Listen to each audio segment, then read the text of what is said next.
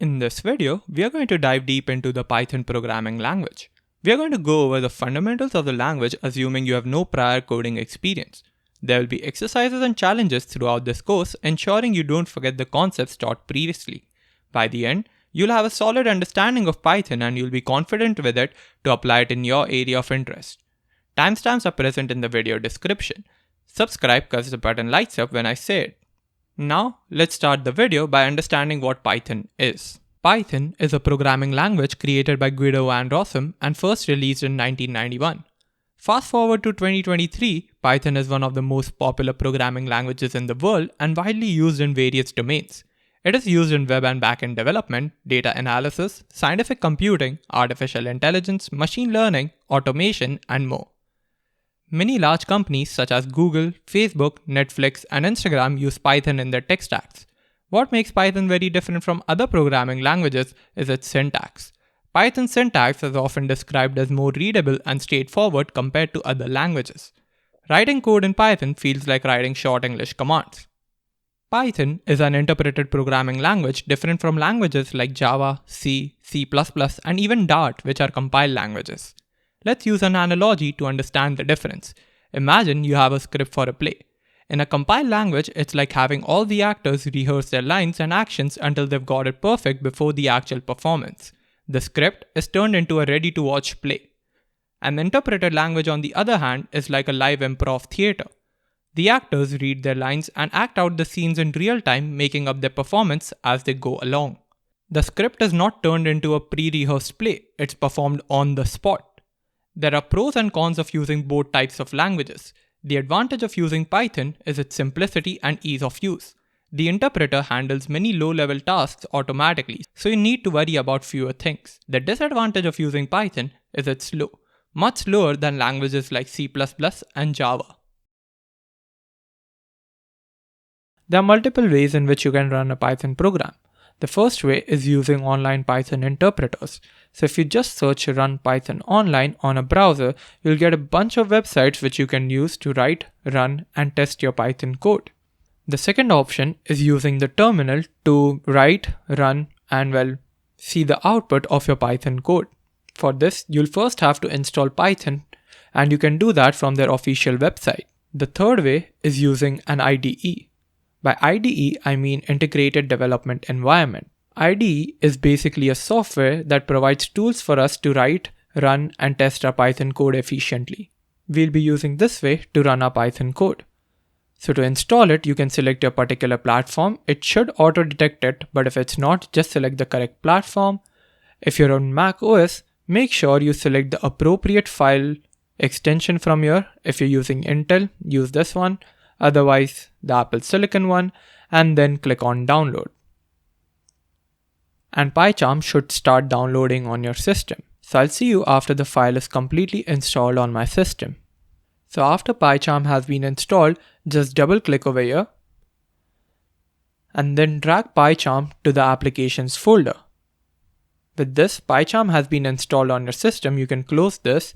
I'll also close the terminal. Then we can just search for the Pycharm application and click on enter.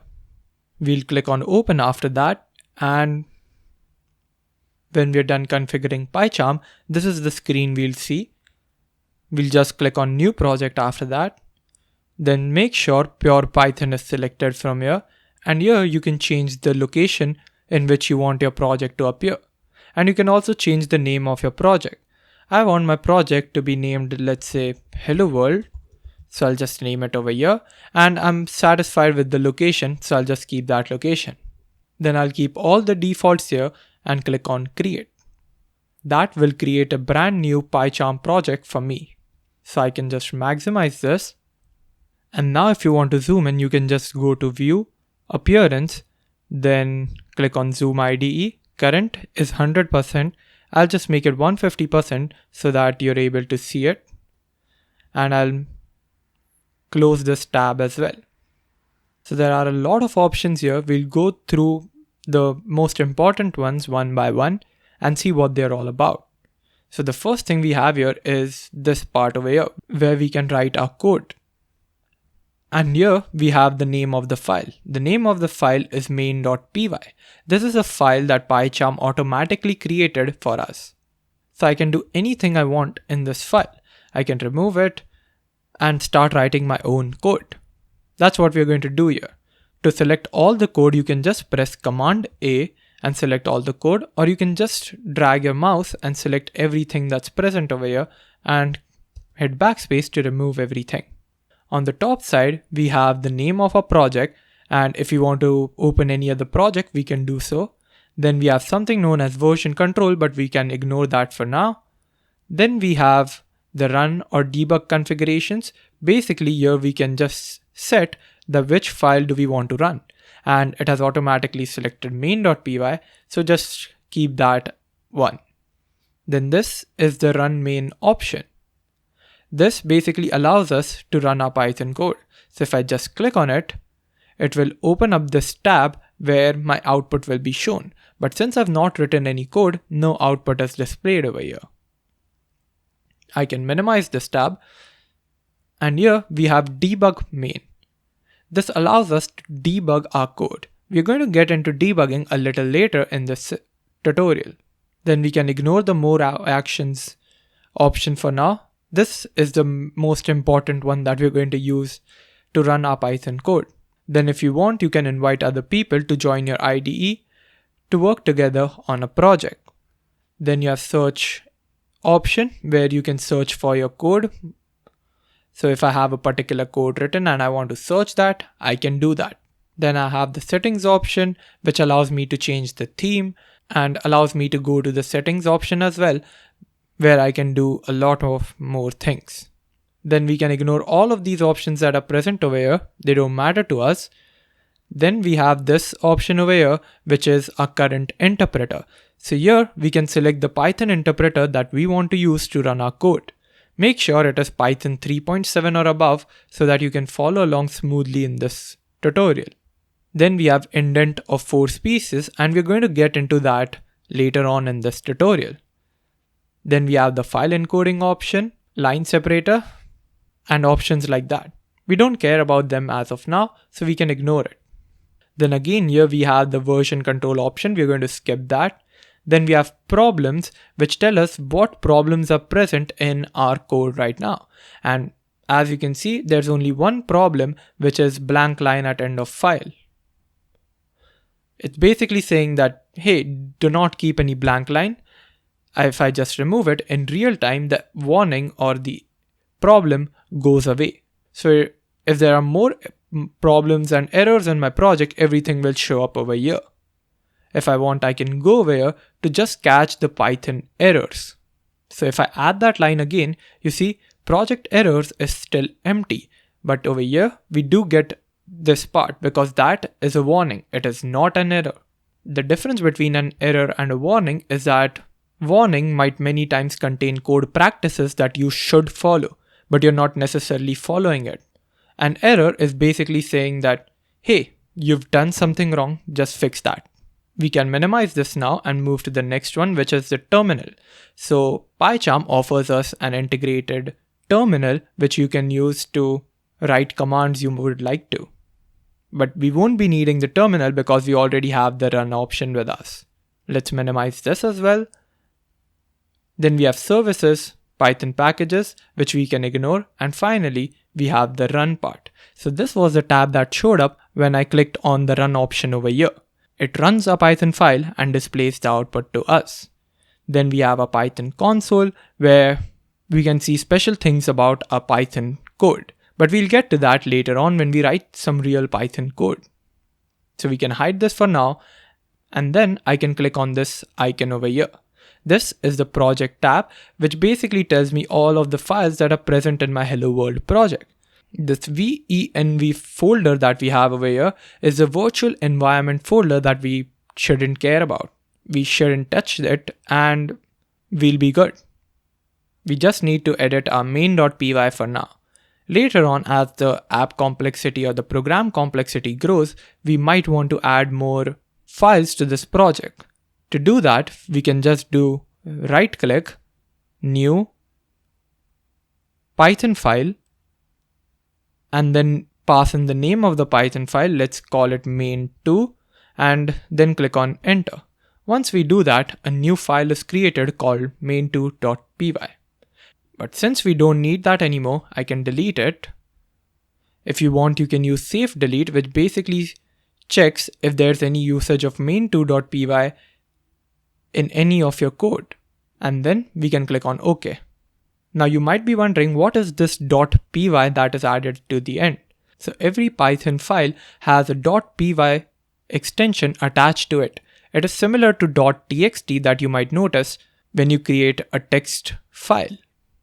.py basically tells the IDE that this is a Python file that we are running. So now that we've installed Python, let's get into the basics and start writing some Python code.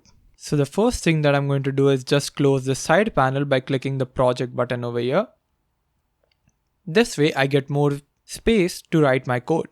After that, I'll just hit the backspace button so that I go to the first line, and from here I can start coding. So what is my objective with the code that I'm going to write? What do I want to accomplish? What I want to do is, as soon as I hit the run button, I want to see something displayed on the screen. Right now we see nothing. So how do I display something on the screen? To do that, Python offers us a nice word which we can use to display stuff, and that is print. As soon as I write this, I'll be able to display things on the screen. And if I run it, I'm not able to display anything on the screen. But we do notice a difference. Earlier, when the print wasn't there and I ran the code, there was only one line present. But when I used print, there were two lines present. So why did this print add a new line? Why didn't it display anything? And the reason for that is print doesn't know what to display. We have not told Python what we want to display. Maybe we want to display hello, maybe we want to display world, maybe we want to display hello world, or I just want to display my name. How would Python know what it has to display? And that's why within these parentheses of the print statement, I can put a single inverted or a double inverted comma and type what I want to display. So I just want to display hello world, and if I do this, click on run, we see hello world being displayed. So what magic happened here? Well, this print is a function. It is actually an inbuilt predefined function in Python that displays things on the terminal. By predefined function, I mean that the function is built into the Python environment. So when we type the print statement here, Python interpreter knows where to find the definition of this print function, which will tell it what to do. So to give you a clearer demonstration, I'll just draw it out. So what's happening currently is we're getting an input. Then behind the scenes, some processing happens, and based on that processing, we get an output. In context of the print function, hello world is the input.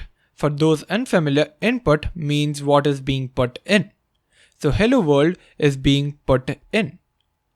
Then behind the scenes, some processing happens, and based on that processing, we get an output. And the output is the hello world being displayed on a nice little run tab. You can consider functions similar to math functions. So in math, we have, let's say, f of x is equal to x squared plus 2x plus 3. Here, our input was this x that we put in f of x. And based on this input, our output would change, right? So this is what's happening with the print function behind the scenes. If I change the input, the output also changes. Now what are these little single inverted and double inverted commas that we put? These things are called as strings. We'll discuss those further in the next topic. So again, I'll come back to a normal example. Now what is another way of displaying the same thing? The other way of doing this is print hello, and I'm using single inverted commas just to show you either of those are correct. Then after the single inverted comma, I can put a comma. And after that, I can put another single inverted comma saying world. When I do that and click on run, I see two hello worlds being printed. The first hello world is being displayed from this line, and the second hello world is being displayed from this line. Both of them give the same output. But you see, in the second one, I've not mentioned any space over here. Maybe I've put a space here, but that doesn't really matter. If I just remove the space and run again, this space still shows up. Why is that the case? That's the case because by default, in print, Python adds something known as a separator, which adds a space between the two things that we pass over here. For example, if I add a third part over here and say what's up and then click on run, there's still a space after the world as well. By default, Python adds a space between these single inverted comma words that are separated by a comma. To remove this space, there's one thing I can do. So I'll just remove this so that we only have hello world and again put a comma, but instead of specifying a single inverted comma again, I'm going to write SEP, which stands for separator, and I'm going to set separator equal to an empty single inverted comma. When I do this, I can run and it says hello world without a space. By default, the separator had a space over here, but now I'm saying that there should be no space between them. As a result of this, there's no space added between the two words. So that's one configuration you can do to make your print statements more customizable. Instead of putting an empty single inverted comma here, I can also put comma. So with this, you can guess what happens. When I print it, it prints hello world for the first one, but for the second one, there's a comma attached. So both the words are separated by a comma. Now what if I want both of these print things to be on the same line? As of right now, you can see both of them go on different lines of their own. As soon as I call a print function, it prints it, then it goes to the next line. And then it again starts printing, then it again goes to the next line. How can I make sure that after printing, it stays on the same line? To do that, I can put a comma after this and use something known as END, end. So what is my ending character over here going to be? By default, it goes to the next line. What I want to do is put it on the same line, so I can just put this as an empty single inverted comma. Then I can run it and we'll see hello world, all displayed on a single line. But as of right now, it looks quite messy. So I can make this look better by just adding a space, and let's say maybe I can add something like this. Then I will run it again and you see we say hello world, then this arrow followed by hello world again. Now there are many more things we can do using the print function. We'll discover more as we move forward in the tutorial. The thing to keep in mind is that this end and separators are specific to one print statement. So we see that the two statements get printed on the same line in our code. However, if I add a third statement, it will go on a new line and then print it. This is because end was added to the first print statement. So after printing hello world, it remained on the same line. Then it printed the second statement, but second statement didn't have an end. So Python used the default end, which is going to a new line, and then printed the third statement on a new line. The next thing we are going to discover is the comments. Now what are comments? Comments are sections of program that are ignored by the Python interpreter. So let's say I want to write a note to myself over here. I can just take this to the next line, and maybe over here at the top, I want to write a note to myself. I can just use a hash here so that Python ignores this part of the code, and then I can write a note to myself saying, let's say, hello world is nice. Now, of course, you don't want to write all of this stuff in your code. Usually comments are used whenever you want to explain a very complex logic to yourself. But right now, there's nothing complex written, but I just want to show you how comments are created. So I'm just writing hello world is nice. And now if I print it, you see, the same thing gets printed. There's no change, but I've added a note to myself because this section is ignored by Python interpreter. So whenever I use hashtag, I'll be able to create a comment. Anything following hash till the end of the line will be considered as a comment. So if I create a hash over here and start typing anything else, I cannot write another piece of code over here. So if I write print, it will not be executed because Python thinks this is a part of a comment. To write code, I'll have to go to the next line and then start writing it. So anything that followed hash till the end of the line will be considered as a comment.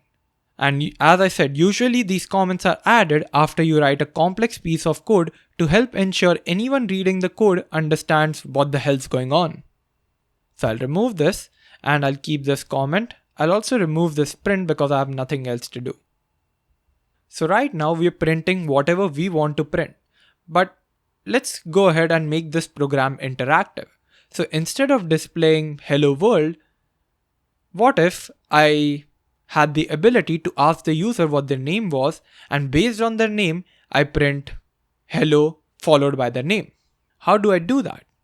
So first of all, let's select all the code. To select all the code, the keyboard shortcut is Command A, or if you're on Windows, Control A, and then click on backspace. And now we'll ask user for their input. And to ask user for their input, we can easily use the input function that is created in Python.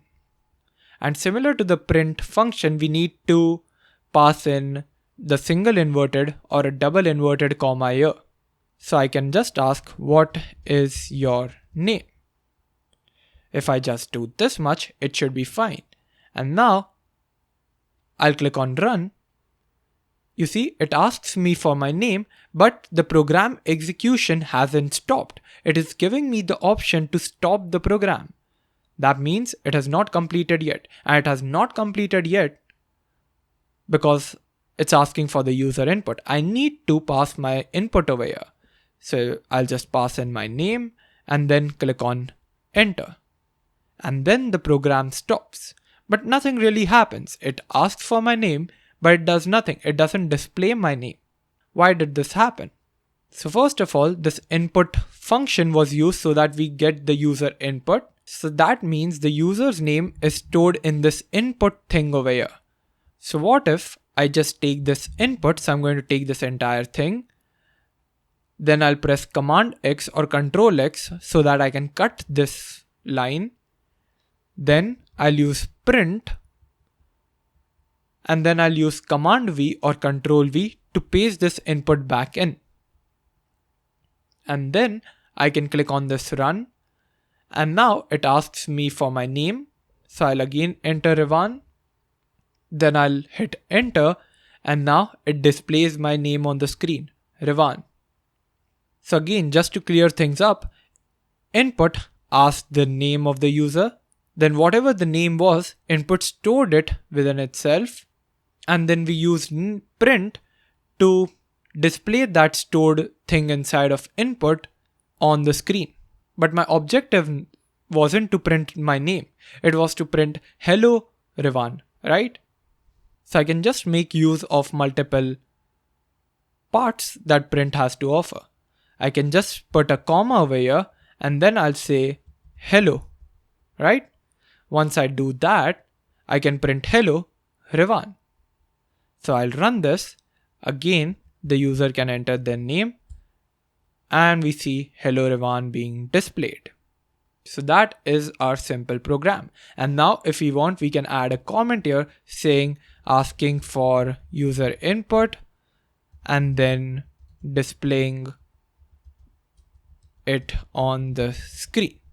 Now you see it automatically went to the next line because a maximum character length was set over here. As soon as it touched 80 characters, it went to the next line. And even on the next line, it used a hash. It automatically added that hash so that the comment was continued. That tells us that every single time we have to write a note, we have to put a hash. Otherwise, it won't work. So anyways, this code of ours works fine now, but what if I was creating an automated service center where I ask user their name so that I could address them properly while asking questions. For example, I am a user. I gave my name as Rivan. Now the service center would ask me, what issue are you facing with our product, Rivan? they're addressing me by their name. Now I cannot use this input again and again, right? I cannot take this line, copy it, go to the next line and print it again. If I do that, you see, it will ask me for my name. I'll type my name. Then it says, hello Revan. Then it's again asking me for my input. I can't do this. This is not a good user experience. Asking the user about their name again and again isn't good. And the reason this issue is even existing is because I haven't stored this username anywhere to reuse it later on. So I need to make sure that I only call input once, store that result somewhere so that I can reuse that result again and again so that I can ask users the right questions by addressing them properly as well. This leads us to a fundamental concept in programming called variables.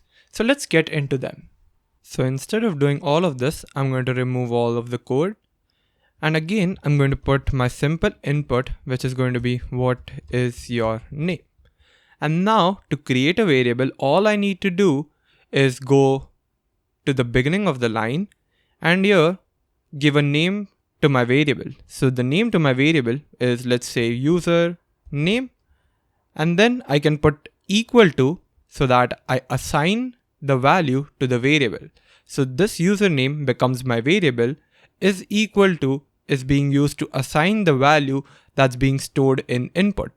Now just to test it, what I can do is print this username.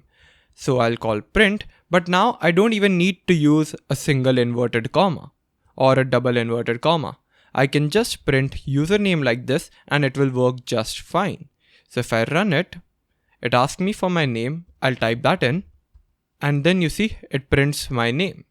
And now with this variable added, I can reuse this variable multiple places. For example, I can just do hello username so that it says hello Revan. Now I can reuse this username wherever I want. I only called input once. I only asked for the user's name once. So the user doesn't have to type it again and again, but I'm storing the username into a variable which I can reuse. So I can ask print how's it going? And then I'll again put username.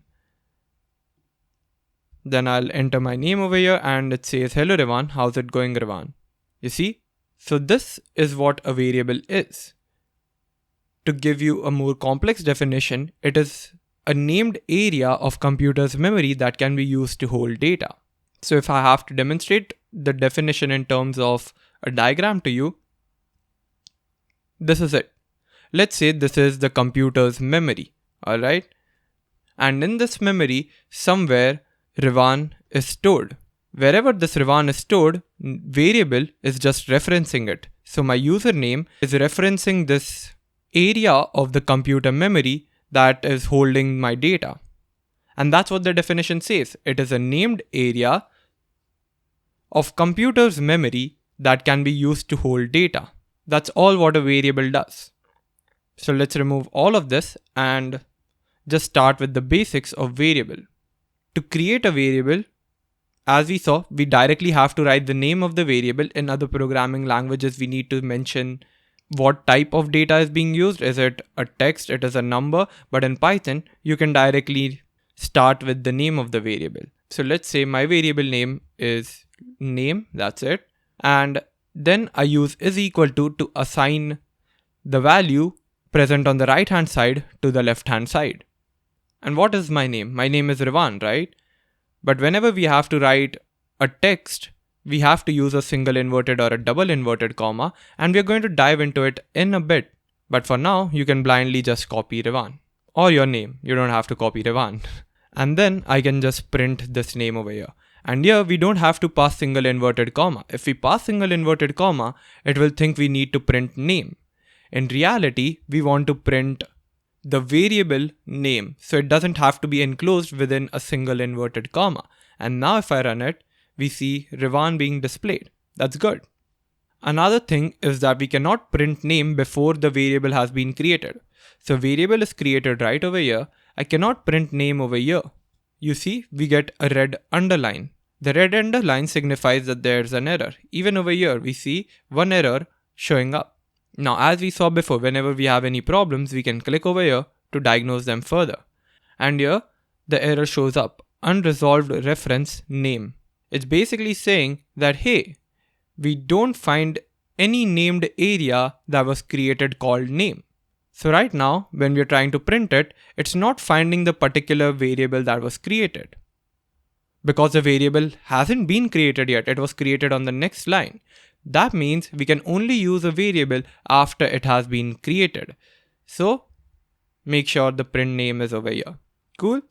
Now there are some rules to variable names. You cannot just name whatever you want. A variable name must start with a letter or the underscore character. So this is fine because I've started with n. I cannot start a variable name with 1. You see, it gives me an error. It can only be a letter or the underscore character. Both of them are fine. A variable name can contain alphanumeric characters and underscore, but nothing other than that. For example, I can have 1 over here at the end of my variable, but I cannot have a number in the beginning of my variable. That's wrong. But this is right. Or even this is right. If you want to put a number between your variable name, that would be fine as well. And variable names can have capital A to Z characters, lowercase a to Z characters, 0 to 9 numbers, and underscore. So we can also have an underscore over here. However, you cannot use dollar or hash or ampersand sign or even these parentheses in your variable names. This is because each of these characters has special reserved meaning in Python. We will talk about most of these special reserved characters later in the tutorial. Another thing to know is that variable names are case sensitive. By case sensitive, I mean lowercase name and uppercase name are both different variable names. For example, if I just do this and print, I'll see Rivan. However, if I print name like this, I'll see Rivan too. So lowercase name and uppercase name both are different from each other. Even this is different from the rest of the two name variables. Alright? So keep that in mind. There's also a variable naming convention in Python. So if we add two words together, they're separated by an underscore. For example, name is fine, but what if my variable name was my name? Now this works, but the convention says that you need to pass an underscore between the two words because my is a separate word and name is a separate word. So if you want to connect them, you need to put an underscore. Now, even if you do this, it's fine. It won't cause any error. But underscore is just a convention. And many developers and even Google follows this convention. So we can copy this and paste it over here. We can also reassign variables to whatever we want. For example, I've created my variable over here, but now I think I want to change my name. So I can reassign the variable. To reassign, you basically need to do the same thing. My underscore name is equal to, let's say, Naman. And then if I print my name, it will no longer be Rivan. It would be Naman. And that's how I've reassigned it. So let me put in a comment here saying assigning variable. And here another comment saying reassigning variable. Now I can run it. And I see first Rivan because I'm printing it over here and I've not reassigned, I've just assigned. And after reassigning, the name changes to Naman. However, if I don't print this and run it, I only see Rivan because initially my name was Rivan, then I printed Rivan, and after that I've reassigned the variable. If I reassign it, this output wouldn't change. This output remains as it is. Because if you think about it, Python executes code line by line, so it takes this my name, it directly starts printing, so it prints my name, and then I reassign it, so it's not going to change the output that's given out. So my name's value is Naman, but we're not printing it out. So I hope that was clear. I'm again going to print my name, and there we go. We can also have multiple variables in our code. So for example, my name is, let's say, Rivan, my surname is Ranawat, I can print them doing name, surname, alright? And that would display Rivan Ranawat. So I can create as many variables I want in my code.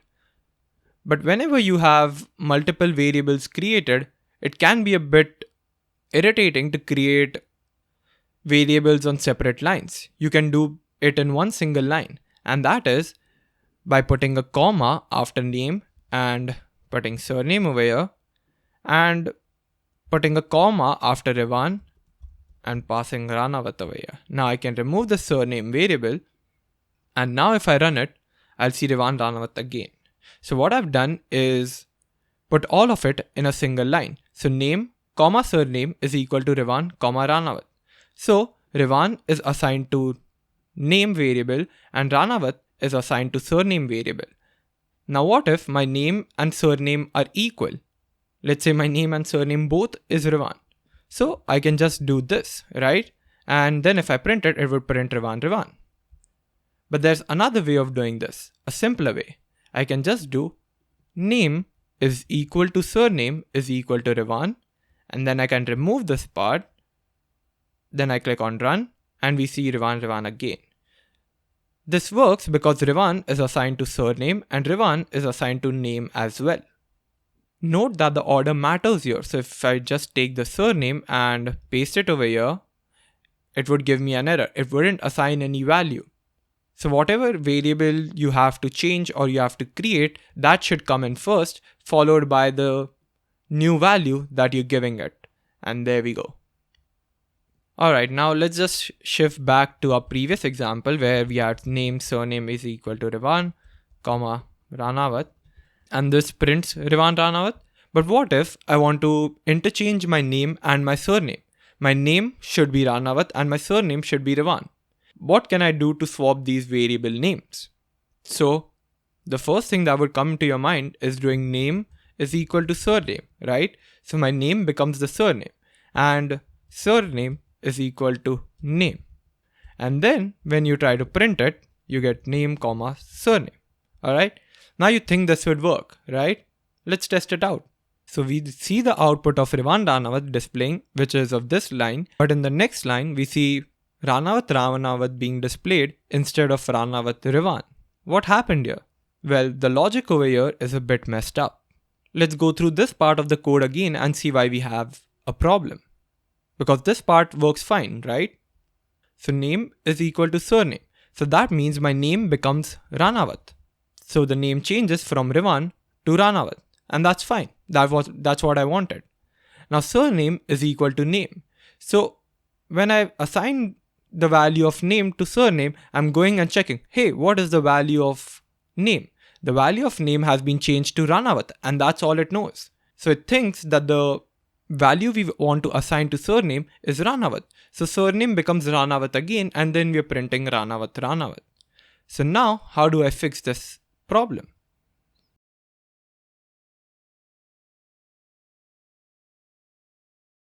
Well, one way is to add a temporary variable.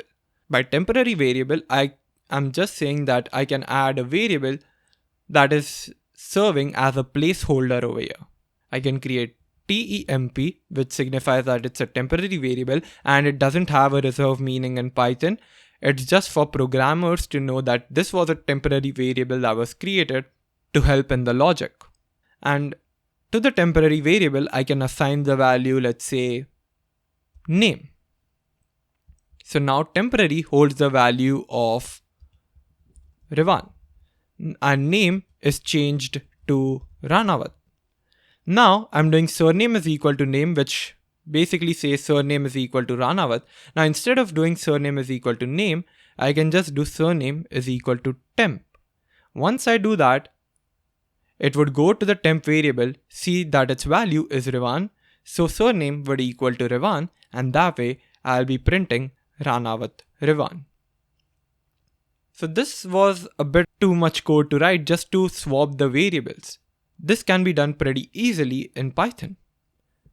So instead of writing all of this code, what you can do is name, comma, surname is equal to surname, comma, name, and you'll be all right. Once you do this and run, You see, you get the output. Here you're saying name is equal to surname and surname is equal to name, and it swaps the values. You don't have to create temporary variables or anything like that. Now let's say one of our variables has to be deleted. For example, I don't want my surname to exist anymore. I don't want it to be accessible either. So how do I delete this variable from my memory? To delete it, you can use the del keyword, and by keyword I mean it has a special reserved meaning in Python that says, hey, we want to delete something. And after del, we can write, let's say, surname. So it would delete surname from the memory of the computer. And that way, you see, we get a warning over here saying name surname can be undefined. That means that surname doesn't even exist. And now if I run it, I see an error saying surname is not defined. Even though we have created surnames over here, this delete just removes it from the memory and a computer doesn't know what surname is anymore. So we can remove it and run it, and there we go. So that was the very basics of variables. We have learned about assigning values to variable, reassigning them, assigning values to multiple variables in one single line, and swapping the values of the variable, and of course even deleting the variable from the memory. The next thing that I want to dive into is data types. So we have stored multiple values to our variables. We can store any data to them like text, numbers, and more. Text and numbers are different for us, and so it is for Python as well. So Python categorizes data in different types. The most used ones are string, numbers, Boolean, list, tuple, dictionary, and set. Based on these data types, we get to know what operations we are allowed to do. For example, numbers can be divided by each other, but text cannot be. If you want to know the type of a variable in Python, you can just do it by using something known as a type function. Now the input to this type function should be name. And now I can just take this and put it in print so that I at least see something on the screen. And now if I run it, I see class of str being printed out. That is the type of this variable. Class str means it is of the data type string. It goes to say that this thing that we've created over here is a string. Now we'll be discussing each of these data types in detail one by one. Let's start with numbers as we've already taken a few examples of textual data. So let's remove everything and solely focus on numbers for a little time. So the first thing that we can do with numbers is print them. Till now we've just been printing textual data. Now let's go ahead and print a number. To print a number, inside of the print function, you just have to pass the number directly. For example, if I want to print 5, I can print just this and run it and it will display 5. But what if I also print 5 with a single inverted comma around it? How would the output be different? And the answer is the output would not seem different. The output is the same, but both of these things are different. The difference is known when we use type to know the data type that was used. For example, if I just wrap this with type and wrap the second print statement with type as well, both of them would give a different output. The first one is class int and the second one is class str. And I've already told that this is a string data type. This is what it stands for. Class int is the int data type. Now to understand int, we have to understand that there are 3 types of numbers in Python. Let's go over them one by one. The first one is int, which is short for integer. Integers are whole numbers that don't have any decimal point, and they can be positive or negative numbers. For example, if I create a variable called age and store it with the value of 18, I'll be fine. So if I just print age and then I print the type of age, I should be fine. Now if I run this, you see it displays 18 and then it says class int. That means it is of the data type integer. So here, first I've just created my variable by assigning the integer value to this variable. Then I've printed that variable and then got to know the type of that variable by using the type function. What if the value over here was negative 18. Now I know that age cannot be 18, but let's say this was something else. What would the type then be? It would still be integer, because I said that integers can be positive or negative numbers. As long as they're not decimal numbers, they are integers. And these integers can be of any size. In certain programming languages like Java, an integer cannot be greater than 2,147,483,647. In Python, it can be of any size that we want. The second type of number is float. These are the numbers having decimal points. And these numbers can be positive or negative numbers as well. So let's say I create some float value, so I'll just call it some float equal to, and if I just put 18, that would be an integer. It wouldn't be a float value. So to make it a float, I need to add a decimal point. So I can do 18.5 and this becomes a float. And now I can go ahead and print some float and also print the type of some float. Once I do this and run, I see 18.5 being printed along with class float because this is of the float data type. Floats can be represented using the scientific number as well. For example, let's say if you have a big number, you can use e to do that. So if I do minus 69.27 e 100, that should work. You see, it highlights this in a special color because it gets to know that this is a proper and valid number. And once I do this and run, it displays the number and it also correctly identifies the data type of this number. And those curious, here the e can be small or big. Both of them is fine.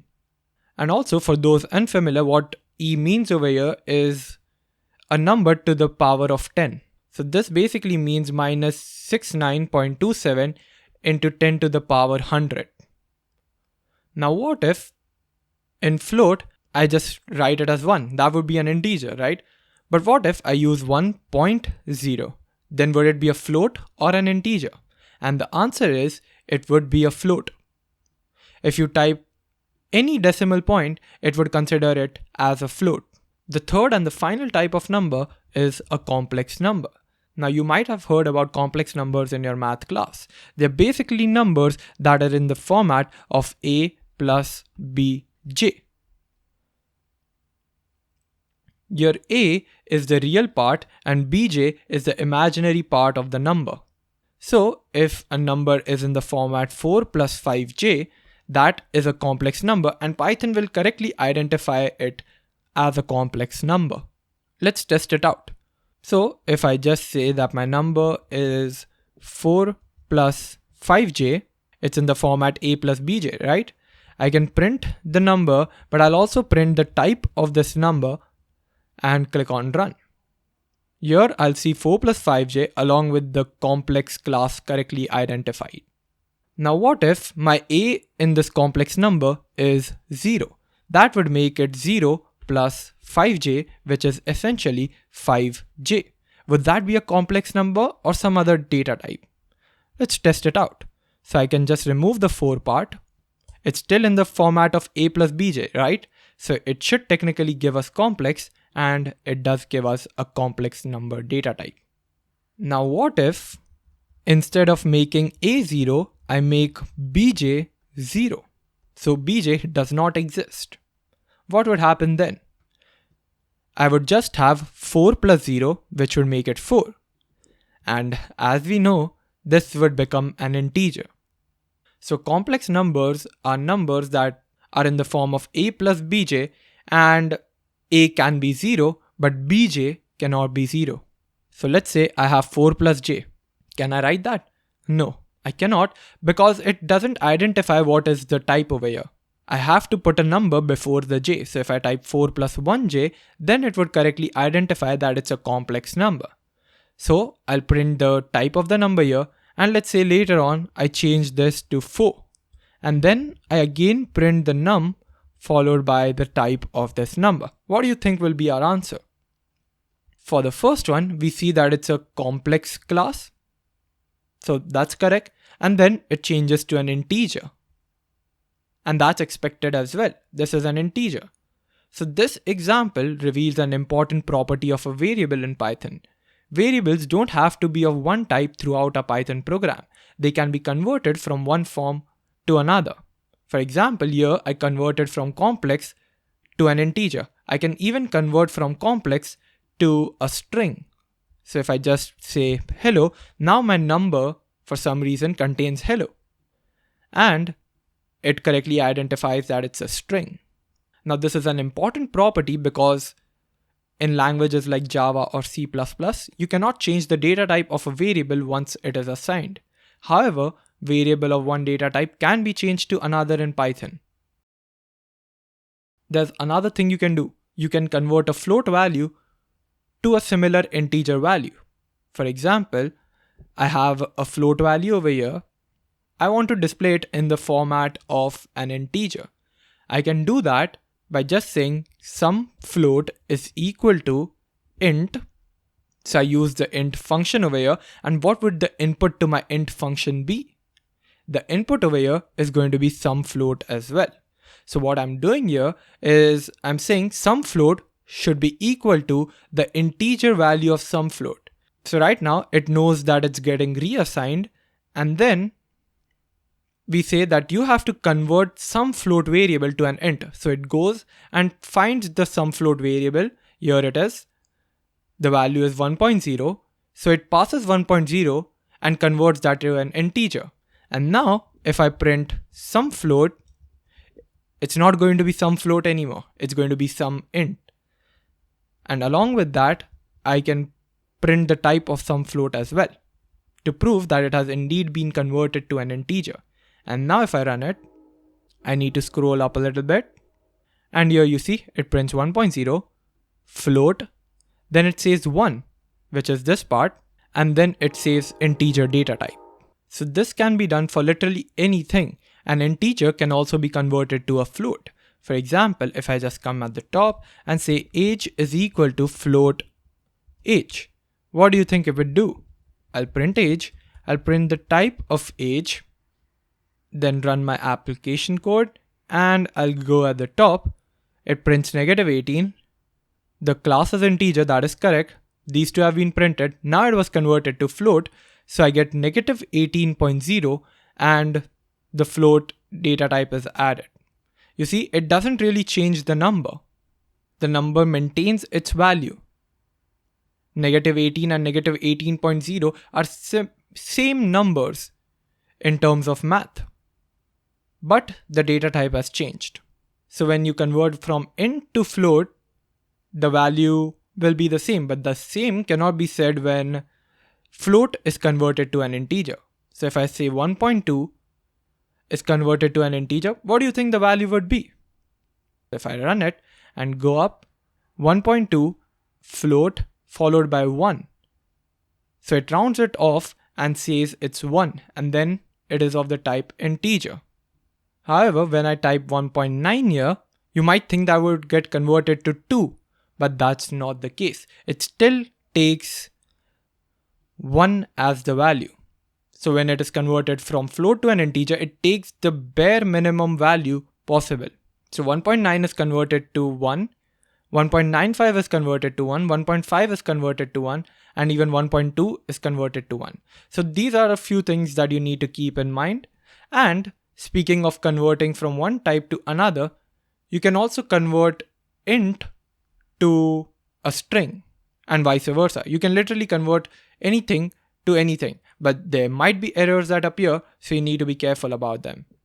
So I'm just going to remove everything from here and just prove to you for a bit that integer can indeed be converted to string.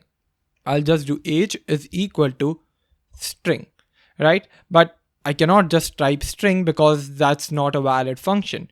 To convert it to a string, we need to use str.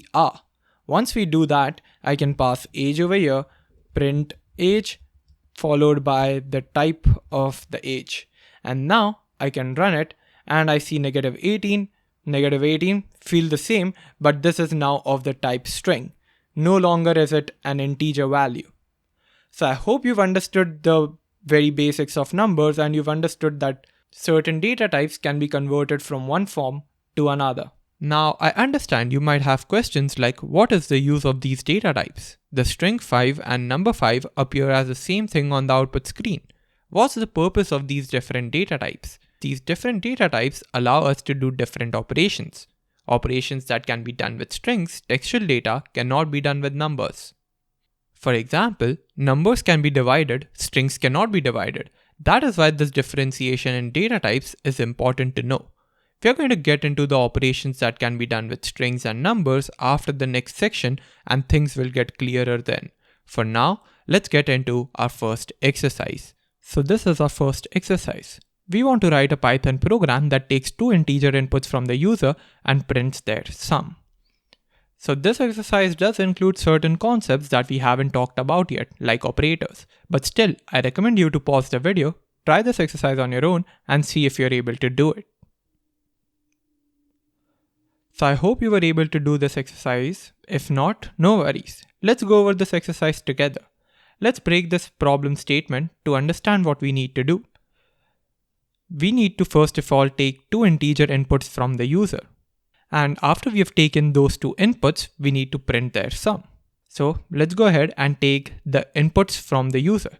To take the input from the user, let's go ahead and type input over here. This is how we get the user input. And then we're going to ask them, what is your first number? All right. So we now have this input, and now we are going to store this input in a variable. Let's call it x. Similarly, we're going to create another variable y, and then we're going to ask for another input, which is what is your second number? So with this, we have the input from the user in variables x and y. Now we can just take this x and y and print their sum out. So to print it, I'm just going to go ahead and type print, and then we can type sum followed by a comma, and then we need to do the sum. And this is where operators will be involved that we haven't talked about yet. We are going to discuss about operators later in the video, but for now, you just need to add the two variables together, which you can do like this. We are going to go into much detail later in the video about these plus minus signs, which are called operators. But for now, we know x plus y should give us the sum of the two numbers. So let's go ahead and run the application. So it asks me for my first number. I'm going to go ahead and type 10. Second number is 20. And when I press enter, the sum is 1020 for some reason. Shouldn't it be 30? Why is it 1020? And this is where another concept comes into play. And that is this input function. This input function that we saw gives us the output in a textual format, in a string format. It doesn't give us the output in a number format. And that is why when you try to add them, it adds the string 10 with string 20, and then it becomes 1020 as a string. To prove it to you, I can just go ahead and print type of x, and I can also pass in the type of y. So with this, we'll get to know what is the type of these two numbers that are being passed in. And then when I run the program, I pass in the first number 10, the second number 20, and it says that it is of the type string and y is also of the type string. So input always returns the output in a string format. It never gives us a number. It always gives us textual data. So that is a thing to keep in mind. So how do we solve this problem? How do I convert this string format to an integer format? How do I get input in the form of an integer? To do that, we can use the int function that we saw earlier. We saw that we converted a float to an integer using this int over here. A similar thing can be done with strings as well. To convert it from a string to an integer, we just use this particular function over here. So if I just pass int x and int y, then it will be converted to an integer. So let's go ahead and replace this x with int x and this y with int y. Once I do that, I should be expecting 30. So let's go ahead and run this. So my first number is 10, my second number is 20, and the answer comes out as 30. And now if I also put the type of this entire expression that we have, this entire thing over here, let's put the type of this, let's run it. I'll again pass in 10, 20, and it says that it is of the integer data type. So with this, we have converted our strings to an integer, then added both these integers together, and we get 30 as the output. So I hope you understand this need for categorizing data into different types. When we added strings together, they just merged with each other. When I added numbers, we get the sum of the numbers. So this is our answer over here. Now, if you want to beautify the solution, we can do that by just wrapping this input with an integer as well. So with this, we're basically saying that, hey, whatever input you get, we just want to convert it into an integer. And similarly, over here, we can do the same thing. We can wrap this input with an integer. So whatever input we get, we're just converting it to an integer. Or if you want to make things clearer and this is causing a bit of confusion for you, you can just go ahead and remove this from here and do x is equal to int x, y is equal to int y. This is also doing the same thing. What we have done is taken the input from the user, and now we've converted that input into an integer and reassigned it to the x variable. And similarly, we've taken the input from the user for the second number, put it in y, and then we've converted the string to an integer and reassigned it to this variable y. And now we don't need to do int x plus int y because they're already integer. Even if you do it, it's no problem, but why should we do it when we've already converted it to an integer? So these are different ways to do the same task, but this is the logic of our program. Now you might be asking, why does this input only return a string? Why does it not return an integer? And the answer is, whenever I run this program, I can type in anything I want. I can pass in literally anything, and this is all textual data. These are not numbers. I'm not restrained to add numbers over here. So it can be of any form. How will Python know that it's an integer or a number? How will Python know if I'm adding some textual data or I'm passing in some number over here? And that's why it always returns in a string format. Now, another question you might have is, what if I just type an invalid input? I've passed in an invalid input and then I press enter. Then I have second number. It's asking me for the second number. I just run it and then I press enter. What do you think will happen? It will just throw an error, right?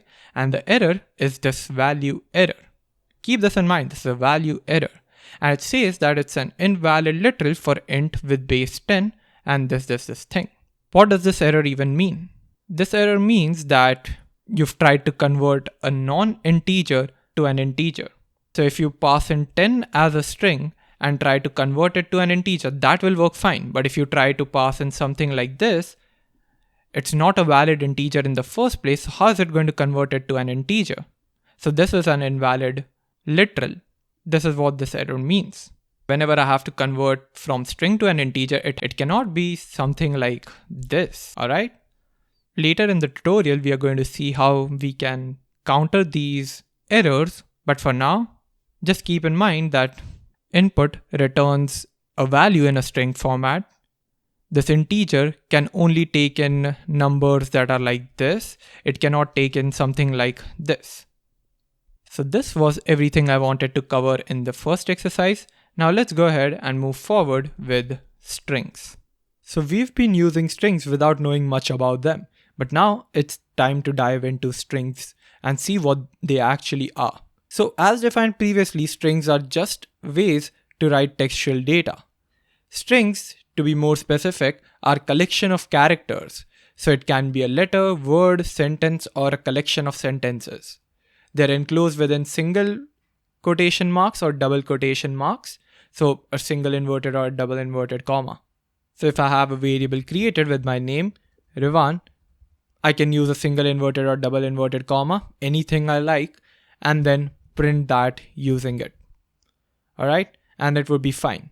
Now, instead of using just a single inverted or double inverted comma, which allows me to write only one line, I can use something that will allow me to write multiple lines.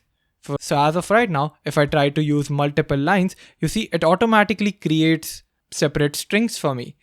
I don't want that. So what I can do, and there's a neater way to do this, is use 3 single inverted or 3 double inverted commas And once you do that, it will automatically add the remaining 3 inverted commas at the end. And then you can write your sentence over here. So if you want to write, hi, my name is Rivan, I'm 18. Once I do this, I can go over here and it says the nice thing. Now I can also take this to another line and it would display it accordingly. You see, hi, my name is Rivan, I'm 18. If I try to do it with a single inverted comma, let's say, hi, my name is Rivan, and then I want to go to the next line. So I'll click over here and start writing again. I am 18 years old. And then I can run it. You see, everything gets printed in the same line. These strings don't allow me to write on different lines. But with these 3 single inverted commas, I was able to display the things on the new line. So that's one cool thing you can do with string. If you have an entry message that you want to show and it can be quite big, you can always use this. All right. Just remember 3 single inverted commas in the beginning and 3 single inverted commas at the end, or they can be used interchangeably with double inverted commas as well. Now, what if instead of having just one string, I have 3 strings? All right. I have Rivan, then my middle name, which is R, and then my last name, which is Ranawat. What if I have 3 strings? Now I want them to be in one string, which is my full name. So I want to add all of these 3 strings together in one single line. How do I do that?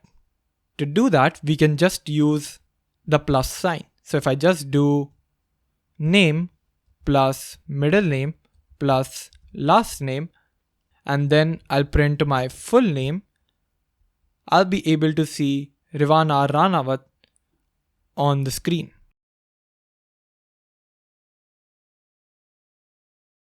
Because what I've done over here is took the name, it went over here, it found Rivan, then I added it with the middle name, so it found R, so Rivan R, and after that finally I had last name Ranawat, so we did Rivan R. Ranawat, that is my full name.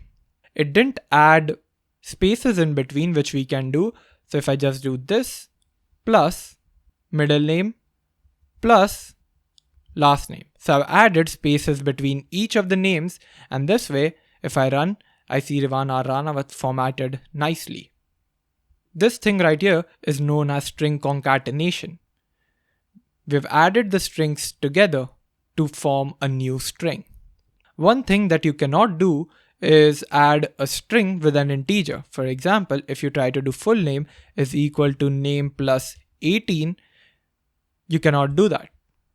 It also gives you a yellow underline. So if I just print full name and run it, I get an error. Specifically, it is a type error, and it gives me a nice error message saying me what the error is. I can only concatenate string, not integer to a string. It basically means only a string can be added with a string. An integer cannot be added with a string. So make sure you do not add string and integer together. Or if you really want to do it, you can always use the str method to convert int to a string, and then, well, we're just adding strings, right? So if I run it, this works fine. Now I'll again remove all of these things, and I'll ask you, what if I want to get the length of the string? How do I get the length of the string? I know my name is 6 characters long, but what if I'm getting it from an input from the user? For example, I get input, what is your name? So we don't know what the user is going to type. So how will I know what is the length of their name? So to do that, we have a nice function given by Python, which is the len function. When we use the len function, we can get the length of a particular object. So I want to get length of this particular string right over here. So we can take this name and put it inside of len, giving it as the input, and then to the print, I'm printing the length of the name. I hope that's readable enough. Now I can run it and we see what is your name? Rivan. Then I click on enter and it says 6. What if I put my name as my full name? So I'll just type this. What do you think the answer would be? It is 14 because my surname is 7 characters long. This is 6 characters long. So it's 13, but it also counts the space in between. That's why the answer becomes 14. So if you add multiple spaces after your name, let's say I add a lot of spaces over here, and then I click on enter, the answer becomes 13. It's no longer 6 because it also counts the spaces I've put in. In a couple of minutes, we'll see how we can remove this extra space that the user adds just so that we can only count the main part of the string, not the space. But for now, bear with me where I go over some other things we can do with string. Now what if I want to access one particular character from the string that I have? So my name is Ivan. I want to get access to one particular character, maybe the initial character. So I want to get the initial character of the user. How do I get access to that? So to do that, I can just do print name. So that gives me access to the string. And then I will use the square brackets over here. You remember I said we cannot use the square brackets to name a variable because they carry a special value. And this is one of the special values or special meaning they carry, which is helping us access one particular character from a string. So if I just pass in 1, I should be able to get the first character, right? So if I run it and pass my name Rivan, I don't get R, I get I. And that's because numbering in Python starts from 0 for many functions. Only length is one of the few functions that starts its numbering from 1. But other things start their numbering from 0. So 0 would help me get the first character. Now if I run it and type in Rivan, it tells me R is the first character. Now what if I want to get access to the third character in my string, that is V? How would I do this? So if this is 0, the next character would be 1, and after that it would be 2. So to get access to the third character, I need to do name followed by square brackets 2. And then when I run it and again enter my name, I get access to V. Now what if I want to get access to the last character? I can just count, right? It has 6 characters, and then since the numbering starts from 0, n would be 5. So I can just do name at 5. And when I do this and run, it tells me it is n. So I was right. But what if the user's name is shorter? Or maybe it is longer. It's not 6 characters, maybe it is 10 characters long. Or it's just 3 characters long. If I write Tom, I get an error, an index error. And the index error says that the string index is out of range. It's basically saying that, hey, this 5 position index or 5 positioned number doesn't exist in a string. So what character are you trying to access? So this method doesn't work. So when I use this condition, I'm basically relying on the fact that my name is only going to be 6 characters long. But that's not always going to be the case. People have different lengths of their name. So to fix that, I can implement a bit of a logic. What do I want to get? I want to get the last character. For that, I want to get the length of my name. So my length of the name was 3 over here. And if I do name at 3, it would give me an index error still because name at 3 doesn't exist. The numbering starts from 0, 1, 2. So all I need to do is get the length of the name minus 1. In Rivan, the length of the name was 6. I subtracted 1 to get the last element. So I can just implement that logic over here. I can just do length at name minus 1. All of this inside the square bracket. Or if you don't want to make this messy, you can just create another variable. And my variable is going to be very specific. I'm going to call this last character index. This numbers that we're typing for a string, that's called an index. So I'm just calling it last character index, which is equal to this thing right over here. I've not named this last character because this is not really giving me the last character. It is just the index of the last character. Now I can take this variable and put it over here. And after that, I can run it. And then I say Rivan, it displays N. And if I type Tom, it works well for Tom as well. What if a name of the person is just one character? If I do that, it prints R because it is the first and the last character. Now to help you understand this better, I can just draw a diagram really quickly. So if this is our string, and let's fill them with some values. Let's call this R, I, V, A, N. Then I'm going to leave a space over here. So for space, I'm just going to mark this line. And then I'm going to say R, A. All right.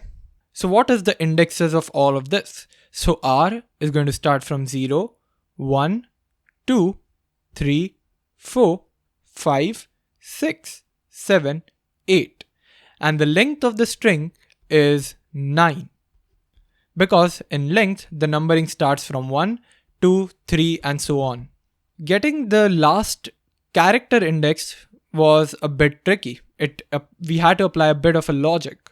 And that's fine. That's what many of the programming languages tell us to do, but not Python. Python offers us a simpler way. What Python is saying that, hey, you don't need to type the length of name thing over here. What you can do is just use -1 to get access to the last element. You can use -2 to get access to the second last, -3 for third last, -4 for fourth last, -5 for fifth last, -6, -7, -8, and -9. So to get access to the second last element, I can just do name at -2 and it would give me access to the second last element. That's how easy it becomes. From the reverse order, the numbering starts from -1, not from 0 or -0, because well, -0, 0, +0, it's the same thing. And 0 is already the first element. That's why the numbering starts from -1 over here. So instead of typing length name -1, I can just remove this and do this. The spaces over here don't matter, alright? I can leave as many spaces I want and Python would still know that I've said -1. I can also leave spaces over here. And if I run it, I'll pass my name Rivan. It still gives me N. But obviously it's always good to have everything like this because it just makes the code much more readable and understandable. But I just wanted to tell you, spaces don't matter in this case. And this is how we can get access to the last character. To get access to second last, you can just do -2, run it, and we get access to A. If I do -3, again it would show up A, -4 would show up V. So that's how it works. Now obviously if you say -7, it will give you an error because Rivan only has 6 characters in it. So it would again throw that index error, so you need to be sure about all of these conditions. These are something known as edge cases. You can only use this condition when you're sure that the length of your string is going to be greater than 7. Or it can also be just 7 characters long. So if I just type Rivan R, it shows R. So I hope you've understood this. And now if you're confused, why is this kind of syntax used? This type of syntax is used because strings in Python are essentially arrays of character. Arrays are something we're going to talk about in a few sections, and then it would get much clearer why we use this kind of weird syntax over here. So now that this is completed, I'm going to remove everything, including the input from here, and instead just type Rivan here, so that I don't have to keep giving my name as the input. It's just a static value now. And now the concept we're going to talk about is very important, and that is strings are immutable. To understand that, I give you a question. What if I want to change the initial character of the string to J? So I want to replace this R with a J. How do I do this? Many people think doing it like this, name 0 is equal to J, would be fine. Why do they think this way? Because name at 0 would give me the initial character of the string, which is R, and then I'm saying that this R should instead be J. Let's see if that logic works. I can just print the name over here and run the application. But that doesn't work well. It gives us an error, a type error saying string object does not support item assignment. This basically means that the character of a particular string cannot be changed. Since strings cannot be changed, we construct new strings, and to demonstrate this difference, I'm going to use an example. Let's say name is Rivan, alright? And then I'm deciding that I just don't want to keep name Rivan, I want to add my full name here. So I can just do name is equal to Rivan plus Ranavat. Now previously we've seen this is how string concatenation is done, and it worked fine for us. So if I just run it, I see Rivan Ranavat. Now you might say that, hey, this is working. So there's no problem, right? We can do this, and strings can be changed after they're created. We've changed the value of name from Rivan to Rivan Ranavat. And it would be right, but behind the scenes, a new string was created. We can verify that actually. To verify that, I can just use the id function that is provided by Python. The id function in Python returns the identity of an object.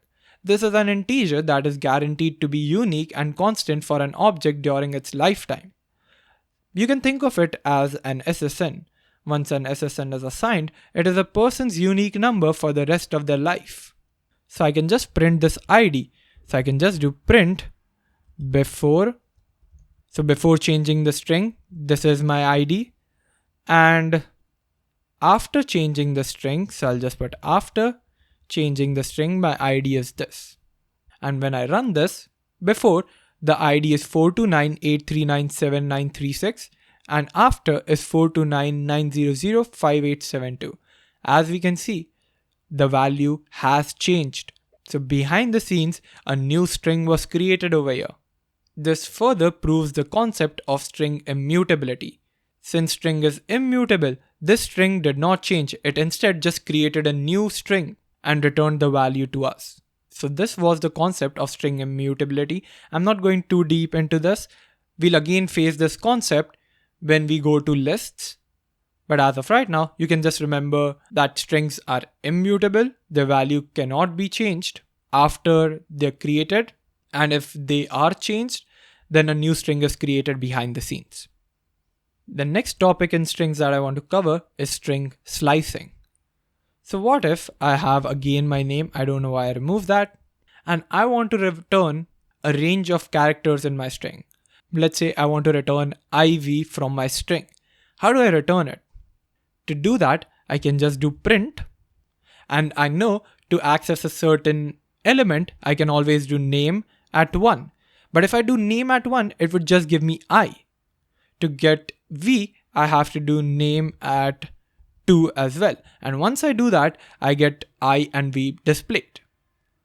But that's not really a range of characters that I'm getting. I'm getting a character along with another character that I'm putting in the same print statement. I want to actually get a range of characters, a new string. So to do that, there's a good way in Python to do so. So we have name at 1. Now instead of doing just this, I can add a colon 3. So if I just do this much and run my code, I'll see IV being displayed. And this is a range of characters that I get from the string. How did this work? It would be the best to just use a diagram. What I'm going to do is just, tell you to ignore this part because our string is only this long. And now what I'm saying is I use name at 1, 3. So name at 1 told me to get this character, but then Python saw this colon. Whenever we have a colon, Python gets to know that, hey, this guy wants a range of characters. So it asks for an ending index as well. This becomes the beginning index and this becomes the ending index. So it goes from 1 till 3. So this way I should be getting IVA, right? That should be the string that is returned to me. But instead of that, I only get IV. Why? Because the third index is not included. It begins from 1 and goes till 3, excluding 3. So it only goes till here and gives us the 2 elements. And this can be done for literally anything. So if I give you a challenge to try on your own, what if I want to print V and N? I want to print this range of characters. Can you do it for me? Well, to do that, I can just do print name And where do I have to start from? V. So that is the second index, colon, and I want to go till n. So I would say I need to use 5, but no, I need to use 6 because I have to go till 6 excluding 6. So the last index is not included. If I just do this much and run it, I get VAAN and my challenge is completed. I passed successfully. Now, if I want to do another challenge, I want to get all the characters from beginning to, let's say, V. Alright, I want to get all these 3 characters. How should I do it? I can just do print name 0, 3. 0, 1, 2 and till 3 but excluding 3. So we are going to use 3 over here. And once I do that and run, it tells me RIV. That's great. But there's one cool thing you can do. You can not mention the beginning index and just keep it like this. Python will automatically know that you want to start from the beginning of the string and it will still give you the same output. And the same goes for the ending as well. I can just do name. Let's say I want to print AN, alright, just these 2 characters. I can do name 4 colon and nothing after that. Python will automatically know that I have to start from A and go on till the end of the string. And when I run, it displays AN to me. So now that we have this knowledge, what if I just print name like this? What do you think will happen? I've not mentioned the beginning index, I've not mentioned the ending index. That way, Python will automatically detect that this is going to be the beginning of the string, this is going to be the ending of the string, and that way we would just get the entire string again. Another cool thing is if I just print name till, let's say, 100. Now there are no 100 characters in my string that I can go till. What do you think will happen? Let me just run it and we see Revan is being printed again. When you mention the ending string greater than the actual length of the string, it gives you everything till the end of the string. There's more cool things you can do with the string. What if I want to display R followed by V followed by A? So I want to print RVA and I want to do that by skipping each of the odd characters over here. How can I do that? I can just do it by printing name. So I start from the beginning, I go till the end, but after that I have to add another colon where I say 2. So it goes from the beginning of the string till the end of the string, skipping 1 character every single time. So every time it encounters 2 characters, it would take the first one, skip the second character. It would take the first character, skip the second character. And now if I run it, I see RVA. Because it came over here, R, skipped I, took V, skipped A, took A again, and skipped N. That way I got RVA. And I can do the same thing for IAN as well. All I need to do is put 1 over here so that my beginning starts from this particular character, and then I can just run the code and I see IAN. So it goes from the first character till the end of the string, skipping 1 character every single time. So all it's doing is taking 1 character after every 2 characters. Now instead of mentioning 5 over here, we could have done it the other way as well. Because now our -1 starts from here, alright? Because I've ignored all of these things. So my -1 is over here, -2 is over here, -3, -4, -5, -6. Alright? I can just use this negative characters or negative indexes to display my string. I can do print name. So it goes from I till A. It excludes N. Alright? So I'll just do 1 till -1. If I do that, it will go from I to N excluding N. And that way I will only display IVAA. What if I put a negative number after the second colon over here? So if I just do print name this -1, what do you think will happen? I'm going from the beginning to the ending of the string, and in the interval, this part of this thing is called as an interval. In the interval, I'm putting -1. By default, if I don't mention anything, the value is 1 because every one character, I have to select one character. When I put 2, I'd selected one character after every 2 characters. But with -1, what we're basically doing is going in the reverse direction. So if I just run this, it prints NAAVIR. It basically converts the whole string into a reversed form. So if I put -2, negative indicates that it's going to start in the reverse order. And 2 means it's just going to select one character after every 2 characters. So it selects N, A, I. So I hope you understood this basics of the string slicing. One important thing to note here is that each time here a new string is created. Even when we have this part over here, a new string was created for this. So now that we've completed this, we can just remove all of this, and I'm going to create 2 separate variables. One is Revan, which is a string, and another is a variable which is an integer, which is my age. And now with this, we are going to understand what string formatting is. So just to give you a definition, string formatting is how you want your string to appear. So when you display your string, how should it appear? Well, I'll write a very simple statement to make sure you understand this. I'm going to write print my name is. Now I want to use this name variable over here to display my name. To do that, I'll have to exit the string. I'll have to put a comma here and say name, then again put a comma and then say, and I am 18 years old. But instead of having 18 here, I want my age to appear.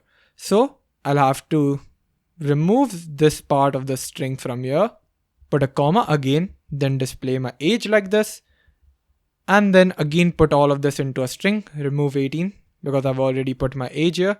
And I also need to make sure that a space is given here because I'm setting my separator to an empty string. If I run it, I see my name is Revan and I'm 18 years old. That's nice. It prints the real thing. But my complaint with this is I have to do a lot of tasks. I need to put commas, I have to put spaces, I have to set separator equal to this. If I have a big string which is having like 15 variables inside of it, that's such a headache to manage. This is where string formatting can come into play and help us format the string with more ease. So what I'm going to do is create a separate variable and call it formatted string. And now I'm going to type in the same string. My name is Revan and I am 18 years old. That works. Now what I'm going to do is replace this Revan thing that I see with an empty bracket. Alright. So Revan is now replaced with an empty curly bracket. I'm also going to replace this 18 with a curly bracket. And now I'm going to call a method on this called format. You see, it auto suggests it to me, format. Once I do this, it is telling me to give some input over here. And the input I need to give is name, age. Why? Because name has been replaced by a curly bracket, which format method specifically knows. And the same thing has been done for age as well. I've put a curly bracket, which the format method knows. And now if I just print this formatted string instead of this and run my app, I see my name is Revan and I'm 18 years old. Why did this work? Let's go over it one by one. We've created a variable, set it equal to the string, and instead of passing the name, I've passed a curly bracket. This curly bracket is a placeholder for the values that will be passed in this .format method or function that we have. And we know what function is. Function takes in some form of input, processes that, and gives us an output. So whenever I've used a curly bracket, Python knows that I need to replace them with the input that I give in the format method. If I don't pass in a format method, this is a normal string and Python would think that I need to print my name is curly bracket and I am curly bracket years old. But as soon as we add format instantly recognizes the curly bracket and replaces them with these variables. And the thing to note here is that the order in which these inputs are passed matters. So if I replace name with age and age with name, it would have a different effect on my string. It would have my name is 18 and I'm Rivan years old. And this can be a problem when we have like 15 variables to pass into our string, because I won't know the order in which my strings are being passed. And for that reason, Python has an alternative to doing this. We can add keys over here so that we don't have to be concerned about putting the names in right order. The names have to be present inside of these curly brackets. So the key for my name is going to be just name, and here for the key for this is going to be age. As soon as I do that, you see I get a yellow underline saying something's wrong. And if I hover over it for quite some time, it tells me key name has no corresponding argument. It basically means that, hey, in the format, you've not passed in the keys for the particular thing. So I can just do age is equal to age, name is equal to name, and it correctly identifies that these are keys, so it highlights them in a different manner. And then when we run it, it displays my name is Rivan and I'm 18 years old, even when my age is the first argument, or my age is the first input. Once I put the keys, the order doesn't matter. And there we go. That's how easy it becomes. But yeah, if you do misspell your key over here, let's call it AG. And then if I run it, it gives me an error saying key error H. Because H should be the key, not AG. So it should be AGE. And then when we run it, well, we're good. Now there's cooler things we can do with string formatting as well. Let's convert the string a little bit. I'm going to have name like this. So this is my name, and I'm going to put my age like this, and I'm going to remove years old. So with this, I can also take this string over here. So now when I run it, I get name Rivan, age 18. What if I want to display this in a table format? I have name Rivan, age 18, but I want there to be some spacing between these two things. What I can do is just shift it over here like this, right? But then this becomes a very ugly string. I want my developer experience to be good as well. While trying to improve the user experience of seeing the table, I don't want to maintain a code base that looks really bad. So what can I do? That's where we can add aligning and padding to a string. So what we can do here is after the name variable, I can put :10. And then if I run it, we see name Rivan with some space left followed by age 18. Why do we have a space here? Well, that's because I've put :10 here, which basically means that this entire string should have 10 characters, and then we have our age part displaying. So just to prove it to you, Rivan is 6 characters long, then we have 7th, 8th, 9th, 10th character, then we have a space of age over here, so we have that space, and followed by that we have age displaying. So when we pass 10 over here, this entire thing till here needs to have 10 characters. And if it exceeds that, let's say this is my name, it's greater than 10 characters, I run it, it displays everything, but then it forgets the spacing. It doesn't have that spacing anymore. This is the space allocated to us. Rivan is 6 characters, the space can be 4 characters long, and there we go. That's it. This is the space allocated, you have to fit inside of this. If it exceeds, then we can ignore the space, we don't care about it. That's how it goes.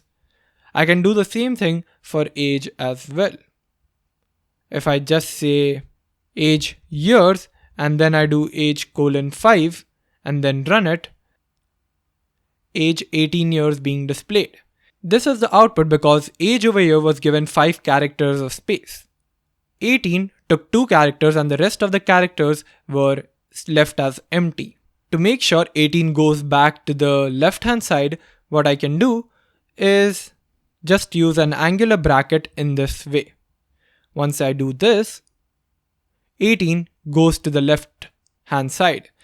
I've used a left angular bracket or a less than sign, because of which 18 goes to the left hand side. How I remember it is this angular bracket is pointing towards the left hand side, and thus 18 goes to the left hand side. If we had kept it like this, then it would be to the right hand side as it was before. And if we use this over here, this character is present above the number 6 on the keyboard. Once I do this, it comes in the center. You see, there's a space of the character over here, and there's space over here as well. 18 comes right in the center. So these are little things that you can modify. Another way of formatting string is not to use this dot format and instead using a much more simple way, and that is by using f strings. So I can again create a variable formatted string, and that would be equal to my name is Rivan and I am 18 years old. Alright, back to a normal string. Now the first thing that I'm going to do is put an f over here to indicate that this is an f string. I need to put f before the string starts.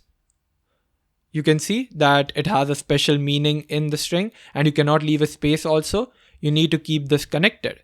Python gets to know that this is an f string when you do that. And now you can replace Rivan with a curly bracket and pass name inside. You can replace 18 followed by curly brackets and pass age over here. And now if you print the formatted string, it displays my name is Rivan and I'm 18 years old.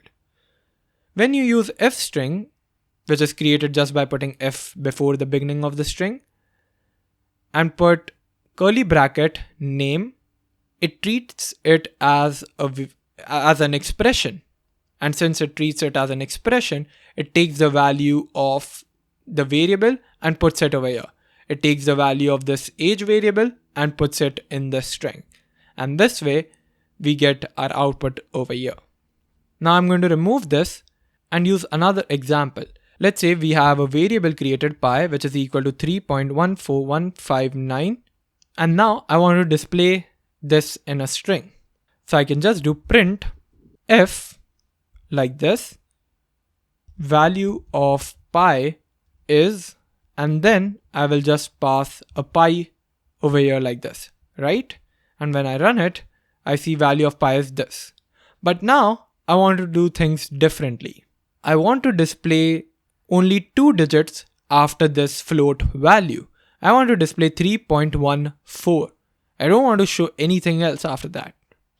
How can I display only 3.14? I want my value of float to be this, but while displaying it to the user, I just want to display it as 3.14.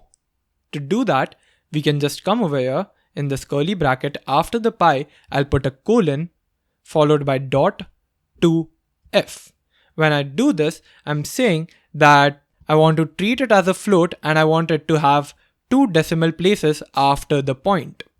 So I'm basically saying pi should be 0.2f. It should have 2 decimal places and should be treated as a float. And when I do this, I get 3.14 displayed. If I want to display 3 characters, I can just do 0.3f, and what do you think will show up? 3.141? Not exactly. It will print out 3.142. And the reason for that is it rounds off the numbers. So since there was a 5 present over here, it converted it to 3.142. And that's what we got. I can do it as much as I want, 0.4f, and I would be fine as well. So this is another way to format a string. So I've covered the very basics of string formatting, something you might need in real life, but there's a lot more you can do with string formatting. I'm not going to cover everything in this tutorial, so I recommend you to check out this website. I'll link it in the description below, W3 Schools. It has multiple formatting types that you can see and use in your real life applications. So now that formatting is complete, we can remove it and dive into another topic of strings, which is escape characters. So to make sure you understand escape characters, what I'm going to do is create a variable called question, and this is going to equal to a string that says, what's your name, right? So this is my simple string. Now with this string, what I want to do is put an apostrophe s over here because that's the correct syntax in English language, right? It should be what's your name with an apostrophe s. But that gives me an error. It gives me an error because Python thinks that I have a single inverted comma over here and a single inverted comma over here. So this is my string and rest of this thing is not correct. And that way I'm not able to add my apostrophe s. So a simple solution to this would be just using a double inverted comma, and that way we don't have any errors. Python sees there's a double inverted comma, it checks where the string is ending, and that becomes our string. But what if I'm adamant that I want to use a single inverted comma while also putting this apostrophe s? To do that, I can just put a backslash s over here, and this way the error goes away, and when I try to print the question and run the code, it does show what's your name with an apostrophe s. This escape character allows me to use quotes when I'm not allowed to use quotes. So the backslash in this string has a special meaning attached to it. But what if I just wanted to display a backslash? I didn't want this to be treated specially. I just wanted to display a backslash. So if I had a string saying this is a backslash and then I add a backslash, Python would think that this has some form of special meaning attached to it and then gives us an error. So here in this case, I can just add another backslash to tell that, hey, this backslash that I'm using is for a reason. Backslash that I'm trying to add does not serve a special meaning. Instead, it is just a part of the string. And that way, when I run it, it displays the backslash correctly and I don't see any error. We can actually do a bunch of cool stuff with these special characters. There are a bunch of characters like that, but the two most used ones are /n and /t. Let's look at them one by one. With /n put over here, what I'm going to do is write another string after this. I can just say this is nice. And when I do this and run the code, I see this is a backslash with this is nice being printed on the next line. What just happened here? Well, we print questions, so this part is printed along with the space. So you see, we have this as backslash. Then /n tells to go to a new line. So we go to a new line and after that we again have a space. So a space is left over here and this is nice is printed again. So /n allows us to go to a new line. So what does /t do then? /t, when I try to run it, prints this is a backslash, then we have a bunch of spaces, and then we have this is nice printed. /t adds a tab space to our print. So it adds a tab space over here, using which we can separate two sentences that we got.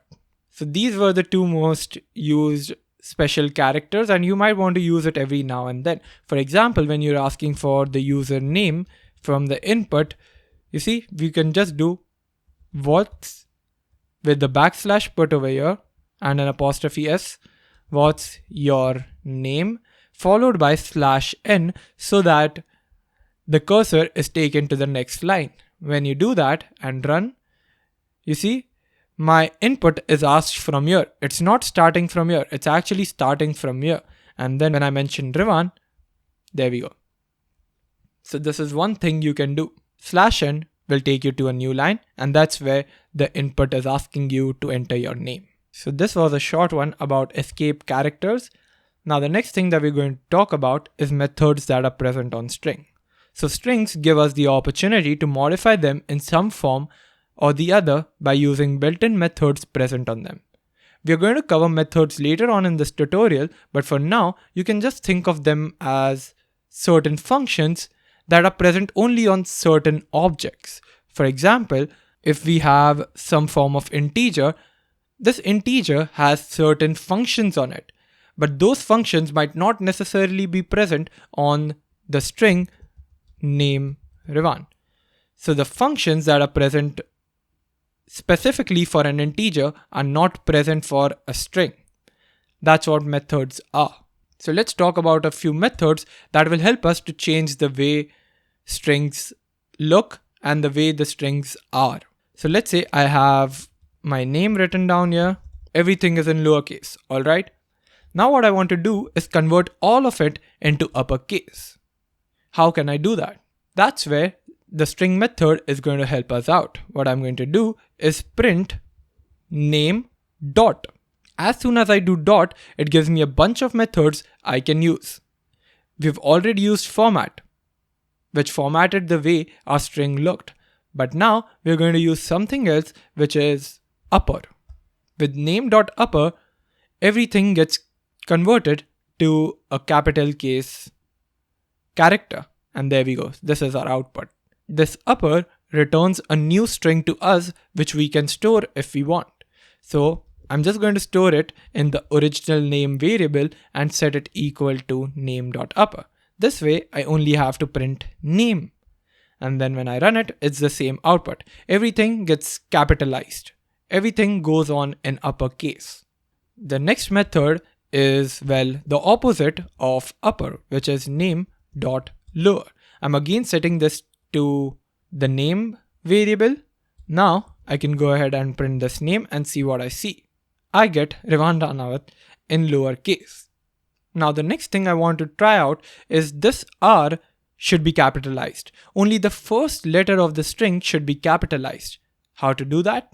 Well, I can just do name is equal to name dot capitalize. Once I do this, the first character of the string will be capitalized, and then I can just print that name, and there we go. We get R, which is capitalized. Note that this Ranawat's R doesn't get capitalized. Only the first character of the string will get capitalized. If we want to capitalize the R over here and the R of the next word that is present in our string, we can use name equal to name dot title. Once we do this, it will convert it in a title format where every single word of the string is capitalized. And that way we get R and R capitalized. Remember earlier I said that there can be some strings where the input has multiple spaces attached to it. So if name is equal to, well, Rivan, it can have multiple spaces attached to it, especially when we are asking for user input. That can be quite annoying, can't it? And maybe it can have spaces attached over here as well. So how do I remove spaces from here and here so that I can focus on the main part of my code? Rivan, that's the actual name. The spaces don't count for anything. Only if I remove the spaces from the beginning and the end, I'll be able to get the proper values. I'll get the proper length of the string. I'll get the proper first character of the string. How do I do that?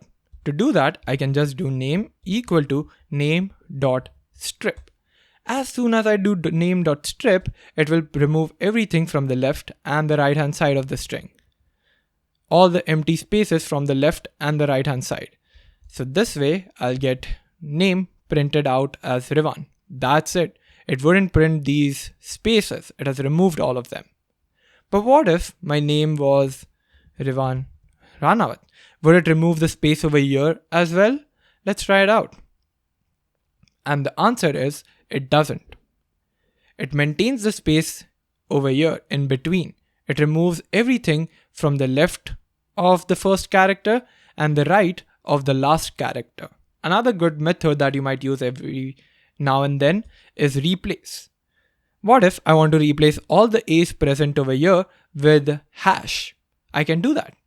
So I can just do name is equal to name dot replace all the hash with A. But if I do this, it will find hash in the original string and remove hash and replace them with A. But there's no hash in our original string. There's A that we want to replace with hash. So I'm going to put this as A and this as hash. When I do this and print name, I'll be able to see riv hash hash n, r hash n hash w hash t. All the A's over here are replaced by hash. But note that this is case sensitive as well. If I put a capital A, it would still give me Rivan Ranawat as the output because there's no capital A in the string. So make sure you put in the right thing. Now, if I want to know how many A's are present in my string, I can use another method for it called count. But I'm not going to set it equal to name because it returns an integer value. I don't want my name to be an integer value. So I'll just do print name.count. And I can just pass A over here because I want to count how many A are present in my string. And when I run it, it says 0 because name is equal to name.replace A hash. So it has replaced all A's with hash. Now I don't have any A's present in my string. They're all hash. So I can just do hash instead, or maybe I could just remove these two lines or comment them. To comment it, I can press command / and it would comment these two lines together. But I'm just going to do name.count hash and then I'm going to run my code. We get 5. And we can verify that 1, 2, 3, 4, 5. So whenever we are counting something or we are getting length of something, the numbering starts from 1. But when we are doing something other than that, the counting begins from 0. And one last function that I would like to go over is join. What if I just print comma dot join name? What do you think this would do? I wouldn't be able to guess it if I were you, but if you're able to take a right guess, you might have a very intuitive understanding of Python now. So when I run it, I'm able to see r, I, v, hash n, space, r, and the rest of the things that are present. What just happened over here? Well, what's happening over here is that I've joined all the characters in my name variable with comma. So my string was this thing right over here. I put that in join and I've put a separator over here, so to say. So with this separator, which is a comma, I've separated all the characters by a comma. So after one character is spit out, we have a comma, after another, comma, character, comma, and so on. If I put space and run it, I see this thing because they're all separated by a space now. And if I remove the space, it's just an empty string. I can run it and, well, they're all separated by an empty string, which is nothing. So they're all seaming together. So these were a few methods that were present on strings. Now there are obviously more. You can just check for yourself how many Python has for you. We might encounter more as we move forward in the tutorial. Remember that these methods are type specific, meaning that the methods that are present on strings cannot be used for any other data type like int or float unless that particular method has been implemented for int as well. So .strip or .title, .capitalize would not be present on an integer or a float because they cannot do capitalization. How would you capitalize a number? So you can keep that in mind. Now one of the last thing that I want to cover is the equality of string. So let's say I have two strings, name is equal to Rivan, and another one where it is all lowercase, so name lowercase is equal to name.lower. I'm just going to utilize the nice Python methods that I just learned. So the output of this would be everything in lowercase. Now I'm just going to check if both of these variables are equal or not. So I'm just going to do name is equal to name lowercase and check if they're lowercase or not. When I run this code, I see false. Why? Because I've been telling you that case matters in terms of equality. This thing and this thing aren't the same thing. They're two different strings. That's why it gives us false. But what if name lowercase was somehow also Rivan? That way, what do you think the answer would be? It would be true because both of them have the same string value. And all of the characters match each other. Even if this had a space to it, it would become false because they're not the same string. Every character is checked and based on that, equality is given. Now I understand a bit of a syntax over here might be an issue. This equal to, you might not have seen it, but we are going to get into it in the next to next section. So don't worry about it. And even this thing that you see, the output is false, you might not know it, which we are going to cover in the next section. But basically, true means, well, they are equal, and false means they're not equal. You can keep that in mind for now. There's just one last example that I want to show you, and then we'll get into Boolean where we'll cover this true and false. And that is if we want to check if some part of the string is present in another one or not. Let's say I have a variable created storing my full name. Now in this string, I want to check if a certain part is present or not. How can I do that? Well, I can just do print the string. So let's say I want to check if rev is present in the string or not. And then I can use the in keyword followed by name. So this way I'm just checking and asking Python if rev is present in name. If it is present, then we want to return true, otherwise false. So I can just run the main function and it says true because riv is present in the string. If I do riv in lowercase, then it would return false because, well, it's case sensitive, right? Now similarly, I can do it for print saying if space is present in name or not. And what do you think the output would be? The output would be true because a space is present over here. I can also check if one character is present in the string or not, if r is present in name, and that would return true as well. Now I can negate this entire thing by checking if r is not in name. So we have not over here, and this way I'm checking if r is not present in name. So when I run it, it returns false. And that's because r not in name. So we're just asking, hey, is r not present in name? And that's not the case. R is present.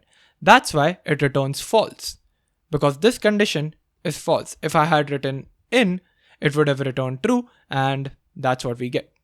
So this was one thing I wanted to tell you. This is what you can do with strings, and it gives you a Boolean output, an output that can either be true or false, which takes us to our new data type, which is Boolean.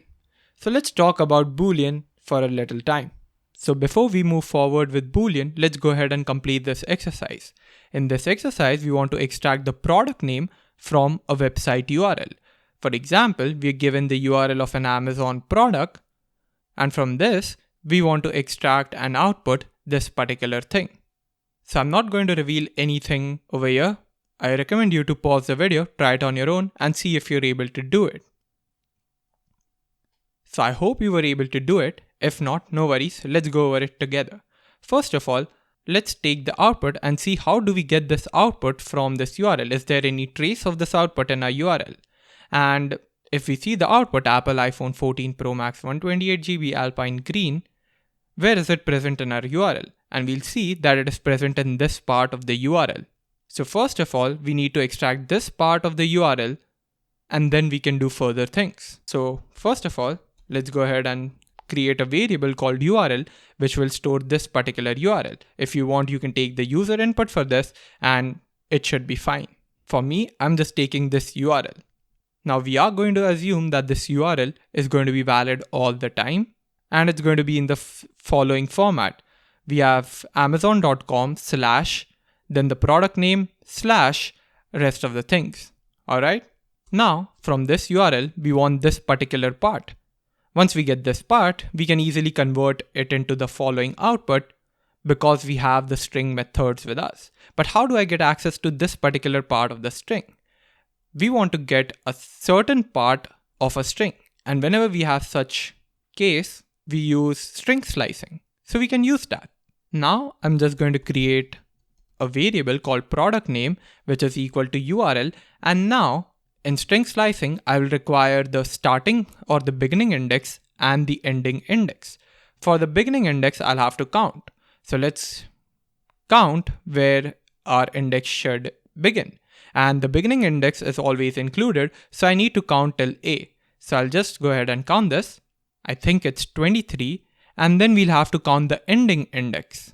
And I understand counting this much can be a bit difficult. So let's go ahead and copy this entire string, paste this entire thing into the word counter, which gives me the character. It's 66 characters, and that's why I'm going to put here 66 and hope that it gives me the right output. I'll quickly verify that by printing the product name and seeing if it's the right thing that I get. And I do indeed get this particular thing. But I also get a slash at the end. I'll remove the slash by just taking it till 65. And when I run it again, I get my output. I get this part of the string. That's nice. Now I want to convert this part into this part. What steps do I have to take for that? First, I have to replace all the hyphens with a space because there's a space in between, not a hyphen, right? So I can go ahead and have product underscore name is equal to product name dot replace, and then I can replace all the hyphen with a space.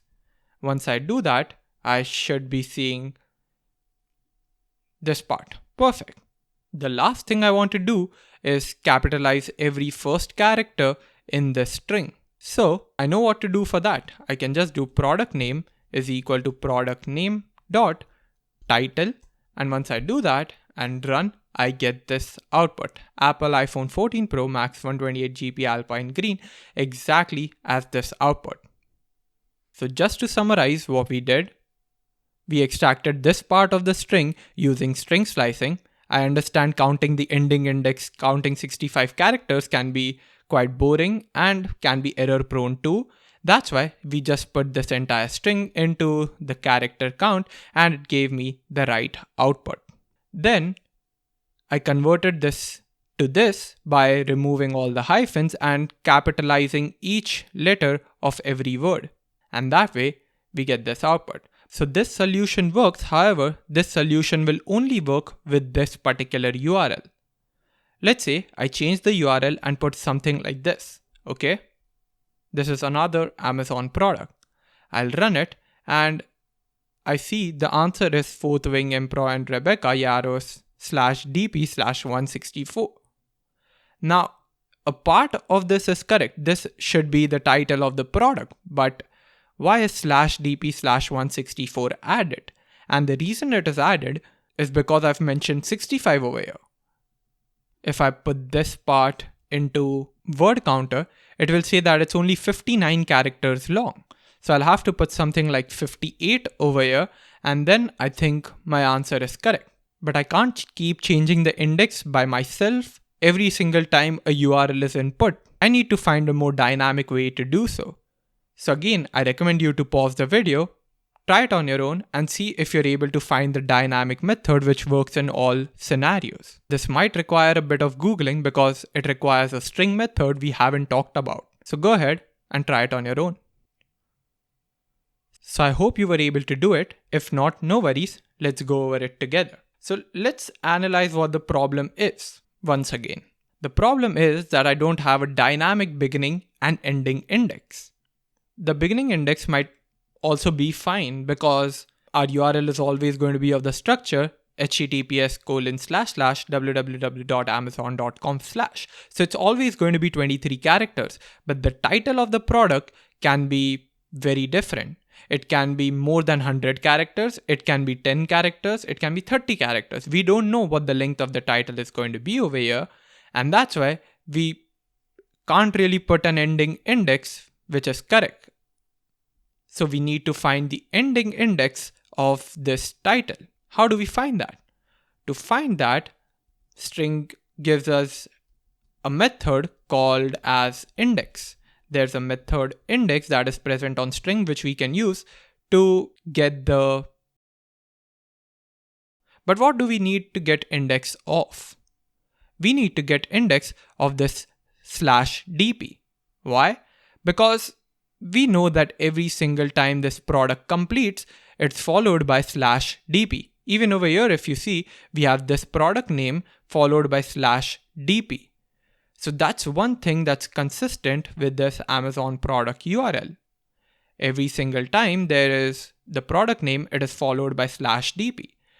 we can take use of that. What we can say is url.index. You see, this is the method string gives us. So we can use that index, and this index takes an input of a string, and that string is going to be /dp. So just to recap, what it's going to do is take this input /dp, it's going to find the index of this /dp in this URL string. And that way we'll get access to the ending index. So it will just tell us what is the index of the character over here, what is the index of the character over here.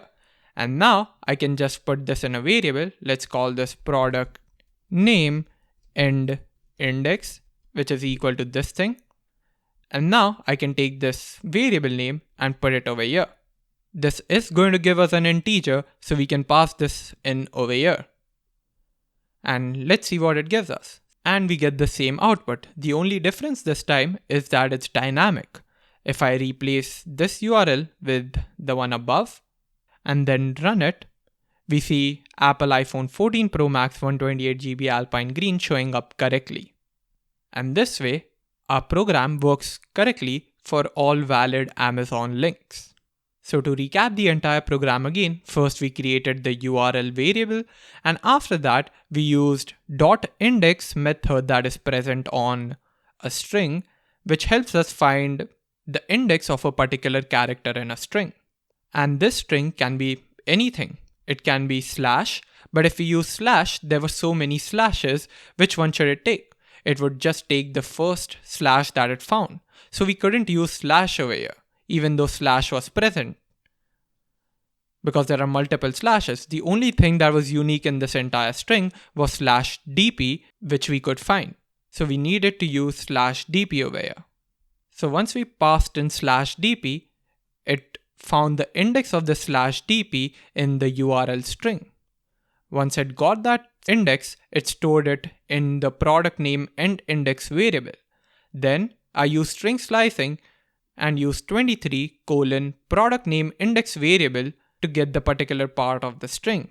And then we replaced the hyphen with spaces and titled this entire product name. This way, we have the particular output that we wanted. Now you can make a case that sometimes if we ask the user for the input, they might type in this www.amazon.com. In that case, again, our program would fail. You see, it doesn't give the right output, even though the URL is valid. How do I fix that? To fix that, we'll have to make the beginning index dynamic as well. It doesn't have to rely on a static number that is present over here, a hard-coded number, a 23, because it's not always going to be 23 when it begins. It's going to begin only after .com/ has been put in. So let's go ahead and use a similar logic. We are going to have product name beginning index, which is equal to url.index. But what do we need index of? If I put in slash, that can be a valid thing, but what if https : is also present? Then we have a slash over here, we have a slash over here. It's just going to take the first slash that it finds and our program is going to fail again. So we cannot put slash over here. What we can put is com/ or .com/, either thing, because that's the only unique thing in our entire URL. And if it's a valid URL, it's only going to have .com/ once. But now the problem is the beginning index is not going to be this 23 that we are expecting. Let me prove it to you. I'll just print this beginning index over here and then run it, and we'll see that it's 19. It's not 23. The reason for that is it's finding com/ and the index of com/ is 19. To prove it to you, I'm going to paste this part over here in word counter, and we see it's 22 characters, but we mentioned com/, right? So it's going to find the C. It's going to start from C. So we see that it's 19 characters, right? Then when I pass in C, it's going to be 20 characters.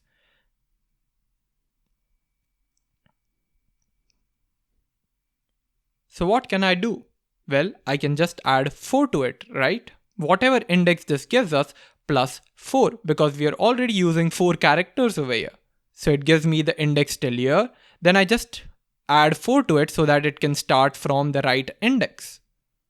And when I do that, we are going to get the right output. I'm going to remove this print statement and take this product name beginning index and replace it with 23. Now when I run it, the answer is this correct thing. And it's dynamic. If I remove HTTPS, it's going to work as well. Because now we're not relying on the fact that how many characters are there from the beginning till this part over here. We are relying on the fact that the product name is always going to be present after /. So again, to explain this part to you, we're trying to find the index of // in the particular URL, and whatever index it gives us, we are adding 4 to it. We are adding 4 because it will give us the index till here. I want the index till here. So it will add 4 characters and it will come till here, and from here till the ending index, the logic we had seen before. So I hope you understood this entire program. This required a bit of a logic, but I hope you were able to understand it. Now let's get into Booleans. So what is Boolean data type? Boolean represents two values, true or false. Boolean variables can be created in a similar fashion as other variables. So first, you just type the name of the variable. I'm going to call this isAdult, and this is generally the naming convention of Boolean variables. You first type is to specify that, hey, this is going to be a Boolean value, followed by an underscore because it's most likely going to be 2 words, and then adult, which is basically what I'm signifying. Is it adult or not? And for me, it is going to be true. IsAdult is true. Now I can print this isAdult to see, guess what? True. Now this again might not seem very different from this true because they both appear the same thing. But when you use type, you'll get to know the difference between it. So let's wrap type around both of these things. And when we click on run, we see Boolean for the first one and string for the second one. So the difference lies in the methods that are offered to us. We can also convert a string and a number to Boolean. For example, let's say I have 2 variables created. Let's call it name equal to 1 and age equal to 18. I can convert these to Boolean. Guess how? I can just do bool like this and pass the name to it. And this is how we did for float and int as well. This is what we did for float, for int, and for string. And that's what we are doing for Boolean as well. But what do you think the output would be? And let's do the same for age as well. And let's see what the output for this would be. I'll click on run and the output is true for both of them. Almost any value that is passed into this Boolean is true if it has some sort of content. So any string would be a true except empty strings. So if I just pass this thing over here and run my code, it says false. It is an empty string. It does not have much content inside of it, and that's why it returns false. However, if I add a space to it and run it, it becomes true. A space does have some content, right? A string has some content if there's a space. That's why it becomes true. But an empty string is false. And any number is also true except 0. So since my age was 18, it became true. But if I just pass in 0 and run, it becomes false. And if I just take in another value, which I've not talked about till now, is none. It is a special keyword in Python. If I run this code, it gives false as well. What is none? None is a special data type that represents the absence of a value. In other languages, it is also called as null, meaning it is not a string, it is not an integer, it is not a float, it is none of the data types. There's just absence of a value. It is a placeholder to represent an absence of value. Alright? So that's pretty much everything that I wanted to cover about Boolean. There's not much to talk about Boolean as a data type because it's just a representation of two values, false or true. False means not present and true means present. That's all. Now Boolean comes in really handy when we are working with operators, when we are checking for the membership, which we already checked. For example, we checked if a certain string was present in another string or not, and when we want to use if conditions. Now we're going to get into all of that later on in the tutorial, but for now, let's just focus on operators, which is our next topic. Now in operators, we're going to talk about the operators that are present for both numbers and strings, but more emphasis will be present on numbers than strings, because many operators don't work with strings, but all of the operators work with number. So let's get into it. There are different types of operators in Python and they're pretty intuitive. Before starting, I'd like to point out that many operators work differently with numbers and differently with strings. So let's get into the first operator, which is basic arithmetic operators. So these operators are basic arithmetic operators that you would use in math as well. Addition, subtraction, multiplication, division, all of those things. So let's go over them one by one. What I'm going to do is create a very common variable, let's call it x, and set it equal to 10. I'm going to set y equal to, let's say, 15. Then I'm going to print their values by adding them, subtracting them, multiplying them, just to show you what is being displayed. So inside of the print function itself, I can do x plus y. And it would give me, well, as you would expect, 25. I don't have to do all of this in one variable. Let's call that z, and print z over here. I can directly go ahead and print x plus y, and I'm fine with that as well. So let's go ahead and run it, and we see 25 being displayed. Now if I do minus, the output would be -5, and as we expect, we get that. I can also use the multiplication operator.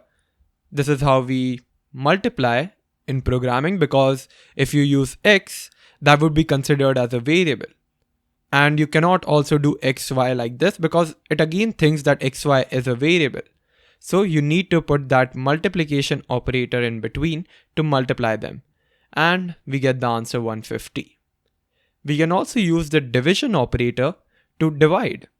And that way, we would have the output 0.66. And I can also do y divided by x, which would give me 1.5. Then another operator that we have, and that's not coming from math, but it's a programming thing, is this %, which we call modulus, or short for mod. What this gives us is the remainder of the division operation. So if I just do this much and run, I see the answer given as 10, because 10 divided by 15 gives the remainder of 5.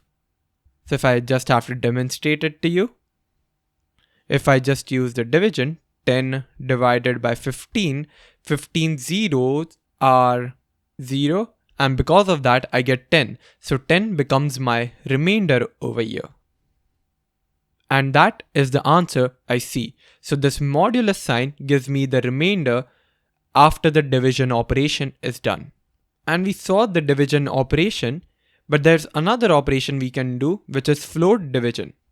When I do this and run, I see the answer as 0.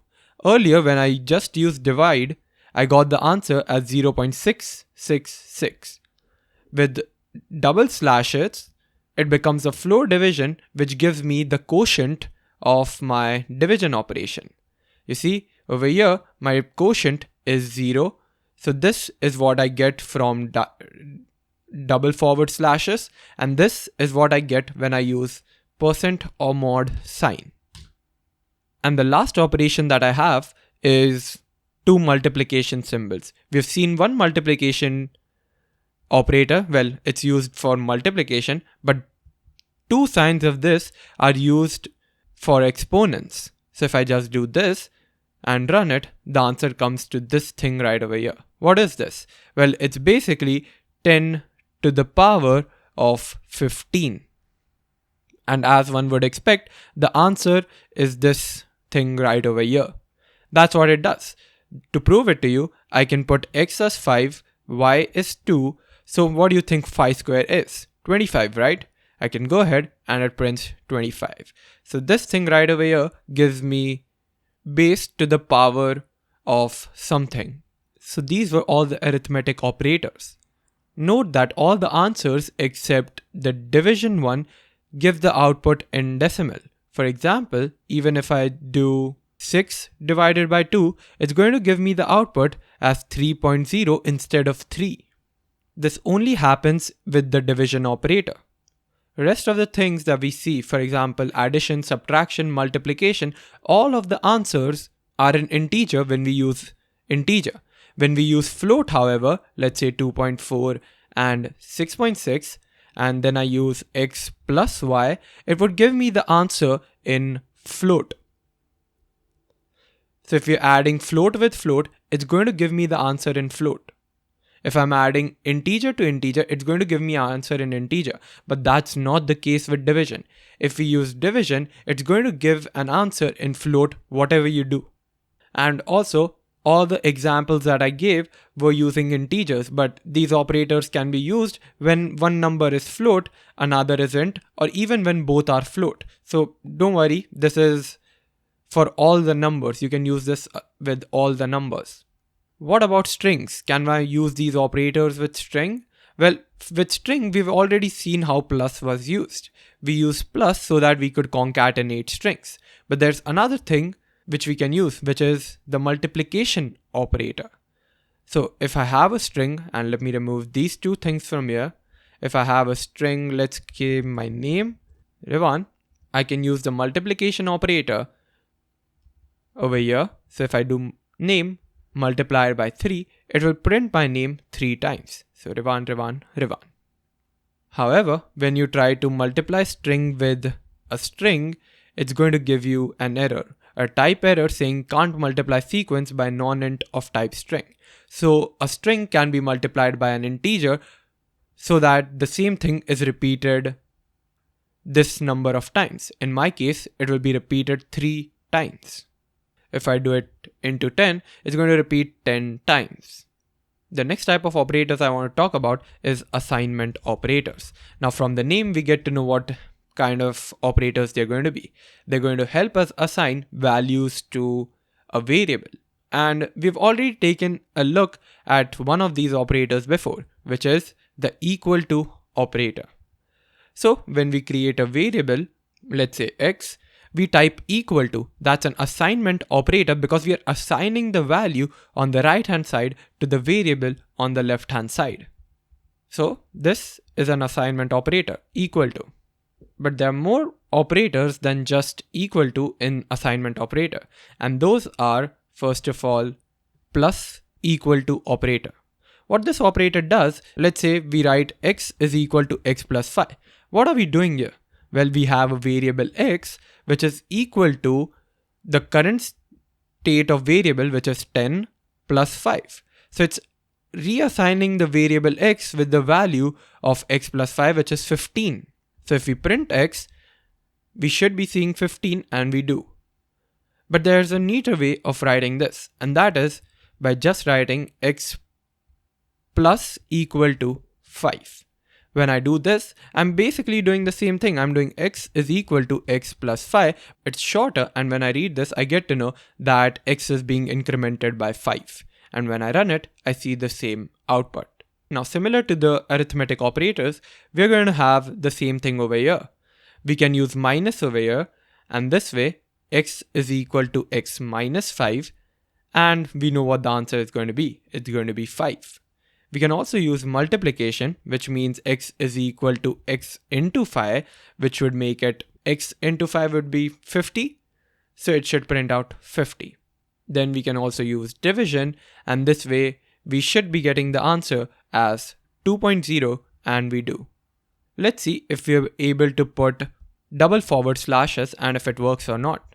So this is what it means. X is equal to x floor division by 5. And when I run it, it gives me the answer as 2. That's nice. I can also use mod then, right? So it means x is equal to x mod 5, which would make it 0 because there's no remainder when I divide 10 by 5. And finally, we can check if double multiplication operator, which is like the exponent operator, is working or not. This basically means x is equal to x to the power 5. And when I run it, I see the answer as this thing, which will be correct because it is x is equal to 10 to the power 5, and I do think it is the correct answer, 100,000. So as you might recognize, the general form of these type of operator is whatever arithmetic operator you want, followed by an is equal to sign. So you can just replace any arithmetic operator you want, and after that put an equal to sign, and you have assignment operators created that would simplify your task by a lot. Now again, this works for any type of numbers you want. And if you're still wondering why these are called assignment operators, that's because we are still assigning the values. Even though we are reassigning it, it's a form of assigning values to a variable, right? So these are what assignment operators are. Now we can remove this and move to the next type of operators, and this is where it gets interesting: relational operators. Relational operators basically help us understand if there is a comparison that can be made between two variables or two objects or not. For example, in the previous section of strings, we checked if two strings were equal or not, and for that I had used is equal to operator. What is this? This is a form of relational operator which helps me compare if the left hand side value is equal to the right hand side value. Let's do it again. This time I'm going to do it with number. So I have age is equal to 18 and I have age 2 equal to 20. Now I can just print age equal to age 2. And this will give me result in true or false, Boolean. Why? Because I'm comparing and asking Python if 18 is equal to 20 or not, because the value in age is 18 and the value in age 2 is 20. And this should give me the answer as false. So if I run it, it gives me false because age is not equal to age 2. However, if I put this as 18 and then run it, it gives me true because 18 and 18 are the same thing. However, if it's still 20, what are they? They're not equal to each other, right? So I can just use the not equal to operator to check if they're not equal or not. So if you put exclamation mark followed by equal to, you get not equal to. And when you run this, it would give the answer as true because 18 is not equal to 20. That's right. So it would just give true. Many people are confused between equal operator and the equal assignment operator. The first difference is, well, this is assignment and this is relational. And the second difference is with equal to, I'm specifying the value. With equal to, I'm comparing the value. So with equal to, I'm basically saying, hey, you are Rivan. And with equal to, I'm asking, are you Rivan? Because I'm unsure. I want to get to know if you're actually Rivan or not. So I hope this little analogy made you understand that. Now there are multiple more relational operators that you might know from math now. That is greater than operator. So with this, we get to know if 18 is greater than 20, and that's not true, so we should be getting false. Then we also have greater than equal to. With greater than equal to operator, we are checking if age is greater than age 2 or age is equal to age 2. If either of these conditions are met, it returns true, but still it will be false because it's none of those. If I put 21 for the age and then run, it prints out true, or if our age is 20, it's equal to age 2, and that way it would be true as well. After that, we have the less than operator, which basically checks if age 2 is greater than age, or to say it in reverse, age is less than age 2 or not. And they're both equal, so it returns false. Since they both are equal, age 2 is not greater than age. Age 2 is equal to age. That's why it returns false. If I put equal to over here and then run, it displays true because age and age 2 are same as each other. So these were all the relational operators. Only two operators are new to you: equal to, and not equal to. But now I hope you have a better understanding, so we can go forward with the next type of operator, which is logical operators. So there are three types of logical operators: and, or, not. Now I don't have a definition for them, but I can explain it to you in terms of code. Let's say I have two variables, name equal to Revan and age equal to 0. And my age is not 0 if you're concerned about that. The next thing I'm going to do is wrap both of them with a Boolean. So I'm just converting them to Boolean values. Now, according to the convention, I should add is before, but right now I'm not focusing on the convention. Now what I want to do is print name, and as we know, it's going to return true. And if I try to print age, it's going to print out false because it is 0. We have learned about this in Boolean, but what I'm getting to is using this logical operator. What I'm going to do is name and age.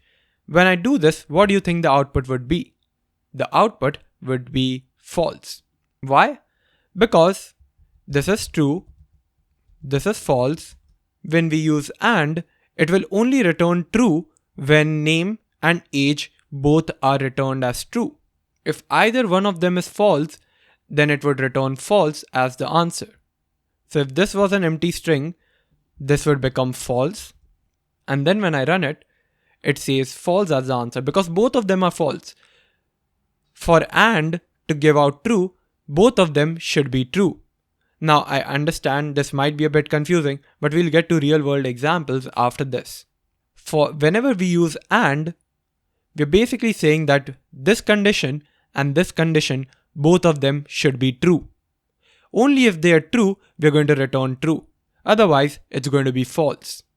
And since both of them are false, it returns false. If either one of them is false, it's going to return false. So I need to modify the value. I'll just put this over here and I put my age as 18. With this, both of them become true and now it returns true to me. The same cannot be said about or. With or, one of the conditions over here needs to be true. And since both are true, it's going to return true. However, if I put 0 over here, this becomes false. And when we did and, both of them needed to be true. But in or, either this or this has to be true. If either one of them is true, it's going to return true. And if I run it, it still returns true. For or to return false, both of the conditions need to be false. Otherwise, it's going to return true. So to convert this to false, I'm going to convert this to an empty string again, run it, and I get false, finally. So in and, both of the things need to be true. In or, either of them have to be true. And what is not? Not basically negates this entire situation. So if I just add not before this and I have to use parentheses, I'll explain why in just a minute, and then run this code, you see, we get true. Name or age returned false because both of the conditions were false. Not basically negated this entire code and said, hey, whatever your answer is, just return the opposite of that. Since it returned false, not converts this to true. What this statement really means is not name and not age. This is what the not operator does. You can think of it in terms of maths. It's doing not name. So you're basically multiplying. So not name, not or, not age. And not or is equal to and. Because if it's not or, it is and. So it's doing not name and not age. So with this, the entire situation reverses and we get the output as true. Now let's take a more real world example to understand this. Let's say my age is written over here 18 and then I'm creating an isAdult variable here saying, hey, if my age is greater than 18, then I'm an adult, right? That's not true. If my age is greater than or equal to 18, then I'm an adult. So with this, I'll get access to a Boolean value. So based on this, is adult will be true or false. Then I'm also going to create another variable to store my name. And then I'm going to say is Rivan as a variable. Now this is a very weird example, but bear with me. And here I'm going to say name is equal to Rivan means that is Rivan is true. And now I can print based on these values. So if I say is adult and is Rivan, what does it mean? It means that for this statement to print true, the user should be an adult and they should be Rivan. And when we run main, we see true being printed out because I'm indeed an adult and indeed my name is Rivan. However, if my age changes, let's say I'm 16, I'm no longer an adult, then I'll run it and this would become false because I'm no longer an adult, but my name is Rivan. However, for and to be true, both of these conditions should be true and one of them is not. Now what if instead of using and here, I said or? So if you're adult or you're Rivan, then the statement will be true. So if I run it, it prints out true because is adult is false, but my name is Rivan, so still I get access to the true value. And now I can negate this entire situation by using not over here. So is adult or not is Rivan. So if you're not Rivan or you're adult, then I'll return true. So if I run it, it returns false because I'm neither an adult nor am I not Rivan. I am Rivan, and that's why it prints out false. So I hope you got a basic understanding of this. We have combined our relational operators, our assignment operators, and logical operators in this one. So this was all about logical operators. They do involve a bit of logic, hence the name logical operators. So the next type of operators that we're going to talk about is identity operators. The operator that falls within this category is operator and the other one is not. So what does this is operator do? It basically checks if the two variables refer to the same object in memory or not. And this brings us back to the first topic that we covered in variables. So here is the diagram that we had created back then. We had our memory diagram and Rivan was present in some form of memory in the computer. Name was referencing this part of the memory. Name is that variable. So what is allowing us to do is just check if two variables reference the same part of the memory or not.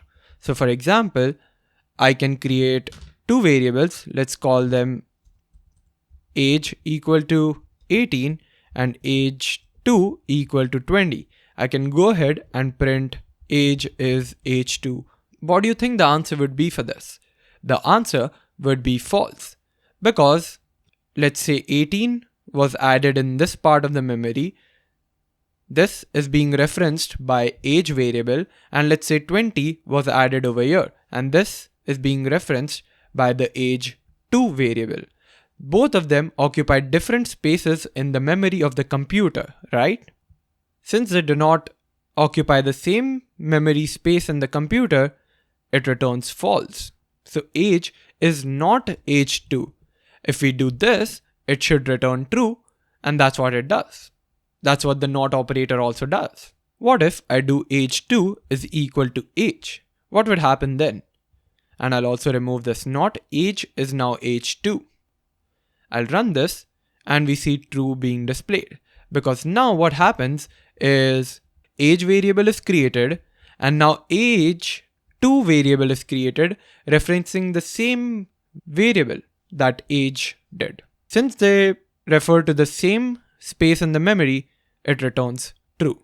And this is what identity operator is all about. It checks if age is age 2 variable or not. So we can get rid of this and dive into the last operator that we have, which is membership operator. And You'll be happy to know that membership operator has only two parts in it, and we've already covered one of them, which is in. And the other one is, well, the reverse of it, which is not in. And we covered that in strings, right? We checked by creating a variable, let's call it name equal to Revan, and then I checked print r in name, and it gave us the result in Boolean value. Since r is present in name, we're going to return true, and we see that. If I say r not in name, then it would return false, because r is not in the Revan string. It's important to keep in mind that membership operators cannot be used with numbers. They can only be used on sequences such as strings, and later on we'll see they can be used in lists, sets, dictionaries, etc. We also saw that logical operators can be used with both strings and integers, and these logical operators are often used with already existing operators that were used. So in our example, we checked name is equal to Revan and age is greater than 18. So we used relational operators, and along with them we used logical operators as well. Now relational operators we saw were being used with both numbers and strings, but I didn't give any example of using relational operator with strings. So let's do that really quickly. So I'll just do relational operators back again. And let's say name is equal to Revan again. And now I'm saying name is equal to Revan. We've already seen this before, and this returns true. However, what I want to get into is not this, but the greater than and less than operator. So if we have name greater than, let's say, RRR, what do you think the output would be? Would we get an error, or would we get a real output? We would indeed get a real output. And the answer over here is false. Revan is not greater than RRR. And the reason for that is when we use greater than operator, we're checking for every single character, and if their ASCII or ASCII value is greater than the big R or not. And the ASCII value can be found by going on the web and searching ASCII values. Then you can just click on the table and you'll get this entire table telling you all the values. So you can find the small r, which is 114, and big R, which is 82. Now you know why this returned as false, because this string is greater than this string. It all works on ASCII. If the value over here was Revan A, even then the output would be false, because till here everything was similar. They were both Revan. But since this was A and this was nothing, this string was greater. And if I put exclamation mark here and run it, it's still false, because the ASCII value of exclamation mark is 33 and the ASCII value of A is 97. So it all depends on the ASCII value in terms of relational operators with strings. So I apologize for not covering this before, but you get the basic idea. So that's all about operators that I wanted to cover, and we've included both numbers and strings in it. The next topic that I want to cover is conditional statements. So let's get into conditional statements, which is just if and else. So before we move to conditional statements, I have a few challenges and an exercise for you.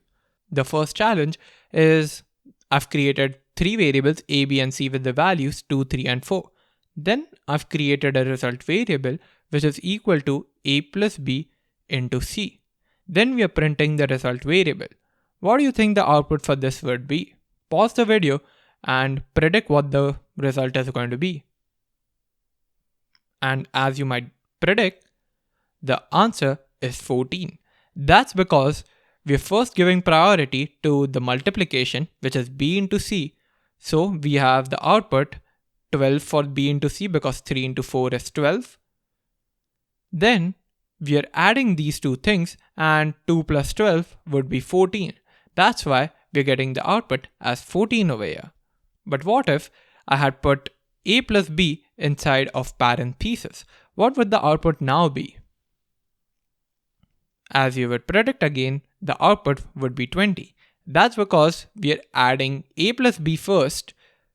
So we have 2 plus 3, which is 5, multiplied with c, which is 5 into 4, and that's 20.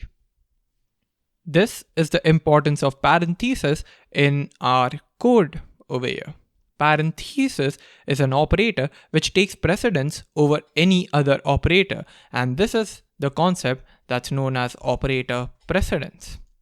Operator precedence tells Python what operator's expressions should be carried out first.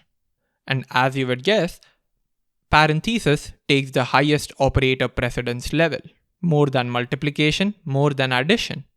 This is the entire table telling us about the operator precedence. And as you would see, parenthesis is at the top, exponent is second. Third is something we've not talked about, which is unary plus, unary minus, and bitwise not. So what is this unary thing? This unary thing is another concept, which is unary operators.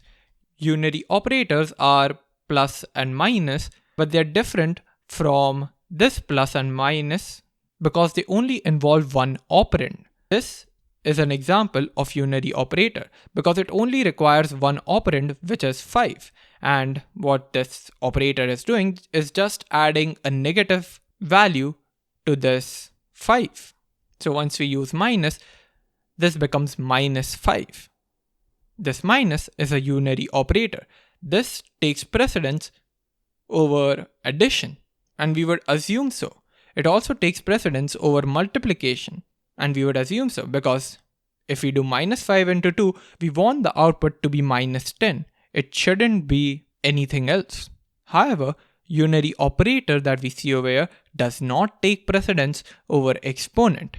What this means is if I try to print minus 5 to the power 2, right? This is exponent. If I try to do this and run, the output is minus 25 instead of 25.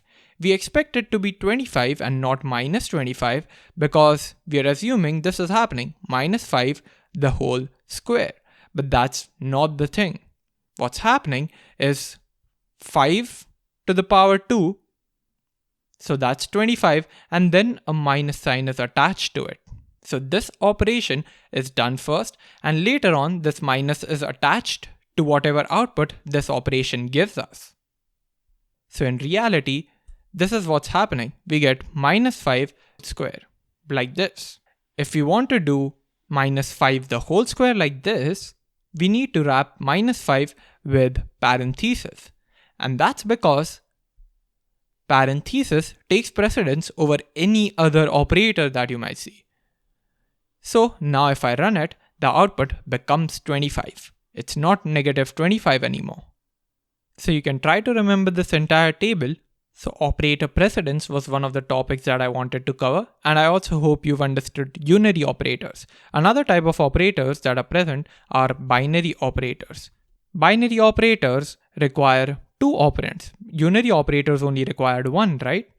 Binary requires 2, and binary operators are what we have already talked about. This plus sign over here, it involves 2 operands, A and B. Even multiplication is a binary operator. That's because we are multiplying the left-hand side with the right-hand side. So I hope this was clear.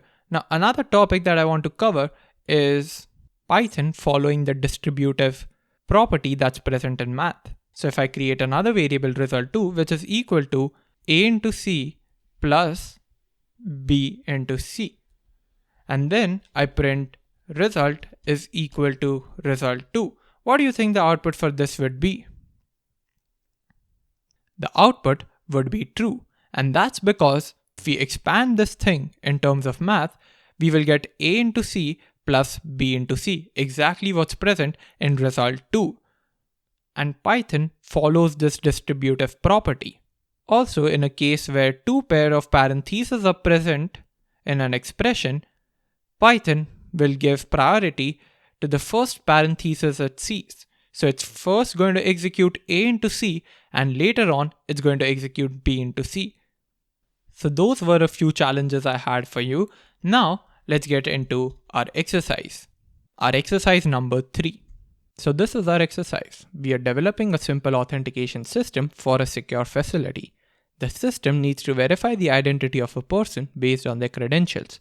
The person is granted access only if they meet either of the following conditions.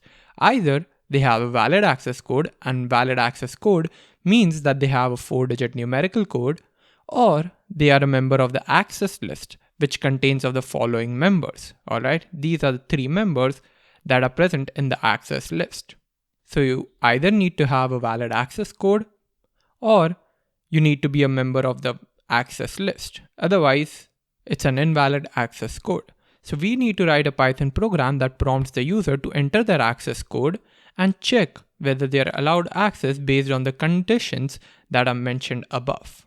And we want to display a message indicating whether access is granted or denied. So all these tasks can be done using what we have already studied in operators, but this part, the displaying a message part, can be a bit tricky. This can also be done using an operator, but you'll have to experiment with it because I've not talked about it. If you want a hint, the hint is to use a multiplication operator. So go ahead, pause the video, try it on your own and see if you're able to do it. So I hope you were able to do it. If not, no worries, let's go over it together.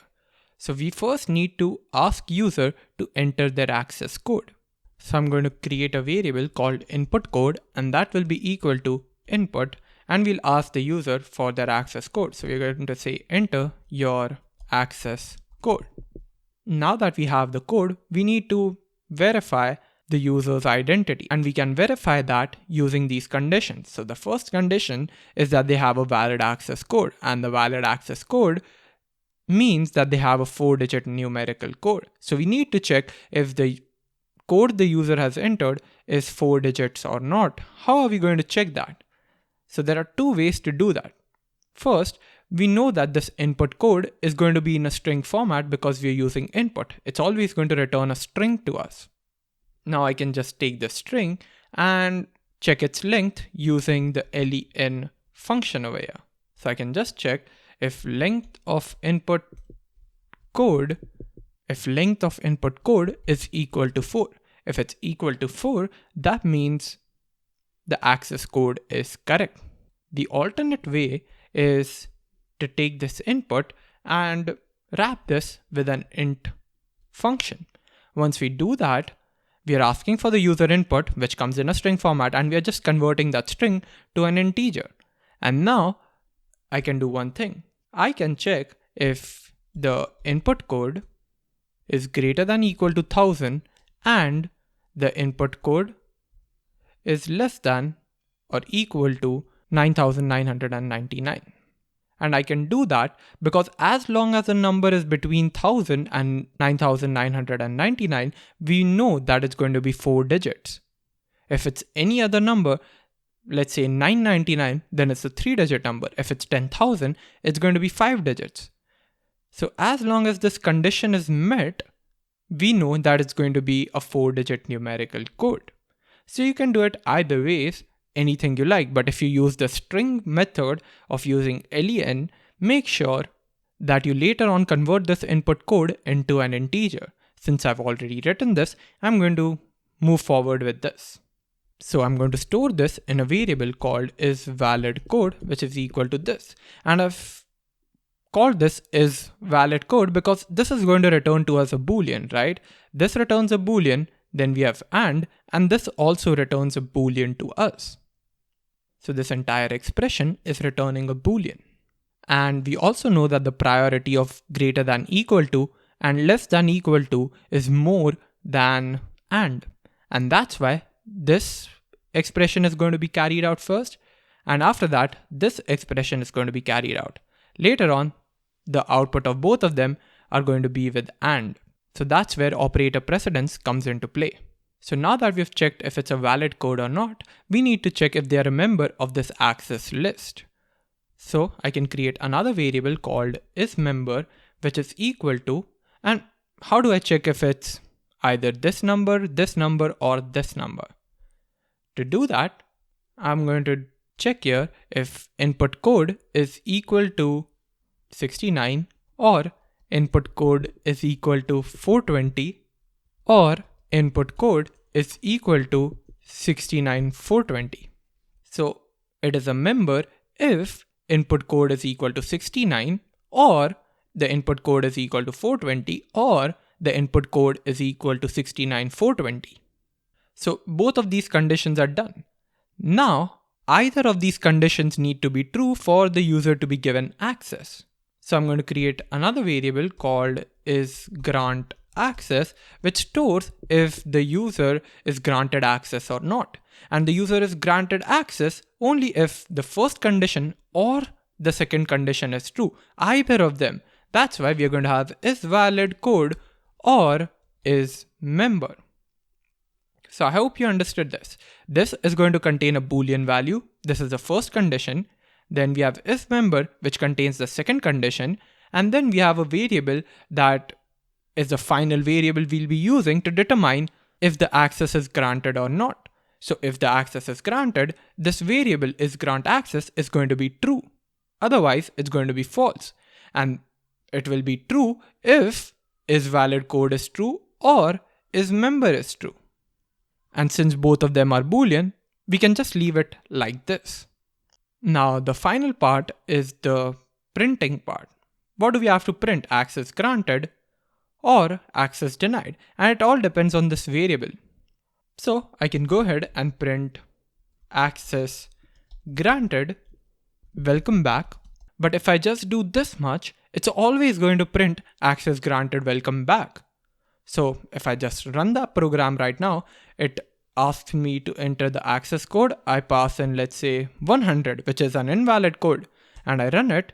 It still says access granted, welcome back. It shouldn't be saying that. It should say access denied, because this doesn't meet any of our conditions. It's always going to print access granted no matter whatever the answer over here be. So we need to make sure that only if isGrantAccess is true, this is printed. And this is where we can talk about a string getting multiplied with a Boolean value. So we have this string, and if I multiply it with true, what do you think the output is going to be? The output is going to be, well, if I just run the program and see, it says access granted, welcome back. However, if I change it to false and run the program, it does not print anything. You see, this line is left over here. It doesn't print anything.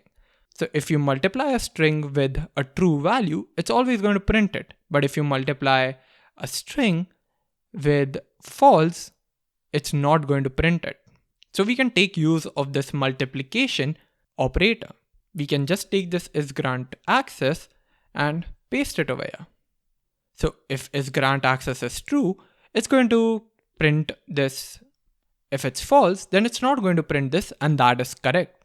So if I run it again and I print 100, you see it doesn't print anything because it's not the right access code. But if I run it again and let's say I pass in 1001 and then run it, it says access granted, welcome back. But now our job isn't complete yet. We've printed the access granted, welcome back message, but what about access denied? We can use a similar logic for that. We can just copy this print, put it on another line and say access denied.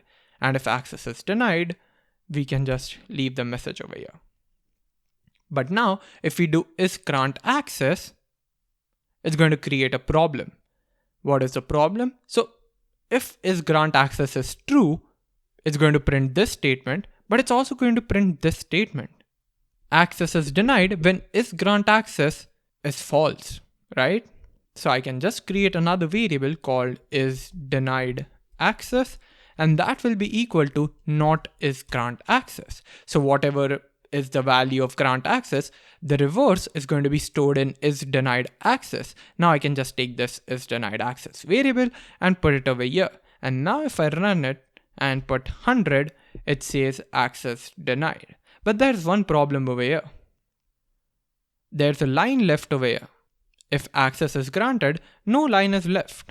You see that?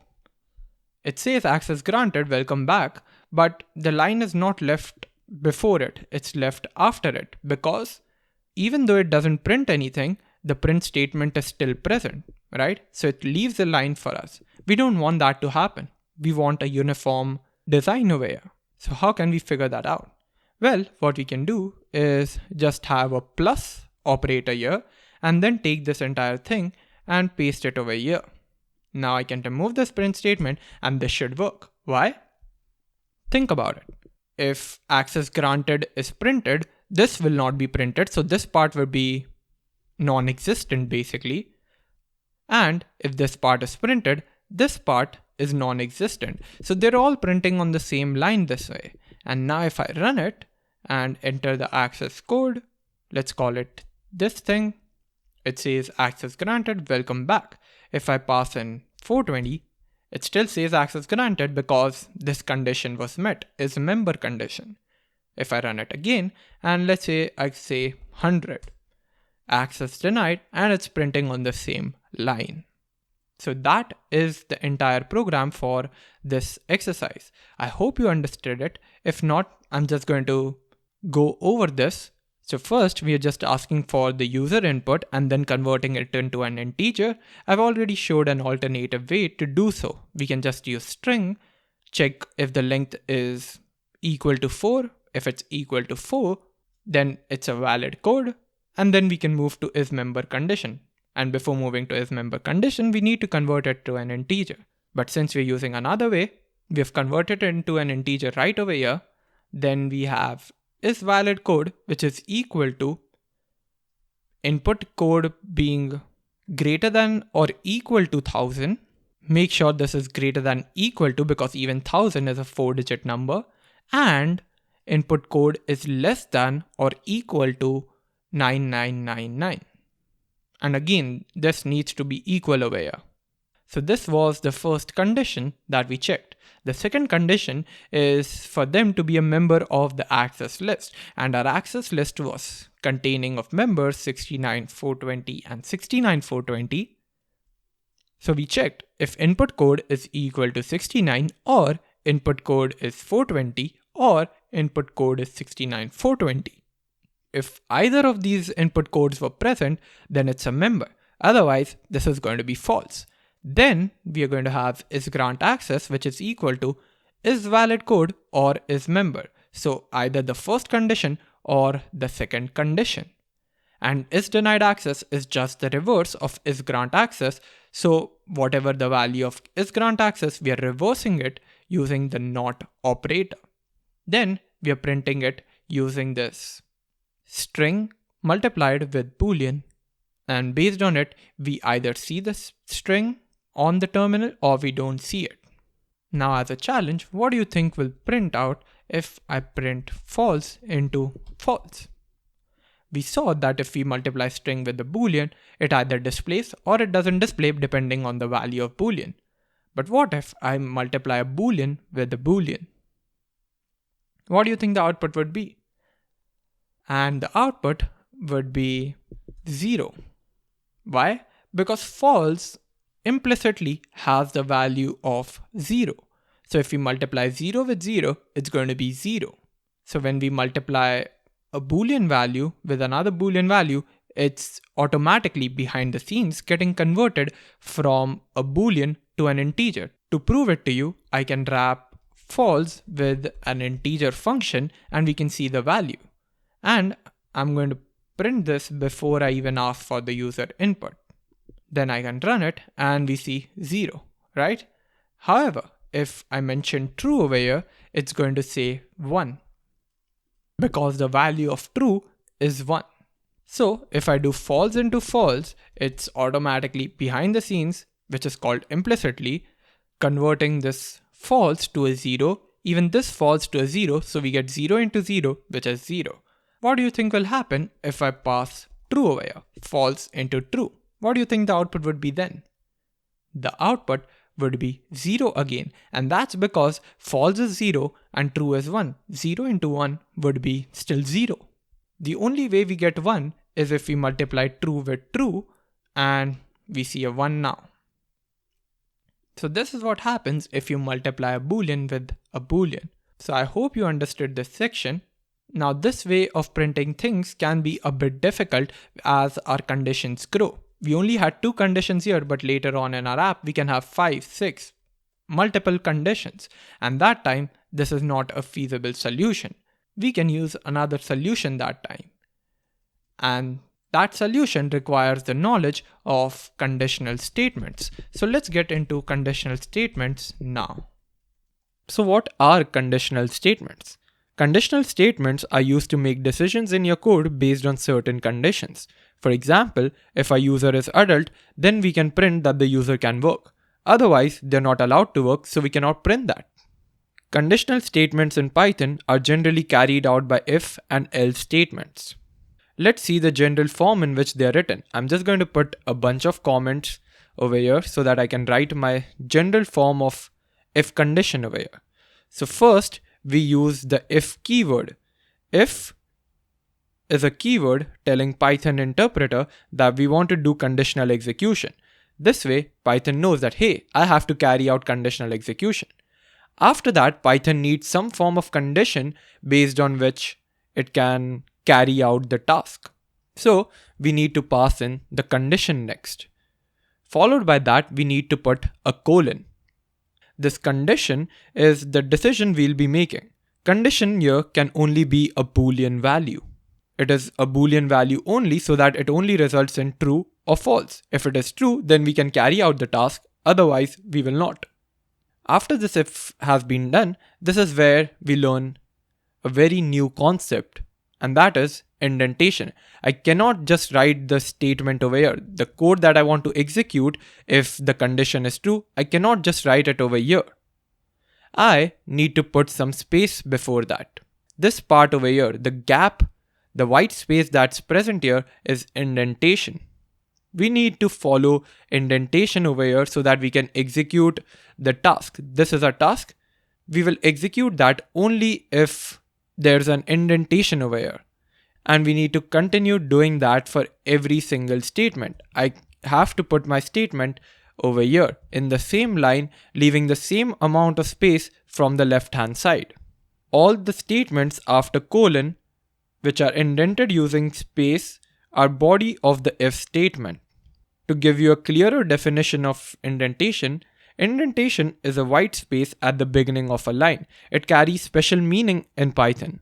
Python indentation is a way of telling a Python interpreter that a group of statements belong to a particular block of code. To explain this better, I have a nice image illustration from codesdope.com. Here you see, we have if, condition, and then we have a certain block of code that's put together. And they're all in the same line if you see. And here it's mentioned that there's indentation of equal spaces before the statements. And these things are inside the if statement. If I write it outside the if statement, something like this, then Python would think that this is not a part of the if condition. It is a separate statement or a separate execution of its own. So we need to add indentation over here. So if you want to put your code inside the if condition, make sure they're all in one single line, or at least they start from the same single line. Indentation in Python can be created using space or tab. Both the ways is fine, but you need to remember this. If you create an indentation using space, you need to follow that thing. If you add indentation of 2 spaces, you continuously need to add 2 spaces every single time you use if condition. If you miss one space somewhere or the other, it will give you an error and you do not want that. So let's actually write some code to see how we will be able to create an app. We're going to write code for the same example that I talked about.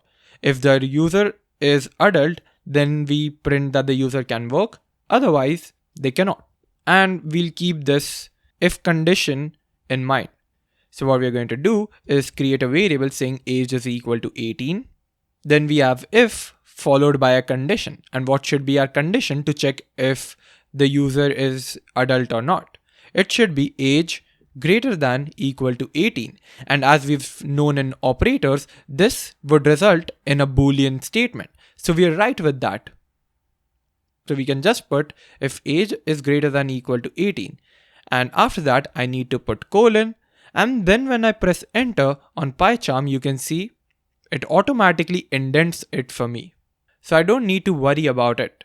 As soon as I come from year to year, it automatically indents it for me. If I want, I can go back and just use one space every single time, but after that I need to maintain consistency of one space. If I mess up, my code will be messed up. So I'm just going to follow the default indentation Pycharm provides to me, and I'm just going to say print, you can work. Alright, so since our age is 18 over here, we should be able to work. And now we can run main saying you can work. Since our age is 18 over here, we're putting an if condition checking if age is greater than or equal to 18. And since that is indeed the case, we go to the print function where we actually print it. If our age was 19, this would be a false condition, wouldn't it be? So we wouldn't enter the block of this if condition. We would just go on, move away from this if condition and start executing other statements.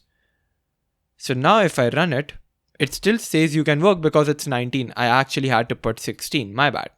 Because 16 is not greater than or equal to 18. Now if I run it, nothing gets printed. And that's a bad thing, isn't it? Because if I'm 16, I still want to get to know that I cannot work. Right now, I'm just thinking that, hey, the program has malfunctioned. But no, it hasn't. It just hasn't given you a proper response. So to give a proper response, what should we do? If age is greater than or equal to 18, I print you can work. Otherwise, I need to print you cannot work. So I need an else condition, and that is what Python provides us.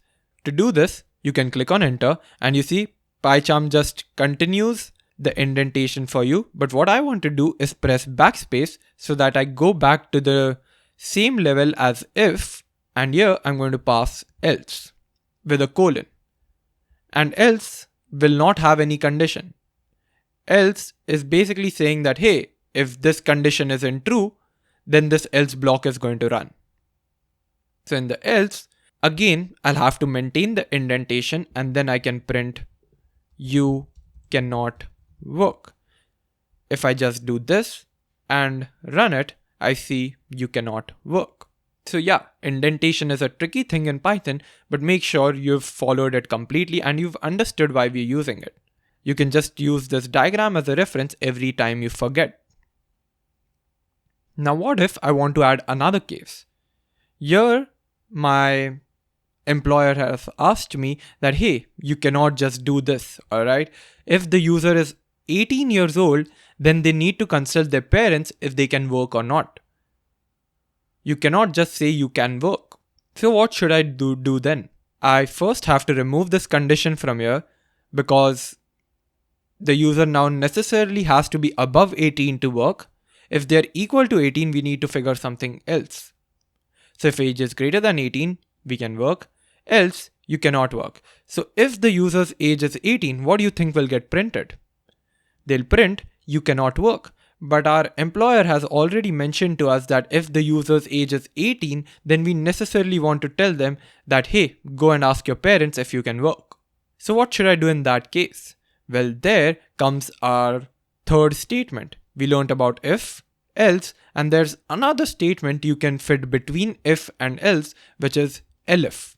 Elif is short for else if, but you cannot use else if. You need to use elif. So if age is greater than 18, you can work.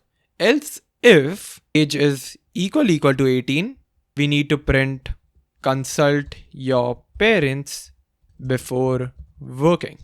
And now I can run it and I see consult your parents before working because age is indeed 18. Now what just happened with the elif part over here? Well, we're saying if age is greater than 18, you can work. Else if age is equal to 18, whenever we have elif, we again need to pass in a condition. So whenever if is being used somewhere, we need to pass in a condition. If this is false, then this part will run. And here we are checking, is age 18? Yep, it is. So we'll just print it and this statement will not get executed. Once either of these three statements get executed, none of the other statements get executed. So if age is indeed greater than 18, let's say 19, it will print you can work and then get out of the if statement. It's not going to go over all of these conditions. It directly gets out. So if I just print cool and just do this and then run it, we see you can work, cool. Now I understand understanding this much code can be a bit difficult, so let's take all of this code and paste it inside pythontutor.com. I'll mention this in the description below, you can check this website out. This basically allows us to visualize our code and help us understand even better. So I can just paste all of my code over here and click on the visualize execution button. Once I do that, we get a nice red arrow over here which says this is the next line to execute, and green line says that this is the line that just executed, and we also see our output over here. Now I'll click on next. See, this was the code that executed, and now age is 19 and it has been added to the global frame. Global frame is just keeping track of our variables and its values, alright? Now it's going to execute this if statement if age is greater than 18, and it indeed is. I'll click on next, and you see it goes inside the print statement. It goes inside the for loop to execute the print statement. And if I again press next, it will print you can work, which shows up over here, and then it directly comes to this particular statement. It doesn't even go through these conditions. And then finally it executes the last statement and our program ends. Now let's see what would happen if my age was really 18. So I can edit this code and make age equal to 18 and visualize execution again. You see, age is equal to 18, so I'll click on next. It checks over here. Is age greater than 18? Nope, that's not the case.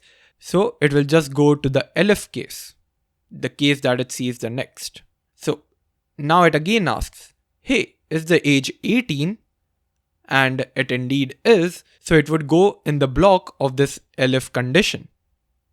And now it's going to execute this print statement, and we see consult your parents before working. And then it again gets out of this if condition.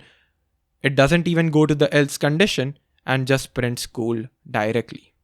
So I hope you've understood this better through a visualization. So this is what if statement is all about. Now I can remove all of this and I can just bring to your attention that there's something simpler we can do. For example, if I ask for the user input, let's say we ask what is your name, and then we want to print the name only if the name of the user is not empty. So what we want to do is we want to print the name of the user only if it is not an empty string. So what I'm going to do is just use if name. You remember, we can pass any Boolean statement over here we want. So we can also do Boolean name, but we don't necessarily have to do this because Python automatically converts this to a Boolean, and as we know, empty string returns false. So we can just put this if name, and then we can print name. So this basically checks, hey, if name is not empty, then we want to print name. Because if name is empty, it would return false. So we would just go to an else condition if it's present. It's not a necessity to have an else condition. We've seen that before. But if there's an else condition, we'll execute the block in else. Otherwise, well, we'll do nothing. And now if I run my code and just hit on enter, nothing gets printed. However, if I run the code and type Rivan, it does get printed. So that's a nice logic you can put together. Now what if I run my code again and pass spaces? And as we know, an empty string returns false, but a string full of spaces does return true. That just goes to say that it's going to return a string that has empty spaces attached to it. How do we avoid this? To avoid this, we've already seen a method attached to string to remove unnecessary spaces, and that was strip. So we can just do name is equal to name.strip before we get to the if condition. And as soon as we do that and run, and I'll add spaces and then hit enter, you see nothing gets printed because all the spaces have already been removed and it's an empty string now. If you want, you can put this code in Python tutor to visualize the code. I'm sure you'll get a better understanding by doing so. Now, another thing in if condition is nested if statements. So if a block has to be more deeply nested, what will we do? For example, if we have a program that checks if a number is positive, and if it is a positive, it further checks if it is even. How would we write code for that? Let's go ahead and test it out. So first, I'll just create a number which will be equal to, let's say, 20. Alright. Now, first I want to check if a number is positive. How do I check if a number is positive? If number is greater than 0, then it's positive. So I'll just do if num greater than 0, then it's a positive number. So I'll just go ahead and print the number is positive, right? Then I'm saying that if the number is positive, along with printing it, we also want to check if it is even. How do we check if a number is even or not? We know numbers like 2, 4, 6, 8, 10 are even, and 1, 3, 5, 7, 9 are odd. How do we know these are odd and these are even? Simple, right? If the number is completely divisible by 2, then it's an even number. If it's not a number that is completely divisible by 2, it's an odd number. So how do I check if the number is completely divisible by 2 or not? Let's just use division for that. Every single time a number is even, it is divided by 2, it gives a remainder of 0. And we know how to get the remainder of a number, right? We can just use mod. So if we do if num %2 is equal to 0, and you've seen with this, I've added a nested if condition. A nested if condition means an if condition inside of an if condition. So if num is completely divisible by 2, then I want to print it is even as well, or maybe I can just remove as well. It is even. Then I'll just go back to the same level as my if condition because I want to add an else condition here. And my else condition is going to be it is odd. So make sure the indentation is correct. So what I've done here is if num is greater than 0, the number is positive. Then I add another if condition checking if num is completely divisible by 2, it is even. Otherwise, and for else condition, I need to match the same level as if. I've matched that and then I print it is odd. So I've completed my code, right? Not really. We've not implemented an else condition for this part. So we'll just go ahead and put an else condition saying print the number is negative. So now when I execute my code, it says the number is positive because 20 is positive and 20 is also even. What if I put 21? It knows that the number is positive and the number is odd. When I put -5, I get the answer as the number is negative and there's no if-else condition within this part. Because if the number is negative, we're not told to check this. Because if we were told to do that, we would just take this if-else condition and move out of this if-else block and put another block over here. But again, just make sure your indentation is correct, because if you just do this, you're basically saying that, hey, if the number is negative, then we want to do this check. Because all of this code belongs to this else condition. To get it out of the else condition, we need to be on the same level as else condition. So let's go back a little bit. And now if we run the code, even if the number is negative, it is odd, it shows up. And even when my number is positive, this execution will be done. The number is positive, it is even. And the reason why I'm emphasizing so much on indentation is because I've spent a lot of time handling these indentation errors. If you just mess up on indentation somewhere, and if you don't have consistent indentation all around, you'll be confused. So this was all I wanted to cover in conditional statements, everything about if, elif, and else statements. I hope you understood this very well because this is the very foundations of programming. If you want, you can still go ahead and pause the video and try to put all of this in Python Tutor. It's a great website if you want to visualize it. Now we are going to move away from conditional statements and if conditions to another topic called lists. But before that, let's complete an exercise. So we want to create a program that helps a small business owner determine whether they're eligible for a business loan. The program should ask for the following user input: annual revenue, number of employees, whether the business has been in operation for at least 2 years, and the answer will be available in yes or no. And then based on this input, we want to apply the following eligibility criteria. So the annual revenue must be greater than or equal to $50,000.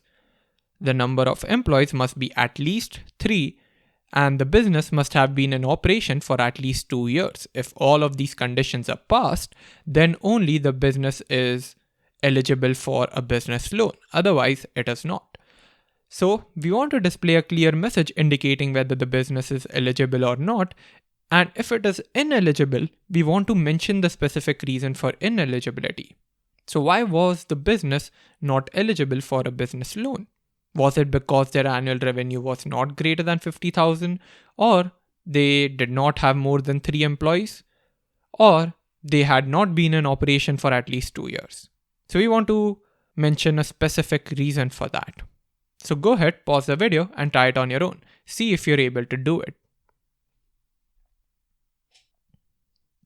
So I hope you were able to do it. If not, let's go over the program together. The first thing we need to do is ask for the user input for these 3 things. So for annual revenue, let's create a variable called annual revenue, which is equal to input. And then we are going to tell them to enter your business's annual revenue. And since I've used double inverted comma, I can just put a single inverted comma between. If I had used a single inverted comma over here, it would have given error, and then we could use the escape character that we know, the backslash. So either of them works. So now that we have annual revenue with us, let's ask for the number of employees. And then again, we'll ask for the user input and tell them to enter the number of employees. And the last thing we want to ask is if they have been in operation for at least 2 years. So we are going to ask operation input. I'm just going to call it this, and then set it equal to input.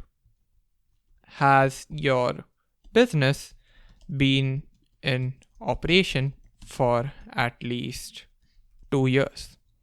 Okay. So this is the 3 input. Now all of these are in string format because input always returns a string to us. So we must convert them to their specific values. The annual revenue will be in float because the user can enter decimal points. So I'm going to wrap this input with the float function. So if you just see, we are asking for an input and then converting it to a float directly. In number of employees, it cannot be in decimal points. Number of people cannot be in decimal points.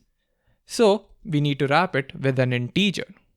And operation input is going to keep this in string because we are going to get the answer in the format of yes or no. So let's go ahead and now apply the following eligibility criteria. So first of all, the annual revenue must be greater than or equal to $50,000.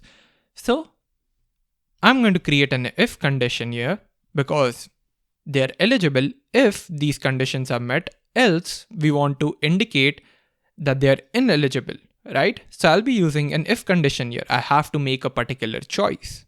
So here I'll check if annual revenue is greater than 50,000. But just doing this much isn't enough. It needs to be greater than or equal to $50,000. That's what's mentioned over here. And the number of employees must be greater than 3. So we can just pass a number of employees greater than equal to 3, because here it's mentioned at least. If it's at least, then it can be 3 or more. And then finally, we have this eligibility, that the business must have been in operation for at least 2 years. And we get that in a yes or no format. So what I can check here is operation input is equal to yes. If I just do this much, it should work, right? Because here I'll be getting the answer as either yes or it will be no. If it is yes, then this condition would be true because operation input is yes and it is equal to yes. And that's when this would be a true condition. So I can just put this in and it should work. So this is our entire condition. We needed to put and because all of them need to be true for the business to be eligible. If we had put or, either of these conditions should have been true, but that's not what we are told. We are told that all of the following criteria should be passed. If either of them is incorrect, then the business is ineligible. So now I'm going to put colon and then press enter, and there's indentation for us. If all of these conditions are passed, I can go ahead and print congrats, you are eligible for a business loan. So that's all that there is in the if condition block. If it's a success, then we just print this. However, if it's a failure, if the business is ineligible for a loan, then we want to mention the specific reason as well. So I can go at the same level as this if and pass an else. And inside of this else, I want to check which condition failed.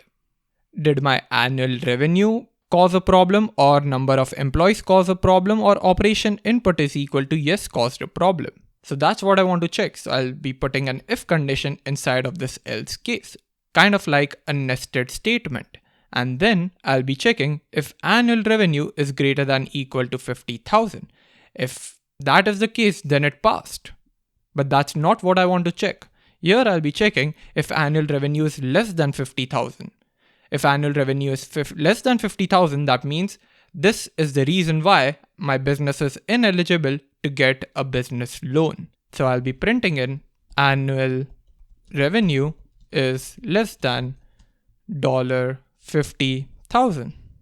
After that, I can go to the next line and go as this at the same level as this if condition. And here I'll be putting in an elif.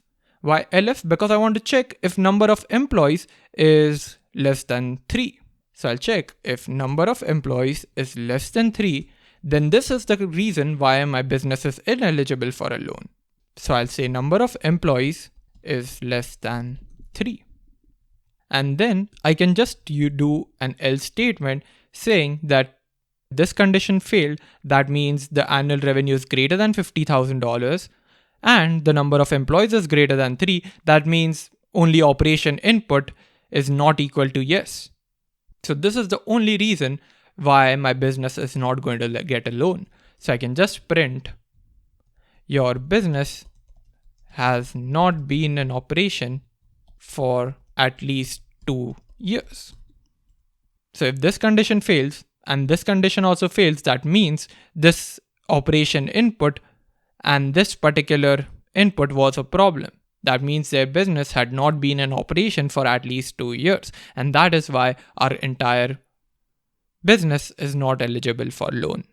So this was the entire program. Now I'm going to run it and it asks me to enter the business as annual revenue. I'm going to pass in 51,000.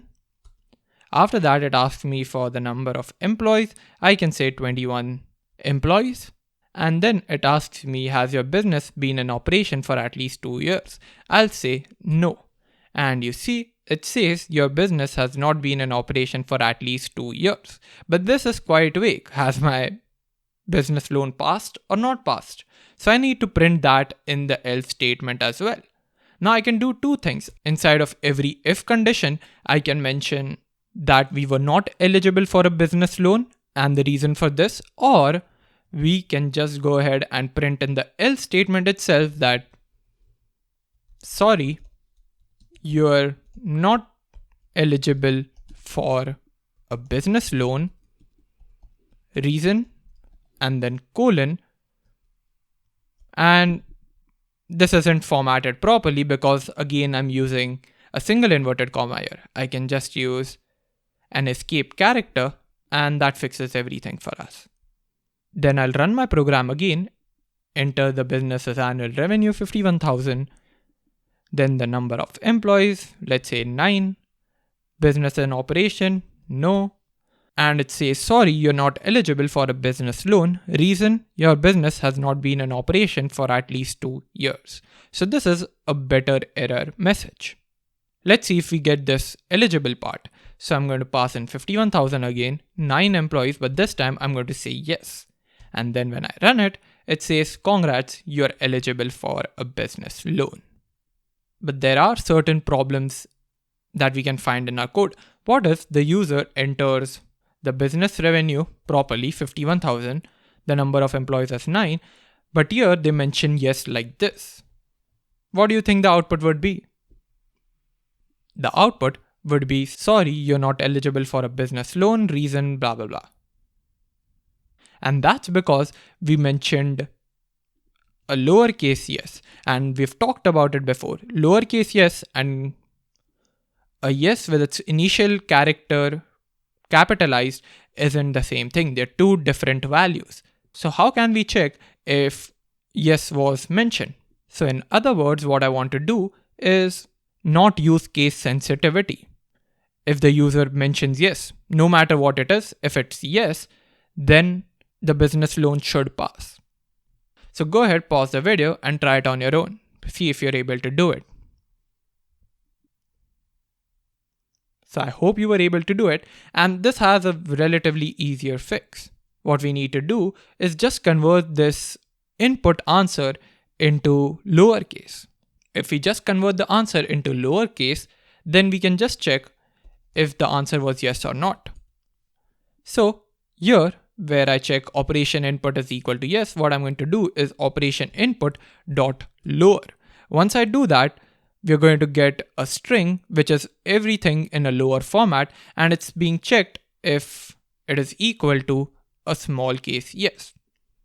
Just to give you a demo, if the user enters yes like this, what will happen is operation input dot lower will convert it to a smaller yes and then return a new string to us. And then we are checking if that new string is equal to small case yes. So whatever you mention, if it's just getting converted to lowercase and then being checked with lowercase yes, then we are checking for all possible yeses that can be present, right?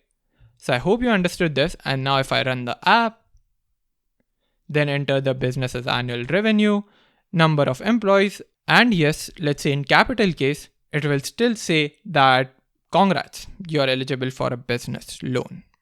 Now there's another problem with this code.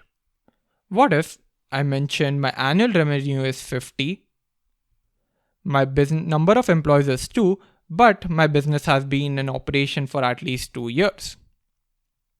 What do you think the output would be? The output would be, sorry, you're not eligible for a business loan, reason, annual revenue is less than $50,000. And that's the reason, because this if condition fails, so it goes to the else block, it prints this line, and then we're checking if annual revenue is less than 50,000. And annual revenue is less than 50,000, so it's printing annual revenue is less than 50,000 and getting out of this if condition that we have. But I don't want that. What I want is, if there are multiple reasons for a business ineligibility, I want all the reasons to be printed out. Think about it on your own and then continue with the video. So to fix it, what we can do is, instead of using if, elif, else, which is causing the problem, because if the if condition is right, it just goes outside. It doesn't check any of the condition. What I can do is remove elif and again check if number of employees is less than 3 again. This way, I'm checking if the annual revenue is less than 50,000. If it is, it will print it. If a number of employees is less than 3, it will print it. But now I cannot even use else over here. I need to manually check if operation input dot lower is not equal to yes. So I'll check here if operation input dot lower is equal to yes. And again, I have to put dot lower because what I've done over here is operation input dot lower.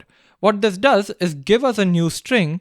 It doesn't convert the value inside of operation input to small case yes.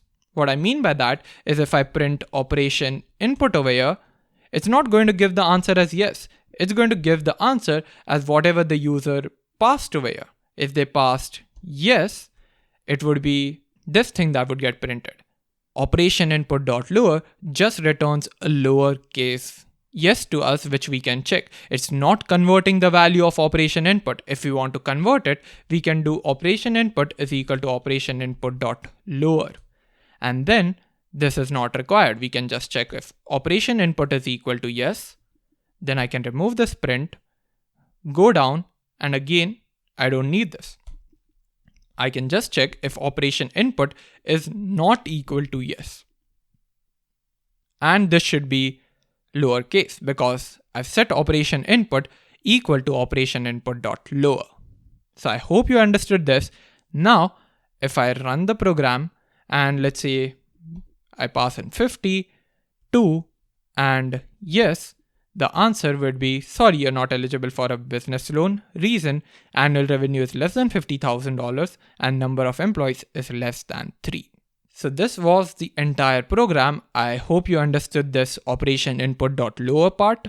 Unless I assign operation input equal to something, this method won't really change the value of operation input. It's just going to give me a new value, but it will not change operation input until I assign it something. So now that we have completed this, let's move to lists. So till now we have only seen variables store one value. But what if we wish to store multiple values? That's when lists come in handy. For example, if I want to store all the people that are present in my class, how do I store them in one variable? That's when lists can be used.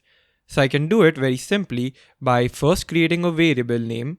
Names is going to be my variable name followed by equal to, but on the right hand side now, instead of mentioning anything, I'm going to put in 2 square brackets, and this is my list created. Right now it is an empty list, so let's go ahead and fill this list. Inside of these square brackets, I can pass a number of elements. So the first student in my class is Rivan, second one is Naman, third one is God, and fourth one is John. So with this, I've created a variable that stores multiple values basically. It's technically just one value that is storing, which is a list, but the list has multiple values in it. To create multiple values, all you need to do is pass a comma inside of the square brackets. And this list can be a list of literally anything we want. So instead of storing names, I can create a nums list, and here I can store 1, 2, 3, 4, 5, 6, all the elements that I want. But this list is not limited to a specific type. This list can include anything you want. For example, I can create some other list which will be equal to, let's say, a string value. It can also include a number, which is an integer. It can also include a float. It can include a Boolean value, and it can also include a complex number if you want. So a list is not just able to store elements of one data type. You can create a list that stores elements of multiple data types. Now I can just remove the remaining two lists and just focus on the names list. Now what are some properties of this list?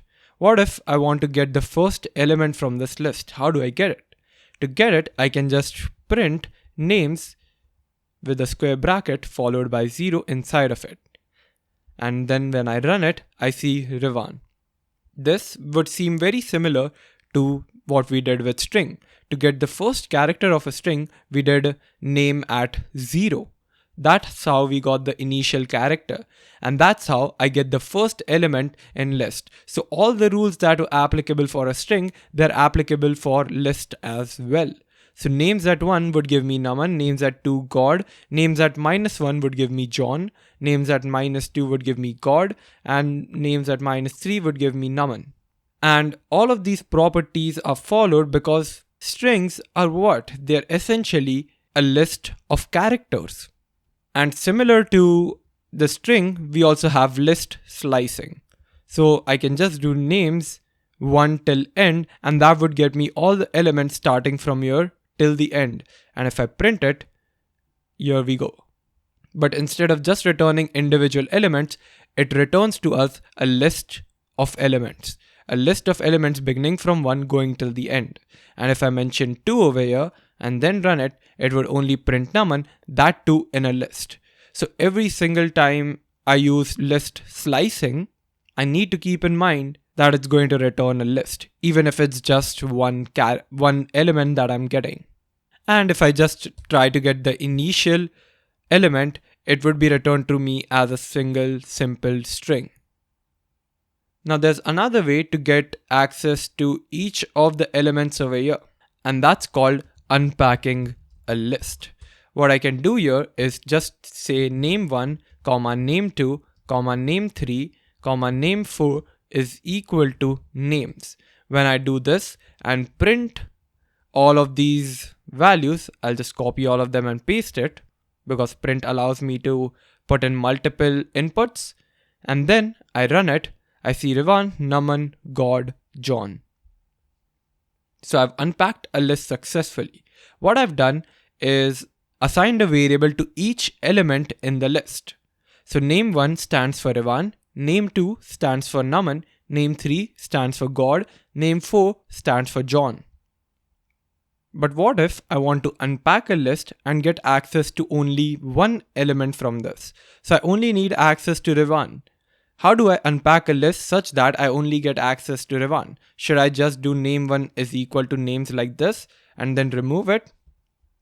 Well, that wouldn't work, but I'll still run it and show it to you. It prints Rivan, Naman, God, John, the same list as before. Why? That's because we've basically set name1 equal to the names list. Python thinks this is a new list that we're creating, which is equal to this names list. That's not what I was going for. I want to unpack one element, the beginning element, from this list. How do I do that? To do that, we need to put comma followed by asterisk name2. Once I do this, I get access to Rivan. What just happened here, and what does this asterisk mean? By putting this asterisk in front of a variable name, I've packed the leftover elements into a list and assigned them to a variable. So if I just go ahead and print name2 now and run it, name1 is Rivan and name2 is a list of elements except Rivan. So this way Python understands that name1 has to be this one element in the list, and rest of the elements, so asterisk is doing that. It is getting the rest of the elements and putting them in name2 list. So Naman, God, John go in the name2 list, and that's what's being displayed over here. And if I just do this similarly, let's say I want to get the last element as well, I can just put a comma here followed by name3, and then I can go ahead and print name3. What do you think will happen? That's right. Name1 will have Rivan, name2 will have a list of Naman and God, and name3 will be the last element. So make sure you have this asterisk when you only want to get one certain element from your list. However, never do this. If you just do name1, name2, this wouldn't work. Let me show you why. If I do name1, name2 is equal to names and then run it, it gives me an error saying value error. Too many values to unpack. It's saying that, hey, you need to unpack 4 values and you've only specified 2 variables. Specify more 2 variables or just use an asterisk so that the unpacking is successful. So if you don't want to get this error, make sure you use asterisk or just create 4 variables for each of these list elements. This is the very basics of list and how to access elements of a list. Now, I've not gone deep into slicing and accessing each and every element because it's very similar to strings. But I would like to tell you to note that lists are not equal to strings. They're both separate things. I brought strings in to demonstrate the similarity between strings and lists, but this stays limited to accessing elements and a few other things like getting length of the list or getting the length of the string using the len function. So to get the length of the list, I can just do len names. And this is how we do it for string as well. So when I run it, it says 4 because there are 4 elements in my list. However, when I do names 0 followed by length, it should give me 6. Why? Because names at 0 gives me access to this Rivan element, and then I'm finding the length of the string, and that is obviously 6. There we go. Another thing I would like to point out is just by removing this list and telling you that we can store lists inside of a list. So we can create a list inside of a list, which is basically a matrix, something like this. Using this matrix, we can also create a chessboard. This is the code to create a chessboard. I've pasted it over here, and I'm not writing it down because I don't want to waste your time just telling you about this. But basically what this is it is a list including multiple lists, each of which demonstrate a piece on the board. This is an 8x8 board. If you see, the length of this board is 8 because there are 8 lists inside of it. And there are 8 columns as well. R here specifies rook, K specifies knight, B specifies bishop, Q for queen, K for king, P for pawn. Now I'll remove this board again and come back to our original names example. I just wanted to let you know that lists can be put inside of lists. Another thing that I would like to emphasize in lists is that the order of the element in list matters. So Rivan being first and Naman being second matters in the list. If I change them, of course it would cause problems because names at 0 would become Naman instead of Rivan. Also, the elements inside of lists are changeable. In strings, certain characters could not be changed, but in list, an element can be replaced. And a list can contain duplicate values as well. So if I try to put Rivan again, it will work fine. And if I just go ahead and change this to print names, it would print all the 5 names over here, including 2 Rivans. So it allows duplicate values as well. So how do I go ahead and change a certain element in the list? To do that, we can just do names followed by square brackets. Let's say I want to replace this last Rivan with some other name. So I can just do names at -1, which would give me access to the last element, and that should be equal to Vic. And when I do this, and again go ahead and print names and run this code, we see Rivan, Naman, God, John, and Vic at the end being displayed. So Rivan was replaced by Vic. The same could not be done in strings, but this can be done in lists, and this is how it's done. In strings, we saw that a new string was created. However, in a new list isn't created behind the scenes. For example, I can just show it to you by using the ID function that we used in strings to identify if it's the same object or not. So I'll go ahead and put names over here, and I'll do the same thing after I've changed a value over here. So this is what's before and this is what's after. Now, if I run the code, we see both the objects have the same ID. If they have the same ID, they're the same objects. That means that list isn't changing. List is the same, and we've just replaced the last element with Vic. We're not creating a new list behind the scenes. And this is how lists are very different from strings. And this happens because while strings were immutable, lists are mutable. By mutable, I mean they can change after they're created. And we were just able to do that. Instead of changing one particular element, we're also able to change multiple elements in the list. So I can just go ahead and change elements from 1 to 3 if I want. So I can go ahead and pass 3 over here. Or actually, I just want to change like 2 elements. So I'll change Rivan and Naman to something else. How do I do that? Well, I'll just put a new list over here. and specify the two elements I want to replace it with. So I'm just going to say damn boy, and then I can run it, and I see damn boy, God, John, Rivan displaying, because Rivan and Naman are now replaced with damn and boy. That's what I've done over here. The first two elements in the list are replaced with this list, and the rest of the list continues. Also notice that these two elements that were added are added as a string. They're not added as a list over here. They're not present something like this over here. This would change the scenario totally, because then it would become list inside of a list. Right now, how they're added is a string that is put into a list. Alternatively, you can also do it this way. That wouldn't be a problem. If you just do it this way, it still works. This square bracket is really not needed, but it can give structure to your code if you want.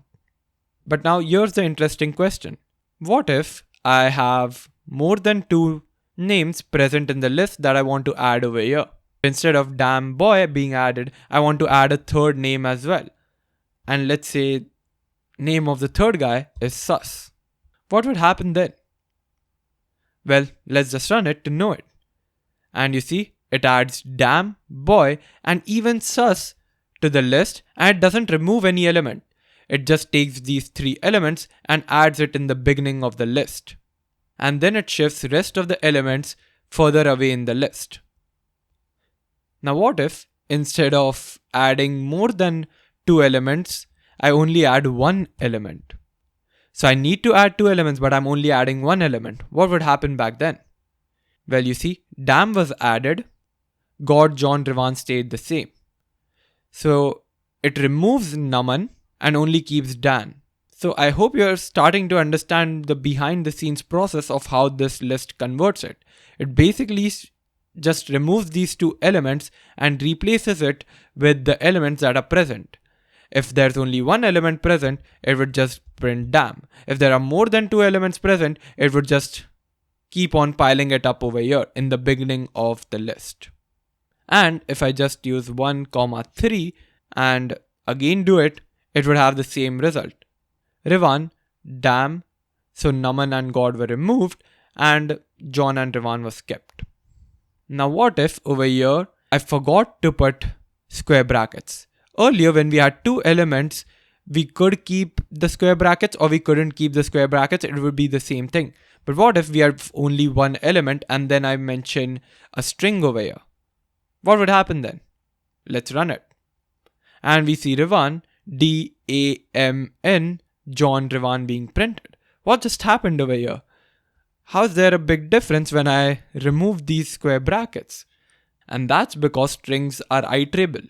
By iterable, I mean anything that can be looped over. And I'm going to explain loops in the next section. But basically, iterable is anything that can be gone over, and it's usually a sequence of something. So lists are iterable because you can go over each of the element. Strings are iterable because you can go over each of the element. Numbers aren't iterable because you can't go over each of them. Like if you have 1, you cannot go over 1. Like how will you? So it just thinks that I have the string, I have to split up the string and put it in the list. So that's what's happening. It removes Naman and God and it replaces them with D-A-M-N. It thinks it needs to split up this particular string. Especially because a range is mentioned over here. If the range wasn't mentioned, if there was one particular character, it would just replace it. But since a range is mentioned, it thinks that, hey, I want a range of elements and maybe from the string I can get a range of elements, so let me get that. But when two elements are present, we already have a sequence that was present over here. So it just took those two elements. Alright, so I hope that makes a bit of sense. And now, instead of passing in strings, let me just pass in a number and see what happens. So from 1 to 3, if I pass in 2, what will happen? I'll click on run and you see we get an error. It says can only assign an iterable. So the value over here should be an iterable, so it can be a string, it can be a list, or it can be a bunch of elements separated by comma. So I hope you understood this. Now I'll just remove this line and let's talk about operators that work with list. And you'll be happy to know that there are only two operators that work with list, and those are plus and asterisk. What would plus do? Well, let's say we have a dummy list and let's call it a list which has multiple 1, 1, 1, 1 elements. It has 5 elements that are 1. Now I can just add these two lists by doing names plus dummy. So this is kind of like list concatenation. And now you can just run it and we see Rivan, John, Rivan, 1, 1, 1, 1, 1. So it adds both of the lists together to create a new list. So this was expected with the plus operator. But what about multiplication? Where does multiplication help? And multiplication can be used with the list multiplied by an integer, just like we did with strings as well. In strings, we multiplied a string with an integer so that it was repeated that many number of times. So if I did Rivan into 3, Rivan was printed 3 times. With list, I can do the same thing. If I do dummy into 3, what do you think will happen? I'll run it and we see all of these numbers over here. They are present in one list. So it basically creates a new list where the 1 is repeated 3 times. So we have 5 ones followed by 5 ones followed by 5 ones again. That's what's happening. And all of these ones are present in one single list. Separate lists are not created. All of this happens in one single list. So now that we're done with operators as well, let's see what methods are present on list. Like strings have multiple methods on them, even lists have multiple methods on them. And here are some of the most used ones. As said before, there are a bunch of methods that are present on strings, and the same goes for lists. There are a bunch of methods. I cannot cover every single one of them, but I'll cover the most popular ones and the most used ones as well. The first one is adding a new element to the list. How do I do that? One way is just to find the nth element. So we have 3 elements, right? 1, 2, 3. I can just go at names at 3 because our numbering for this starts from 0. So 0, 1, 2. And on the third element, I'm just going to add another element which is called new element, let's say. And then I can go ahead and print names. Do you think this would work? Let's try it. You see, we get an error. Because this syntax is used just to update an element of a list. This is not used to add a new element to the list. So this does not work. How to add a new element to the end of the list? To do that, the method helps. And that is names.append. And here I need to pass in a new name. Let's call this Batman. And then print names. Alright. Now let's see what we get. I'm just going to run my code and we see Rivan, John, Rivan, and the new Batman is added to our students list. And one interesting thing about this is that a new list is not created even here. The same list is being used to add a new element to it.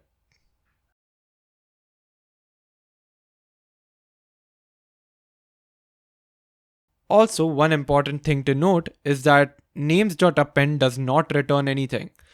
Many a times when we've used methods for string, for example, we've done, let's say, Rivan.lower, and then we've directly gone ahead and printed this Rivan.lower because it returned a string to us. It gave a new value from this call that we could print. But right now, names.append does not return anything. If I go ahead and print this out, it's not going to return a new list to me. So I'll run this and you see, we see none.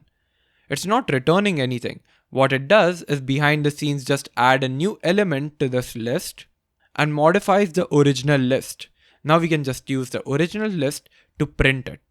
And now when I run it, I'm able to see a new list. So never go ahead and print names.append, just print names list. Now I know how to add an element to the end of the list. How do I insert an element at a particular index. For example, I want a new element after Revan. How do I do that? To do that, I can always use names.insert method. Insert requires two input fields over here. The first one is the index at which we want to insert the element. At 0 would add the new element to the beginning. 1 would add it over here. 2 would add it over here. I want to add it after Revan, so I'm just going to do 1. I want to insert a new name at this one index. And after that, I can put a comma to pass in the second input field, and that should be the new element that I want to add. And the new element that I want to add is, let's say, Spider-Man. My class is pretty interesting. So I can just run it, and we see this list because I've not printed the new list. I've inserted a new element, but I've not printed the updated list. So let's go ahead and print names. Once I do that and run the code, I see Revan, Spider-Man at one index, followed by John, Revan, and Batman. So now that we know how to add an element to the end of the list and insert an element at any index we want in the list, how do I remove the last element from the list? To remove the last element from the list, we can do names.pop, and that would remove the last element from the list. Now I can go ahead and print names, run the code, and we see Batman was removed from my list. There's only these many students in my class.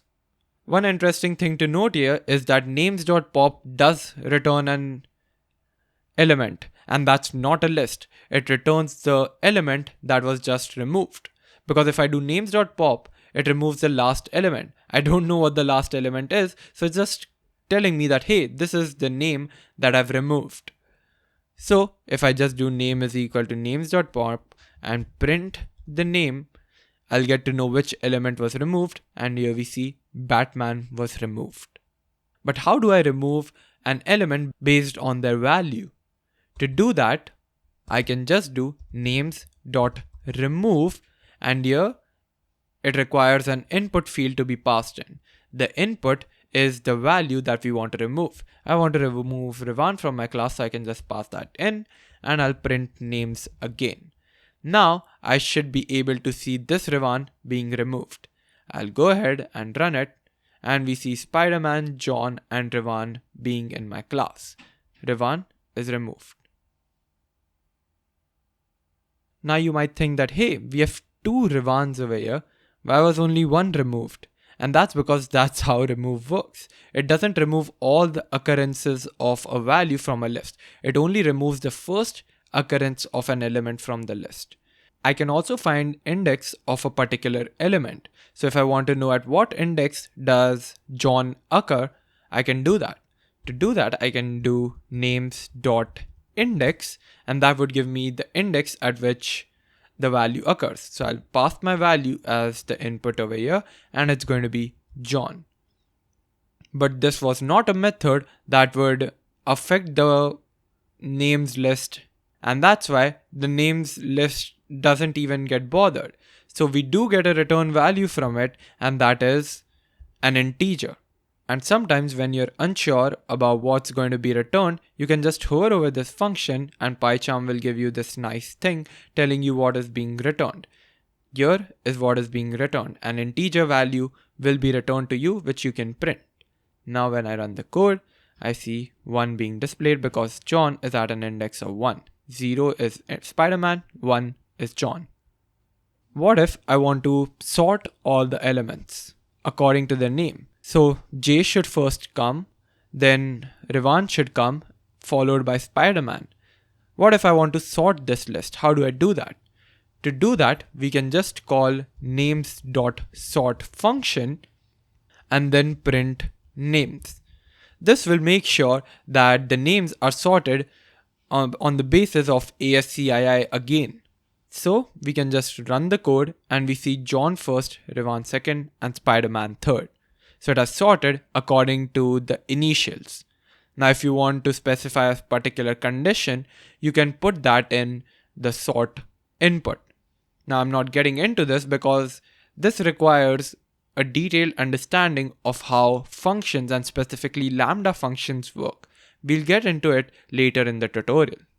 There's an alternative way of sorting nums as well, and that is by calling the sorted function. This sorted function requires an input, so I can just parse names and then it will sort the list. But if I try to print the names again, and I'm going to comment this out so that this code doesn't run and it doesn't already sort the list, let's see what we get. I'll run the code and we see Spider-Man, John, Revan. It's not sorted at all, even though I called sorted function over here. It doesn't work because sorted does sort the list, but then it doesn't affect the original list. It is a function, it is not a method. And we're going to understand that in detail as well. But you can remember this line: sorted is a function and dot sort is a method. And because of this, sorted doesn't really affect this names list. It basically sorts the list and returns a new list to us which we can print. So if I try to do this and run, I get a sorted list. However, if I comment this out and uncomment these two lines, and instead of printing names, I print names.sort, I'm not going to get a sorted list over here. Instead, it's going to return none to me, because sort doesn't really return anything for me to display. Sorted creates a new list behind the scenes and returns that. Names.sort affects the original list that was created. It sorts the original list, which I can use later on in my app as well. So this is the difference between names.sort and sorted. To give you a diagrammatic representation, let's say I have a list over here with all of the names. Alright, let's say the first name starts with R, the second name starts with A, and the third name starts with T. So when I call names.sort, what's happening is behind the scenes it is affecting the original list and putting it in ascending order of their ASCII. So the first thing that's going to show up is A followed by R followed by T. But when I do sorted, it doesn't really affect the original list. With sorted, it just creates a new list behind the scenes which is sorted. And then it returns that original list to us. So in names.sort, it doesn't have to return anything. That's why it is none. In sorted, it has to return the new list that it created behind the scenes. And that's what it is returning to us. So I hope that was more helpful. Now I can also use the membership operator to check if a particular element is present in the list or not. So I can just go ahead and print, let's say, Revan in names. So if Revan is present in the names list, it's going to return true, otherwise false. And when I do that, it returns true because Revan is present. But what if I pass in Ri? What do you think will it return? It's going to return false because Ri element does not exist in the list. The list only contains of 3 elements: Revan, John, and well, Spider-Man now. There's no element that had the name Ri. Even though Revan has Ri, we're not actually looking into a string. We're just looking for elements that has the name of Revan. Alright. Now I want to bring to your attention a very nice method from string that we used into list. And that is the join method that was present on string. In join method, what we did was combine all the elements or all the characters of a string by a comma. Do you remember that?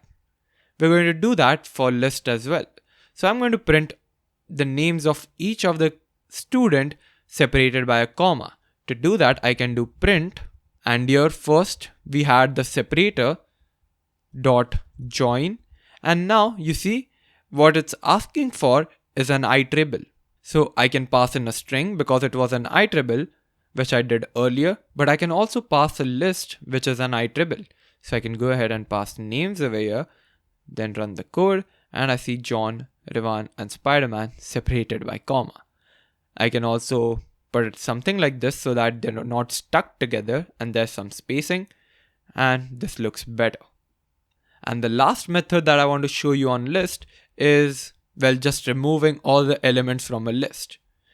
If I do names is equal to this, yep, I'm clearing off the names list and it is now empty. It does not have anything in it. But the problem with this is you're just reassigning a new empty list over here. You've basically created a new list which is empty. This can be verified if you just use print id names, and if you print id names after the reassignment. Now if you do it, we see two different IDs of the names list because we've reassigned it to a different list. It is an empty list. So let's remove this ID and think of a way to remove all the elements in a list without creating a new list. And that can be done by the clear method that's present. Names.clear just removes everything from the list and you'll still get the same list. The list isn't changing. So let me print it out and show it to you. You see, it's the same list, only the elements were removed. So these were one of the most used methods that were present on list. Now there are definitely more and you can just dive into them, play with them. It's always good to have them. But I think I've made my point clear with this. Now let's dive into a very interesting thing in lists, which is copying a list and what side effects does it have. So obviously to copy a list, we need another list as well. So let's create another list, and this is going to be a very simple list with elements like 1, 2, 3, 4. Alright. And now to copy a list, what would we do? We would just assign one variable to another one, right? We can just do names is equal to other list, and I've successfully copied 1, 2, 3, 4 to the names list. So right now I would think that names is equal to 1, 2, 3, 4. And that is a separate list of its own. So let's go ahead and print names and print other list just to make sure we are doing it right. So I'll go ahead, run the app, and we see 1, 2, 3, 4 and 1, 2, 3, 4 being displayed. So I've successfully copied a list, haven't I? Let's go ahead and test it. What I'm going to do is call names.append, and I'm going to append a new element over here. I'm going to call this 5. Then I'm also going to append another element to other list and call it 6. So what am I expecting here to happen? Well, this should have the elements 1, 2, 3, 4, 5 being displayed, right? This should what names list be. And this is what the other list should be, 1, 2, 3, 4, 6. All I've said is names equal to other list. So it should be equal to 1, 2, 3, 4. So names.append 5 should just add 5 to this list 1, 2, 3, 4, and other list should have added it to this original list, which is 1, 2, 3, 4, 6. So this is what I'm expecting. And run our code, and we see 1, 2, 3, 4, 5, 6 being printed for names and 1, 2, 3, 4, 5, 6 being printed for other list. What I was expecting and what the reality is quite different. What just happened over here? And why do I get this instead of this output that I'm wanting? To understand this, I come back to my computer memory example. And what I'm going to do is just remove this age variables so that it doesn't create confusion. And I'm also going to remove this name and Rivan, all of this stuff from the memory. My memory is pretty empty now. And now I've said that this memory is going to be the names part, alright? So it has names in it. I'm just adding one element, but consider it as names list. And then I have another list which has numbers 1, 2, 3, 4 in it. And this is my other list. And then I said names should be equal to other list. So what's happening in the memory is that names removes its connection from here. There's no more connection over here, and names directly puts a connection to other list. And when it does that, you see, there's a reference to other list. There's no reference to a new value that is created over here. It's not creating 1, 2, 3, 4 over here. It is just referencing this particular array. And then we call names.append 5. So what it does, it is directly affects this other list and calls and adds 5 to this list. And then we do other list.append 6. So it just affects this list as well. So it becomes 6. So the output becomes 1, 2, 3, 4, 5, 6 for both names and other list. So the problem for us was that we were expecting that a new list was created over here, but that didn't happen. Names directly references the other list, and because of that, all the elements are attached over here and are affecting this other list variable as well. It is a tricky concept, but I hope that gives a bleak idea. Now let's dive into a more complex example in copying a list. So for the new example, I'm going to remove everything. I'm also going to minimize this so that we have more screen space. And I'm going to take this other list and put it above the names list. After that, what I'm going to do is make a reference to this other list in this names list. So what I'm going to do is pass other list variable over here. So what do you think will be the output? Let's see it. We can print names and we should be seeing the output as Rivan, John, Rivan, followed by 1, 2, 3, 4 as a separate list, because that's what I've done. I've referenced this particular list over here like this. Now what would happen if I just add a new element to this list? I have other list dot append and I add a new element.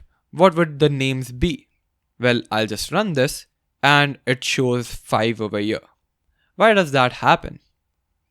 And this can be understood through this memory diagram we have, but I'm going to try a new approach over here so that people who didn't understand it earlier can understand. So let's say this was our other list which had 1, 2, 3 elements in it. And our names list was Rivan, John, Rivan, and then the other list. So we had a reference to that list in our names list. You see, I've created an arrow that says that, hey, this list was present over here. And now when I call other list.append 4, so it adds 4 to this list, and when we try to print the list, it goes ahead and prints Rivan, John, Rivan, 1, 2, 3, 4 as well, because we're not actually putting the list over here, we're just referencing that list. So the original one still exists, we're just referencing it. And that's why the 4 also gets printed. However, the output would differ if I just put other list like this. So what have I done with this? Well, it goes from the beginning of the list to the end of the list. That's all it does. I've just put this as a list now. And when I run it, the answer changes. My output doesn't include the 5 anymore. It just includes 1, 2, 3, 4. Why did this happen? This happened because this other list that we created like this doesn't have a reference to this other list. So when I do other list like this, it doesn't create a reference to the original list. What I've done is I've created a new list. A new list was created this way, which had the values of 1, 2, 3. So I've just put in 1, 2, 3 elements over here. No reference to the original list was made. 1, 2, 3 is just present. So if I add 4 to the other list, it doesn't affect me. It's not changing this new list that I've just created over here. And that's why, if you remember, in the string section of the tutorial, I said that every single time we're doing string slicing, a new string was created. Similarly, in list slicing, every single time we do that, a new list is created. Now that we've understood this, I can come back to my previous example, other list. Now I want to ask you, what do you think would happen if I just go ahead and say other list is equal to 1, 2, 3? What would the output be? Let's run it and see if it matches with yours. Nothing changes over here.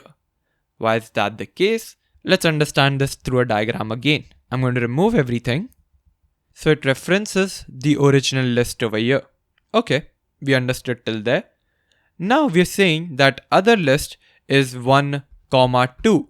It is not updating the original list that was present over here. It has gone into the memory and created a new list by itself, which it's referring to. So this original reference that was created to this list stays as it is. But now the value of other list is 1, 2. It doesn't affect this 1, 2, 3, 4 list that was present.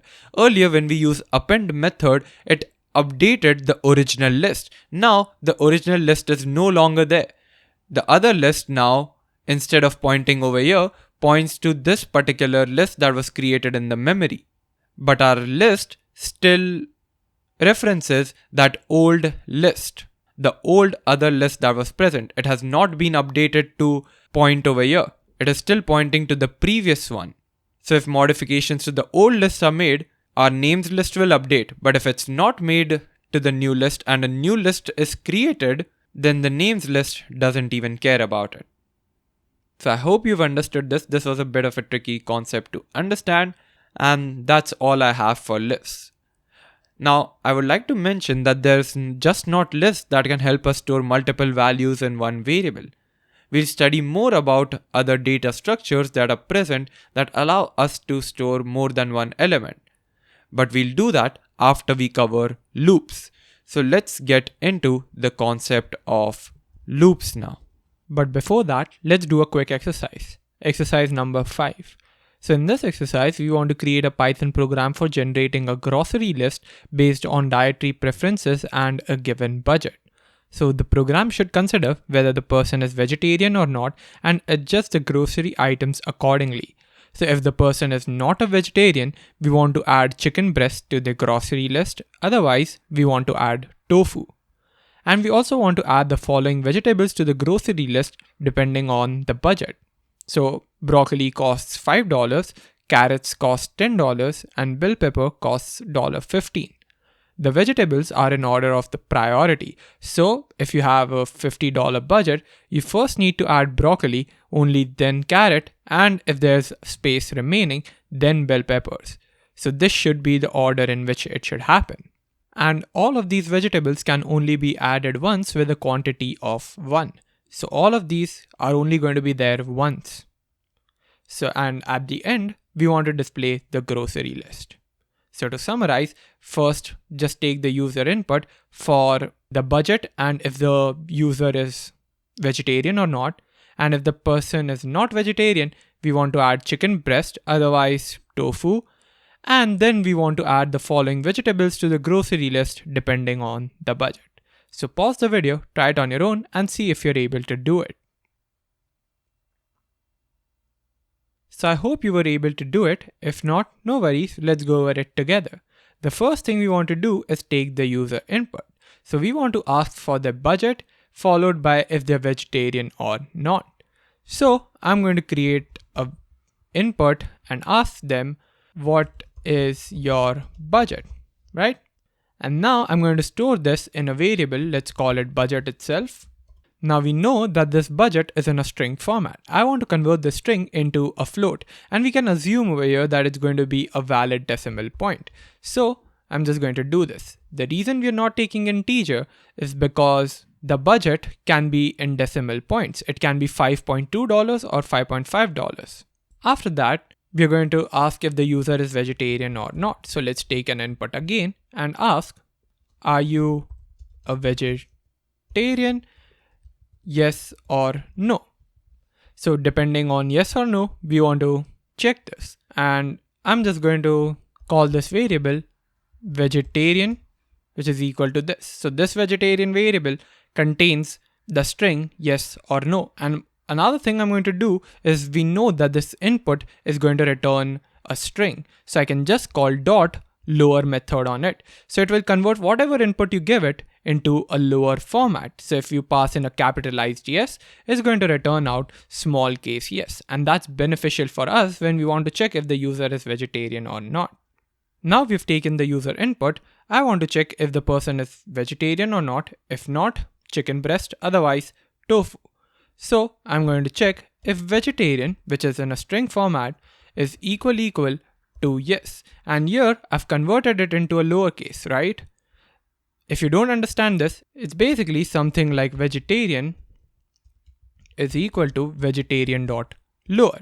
But instead of writing this another statement, what I've done is just added this at the end. So whatever string it gives us, we are just converting it into a lower format and then assigning it to the variable vegetarian. And here we're going to check if vegetarian is equal to yes. If the user says they're vegetarian, then I want to add tofu. But how will I add tofu? I don't want to directly print it. I want to print the grocery list at the end. So it should be a list, right? So I have to create a grocery list which will keep track of all the items I can add to that list. So I'm going to create a variable called grocery list, which is initially empty. So I'm keeping this as an empty list. And what I'm going to do is fill this grocery list based on the conditions that we have. It cannot be a single string variable because we have to add multiple items to it. And whenever we want to add multiple items, we should be using a list or other things that we can talk about in the future. But as of now, we only know that list store multiple elements. So now I can just do grocery list dot append. Append will allow me to add an item to this grocery list. And then I'm going to say tofu. Because I've mentioned here, if the user is vegetarian, we want to add tofu. Otherwise, we want to add chicken breast. So let's go ahead and add an else condition saying grocery list dot append chicken breast. So now that we have this, our first condition is completed here. Now we want to do this. So we want to add the following vegetables now depending on our budget. So if we have $5.2, we can only add a broccoli. And if we have $10.2, we can still only add broccoli. And that's because if we spend $5 on broccoli, we only have $5 more left and we cannot add another broccoli. Only one vegetable can be added. So we are only left with broccoli. So let's go ahead and write an if condition for that. We can check if our budget is greater than or equal to $5. If that's the case, then we want to add broccoli to our grocery list. So I'll just add grocery list dot append broccoli. Awesome. Now just doing this isn't enough. In the if conditions block itself, I'll have to subtract 5 from my budget because I've added this to my grocery list. Now my budget is decremented by 5 because broccoli costs $5. So I'll just do budget minus equals 5. So what this will do is take the budget and minus it by 5. Now I'll add a similar condition if budget is greater than or equal to 10. Then we're going to have grocery list dot append, and then we're going to append the next item, which is carrots, which are $10. So let's add carrots to our list. And then I'm going to subtract budget by 10. So let's do budget minus equals 10. If we do budget minus 10, it would subtract budget with 10, but budget is not reassigned then. So it wouldn't really update the budget's value. So we have to do budget minus equals 10. And finally, we have to do this for bell peppers. So we'll add if budget is greater than or equal to 15, then grocery list dot append bell pepper, and then we'll do budget minus equals 15. Okay. And at the end, we just want to display the grocery list. So we are going to go ahead and print grocery list, comma, and just pass in the grocery list. So this is our entire program. We're going to run it and see if it works, but I'll just explain my thought process here. I hope you've understood the part till here, but from here, we've just started putting if conditions. So we're checking if budget is greater than or equal to 5, then we are appending broccoli because our budget needs to be greater than 5 for broccoli to be added, right? Because it costs $5. If we have 5.2, we can buy broccoli. But if we have 4.2, we cannot buy it. And then we subtract budget by 5. And we do that because we've bought a broccoli that's $5. So if I have a budget of $10, I've subtracted 5. Now I have only $5 remaining, which I'm checking in the next if condition. And there we are checking if budget is greater than or equal to 10. And it's not, because my budget became $5. Had I not subtracted budget from 5 over here, it would cause logical issues. And that's because if we had a budget of $15, it would add this item, it would add this item, and it would even add this item. But we don't want that. If we have a budget of 15, we want to add broccoli, carrots, not bell pepper, because 10 plus 5 is 15. So we only have a budget of these two items. If we want to add a third item, our budget should be $30 so that we can add all three of them. So I hope this was clear, and this budget minus equals 5 was necessary. And then I've added if condition over here. You see, I've not added elif condition, because if this if condition passed and if elif was present over here, it would not check the elif case. That's why I added if condition, so that it would check if condition at every single point. Another thing you could do was just make this nested and it would work the same way. But this makes our code look neater. So if our budget is greater than 5, we add broccoli. If it's greater than 10 after this, we want to add carrots. And if it's greater than 15, then we want to add bell pepper. And at the end, we are displaying our grocery list. So I hope this was clear. Now let's run it and see if it works. So I pass in my budget. Let's say it's $20. Am I a vegetarian? Let's say yes. And then it says grocery list of tofu, broccoli, and carrots. The reason for that is tofu was added because I'm vegetarian. I gave my budget as 20, so it added broccoli, which costed 5. Now my budget is 15. Then it added carrots, which costed us $10. Now I only have $5 left. But now we cannot add bell pepper because it costs 15 and we don't have $15. We only had 5 remaining. And then at the end, it displayed the grocery list. If you didn't understand this, I would highly recommend to take all of this code and put it in Python Tutor to understand this better. If you have understood this, it's a good thing that you have a good grasp over if conditions and lists. Now let's remove all of this and get into loops. This is going to be very interesting. Loops are used whenever we want to repeat a block of code again and again. Suppose we want to print first 10 whole numbers. One way to do it is to print 0 and on the next line print 1. After that print 2 and so on. But what if we have to print first 100 or even 1000 whole numbers? That would be pretty difficult. That's where we can use loops. We can keep executing a block of code, and in our case it's going to be the print statement again and again. And every single time the code is executed, we want our input in the print to change, which we'll do. There are two types of loops, while loop and for loop. First, we are going to get into while loop, discuss about it, and then we'll get into the for loop. So first, what is the general syntax of while loop? And the general syntax of while loop is very similar to if statement.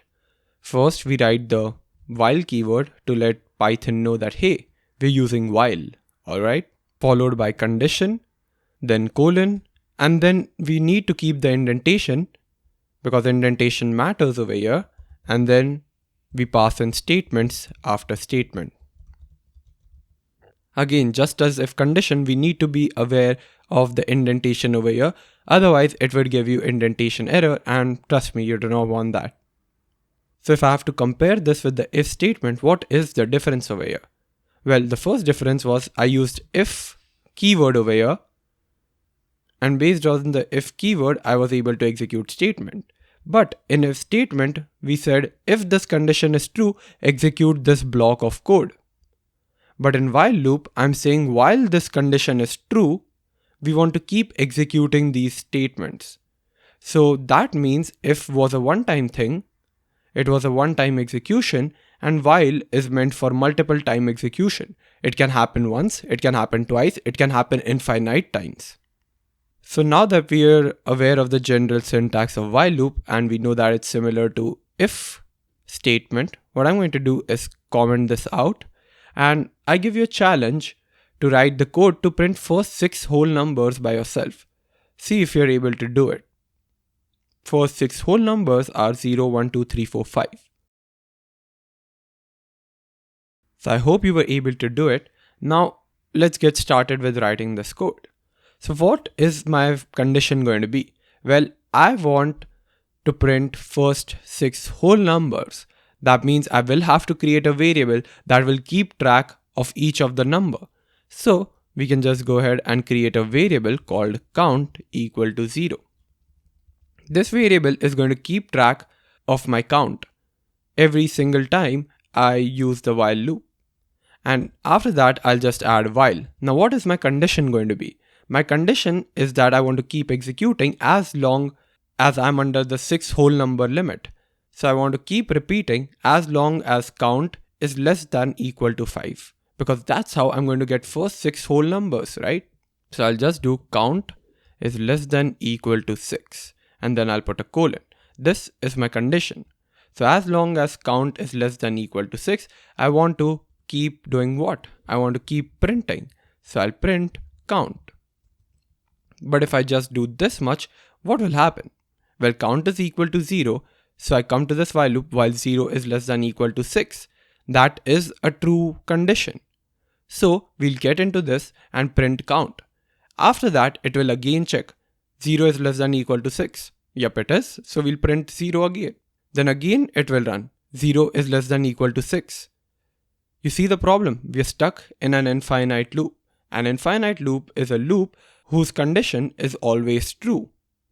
If the condition is always true, the block of code will always keep executing and it will just keep executing forever. Infinite loop does have its use cases in real life. For example, operating systems have infinite loops that continually check for user input and respond accordingly. But in our case, we do not want infinite loop. That's not our use case. I just want to print the first 6 whole numbers. And actually I needed to put 5 over here. Count is less than equal to 5. So if I run it, I'll be stuck in an infinite loop, and that's not a functionality, but a bug. It's a logical error that I've created. And also infinite loops are resource heavy, so you need to be aware of them or they'll suck up all your computer's resources. So how do I avoid this error? Well, one simple solution is just adding count plus equals 1. So this would just mean count will be incremented by 1. So when I get into this loop, 0 is less than equal to 5, it will print 0, then count would become 1.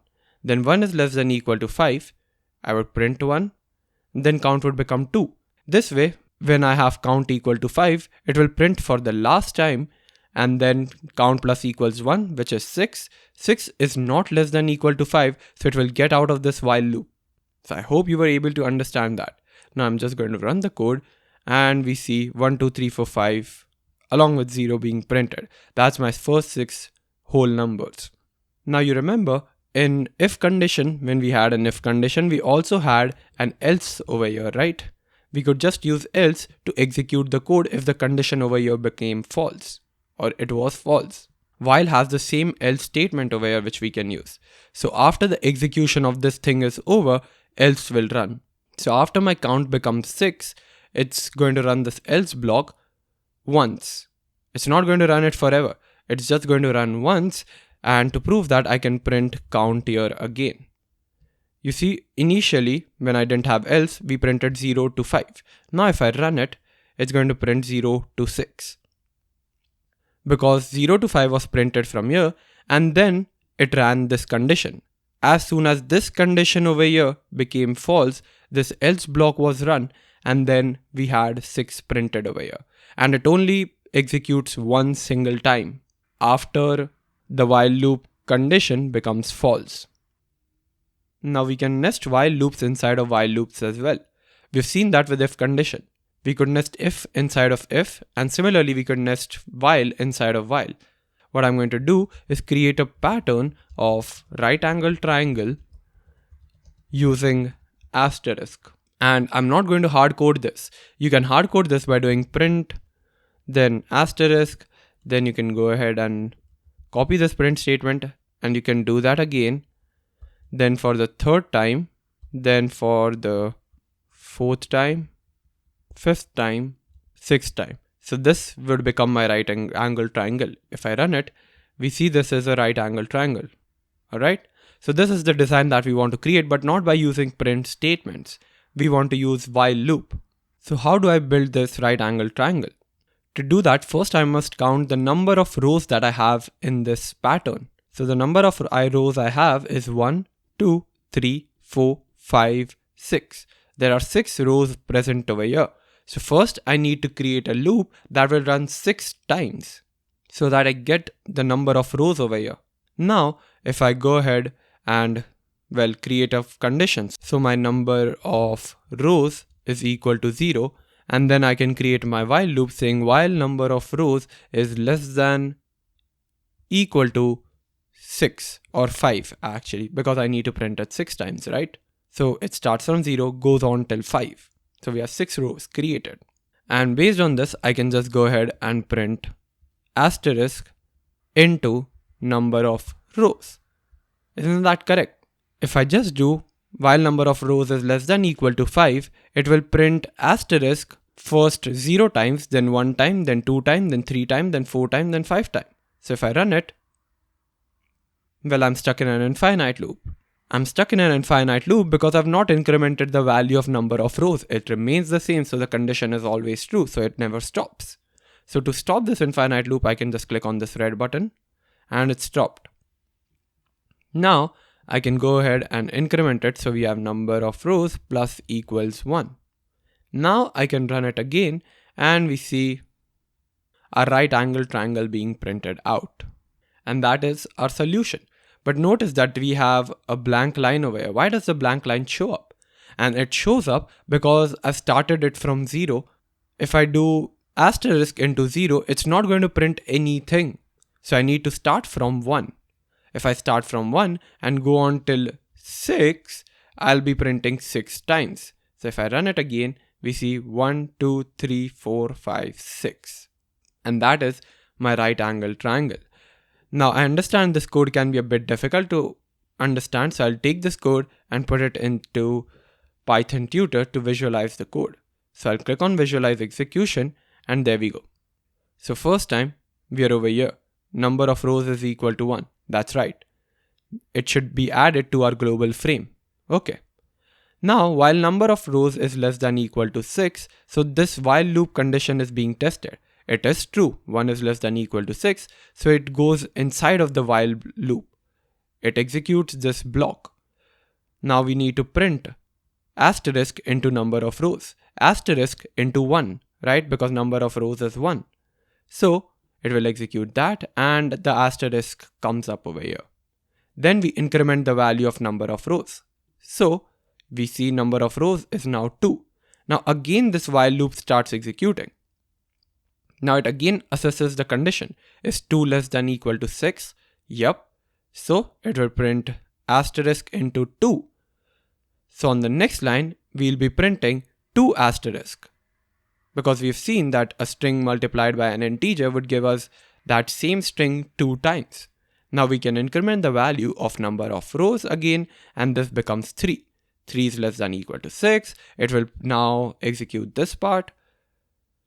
So asterisk into 3, number of rows again gets incremented, 4 is less than equal to 6, asterisk into 4, number of rows is again incremented. Now what will happen after this? Number of rows will be incremented by 1, so this becomes 6. Now 6 is less than equal to 6, and then I'm going to get into the while loop, so we print this. We go to the next line. Number of rows is incremented 7, and then it finally checks, hey, is 7 less than equal to 6? Nope. So it gets out of the while loop. It doesn't execute the code any further, and we're done. If we had an else block over here, the else block would be executed. If I just print done, it would be executed. And just to show it to you, I'm going to keep this condition, let's say while number of rows is less than equal to 1, so that the execution or visualization happens really quickly. So number of rows is less than equal to 1, so it goes inside, it prints asterisk once, number of rows is incremented. Now 2 is not less than equal to 1, so what it's going to do is directly come to this else condition and print this part. You see, it doesn't even like come over here. It directly goes to the block of this print. It prints done and the code stops after that. So I hope that visualization helped a little. Now I'm going to get rid of this. Now, while loop can also be used to loop over every character of a string. So I can go through every single character of the string and print it out. That's what while loop allows me to do. So let's say I have a string called name which is equal to Revan. So let's say I have this name Revan with me. Now I need to print every single character of this name. How do I do this? Well, to do that, first we must understand how do I get access to each of the character even when I'm not looping. To do that, I do print name at 0, print name at 1, print name at 2.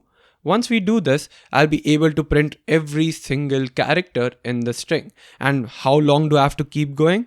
Well, until we have name at 5, because name at 5 is going to give me the last character. Since this name is 6 characters long, name at 5 would give me the last character. So now that we know what to do, we can also see how we can create a while loop, can't we? We can just create a count variable that keeps track of this number over here. And that number will keep changing with every single while loop. So I can go ahead, remove all of this. First, I'll create I is equal to 0. That's going to be my iteration value. This is a normal convention whenever we create while loop or something. I is equal to 0. Now, if you have a proper name that can be given, make sure to do that. I'm just giving it I equal to 0. Now, while I is less than length of name.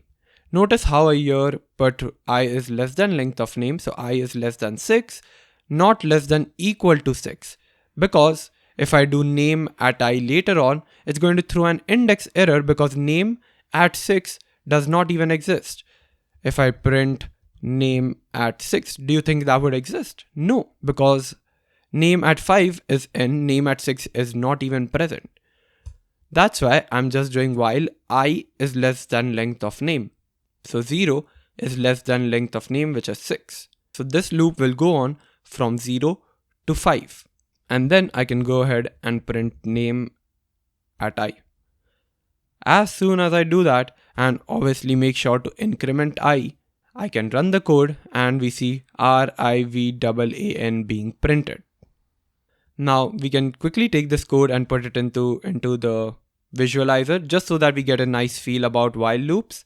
They can be a bit tricky to understand. If you've understood, just skip ahead and watch the next part. Alright, so I have my name over here that's added to global frame.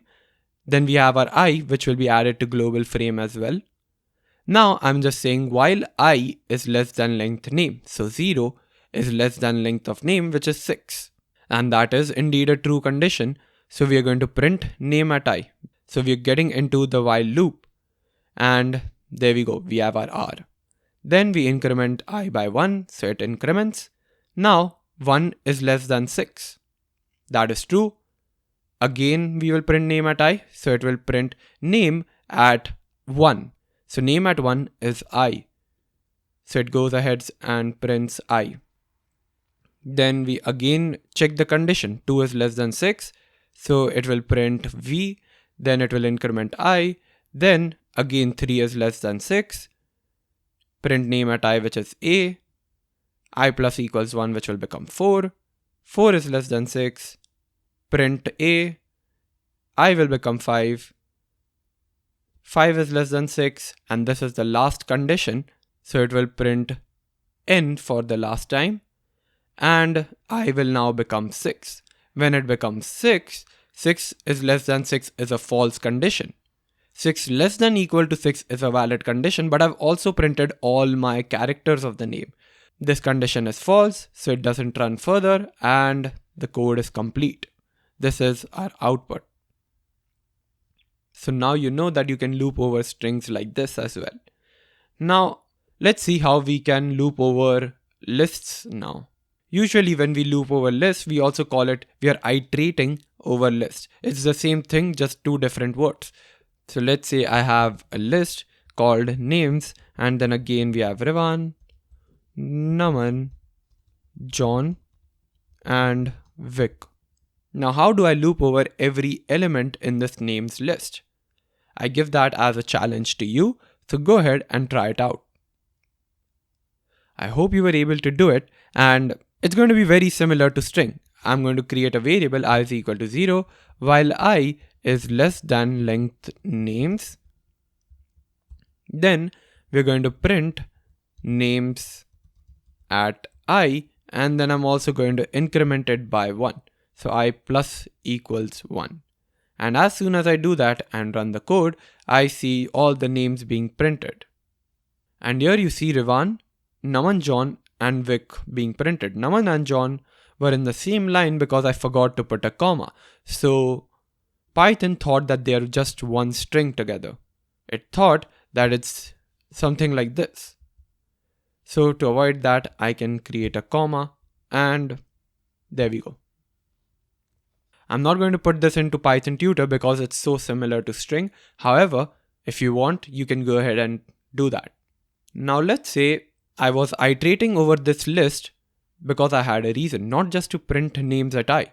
I was iterating over this list because I wanted to find if a name was equal to the key I had. For example, I was going through the names list and finding if a student with the name Rivan exists in my list. Now it seems very absurd to do that with 4 elements, but what if we had 100 and 200 elements? I'm not going to manually go ahead and look at each of the name. I can just write this code so that I get to know if the user with the name Rivan exists in my list. So how do I do that?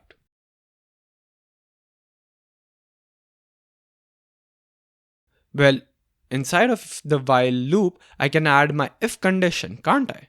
I can just say if names at I is equal to Rivan, then I want to print names at I. And now I can remove the print from here, and only when we find an element in the list with the name Rivan, we'll print it out. Otherwise, we won't. Now I'll run it, and we see Rivan being printed because it was present in the list. What if Rivan was not present in the list? I can remove it, and let's run it. Nothing is printed. Why? Because we went over this entire loop, and every single time we iterated over this list, we checked if names at I is equal to Rivan. So if Naman is equal to Rivan, if John is equal to Rivan, if Vic is equal to Rivan, and none of those conditions were true, this while loop exhausted, we came out without printing anything. What if instead of having 1 Rivan, we had 2 Rivan? What do you think it would do? You're right, it would just print it 2 times. Because we come over here, Rivan is equal to Rivan, that's true, so print names at I, which is Rivan. Then Naman is equal to Rivan, no. John is equal to Rivan, no. Vic is equal to Rivan, no. Rivan is equal to Rivan again, so it prints it out again. So if you just follow the code and understand it and follow it step by step, you'll be able to know it, because computer is not using a brain of its own. It's only going to do what you're going to tell it to do. Now what if I only wanted to print once? I just wanted to know that, hey, is Rivan there? If Rivan is there, then okay, fine. Even if 2 Rivans exist, I don't care. I just wanted to know, does Rivan exist or he doesn't? So how do I, get out of this loop as soon as I get one value of Rivan? To do that, I can use something known as break. This break keyword is provided by Python, and it has a special meaning in Python that says that, hey, exit the loop even if the condition is true.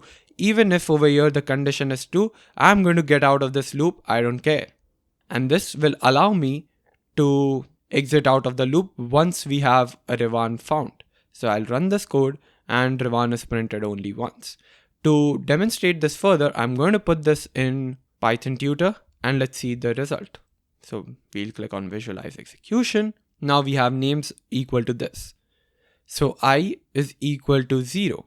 And now you see the global frame is names and it's pointing towards this list. This particular list over here. And that's a good thing that they've done this. Even when we had our list example, we could have used this Python tutor to visualize our code about how it's changing its reference to the lists. But anyways, we got a nice diagram on this over here. So to move forward, I is equal to 0, so it adds it to the global frame. Now while 0 is less than length of names, which is I guess 5, so we'll check if names at 0 is equal to Revan. So does name at 0, Revan, equal to Revan? That's indeed true. So get into the if condition as well.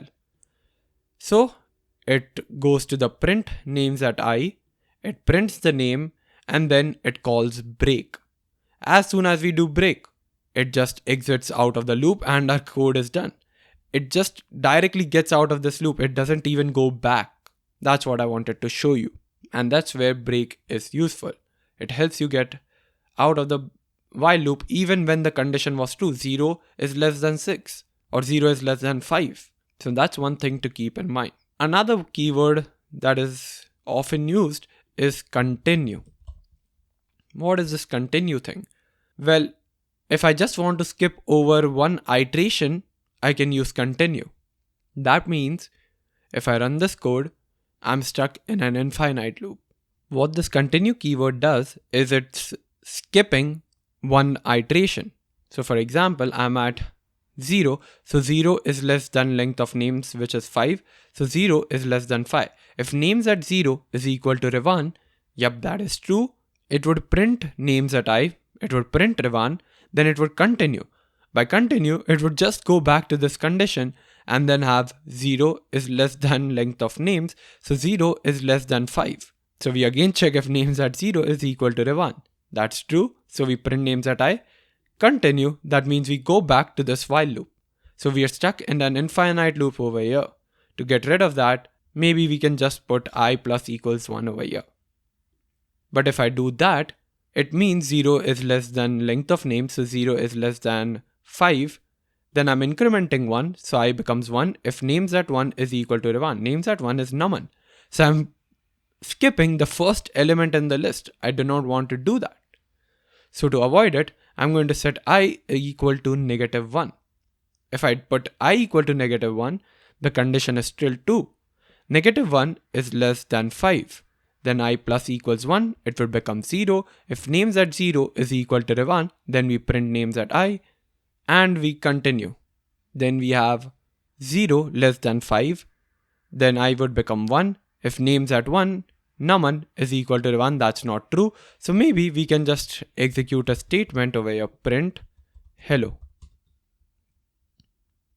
Now we can run this and this is our output. Revan, hello, hello, hello, Revan. Now I'm going to take all of this code and put it in visualizer so that it becomes much more clearer. We can click on visualize execution and let's start from the beginning. Names list is created, I is equal to -1, -1 is less than 5, so we get into the while loop.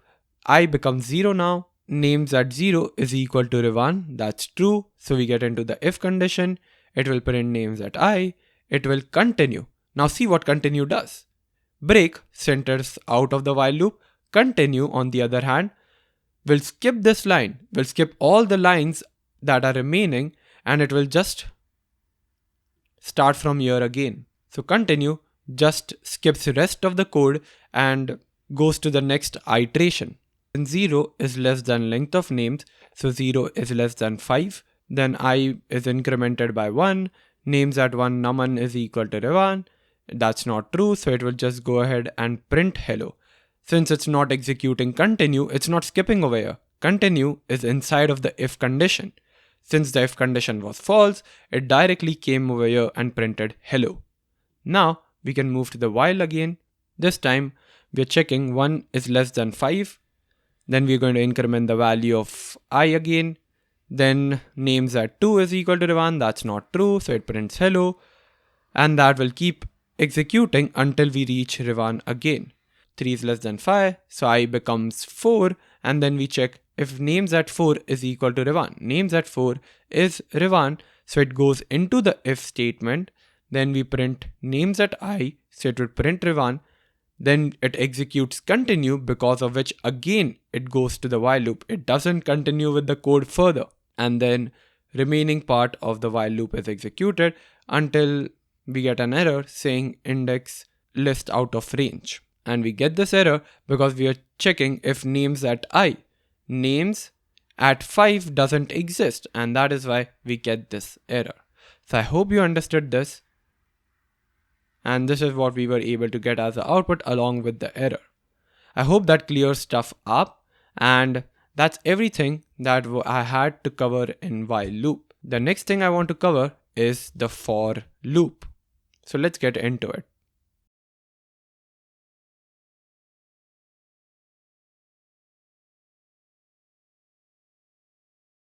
Before getting into the for loop, there's one important function we should know that is often used with for loop. It is the range function. The range function returns a sequence of numbers. This is how the general form of range looks like. First, you need to pass in a starting value, then you need to pass in a stopping or ending value, and finally you need to pass in a step size.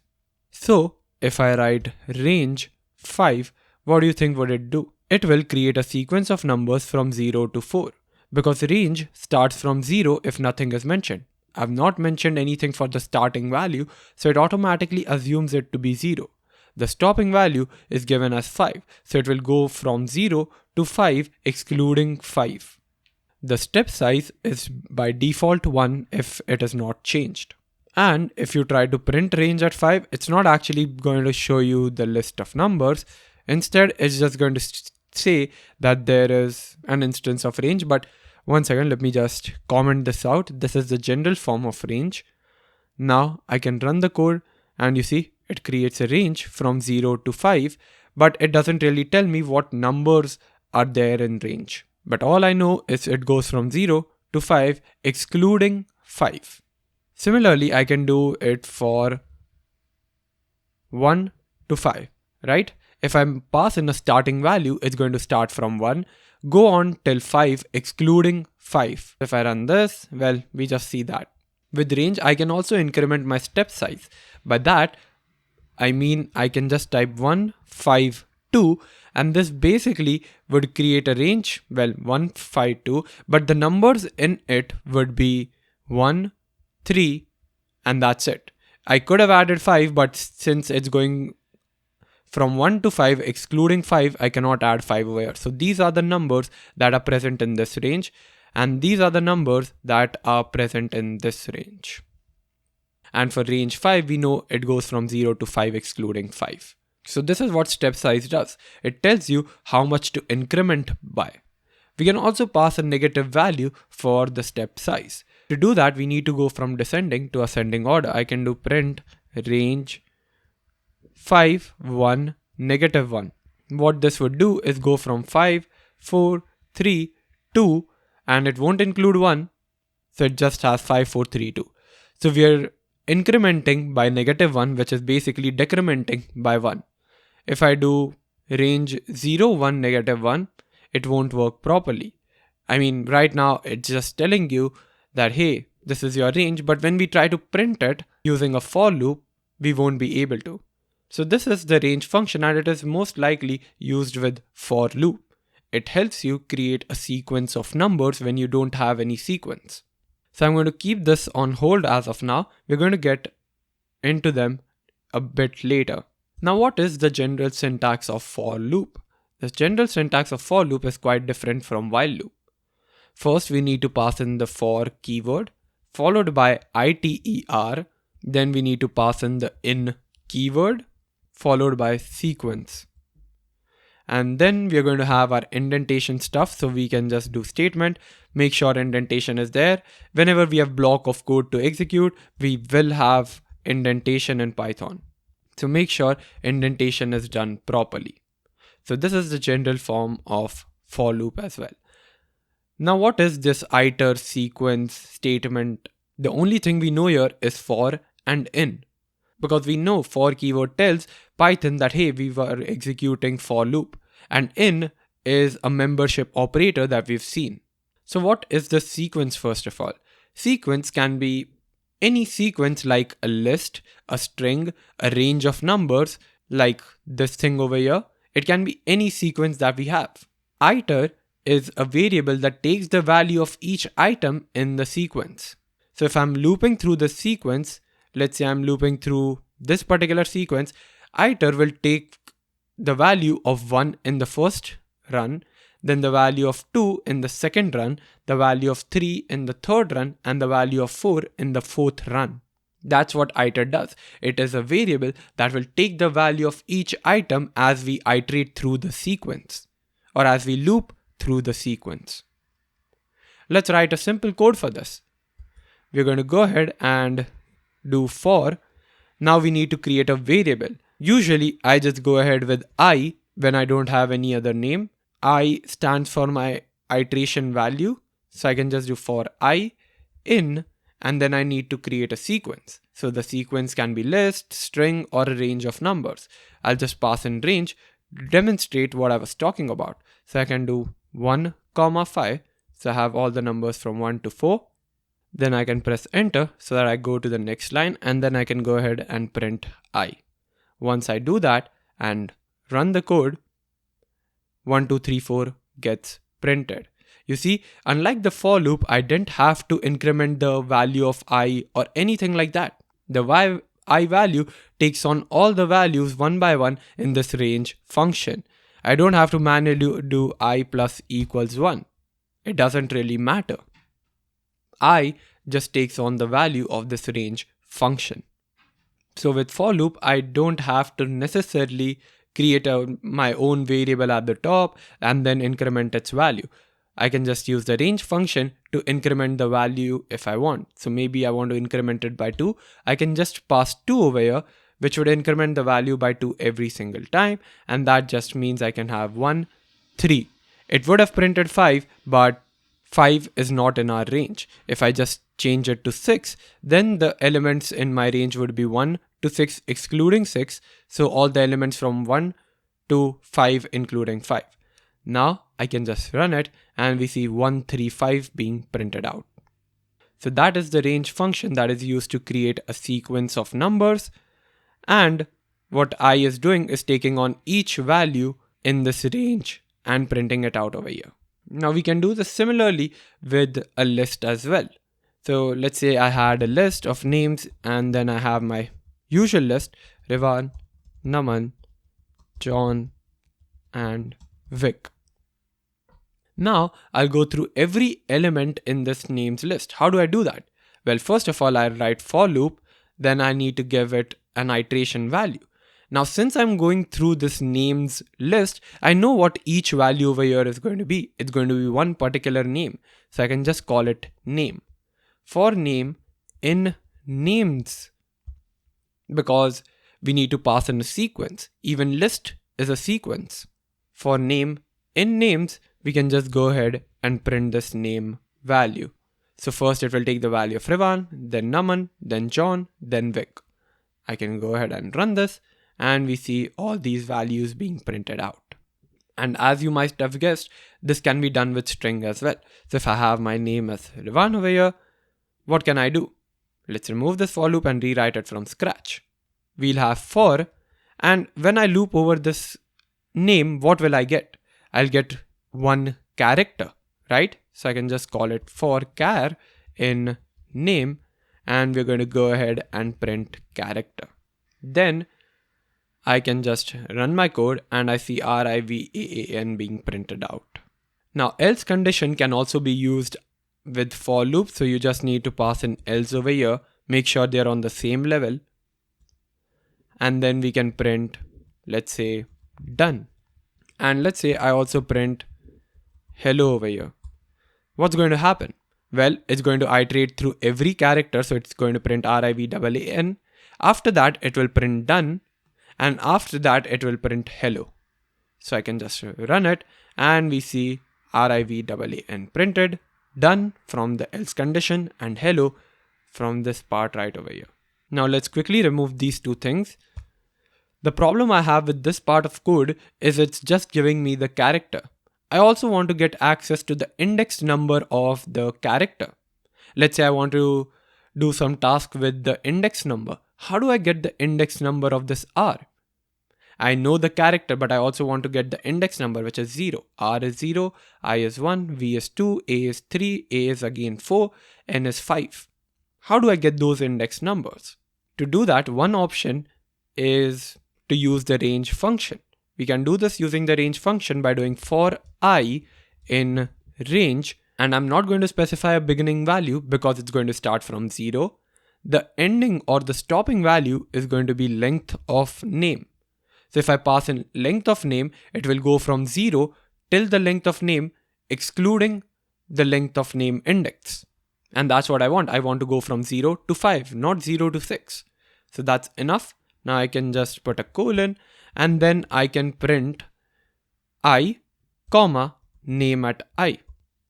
Name at I would give me access to one particular character, right? It would give me R, and I would give me access to 0. So 0, comma R. Then 1, comma I. That's what it will do. Now if I run it, I do see the correct thing. But this is kind of a long way. Is there a shorter way to do this? Absolutely. We can just remove this and use the enumerate function that's given by Python.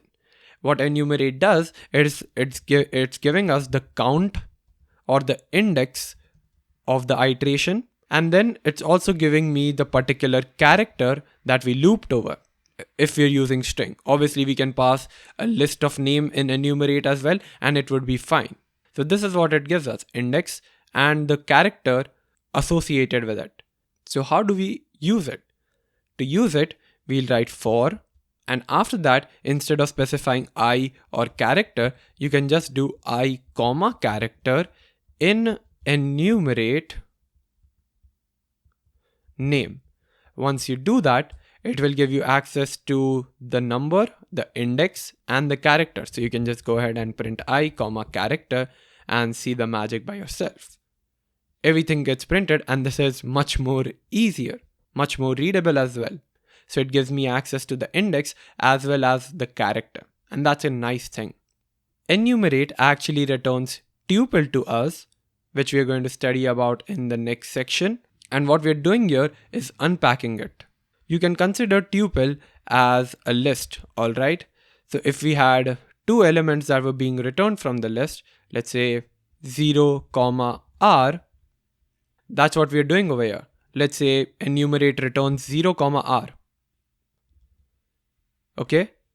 So what are we doing over here? We're extracting I, so 0 is associated with I, character is associated with R, and then we print I, comma, R.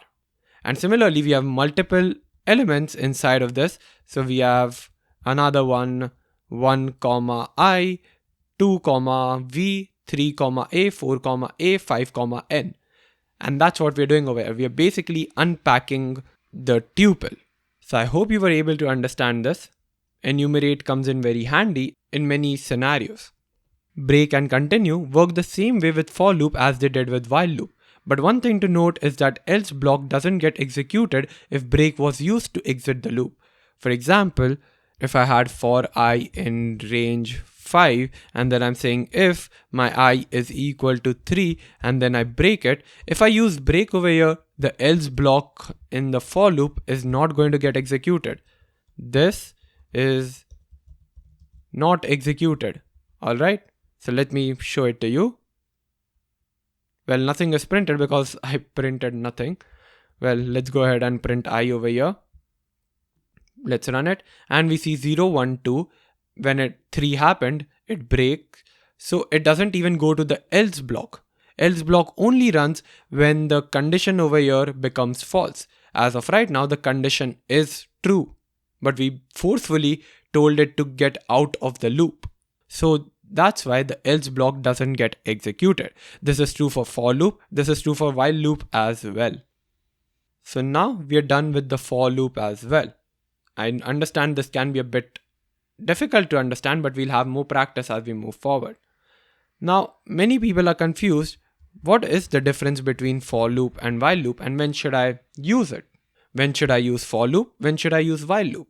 A major point of difference is for loops are used when we know the number of elements we need to loop over.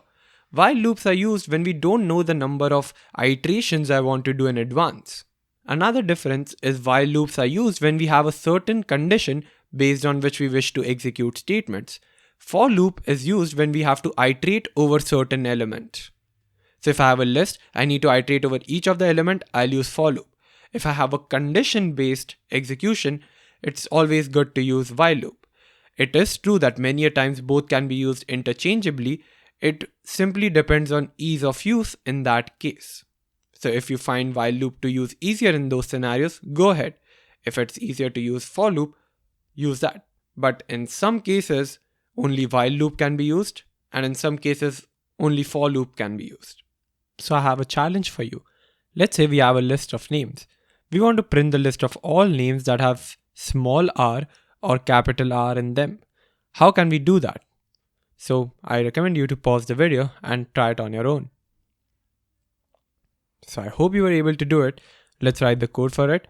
So we have a names list. Let's say it has Revan, Naman, our usual John, and Vic is present. Now what do I have to do?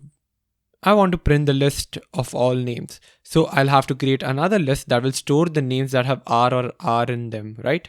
So I can just do names with R is equal to an empty list. Initially it's going to be empty, but later on we're going to find names that have capital or small r in them. Now the next thing I want to do is loop over all the names so that I can find all the elements that have r in them. To do that, I'm going to do for name in names, something we've already seen. And after that, what do I have to do? Well, I'm iterating over each of the elements. Now I just want to see if they begin with r.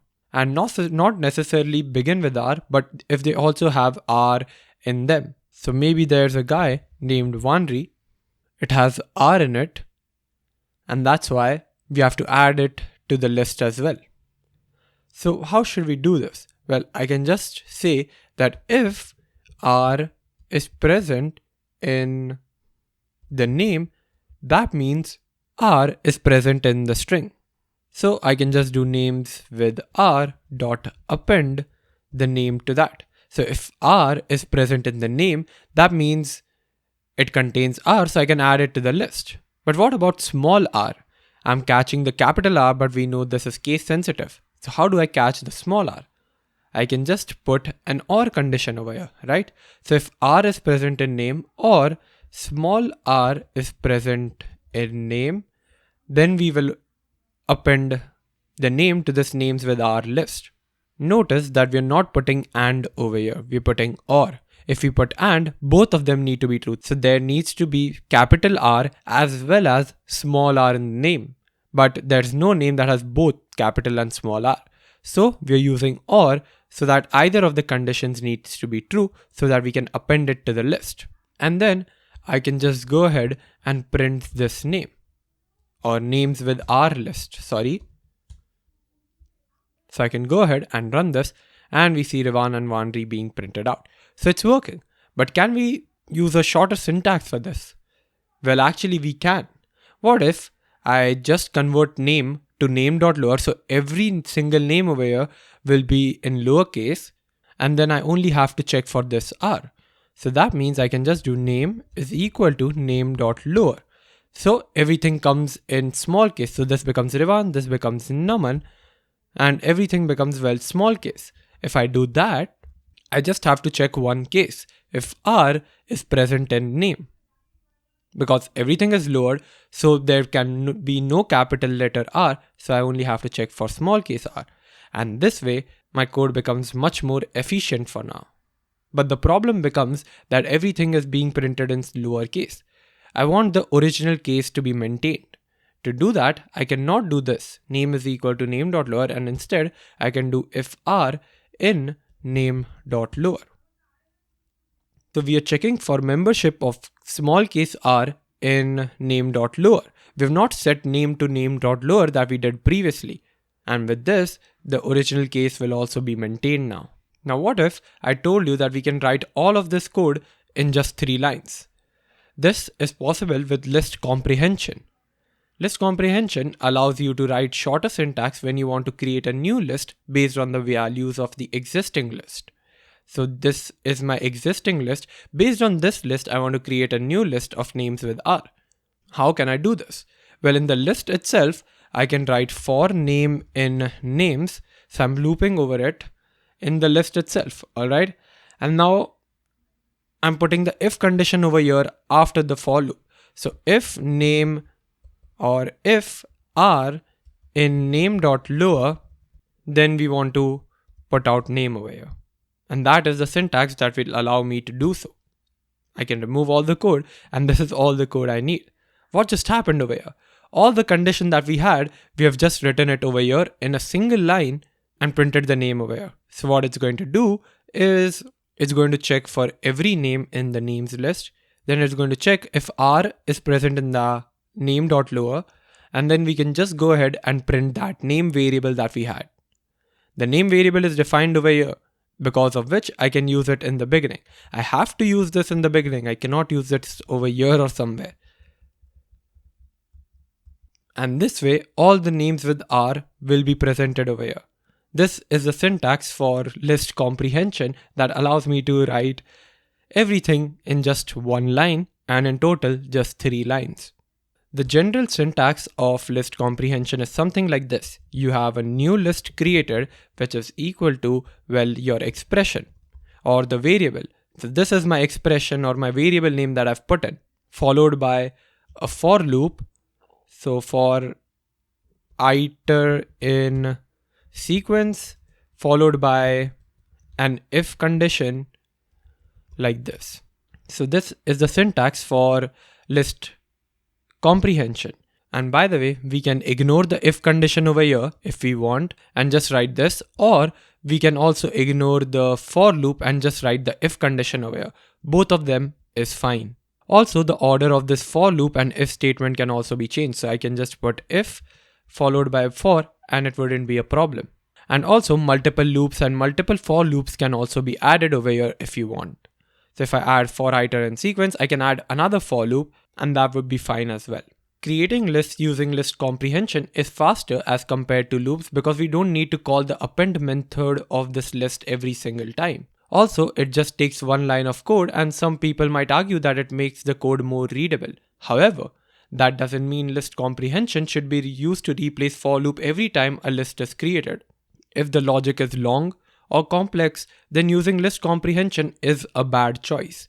The list comprehension code will become less readable once that happens, and you won't be able to add comments to explain what's going on. Because if you add a comment over here trying to explain, rest of the line becomes a comment. So you'll have to create a comment over here to explain it, and if the complex becomes more complex than this, well, it can be a bit difficult to understand it and also write the comment for it. So don't worry too much about list comprehension if you don't get a good feel about it. Just understand it and know that it exists so that you can look up the syntax whenever you wish to write something in terms of list comprehension. And that wraps up our loops topic as well. Now the next topic that we're going to get into is tuples. But since loop can be a difficult topic, let's do another exercise. So in this exercise, I'm not going to give you any prompt. What I'm going to do is directly show you the output of the program, and you have to write the code for it on your own and make sure it's exactly the same. So first we have question 0. What is the capital of France? And we have to type our answer over here. What is the capital of France? I'll write Paris. And if I hit enter, it says correct because Paris is the capital of France. Now, another question comes up. What is the largest planet in our solar system? I'm going to say Jupiter. And you see, I've put it all in lowercase. And even if I put R like this and hit enter, it says correct. So that's another hint that you have. You need to allow all cases to be passed over here. The answer should be right no matter how the user types it. The last one is who painted the Mona Lisa. Now I'm just going to type an incorrect answer for this and then hit enter and it says incorrect. The correct answer is Leonardo da Vinci. And then it says me my final score is 2 out of 3. So you only need to pass like 3 questions. If you want to go for more, go ahead. And at the end, it should just tell you how many questions you got right. So this is what you want to do in this exercise. So go ahead, pause the video and try it on your own. See if you're able to do it. So I hope you were able to do it. If not, no worries. Let's go over it together. So what do we need as the first thing? First, we need to get a list of questions and the answers for that questions. So first, we are going to create a variable called questions, which is equal to a list. And in this list, we are going to store our questions. So my first question is going to be, what is the capital of France? Then my next question is going to be, what is the largest planet in our solar system? And the final question, who painted the Mona Lisa? Awesome. Now that we have these questions, I'm just going to put it one below another so that we have a clarity of what our questions are. Now, what are the answers of all of these questions? First one is Paris, the second one is Jupiter, and the third one is Leonardo da Vinci.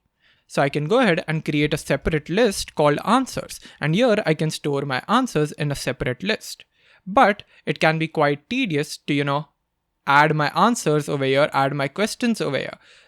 It's quite unintuitive to do so. If I want to add more questions later on, I'll have to add a question over here. I'll have to remember to add an answer over here. And if I forget to add an answer, it will just give me an error later on. And I do not want that. So what I can do is simplify this process a bit. What I can do is, instead of just having a list, we can have a list of lists. So each of these elements will be wrapped by a list as well. The first element is always going to store the question, and the second element is going to store our answer. So I'll just add Paris over here. The same thing over here. What is the largest planet in our solar system? I'll add Jupiter. Then I'll add a comma over here. Then finally, again, we'll have a list where my first is question and the second one is answer. So this is my entire questions list. And this question doesn't just contain question. It contains a question, that is the first element, and an answer. So now if I have to add another question, it's quite intuitive for me to go ahead and add another question. And I know that I need to add an answer over here as well. Better than two arrays, questions and answers, So now that I have a list of question and answers, I just need to display them on the screen. So first thing I'm going to do is run a for loop over all of these questions. And for each question, I'm going to display the first element, right? So I'll go over and loop it. I'll have for question in questions. If I do this, I'll get access to every question. Let's see it in action. I'll just print the question and run it. And we see, what is the capital of France? Paris. What is the largest planet in our solar system? Jupiter. Everything being printed out. But now I just don't need access to a list. I want to display the very first element over here. This question right over here. How do I do that? To do that, I can do simply question at 0. If I do that, I have what is the capital of France, what is the largest planet, who painted the Mona Lisa. All of the questions are showing up because essentially we are having a list. And in that list, we are accessing the 0th element, which is this question. Awesome. So now that we have this, let's design this a little bit. In our original output, we saw that we need to write it in a format as question 0 colon, and then we write our particular question, and then we ask for the user input, right? So let's go ahead and do this. So in my print, I'm just going to convert this into a string, and it's actually going to be an if string because I need to put my particular question in here. I also need to put in question 0 or question 1, depending on what question number I'm on. And then I'm going to type question, and then I need the question number. So what question am I on? 0, 1, or 2? To get that, I cannot simply just get that. I have to use the enumerate function, if you remember. So I'll just wrap my questions with enumerate. What enumerate does is it gives me the particular array, and it also gives me the index number. So it will give me 0 for here, 1 for this, and 2 for this. So I'll have question number, comma, question.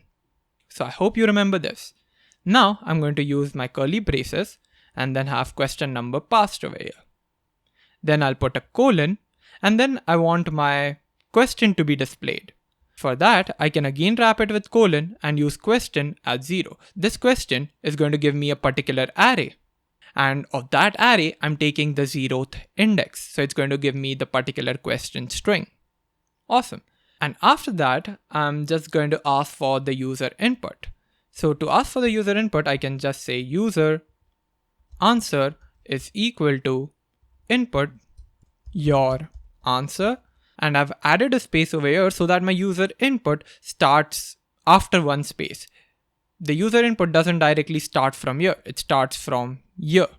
This looks a bit neater. But if you want, you can just add this. It's no problem. It's just the way I want to design my program. Awesome. Now let's go ahead and try this. I'll run it and it says question 0. What is the capital of France? Your answer, Paris. Then it says question 1. What is the largest planet in our solar system? Your answer, Jupiter. Question 2. Who painted the Mona Lisa? Leo. And then it doesn't say anything. And that's because it's not registering what's right or wrong. It doesn't know what the score is. So we need to implement all of that. Let's do that one by one. First, I want to implement correctness. I want to tell the user if the question was right or wrong. So now, how do I check if the user answer is correct or not?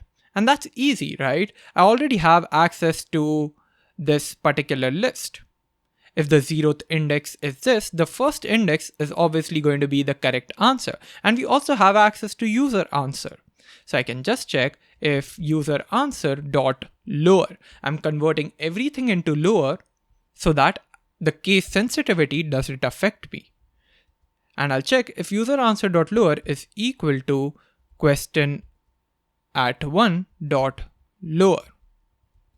If both of them are equal, then we want to print correct. And if it's not true, then it's incorrect. So we'll just say print incorrect. And then we also want to tell the user what the correct answer is. So we'll just type the correct answer is, we'll put a comma, and then we'll say question at 1. Because question at 1 is the correct answer. So just to explain this logic to you again, if user answer dot lower is equal to question 1 dot lower, which is this part, then it means both of them are correct, and we're doing lower just to check for case sensitivity. And if they're not equal to each other, then we want to say incorrect and show the correct answer. Now, if I do it, capital of France, I'll type Paris. It says correct. Largest planet, I'll write Jupiter like this, correct. Who painted the Mona Lisa? I'll type Leo, and that's incorrect because I didn't type in the proper name, Leonardo da Vinci. So correct and incorrect mechanism works now. But what about the score? How do I tell the user about the correct score? And to do that, I need to think how to do that. When is our score incremented? Anytime the user's answer is correct, right? So what I need to do is create a variable at the top outside of the for loop. If I create it inside of the score for loop, it's going to be a problem, because if I created a score is equal to 0 over here, what would happen? A for loop is run, score is equal to 0 is run. I can go ahead and implement score plus equals 1, because every time the user's answer is correct, it will be incremented by 1. Then again, we come over here for the next iteration. When our largest planet question is given up, again our score will be initialized to 0. We do not want that. And that's why we'll be creating it outside of the for loop. So if we create it outside of the for loop, it's not going to be recreated every time we are on a new iteration of for loop. So score is equal to 0. And if it's the correct answer, it is incremented by 1. Then we come over here, it's again incremented by 1. So the original state of score will stay. And that is the solution for implementing score. We just create a variable on top, and every single time the answer is correct, we increment it by 1. Now, finally, I just want to print your final score is score. Then I'll say out of length of questions, right? So my final score is whatever the score I get out of how many questions I had. I had 3 questions. So my score is, let's say, 0 out of 3. And the reason I've passed length of questions instead of a value 3 over here is because if I decided to add more questions to this list, it's not going to be 3 questions, it's going to be 4 questions. And my entire program will shape on that. So if I just do length of questions and add a new question, it will correctly know that there were 4 questions. So I can add as many questions as I want later on. I just have to change this part to add more questions. None of my program changes. And that is an example of good code. I don't have to change my program every single time I add a new question. This is a program. Let's run it and see if it works. What is the capital of France? Paris. Correct. Jupiter. Correct. Leo. And it says incorrect. Your final score is 2 out of 3. Now, if you want to go ahead and make this cleaner, what you can do is add a \n over here.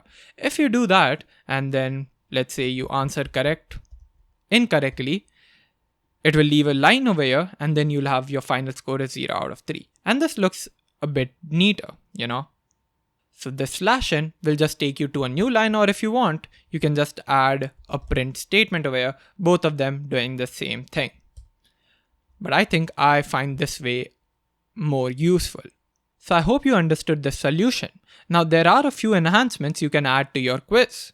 For example, you can provide a feedback on incorrect answer. For example, if you want to add any hint or explanation, you can add that. Right now, we're just displaying the correct answer is this and moving to the next question, but maybe you want to add a particular hint or an explanation of why your answer is the correct answer. You can implement that.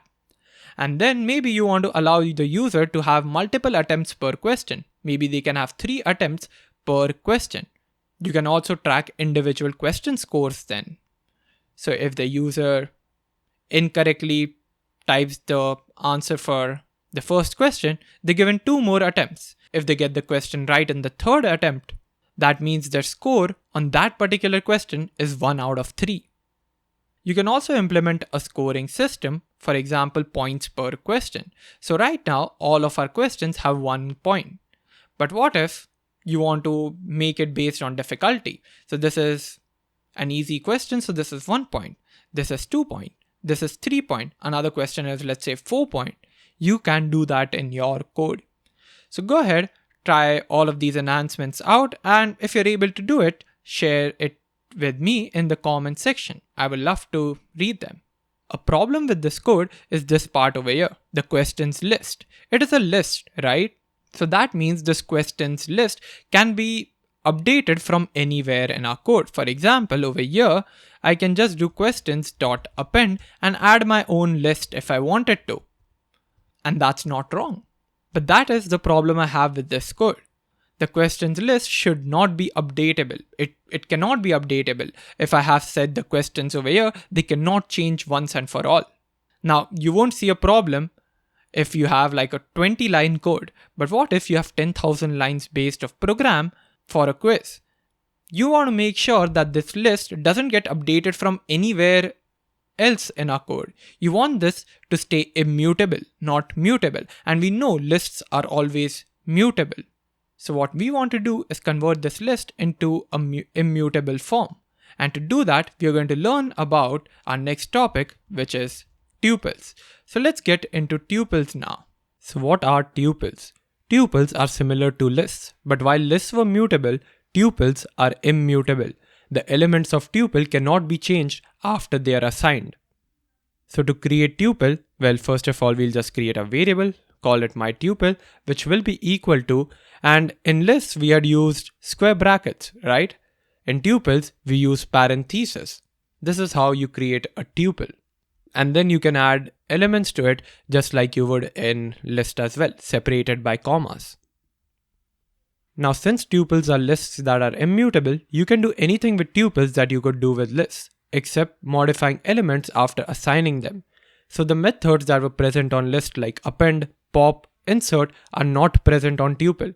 So if you just go ahead and try to do my tuple dot, well, insert, that doesn't even exist. Or my tuple dot append, that doesn't exist. My tuple dot add, nope.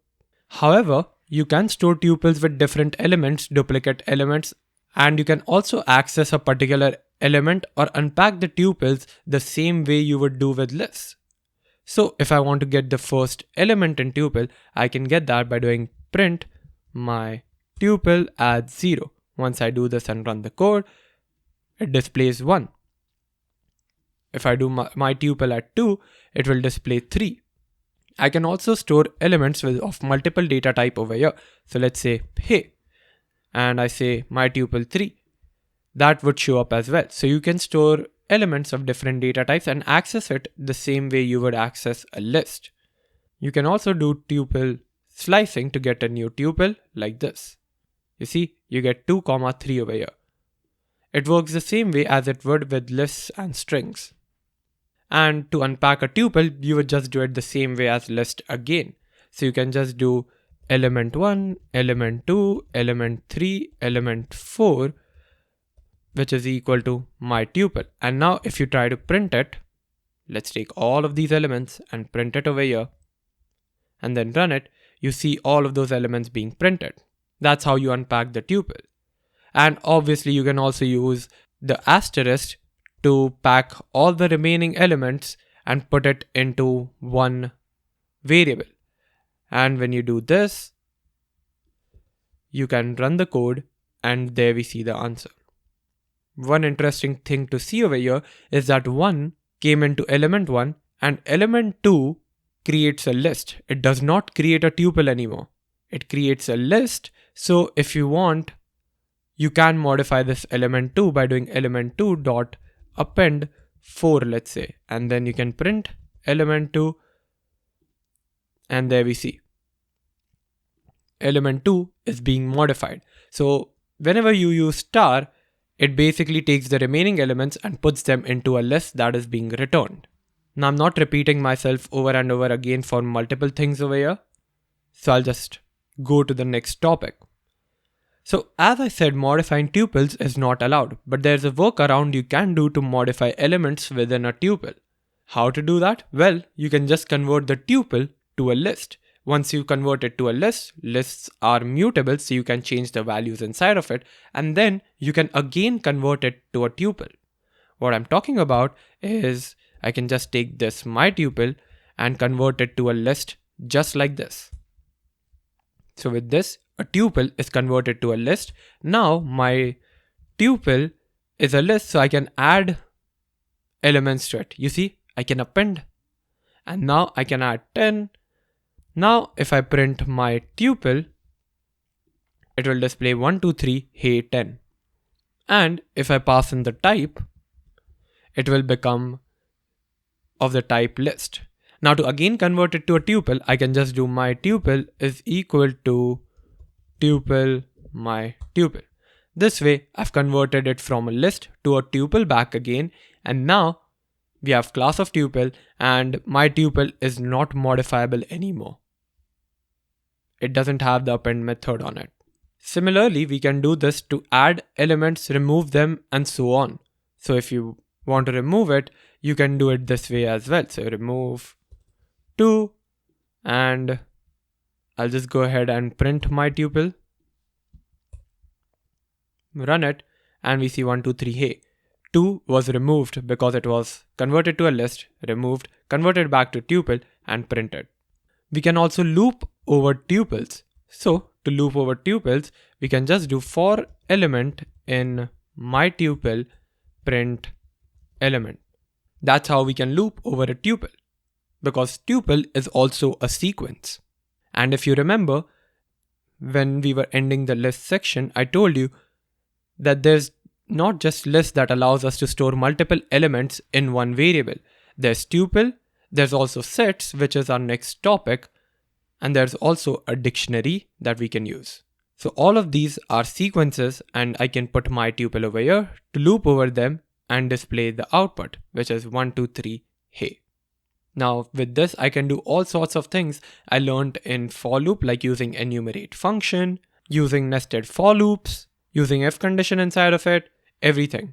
Now I told that tuples do not have any modifiable methods on them. So what methods are present on tuple? To know that, I can just use the variable my tuple dot, and you see it only gives us 2 options, index and count. Rest of the options are also present, but anything that starts with underscore underscore can be ignored as of now. We'll get to it when we learn about classes and methods. So first of all, we have index, and now we've learned what an index would do, and we've seen an example of this in string or list. So in index, we need to pass in an input, and this input should be, let's say, hey. This will help me find the index of hey in my tuple. So if I just do this, run it, I see 3 being printed out because hey is present at index 3. I can even do 1 over here. And when I do that, it prints 0 because 1 is present at the index 0. Then the other method that we have is count. What is count for? Well, again in count, you have to pass a value, but count counts how many elements are present in the tuple. So how many ones are present in this tuple? So let's run it, and it says 1. 1 is present only once in this tuple. That's why. I can also do this, run it, and it displays 5 because there are 5 ones present in my tuple. So these are the 2 methods, and I've rushed through quickly over tuples because tuples might have its own use case, but most of the times lists are able to do it. So tuples are just there so that you can not modify your list. So lists are converted to tuples so that you're not able to modify it, and that's their main use case, at least from what I've seen in code. So that marks the end of tuples topic as well. And the next topic that we're going to get into is sets. Sets are another way to store multiple elements in Python. So it is in the same category as lists and tuples. But while lists and tuples allow us to put duplicate elements, sets don't allow that. You can have elements of different data type in a set, but you cannot have 2 same elements in a set. So if I create a list called mylist and set it equal to 1, 2, 3, 4, 2, I'm able to do that. So I'll go ahead and print my list, and it will correctly display all the elements. However, if I do the same thing with a set, so to create a set, I first have to declare a variable name and set it equal to a curly bracket. And inside of that, I need to specify elements. If I just do this, it will not be a set. This is not an empty set. This is a dictionary. To prove it to you, I'm just going to go ahead and print the type of my set and run it. And you'll see that this is not a set. It is a dictionary that we're going to learn about in the next topic. So don't do this. This is not creating a set. If you put elements inside of it, then yeah, this becomes a set. However, if it's just empty, it's a dictionary. So yeah, we go ahead and pass 1, 2, 3, 4, 2 again. And now I'm going to print my set and run it, and we see only 1, 2, 3, 4 is being displayed because 2 appeared 2 times in this set, and set only allows us to have unique elements. So it just removed it from our set. Another way to create a set is just to go ahead and call set like this. So with this, I've created an empty set, and if I want, I can just pass in my list to it so that I can convert the list to a set. And once I do that, I can go ahead and print my set again. And I'm going to comment these 2 lines so that you know that this thing is only working, this isn't. Now I'll rerun, and we see 1, 2, 3, 4 being printed out. Another difference between lists and sets is that lists are ordered, meaning the order in which elements were put mattered. So to get an element at index 0 at index 1, I could get it because they were in proper order. In sets, the order doesn't matter. It's unordered. You cannot be sure in which order elements will appear in a set. To prove it to you, let's say I have another thing over here called /n. Alright? This is an escape sequence that we learned about that basically creates a new line. Now I'm going to print my set. You see, /n goes to the end. It's no longer in the first position. The order is maintained in the list, however, but in set, that's not done. So because of this, we cannot get access to an element from their index by doing what we did with the list. So if I just try to do my set 0 and run it, it will give me an error saying type error, set object is not subscriptable, meaning I cannot put square brackets and pass in an index in a set because it doesn't keep track of the indexes. So to access an element, we can just loop over this entire set. To loop over the set, we already know how to do that. We can just do for num in my set. I'm able to do this because my set is a sequence. And now I can go ahead and print num, and there we go. I'm able to see 1, 2, 3, 4, and there's a gap over here because we have /n over here. Nice. Another thing to note is that sets are mutable. You can always add, update, and remove items from the set. But update is not by the usual list way of updating an element. For each of them, a method is created, and we're going to dive into that right now. So how do I add an element to the set? To add it, I can do mySet.add, and that would allow me to add an element. Now I can pass in anything I want here. True, false, /n, number. I'll just go ahead and add 4.2, and then I'll print my set.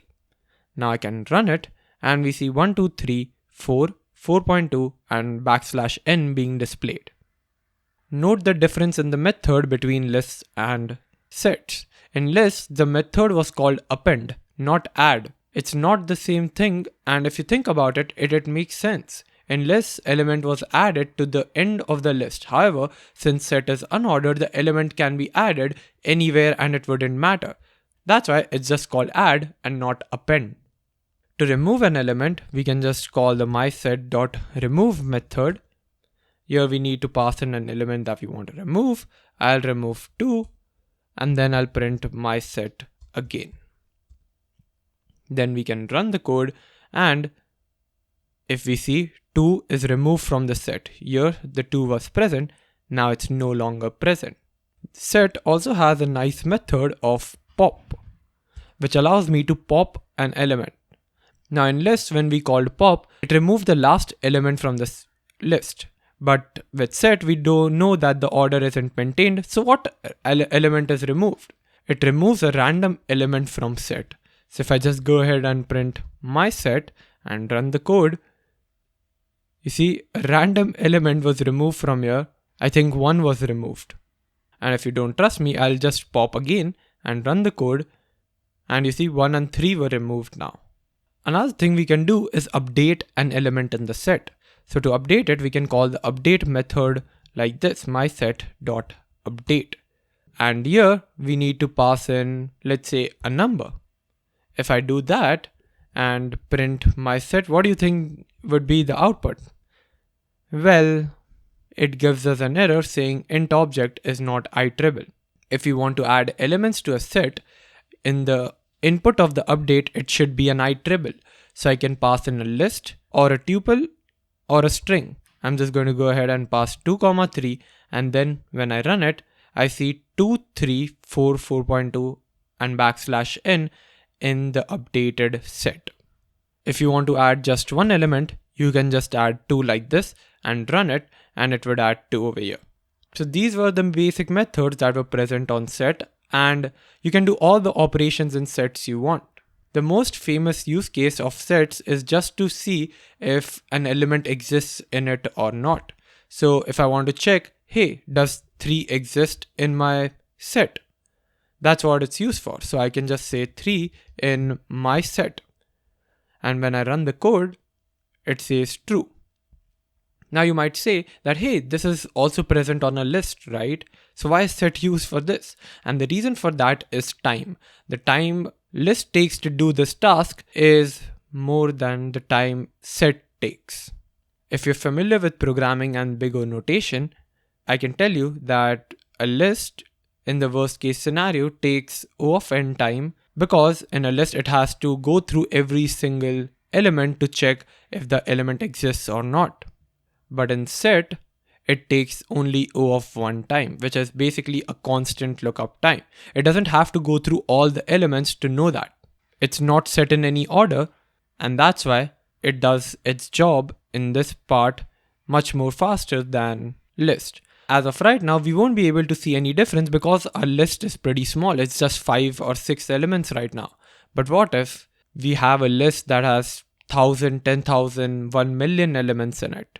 That's when it makes the difference. Sets can be doing the job in, let's say, 1 millisecond, and list will take 1 million milliseconds to do that.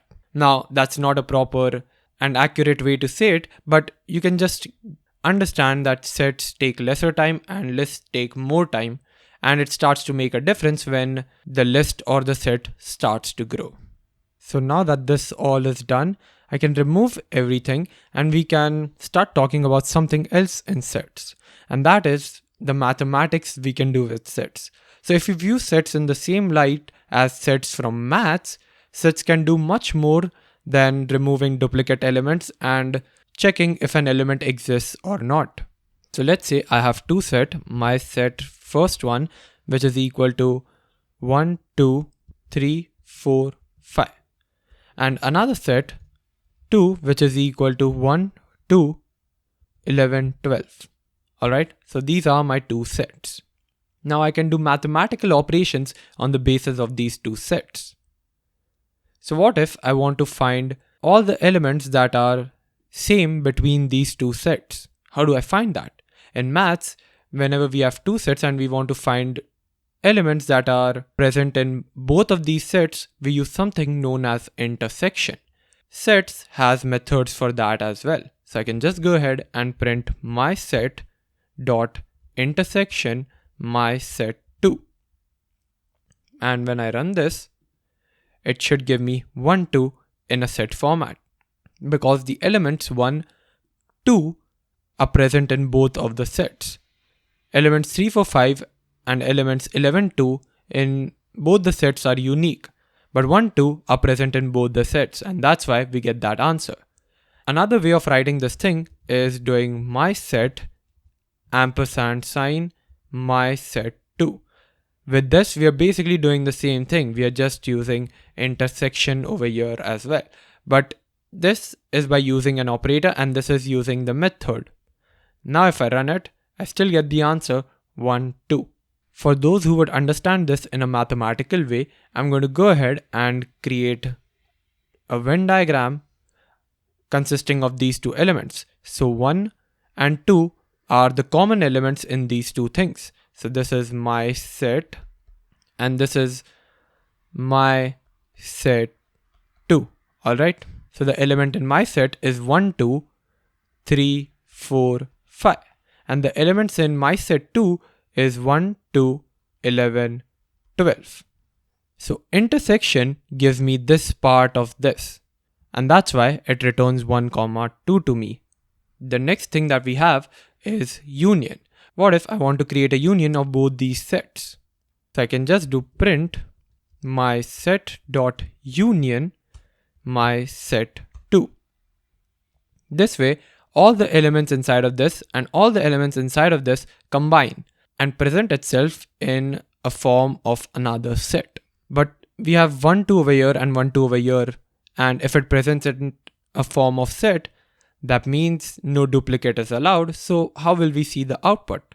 Well, if we just run it, we'll see that it removes the duplicates between them and only keeps all the elements that appear once. So we have 1, 2, 3, 4, 5, but again 1 is present, so it's not going to add that. 2, it's not present, it's not adding that. 11, 12. And that's what we get as the output. In terms of a Venn diagram, union is this entire thing. The intersection part over here is just taken once.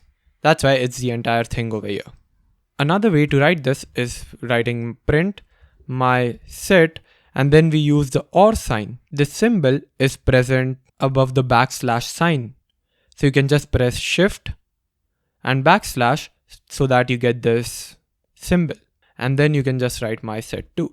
So with this, we have a union that's done. Both of these mean the same thing. This is a method, but this is an operator.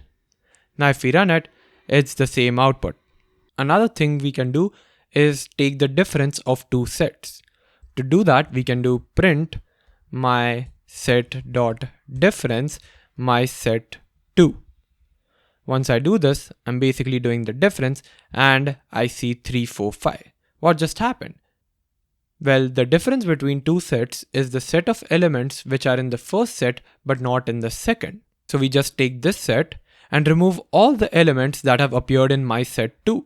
So since 1 and 2 have appeared in my set 2, we'll just remove this and the answer of it would be 3, 4, 5. If we reverse the thing, if we do my set 2 dot difference of my set, what do you think the output would be? Well, the output would be 11, 12 because we take elements of the first set, my set 2 is the first set, and remove all the elements that have existed in my set, which is 1, 2. So it only gives me 11, 12. And once I do that, it does give me only 11, 12. To write this in terms of operator, we can just use the subtract sign. So we can just do my set 2 minus my set, run it, and we'll be able to see 11, 12. So needless to say, the order matters in this case. So in terms of Venn diagram, if I had my set minus my set 2, the difference would be this particular part, right? We're not including the intersection. We're not including any elements of my set 2. We're just going to use all the elements that are in this part. And if we had my set 2 minus my set, then we're just taking this part. And this is why we only got 11, 12. We are ignoring the intersection. Another thing we had is symmetric difference, which we can do using this. So we can do my set dot symmetric difference of my set 2. When I do this, what do you think the output would be? Let's run it and we see the output is 3, 4, 5, 11, 12. Why? Because the symmetric difference of two sets is the set of elements which are in either set but not in both. So it ignores the intersection completely and adds the surrounding elements. So when I did my set dot symmetric difference my set 2, it took 3, 4, 5, it took 11, 12, and it completely ignored this intersection part. I'm not really aware of what operator is being used for this. I couldn't find it when I tried to search it online. So these were all the operations you could do. Now, if you want to check if one set is a subset of another, or if it is a superset of another, you can do that as well. So we can just do print my set dot is subset of my set 2. It will return true if my set is a subset of my set 2. My set being a subset of my set 2 basically means that my set 2 has the elements my set has, but along with that, it also has other elements. So in a way, my set 2 contains my set. It doesn't really contain, but it contains all the elements my set would contain. That's what subset means. So if I just take this and run it, it returns true because my set is a subset of my set 2 with such elements. But if I just remove it and keep this, it will return false because right now my set has elements 1, 2, 3, 4, 5. My set 2 doesn't even have that. So how is it a subset? And superset is the opposite of this. So if I do my set dot is superset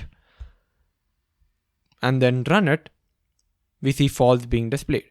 Superset means that my set contains the elements my set 2 does. So if I just remove 11, 12, here in this scenario, my set is a superset of my set 2. So if I run it, it returns true because 1, 2 is present in my set along with other elements. In terms of Venn diagram, this is what it would look like. So this is not the Venn diagram we draw when we have subsets or supersets. Let's say this is our circle, and let's say my elements for my set 2 are 1, 2 now. So this is what my set 2 would be. This is my set 2 and it has elements 1, 2. And the bigger circle, the outer circle, is my set and it has elements 3, 4, 5 over here. 1, 2 is not added because 1, 2 is already present in the circle, which is in my set 2. So the circle falls within my set. So in terms of Venn diagram, this is how it's shown. And if you want to check if there is no common element between my set and my set 2, we can just check if they are disjoint set. So if we just type is disjoint and run the code, we'll get false because 1, 2 are recurring between these two sets. So they cannot be disjoint. They have two common elements between them.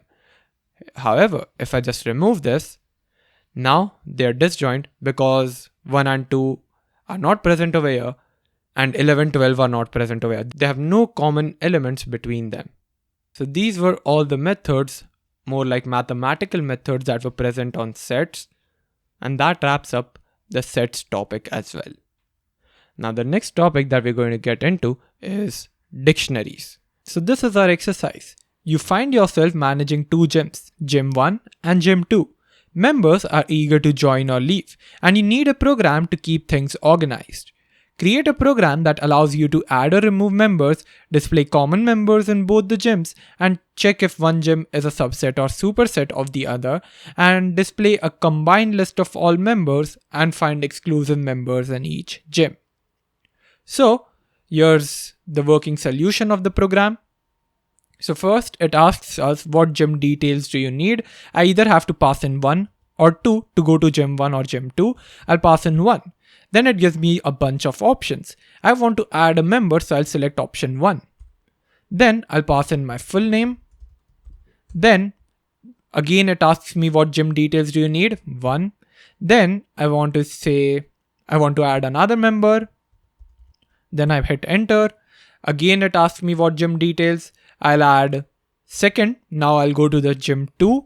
And here I'm going to say I want to add a member. And the member's name is this. Now again it asks me what gym details do you need. I'm going to say gym 1. And then I'm going to say I want to display all the members of both the gym. So when I put in 6, it says Sonal Ranawat, Naman Ranawat and Rivan Ranawat. All the members I've added in both the gyms till now. Similarly, if I try to find exclusive members of this gym, so first I will pass in gym 1 and then I'll pass in gym 7. You see, exclusive members of gym 1 are Naman Ranawat and Rivan Ranawat because they don't exist in gym 2. Similarly, if I do the same for gym 2, it's going to spit out Sonal Ranawat. So this is what I want to achieve. I can also check if it is a superset or a subset. So if I pass in gym 1, then pass in option 4, it says this gym is not a subset of the other gym. So I need to implement all of this. And other than that, let's say I select gym 2 and I want to quit this program now. To quit it, I can pass in 8 or any other number. Let's say I pass in 9 and then hit enter. The program is now over. We have quitted the entire program. So this is what we want to develop. Pause the video, try it on your own and see if you're able to do it.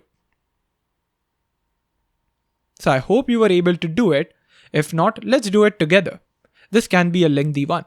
So the first thing that I want is 2 gyms, and I'm going to create a set for them because all the members have passed in their full names and all the members need to be unique. I cannot count 2 members who have the same name together. So I need to create a set for them that doesn't allow duplicate elements. So I have gym 1 equal to set and similarly gym 2 equal to set. And now I want to ask the question, what gym details do you need? So I'm going to ask gym number, where it is equal to input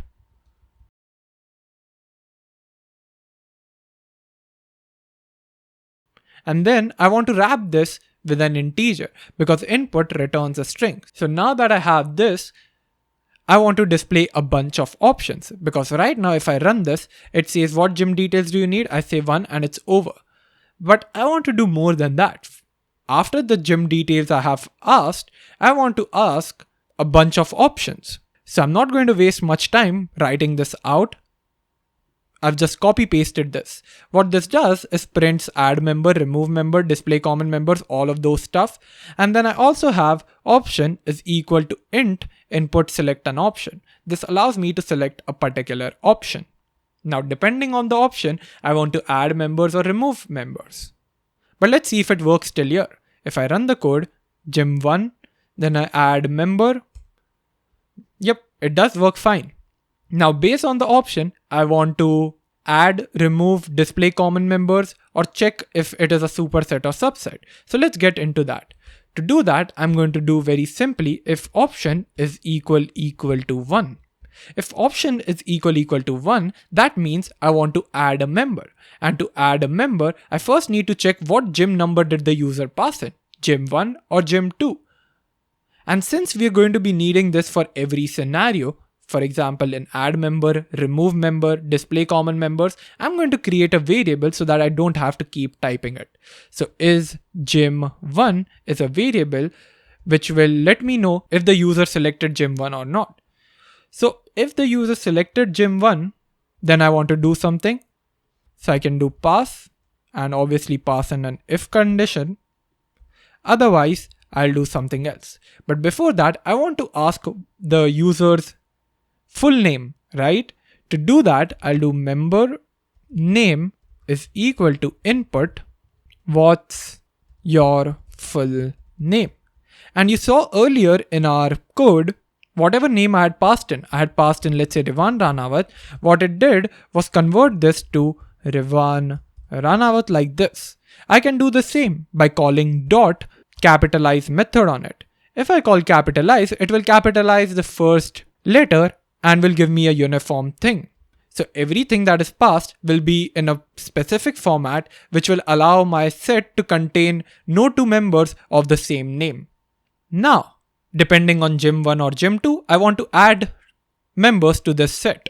So if it is gym1, I want to add to gym1 this member. So I'll pass in the member name.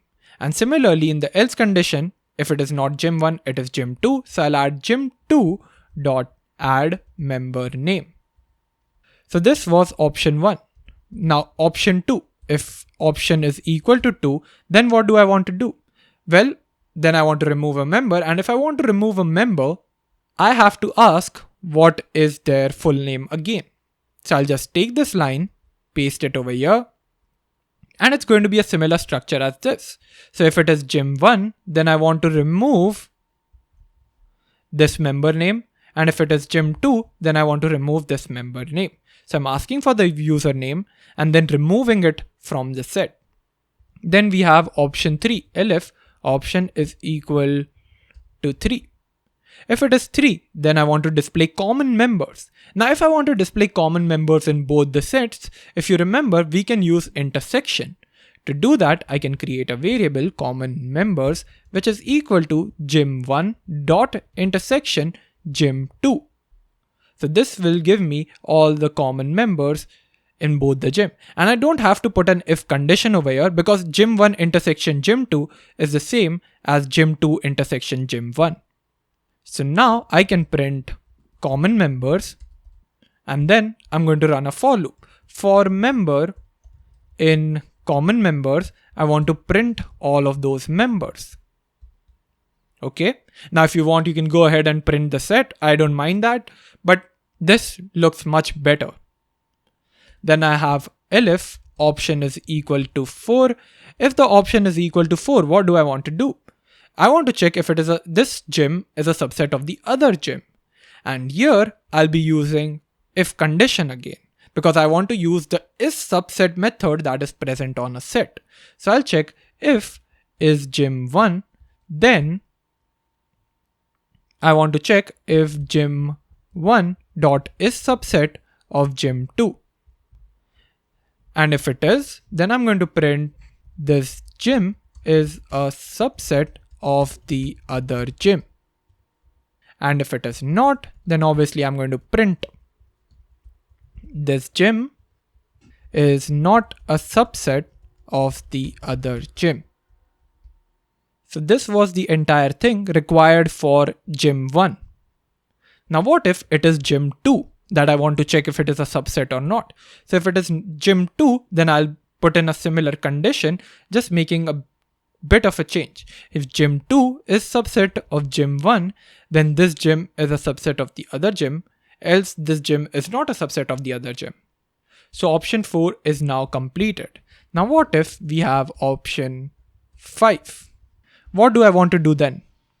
Then I want to check if this gym is a superset of the other gym. And we know how to find superset. It's quite similar to this exact thing. So I'm just going to copy this, paste it, and then replace this is subset with is superset.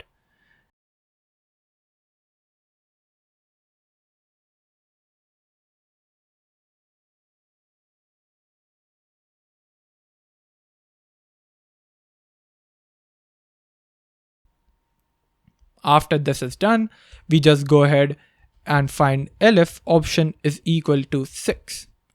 If option is 6, then what do I want to do? Well, I want to display all members of both the gyms. So to display all the members, we know what to do. Union. So we can do members is equal to gym1 dot union gym2.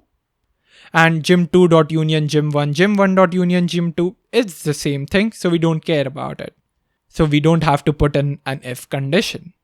Now I can say something like print all members, and then I can run a for loop for member in members print member. Once I do that, I'll be displaying all the common members, or displaying all the members, sorry. Then we have exclusive members, which is my option 7. And exclusive members means that the member exists in gym1 but not in gym2.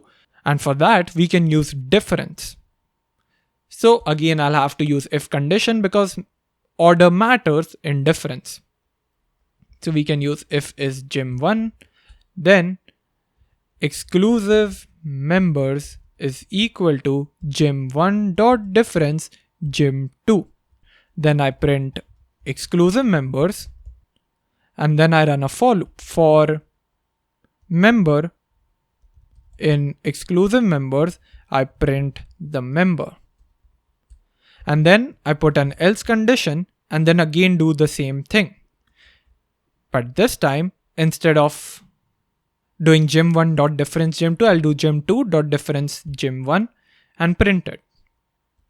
Then finally, we have option 8 or any other number. In that scenario, what I want to do is, well, quit. So to quit it, well, we are anyways quitting, right? So that's all that we need. Now, if I try to run it, I'll have what gym details you need. 1, add a member, Rivan Ranawat, and that's basically it. My program gets finished, but that's not what I want. What I want is again the set of questions to repeat. What gym details do you need? Select an option, and it should keep repeating these questions until I say 8 or any other number. And to do that, I'll have to run an infinite loop. So over here, I'm going to wrap all of this with while true, which is an infinite loop, and put all of this in the block of while loop. Once I do that, it will keep running until I press 8. And this is where I will need else condition. So if the user types in any other number like 8, 9, 0, in that scenario, I want to get out of this loop. And we know how to get out of this loop using the break keyword. This break keyword will allow me to get out of the loop. And this is an infinite loop. Keep in mind, the condition is always true. So now when I try to run this, let's say 1, Rivan Ranawat, 1, Naman Ranawat, gym2, again I'll add a member, and this time I'm going to add Naman Ranawat as well. Now I'm going to go to the gym1 and say, is this gym a subset of the other gym? Which should be false. So it should say this gym is not a subset of the other gym. Now I'll again go to gym1. I'll ask, is this gym a superset of the other gym? And that is true, right? Now I'll press gym1 and display all the common members in gym1 and gym2. It says Naman Ranawat. That is true. And then I say gym1, 7.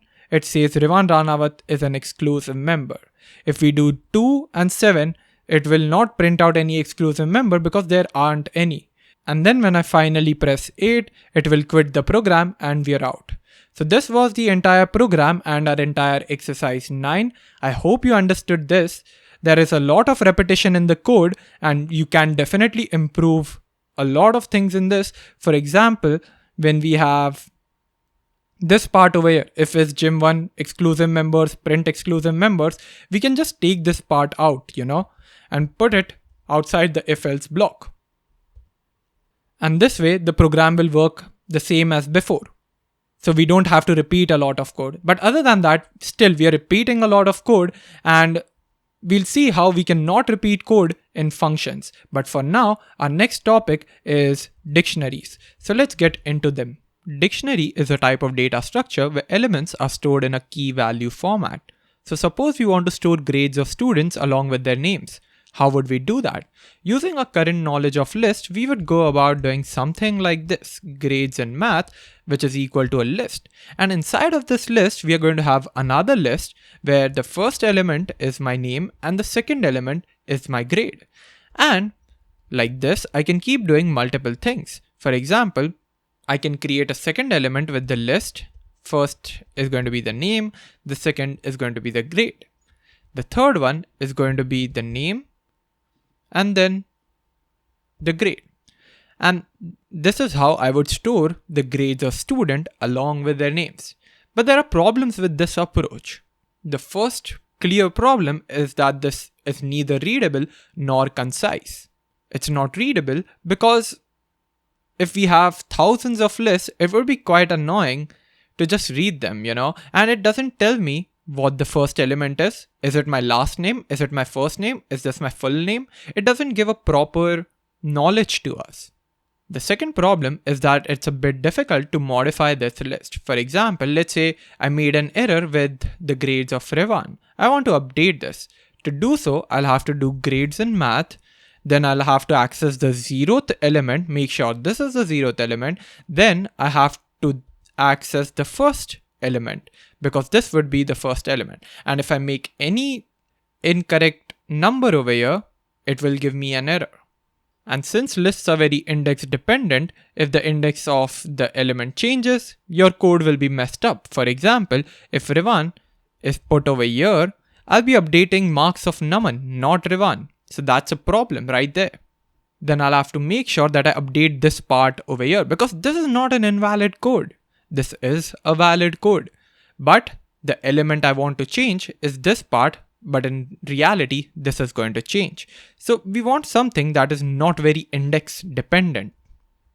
And let's say right now we are just storing grades in math. What if I want to store grades in various subjects? How would I go about updating this list? It would be really hectic. And that's why we'll be using dictionary. Dictionary will give us a key value format. By key value format, I mean we'll have a key and a value for that key. That's it. That's how easy it is. To create a dictionary, well, first let's just create our dictionary, grades in math, and I'm going to comment this line out. Then grades in math is equal to this dictionary over here. Now you might say, hey, this is a set, right? And I wouldn't blame you, but in reality, this is not a set. If you just create a variable like this and print type of grades in math and then run the program, it's going to say class dict because it's a dictionary, not a set. If you want to create a set, you need to put elements like this and then it will become a set. But if it's like this, then it's a dictionary. Now, how do I store elements in this? To store elements, I told you we need key and value. So my key is going to be Revan and my value is going to be 20. So I've put in a key Revan, then I've passed a colon 20, saying that for this key, the value is 20. Then I can put a comma and then add other elements, Naman 50. Then I can put John 75. And there we go. This is a dictionary. You can go ahead and run this and it says dictionary. The main advantage of using dictionary over lists is that these are so much more readable. This would be causing a problem, but this is such a neat and elegant solution. Now these values that we have passed, they can be of any type. And the same goes for keys. The keys can be of any type. If I wanted to store a number, I can store a number over here, but make sure that this key that we pass isn't a list. If we try to pass in a list as the key, it's going to give us an error. And it says this error is type error because it's an unhashable type list. Dictionary are also known as hash maps.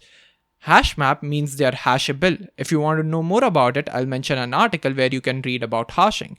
Basically, lists are not hashable, so they cannot be put into a dictionary. The reason it is not hashable is primarily because this list over here is mutable. We need to put immutable stuff over here because we don't want our key to change later on, right? We want it to be the exact same thing. And we want that because later on we'll be accessing values based on the keys. Keys are going to play a very significant part. So if I go ahead and pass, let's say, a tuple and then run it, you see, it still says dictionary and we get no error. And that's because a tuple is an immutable list.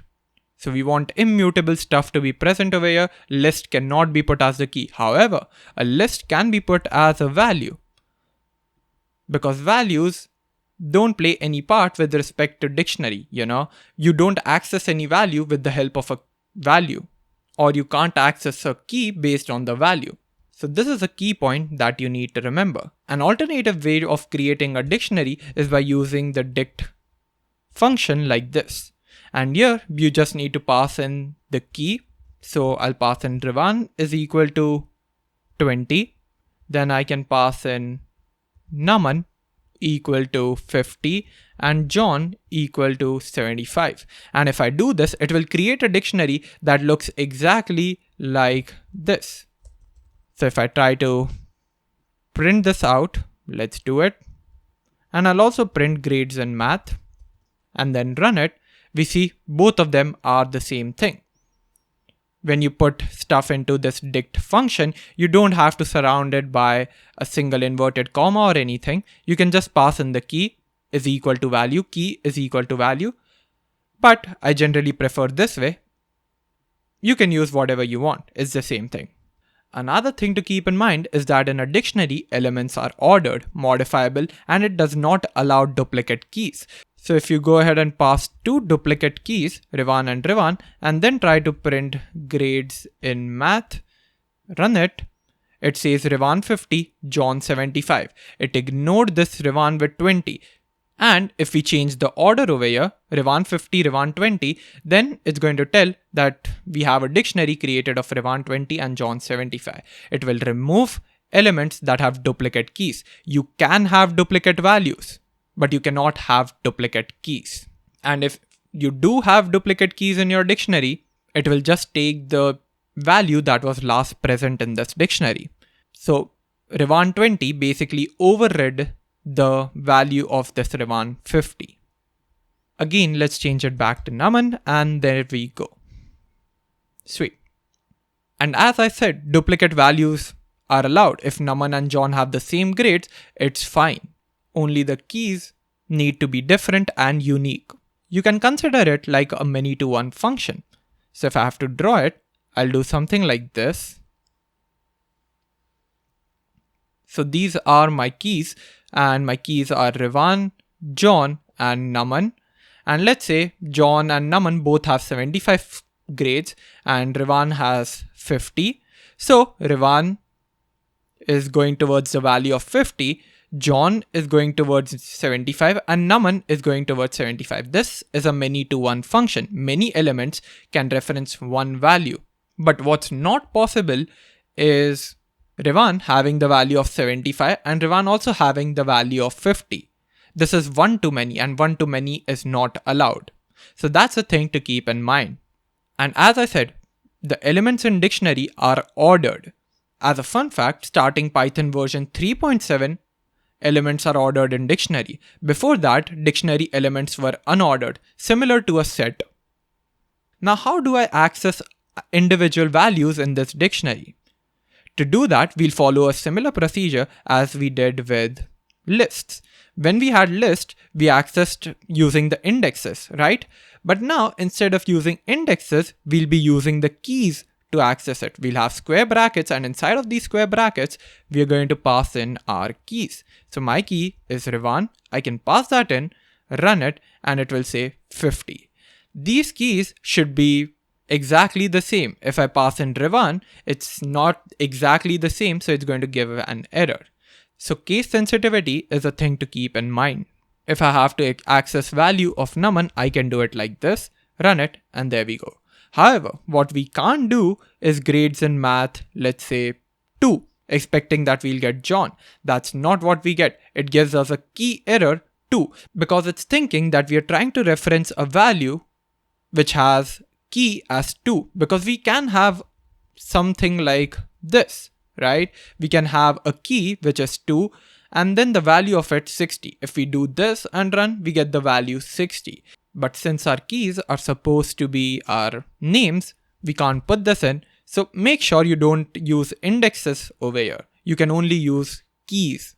Now what if I try to access an element that doesn't exist? For example, I'm trying to access Vic that doesn't exist. If I try to run it, it's again going to give me a key error, Vic. It doesn't recognize an element in the dictionary with a key of Vic. And that's true, we don't have anything. And what I want to do in this case is not give an error directly. What I want to do is just throw a value of 0. So if the person does not exist in our dictionary, we're going to give a value of 0. To do that, we can use an alternative way of accessing dictionary, and that is .get method that is present on a dictionary. If we do grades in math, which is a dictionary, .get, and then the first input that we pass in is the key, let's say Vic over here, because that's the key that I want to access, and then do it, run it, it says none, because Vic doesn't exist in our dictionary, and since it doesn't exist, it's just giving us the value of none. It's not giving us an error this time. Now what if I want the value to be 0 instead of none? To do that, I can put a comma and pass a second input to this get function. And what I can pass is 0, the value I want to return if Vic does not exist in our dictionary. If I do this, it gives 0. Now what if I add Vic over here and pass in the value of 45. What do you think the output would be? Indeed, the output would be 45. It first tries to get the value of Vic, which is 45, but just in case Vic doesn't exist, it's going to give 0. But since Vic exists, it gives us the value of 45. So I hope that's clear. Now we can also add a particular value to our dictionary if we wanted. To do that, we can just do grades in math, then a square bracket, then pass in the key Vic, let's say, is equal to 45. And this way, we are able to add an element to a dictionary. Now if I run it, it again says 45, but this time we have a dictionary of 3 elements, then I added a new element and then I printed Vic. Now note that this new element is added to the dictionary only because this key did not exist in our dictionary in the first place. What if I had done numan is equal to 45 here? What do you think the output would be? And also, I'm going to remove this line so that I see the entire dictionary now. And now when I run it, I get the output as Revan 50, numan 45 and John 75. So if a key already exists in our dictionary and we try to add a value, it updates that particular value. So this is how you update or add a value. You add a value if the key does not exist, and you update the value if the key exists. That's all. That's how easy it is. You can also remove the last inserted item in a dictionary. And we are able to do that only because the dictionary is ordered. Because if it hadn't been ordered, we wouldn't know what the last element in the dictionary is. It would just remove any item at random. And to remove an item, we just do grades in math.pop item. If we do that, run our code, it says Revan 50, numan 75. So remember that this is how you remove the last inserted item in a dictionary. If a value is updated, it's not the last inserted item. The last inserted item is when, let's say we have grades in math, I add Vic, which is equal to, let's say 20. Now, if I run it, we still get Revan numan John, the original dictionary. And that's because we added a new item of Vic to our dictionary. This is the last inserted item in our dictionary. If I had passed Revan over here, this is not the last inserted element. It's just updating the value. So still John is going to go away. So I hope you get a bit of intuition about how ordering in a dictionary works. Now what do I do if I want to get all the keys of a dictionary in a single list? To do that, we can use a for loop. What we can do is run a for loop over this dictionary and get all the keys. But there's a simpler way for that, and that is by using the dot keys that is present on a dictionary. So if you use a dictionary and call dot keys function on it and then run, it is going to print out a list of all the keys in the dictionary. And if you want, you can loop over this list that we have. And similarly, to get all the values of a dictionary, you can do dot values and it will give you all the values. There you go. Now, if we want to get the value and the key both together, we can use dot items. Once we do that and run the code, it will give a list where every element inside of it is a tuple, with the first element being the name and the second one being a grade. So the keys, values, and items functions can be really useful when you want to loop over a dictionary and get something out of it. We are going to do an exercise based on it. Don't worry about it, but just keep this in mind. Now, what do you think will happen if I loop over this dictionary? I'll do for I in grades in math. And then I go ahead and print I. What do you think will happen in this scenario? Let's run it and see it. It will print Rivan, Naman, and John. So if I loop over grades in math, it's just going to give me the keys of the dictionary. So if I do this and run, there we go. But what if I want to print all the values of the dictionary? To do that, we just saw that. We had dot values that gave us a list essentially, something we can iterate over or loop over. Now I can just do for value in that particular list or whatever that was, and then run it, and we'll have 50, 75, and 75. Now what if I want to display a key along with the value for the entire dictionary? And we saw that as well. Items helped us there. Items gave us a list of tuples.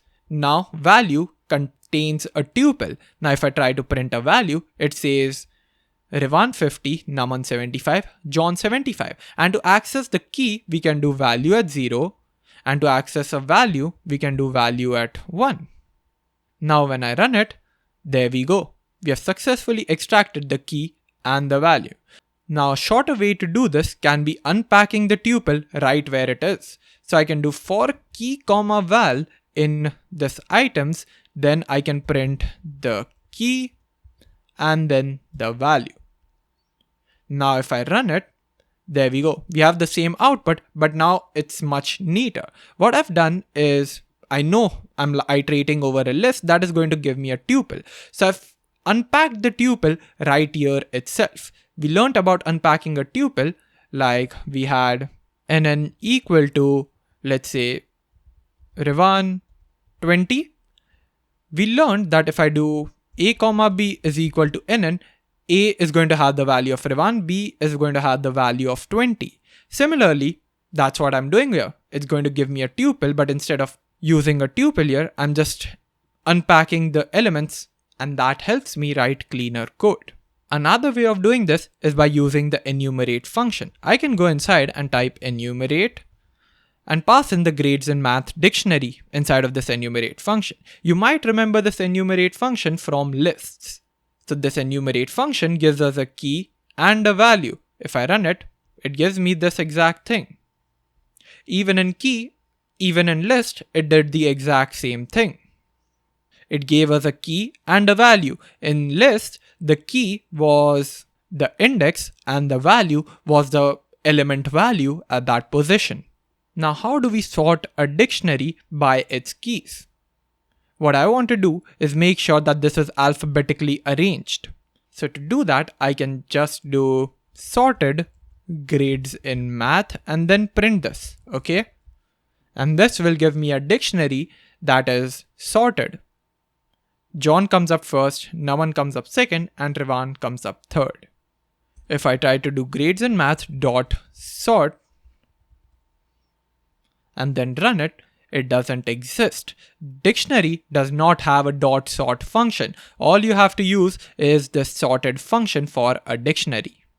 And whenever you do this, it is just going to sort all the keys in the dictionary. Now, but what if I want to sort a dictionary by its values? There is not an inbuilt function for that, but you can totally implement your custom logic for it. It's totally possible with the current knowledge you have. You can take that as a challenge and see if you're able to do it. If you are, share your solution in the comments section below. But yeah, once you do that, you'll realize that it can be quite a bit of work. Instead of doing that, we can use a simpler approach that Python offers us. To understand this new approach, let's take another example.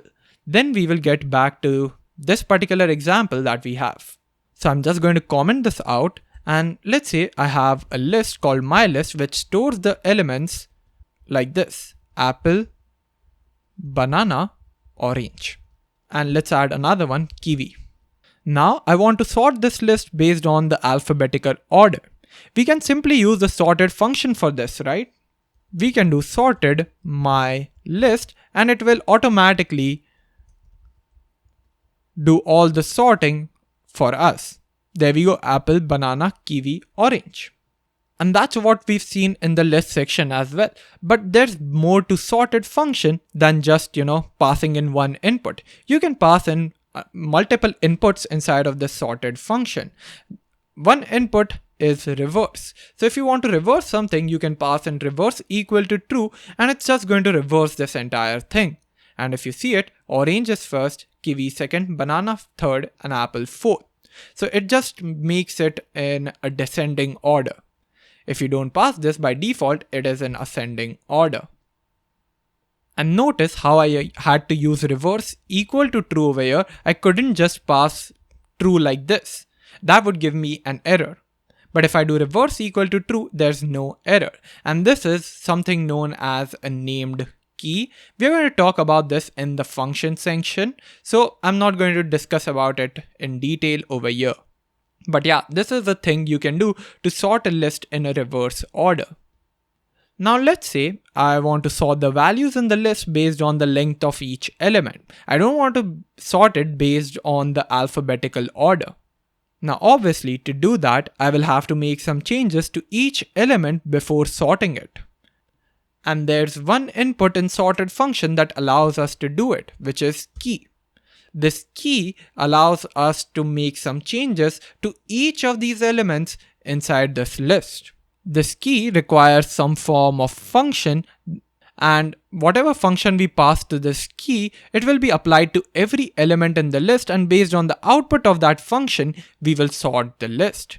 For example, if I just pass in key is equal to alien, and then I just run the application, you see kiwi, apple, banana, orange. It sorts the elements based on the length of the element. What happened here and why did this work? Here's a simple explanation. When you use sorted without specifying the key, it sorts the elements based on their natural order, the alphabetical order.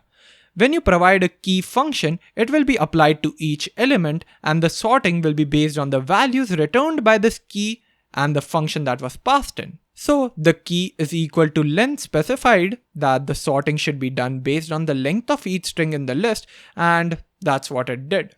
So it took this alien and wrapped it around apple, something like this, length of apple.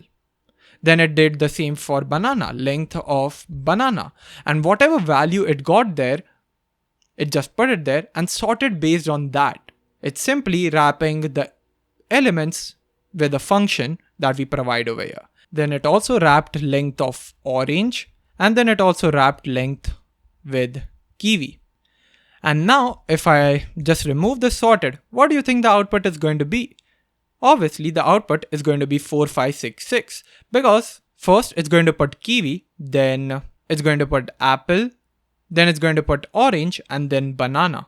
But now I don't want 4566, so that's why I'm not wrapping each of these elements by alien. I'm just passing in key over here, and this key by itself will wrap them around this, and based on the values it gets, it will sort the list. And that's why we get kiwi at first, apple second, orange or banana third and fourth. And make sure you pass len like this. You don't pass it like this, because when you pass len like this, you are calling the len function. When you pass it like this, you are referencing the len function.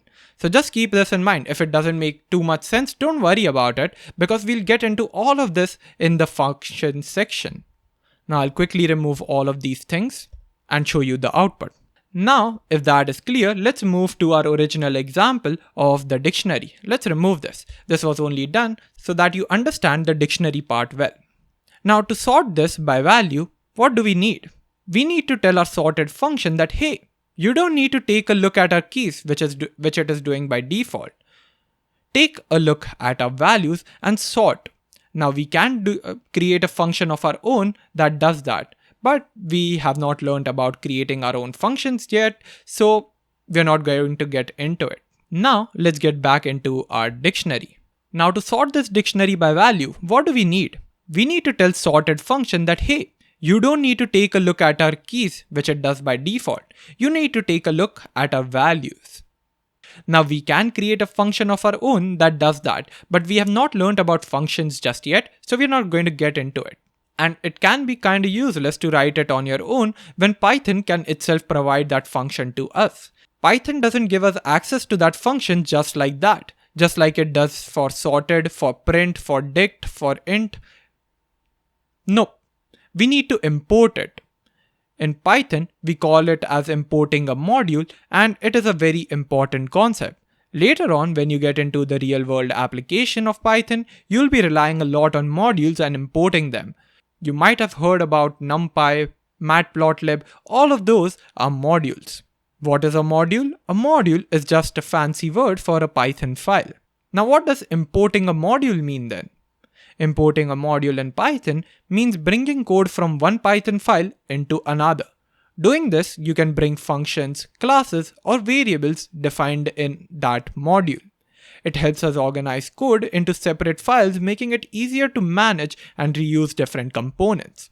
Till now, we've only been writing all our code in just one single main.py file, but we can definitely create more files, and whatever functions, classes we define in those other files can be imported to this file so that we can use them together to create one program. That's basically what importing is. So basically, importing just allows me to use the content I typed in one Python file to the current file I'm working on. To import a module, we use the import keyword, and it is usually done at the top of the file. So you can just go ahead and type import, and then you need to pass in the module name that you want to import. Now what I want to import is operator. This operator module contains a bunch of things we can use. Functions like add, subtract, multiply, basically all the operators. I'll show this to you in action. If I have operator, I have to use operator itself. I cannot use anything else. Dot add, and then I pass 10, 20, and then print this value. What do you think my output is going to be? It's indeed going to be 30. So operator just provides us a bunch of functions, basic operators that we can use to add stuff. Now the one function that we are concerned with is operator.itemGetter. When we use operator.itemGetter, it will go to the operator module and then call the itemGetter function on it. And to call the function, we just do this part. Now I understand you don't know what calling a function is, but it's just putting parentheses over here. We're going to dive into much more detail in the next function section. Don't worry about it. But as of right now, we have itemGetter function, and by default, when we call sorted, it's doing operator.itemGetter 0. What I need to do is operator.itemGetter 1, which will help me get the values. So I can take this, pass it as a key inside of the sorted function, and we have operator.itemGetter 1. And what I forgot to do here is call .items on this. Once we call .items, we are going to get a list with tuple in it, and the first item is going to be this part. The second element is going to be the value part. Now if I run it, I see Rivan 50, Naman 75, John 75. And if I had a third element, let's say Vic, with the value 25, what do you think the output is going to be? The output is going to be Vic 25, Rivan 50, Naman 75, and John 75. So it is using the second value to sort it. If I pass in operator.itemGetter 0, it's going to sort based on these keys. And when I run it, I see John 75 because J, N, R, W. So it sorts based on the first element, or you can say the key of the dictionary. So I hope you understood the entire concept about this key, the reverse argument, and importing modules and everything. Now let's get into the next exercise. So this is our exercise number 10. In this exercise, we want to create something like a social media, but without the UI. So here we can assume every username is unique, and we can assume that all titles of the post that we create are unique. Okay. Now I know this doesn't make sense right now, but let's get into the demo where you'll understand it better. So there is my social media app. It's telling me to enter my username. So I'll go ahead and pass Rivan R. And then it tells me the options I have. Create post, display all posts, display a user's post, or quit.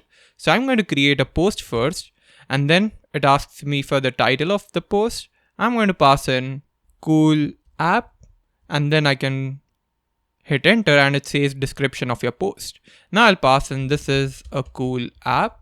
Then I hit enter and it says post created. Now it again asks me for my username.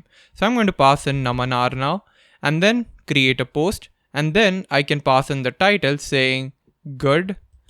And then I say this program is good. Then a post is created again. Then I have to again enter my username. I'll again pass in Rivanar. And then I want to create a post. I'll say the title of my post is Rivan. And then I'll say description is, hey, this is Rivan. And you see post is created now.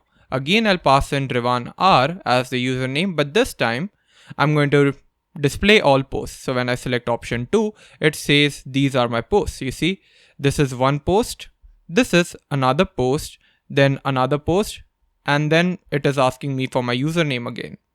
So these are the posts that we had. And in this post, the first is the name, the second is the title, and third is the description that we typed. Now I can again enter my username. Then it says if I want to display a user's post, I can press option 3. I'll do that. And then I have to pass in the username of the user whose posts I want to search. So I want to search for, let's say, Naman R's post. Was it Naman R? Yep, it was. So I can pass in Naman R and it says this is his post. Now again, it asks me for my username. I'll pass in Rivan R. Then I want to display a user's post, and this time I'm going to see Rivan R's post, and you see it correctly shows that. Then finally I want to quit this, so I'll again type in my username and then press 4, 5, whatever. I can pass in 4 and it quits the social media program. So this is what we want to build. Pause the video, try it on your own and see if you're able to do it. So I hope you were able to do it. If not, no worries, let's go over it together. So first thing I want to do is print the name of my social media, and conveniently it's social media only. And then what do I want to do? Well, I want to keep asking the user for their username, right? And this keeps on happening. So we know we need to get into an infinite loop. So I'll create while true. And now I'm going to say username is equal to input. And then we ask for the username. So we have enter your username and that's it. But now I want my usernames to be in particular style. So what I'm going to do is convert everything to a logo, similar to what Instagram does. It converts all the username that you typed into a lowercase. After that, I want to print all the options that are available. So I'm just going to Control V this so that I don't spend much time writing all of this. We just have our options, create post, display all posts, display a user's post, and quit. And then we are asking for the user input of what option they want to select, and then converting it into an integer. Alright, now based on the options, I want to do stuff. So the first option is creating a post. So I'll have if option is equal to 1, then I want to create a post. Since I want to create a post, I'll have to ask for the title and the description of the post, which I can do over here. Title is equal to input title of your post. And then similarly, we want to have description. So we are going to have description is equal to input description of your post. Now I want to take all of this post and store it somewhere, right? Because later on, when we want to display all posts, display a user's post, how are we going to fetch all of these posts? So I want to store all of these posts somewhere. And obviously, since these are posts and a post can be duplicate of another, we will have to use a list. We cannot use a tuple or a set because tuple is immutable and a set doesn't allow duplicate elements. So we are going to store all of them in a list, and I'm going to create it above the while loop. So I'll just do social media post is equal to like this. And if I try to put the social media post inside of this while loop, what's going to happen? Well, every single time we iterate, the social media post is going to reinitialize to an empty list. I do not want that. I want the value to be maintained, so I'm going to create it outside of the while loop. Awesome. So now that we have title and description, we can store that in a list, right? But if I try to store this in a list, we'll only have 2 elements, and then it's going to create a lot of problems. Another option that I have is to use a list of lists and store title and description inside of it. But we've seen that this is a non-readable solution and a non-elegant solution. The elegant solution was to use a dictionary, which we can do. So here I'm going to create a variable post equal to, and then I'm going to create a dictionary. In this dictionary, I'm going to have my first key as the title, and I pass in the title of the post. Then I'm going to have description, and then we have the description of the post passed in, and then we also want to pass in the username, right? So we can pass in the username and pass in the username that we get from here. And this way we have a dictionary created. Now I just need to take this dictionary and put it inside of social media posts list, which I can do very easily. Social media posts.append post. So in this list, I've added this dictionary. Awesome. And after this has been successful, what I want to do is print post created. That's good. So our post created part is done. Now we want to display all posts. So to do that, I'll have elif option is equal to 2. And then I directly want to display all posts. So to do that, I can do print posts. And then I want to loop over every social media post. So I'll do for post in social media post, and then I want to print the subtract sign, which I can print like this. After that, I'm going to print post username, right?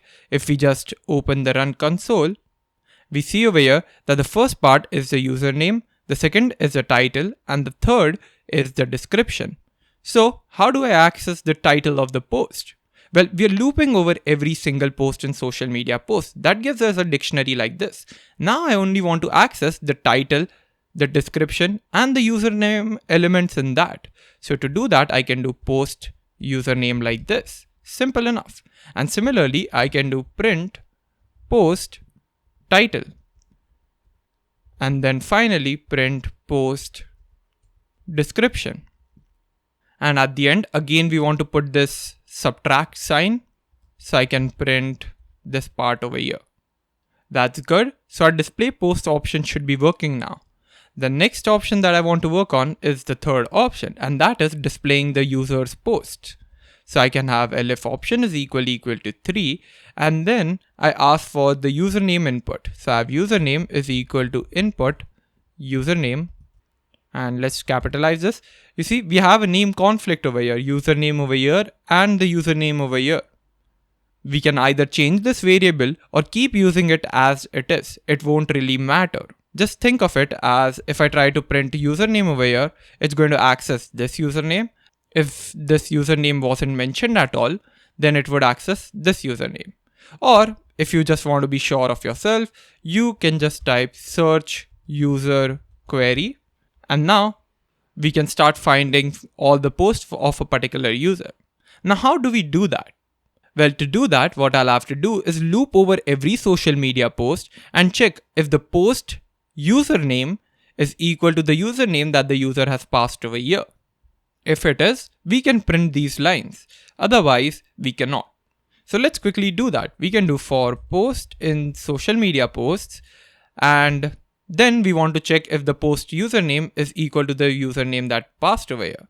So if post at username is equal to search user query, the username that we passed over here is always in lower format, right? But the username we pass over here isn't in lower. So let's convert it into lower, and now we can have post username equal to search user query in the same format that they are in. And now if they are equal, then I want to print this post. So I'll just copy the exact same thing and print it out over here. Another thing I can do to give it structure is just print posts over here. And instead of just saying posts, I can say users posts. And that's basically it. That's the entire code required to print a user's posts. Now the last thing I want to do, if it is any other option. If it is any other option, then I want to break out of this loop. And we've already seen that in the previous exercise. This is how we get out of this while loop. So now that we've completed the program, let's run it. It asks me for my username. So I'll pass in the username of Rivanar. Create post. Title will be this is so cool. And then the description will be this is not cool. Then a post is created. I can create another user. Create a post. Title will be hi. Description will be hey, hey, hey. Then finally, the last post that I'm creating, this will be the description. The post is created. I'll pass in the username. Then I'll display all the posts and I see these posts being printed out. Nice. Then I want to enter my username again. Then I want to find a user's post and then I'll pass in Namanar. It says this is Namanar's post. So everything seems to be working fine. Let's see if the option 4 works, and it indeed does. So this was our entire exercise 10. Now there are a few problems with this code. For example, if you see over here in this print part, and in this print part, we're doing the exact same thing of printing a post, but we're writing the code 2 times. Now what if I decide to change the structure of how my post looks? Maybe it looks something like this. Maybe I add a feature to like a post and display the likes as well. So this entire part changes. That means I'll have to change it over here as well. That's quite a bit of work and I don't want to do that. What I can do is take all of this and put it in one place so that I can keep using this part of code. And if I have to change, I can just change one part and it will affect all the other parts. And that's what our next topic is about, functions. So let's dive into functions and understand what they are. So we've used the word function so much till now. In fact, we already know print and inputs are functions. And we understood function as something that takes in an input, processes based on an input, and gives an output. To give you a formal definition in terms of programming, a function is a block of code that performs a specific task. We already know what a block of code is. We saw that in conditional statements, loops, and also did a few exercises on it. So a function is basically a group of statements that perform a specific task. That's it. What does print do? Print takes an input, performs a specific task, that is displaying things on the terminal. Input function takes an input message and performs a specific task by prompting the user for their input. The print and input functions are built-in functions. Built-in functions are functions that are created by Python behind the scenes, which we can use to ease our lives. But we can also create our own functions if we want. How do we create one? Let's get into that. To create a function, first we need to pass in def, which is a keyword which Python recognizes that, hey, okay, this guy is going to create a function. Then you need to pass in your function name. I'm just going to call this my function. The naming convention of a function is just like a variable. You put underscores if there are 2 words and everything is usually lowercase. Then you need to pass in these 2 parentheses. then you pass in a colon, and this way you know that we are going to enter in a block of code. So here we start passing our statement after statement, right? You can pass in as many statements as you want. There's no restriction. My function, what it's going to do, it's just going to print something out. It's just going to say hello from this function. So yes, this is how we create a function. And now if I run it, we don't see any input on the screen. But why is that the case? That's because we haven't called the function. We have just defined this function. Def starts for defining a function. Think of print function. It is defined somewhere in the Python environment, but it's not used unless we call the print function. And as you might have guessed, we call a function like this, my function. And now if I run it, it says hello from this function. And make sure this my function is out of the block of this function. It's called at the same level as where this my function was declared. If you call it inside, it's going to create a bit of a problem, because then you've entered a concept known as recursion, and we're not going to talk about this. So just make sure it is at the same level. And this is called as calling a function. Whenever you have a function name followed by two parentheses, you're calling a function. When you do print like this, you are calling the print function. If you just do this, it's not calling a function. But this is calling a function, and similarly this is calling a function. Now let's put this in Python Tutor to visualize how functions work and get a better understanding of them. So I'm going to pass it in, click on Visualize Execution, and there we go. So this is my first line. I'm going to click on Next, and you see it just goes to the next line.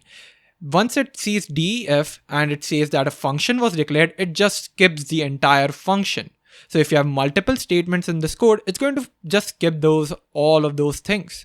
It's directly going to go to the next line, and conveniently, it's my function declaration. If you see over here, in my global frame, my function has been created and it references a function over here.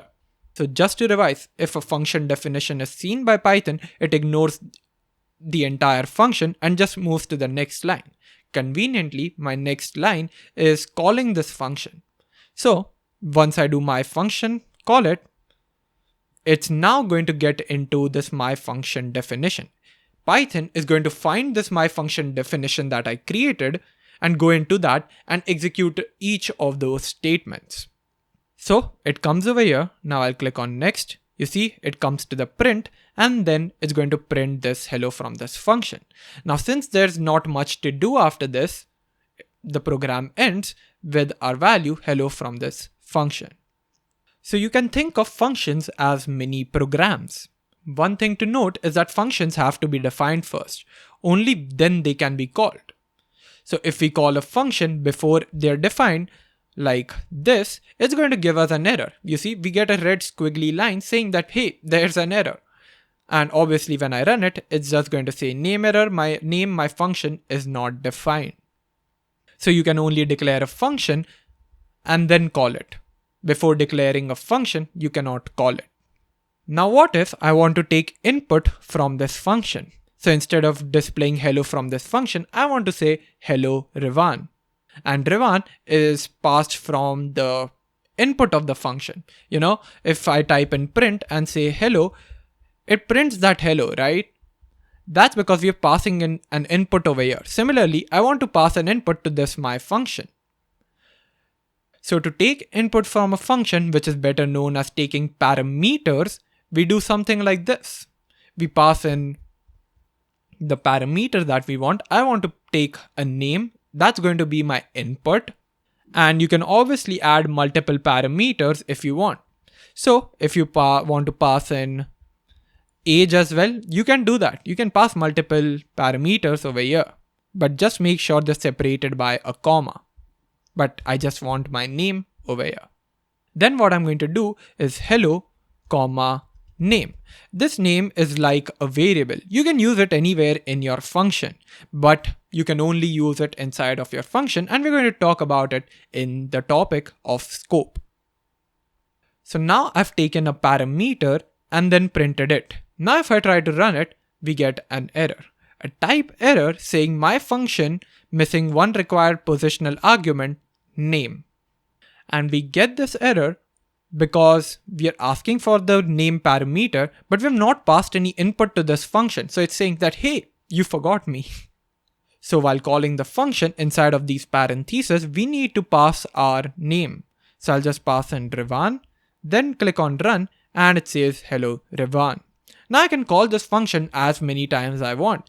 I can just go ahead and pass in it again with a different input though, Naman. I'll run it and I see hello Naman. Then again I'll do this, let's say John. Run it and I see hello John. That's the nice thing about functions. I can reuse this particular function as many times as I want. And that's what's happening when we use something like print function. Some implementation has been done behind the scenes in the Python environment that tells it that, hey, you need to go out and display. We don't need to write all of those implementations by ourselves. We can just use this function continuously, and that saves us a lot of time and a lot of energy. Now let's say if we did have multiple parameters, we can take it over here, age. But then make sure that you pass in the particular age over here and here as well. So let's say we pass in Naman 22, John 56, remove this print from here, and make sure we display the print over here. And make sure we display the age in the print function. So I'm just going to say age. If we don't do that, nothing is going to be displayed. Yes, we've passed the value of 22, but hey, we have not displayed anything. How is anything going to be displayed? So let's pass age over here. Let's run the code and we see hello Naman 22, hello John 56. And obviously if you forget to pass age in here, it's going to give you an error. And it's exactly going to tell what line gave us the error. Line 7, my function John. You see, it says my function missing one required positional argument, age. We're going to understand this now. What does this error message mean? Because it contains a lot of important keywords. The first one is argument. What is an argument? So whatever we pass inside of the parenthesis in the function declaration, that's parameters. This part over here is parameter. Whenever we call the function and pass some inputs to it, that's called argument. So we are passing in the name argument, the age argument over here. So the values that we are passing in is known as argument. And that's what it's saying. It's saying that we have missed one required, which means that it was a necessary argument that you forgot to put. So it's a clear message that, hey, you need to fix this. And if you understand the error message, you've understood how to fix this. I understood that I forgot to put the age argument, so I'm just going to pass it over here. Now what does positional mean over here? To understand that, what I'm going to do is replace age with name. I'm going to say name 20 and age John, and then run it. What do you think the output is? Hello 20 John. And we have that output only because when we declare our function, we are saying 20 is our first argument. So 20 directly corresponds to this name parameter. And age John directly corresponds to this age parameter. So we have reversed the roles, but that's not what we want. A person's name is not 20. Their age is not John. So we want to prevent this from happening. This shows a problem in our code, if you want to call it a problem. We are relying on positions rather than names. We are relying that the name is going to be passed first, age is going to be passed second, and if there's any other parameter, that's going to be passed third, fourth, fifth, etc. To remove that necessity, what I can do is pass in name is equal to Naman over here. And then I can also pass in age is equal to 22. Once I do that, I'm not depending on position. I can take age is equal to 22, put it before name, then run it, and my output is still going to be hello Naman 22. Even though the positions are changed, we get this output. We get this because we are relying on the key now. The key is this parameter name. It should match exactly as this one. Again, sensitivity is involved. If I type something like age is equal to 22, it's not going to give me the right output. It says got an unexpected keyword argument age. So make sure you match this entire thing. Now we are depending on keywords and not position. And if you remember the sorted function, we had reverse is equal to true. And that's because reverse is a keyword argument. It's not positional. We can do the same over here as well. We can pass in age is equal to 20. And remember, if you pass in one as a keyword argument, then you need to pass in the other as a keyword over here as well. Unless you make some arrangements for it, which we're going to talk about in a little time. Now if I run it, we get this output. Now if you want to allow only positional arguments in your code, what you can do is put a comma slash at the end. If you put a comma slash at the end of your parameter list and then run it, it's going to give you an error. And that's because my function only accepts positional arguments now. It doesn't accept keyword arguments. So I cannot pass in age is equal to 22. I depend on position. So now 22 matches name, age is Rivan, name is 20, and age is John. So only positional arguments are accepted.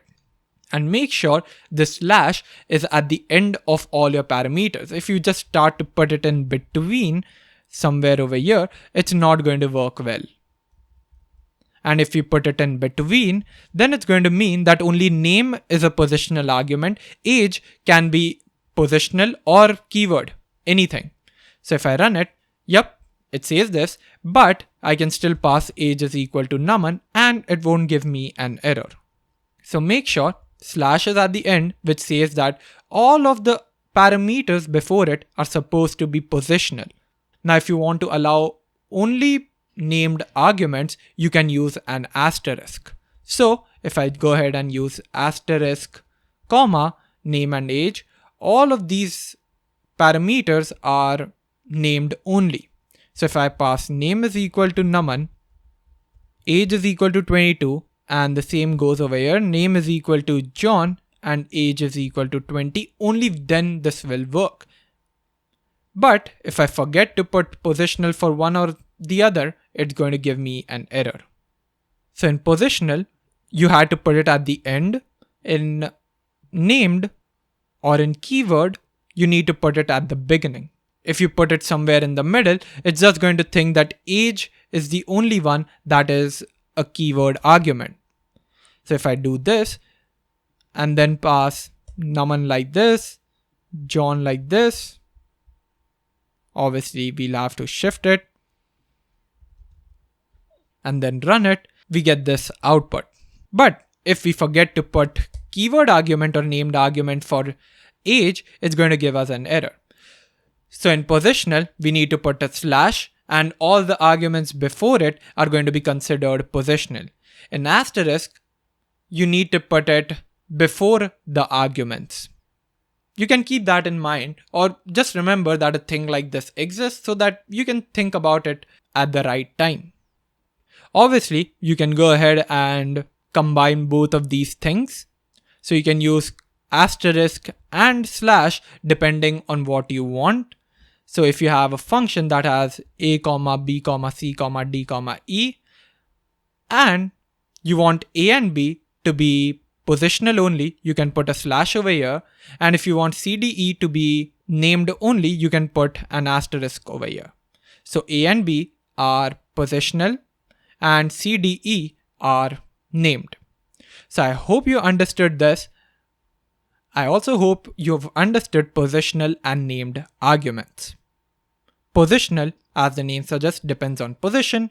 Key or named arguments is depending on what you pass in, and it has to match this particular thing. The values that we pass while calling the function are called arguments, and the variables that are passed while declaring a function are known as parameters. We can also set a default value for our parameters, Let's say while calling a function, we don't put a person's age. Over here, let's say. What do you think will happen? as we've already seen, it's going to give us a type error. In that case, what I want to happen is take a default age value instead of giving us an error. And to do so, we can use age is equal to 18. If we do this, what's going to happen is if we forget to pass the age of one particular function, it's going to take the default value of 18.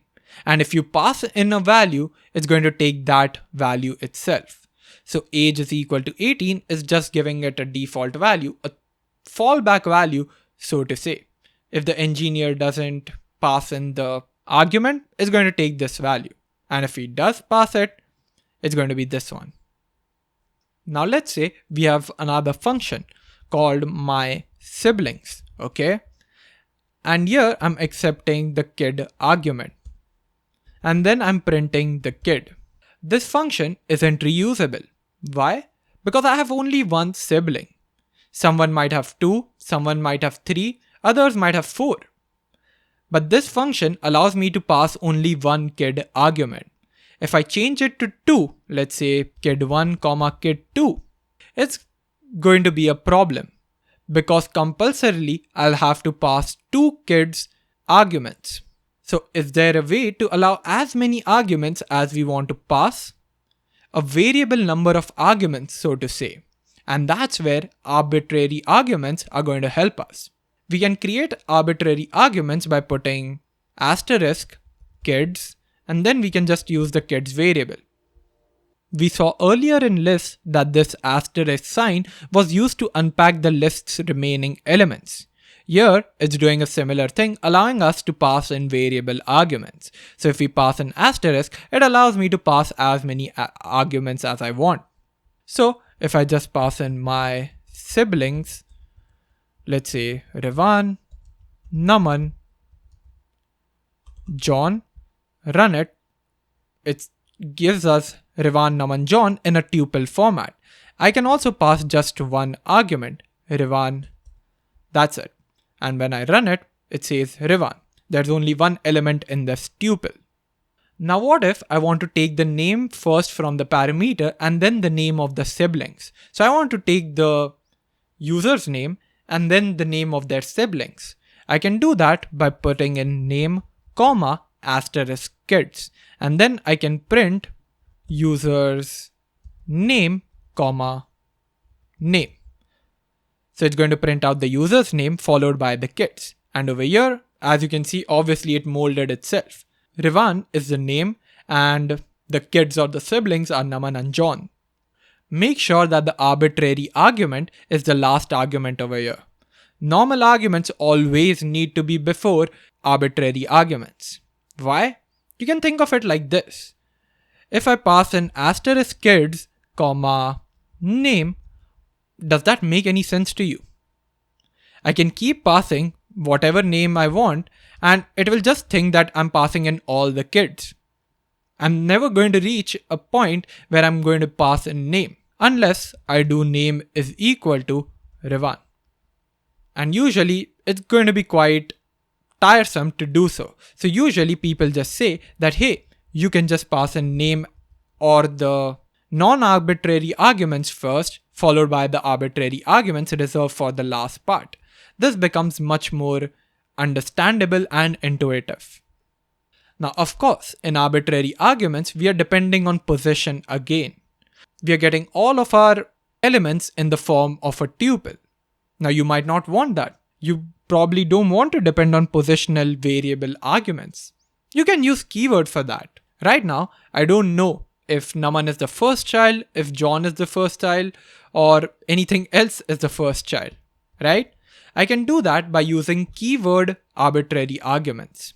So instead of passing in asterisk kids, what I need to do is pass in double asterisk kids, which tells it that, hey, whatever arguments we pass from now have to be with the keyword. And the keyword I'm going to pass in is first child is equal to Naman and the second child is equal to John. And this is my name, obviously. The same goes for my siblings function over here. I've passed in my name and then I pass in last child, which is equal to Vic, let's say. Now when I run it, I see user's name, and now instead of getting a tuple, I get a dictionary. Yep, that's right, a dictionary. If we do type of kids and then run it, it says dictionary. And we get a dictionary because we need a key value pair over here. First child is Naman, the second child is John. So to access one particular element, all I have to do is pass in first underscore child like this. And once I do that, I'll get the answer Naman. And obviously it gives me an error over here because I didn't put first child for this scenario in this function. So it's telling me that, hey, where the hell did your first child go? So yeah, that's one thing you can do, and that's arbitrary keyword arguments, or better known as quarks. Usually the format is the non-arbitrary arguments, the normal arguments, followed by the keyword arguments. So I hope you understood all of this.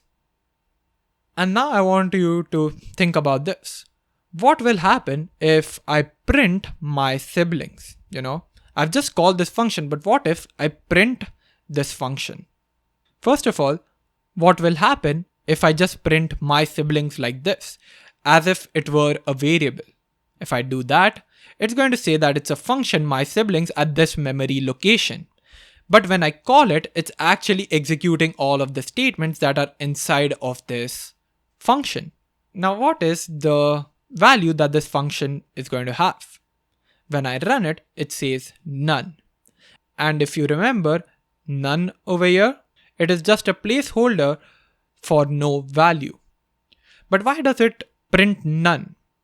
We know that when a function is called, it's just going to return the value that was returned from here. And that's the thing. We have not returned any value from this function. We said that a function takes an input, which were our arguments and parameters. It processes things, and then it gives an output. We have not really given an output. This print function over here, it's not an output. Print is a statement to display things. It comes under the processing part. And that's why this function doesn't really print anything. It just says none. That's because nothing was returned.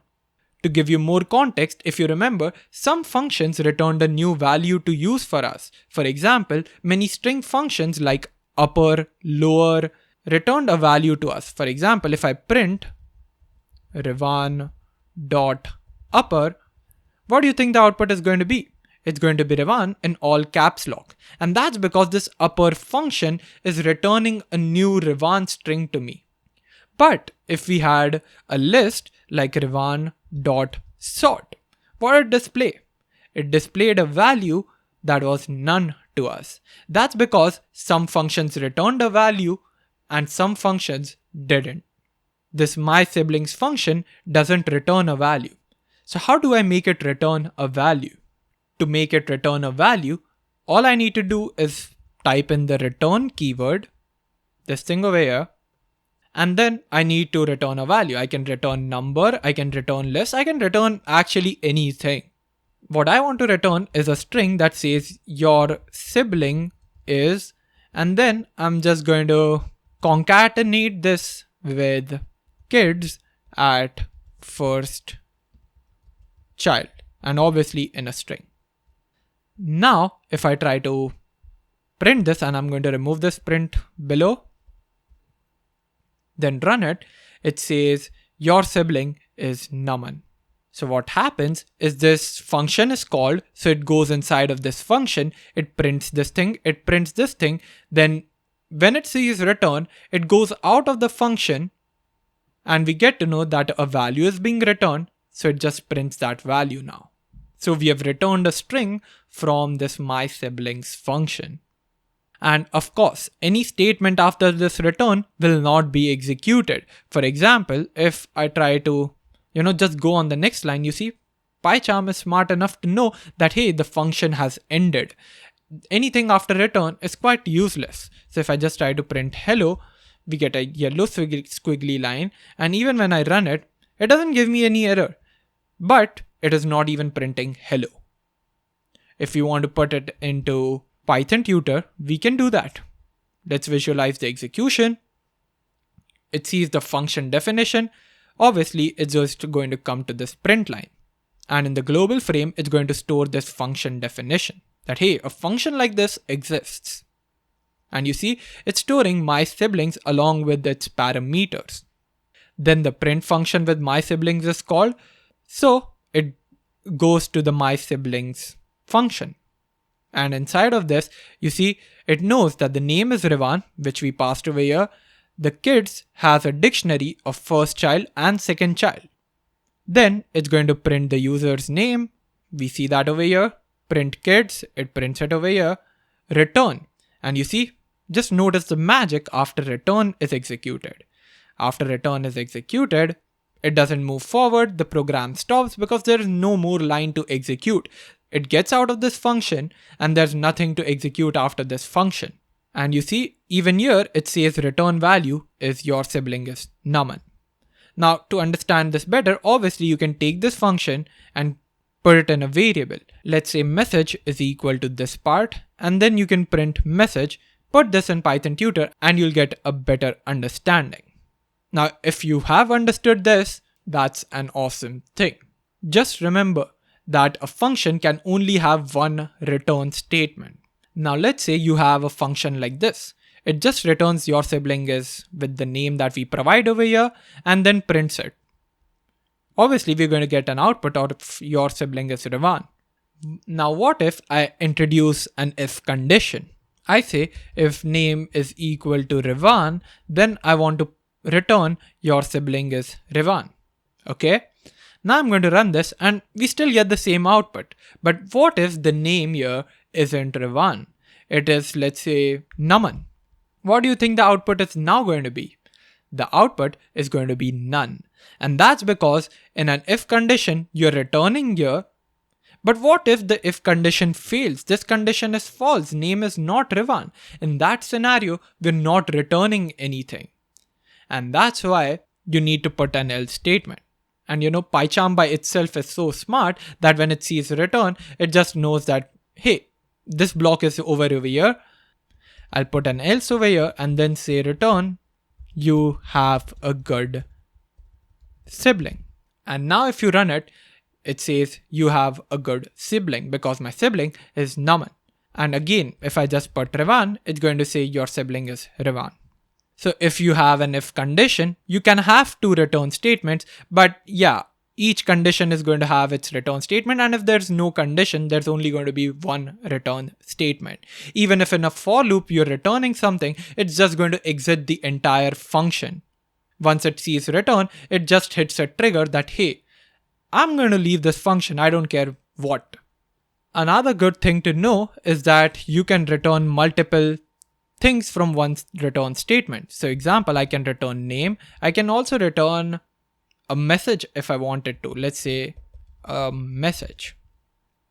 And when I run it, I see Rivan, a message wrapped in a tuple. And if I want to access either of them, I can do message at 0, or I can just unpack it over here. For example, I can do name comma message, and then I can print name comma message as well. There we go. Now we've already seen quite a bit of unpacking here, so I'm not going to explain how we unpack tuples. So to give you a general structure of a function, I can just say definition, function name, then a parenthesis, then I say non-args, then I say arbitrary arguments with an asterisk, then keyword arguments, then a colon, and then all the statement that I want. And finally, at the end, an optional return value. And obviously, I'll just type here optional. So this is the entire structure your function can have, or usually will have. Now, functions allow us to do much more. We can nest functions inside of each other. We can return a function, and we can do lots of cool things with these functions, which I'm going to get into now. So what are nested functions? Nested functions are like a function defined inside of a function. So if we have a function, my sibling again, name is taken, then inside of that, I'm declaring another function. I can do that. I can have my parents, and then pass in the parent name like this.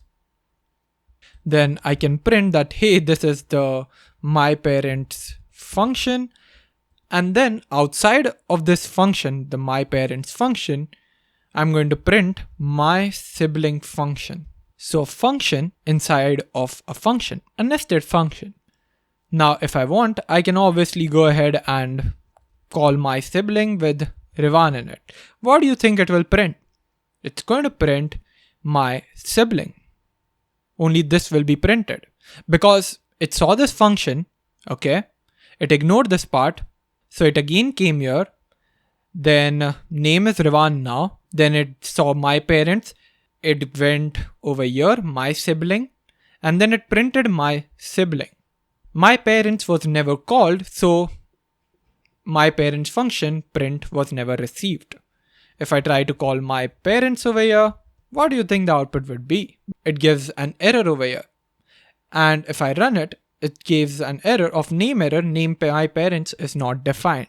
Now this has something to do with scope that we're going to talk about in the next section. But for a minute, you can just think of it like, hey, if my parents is defined over here, it's just going to stay inside of this, nothing else. So we can't access it out of this function.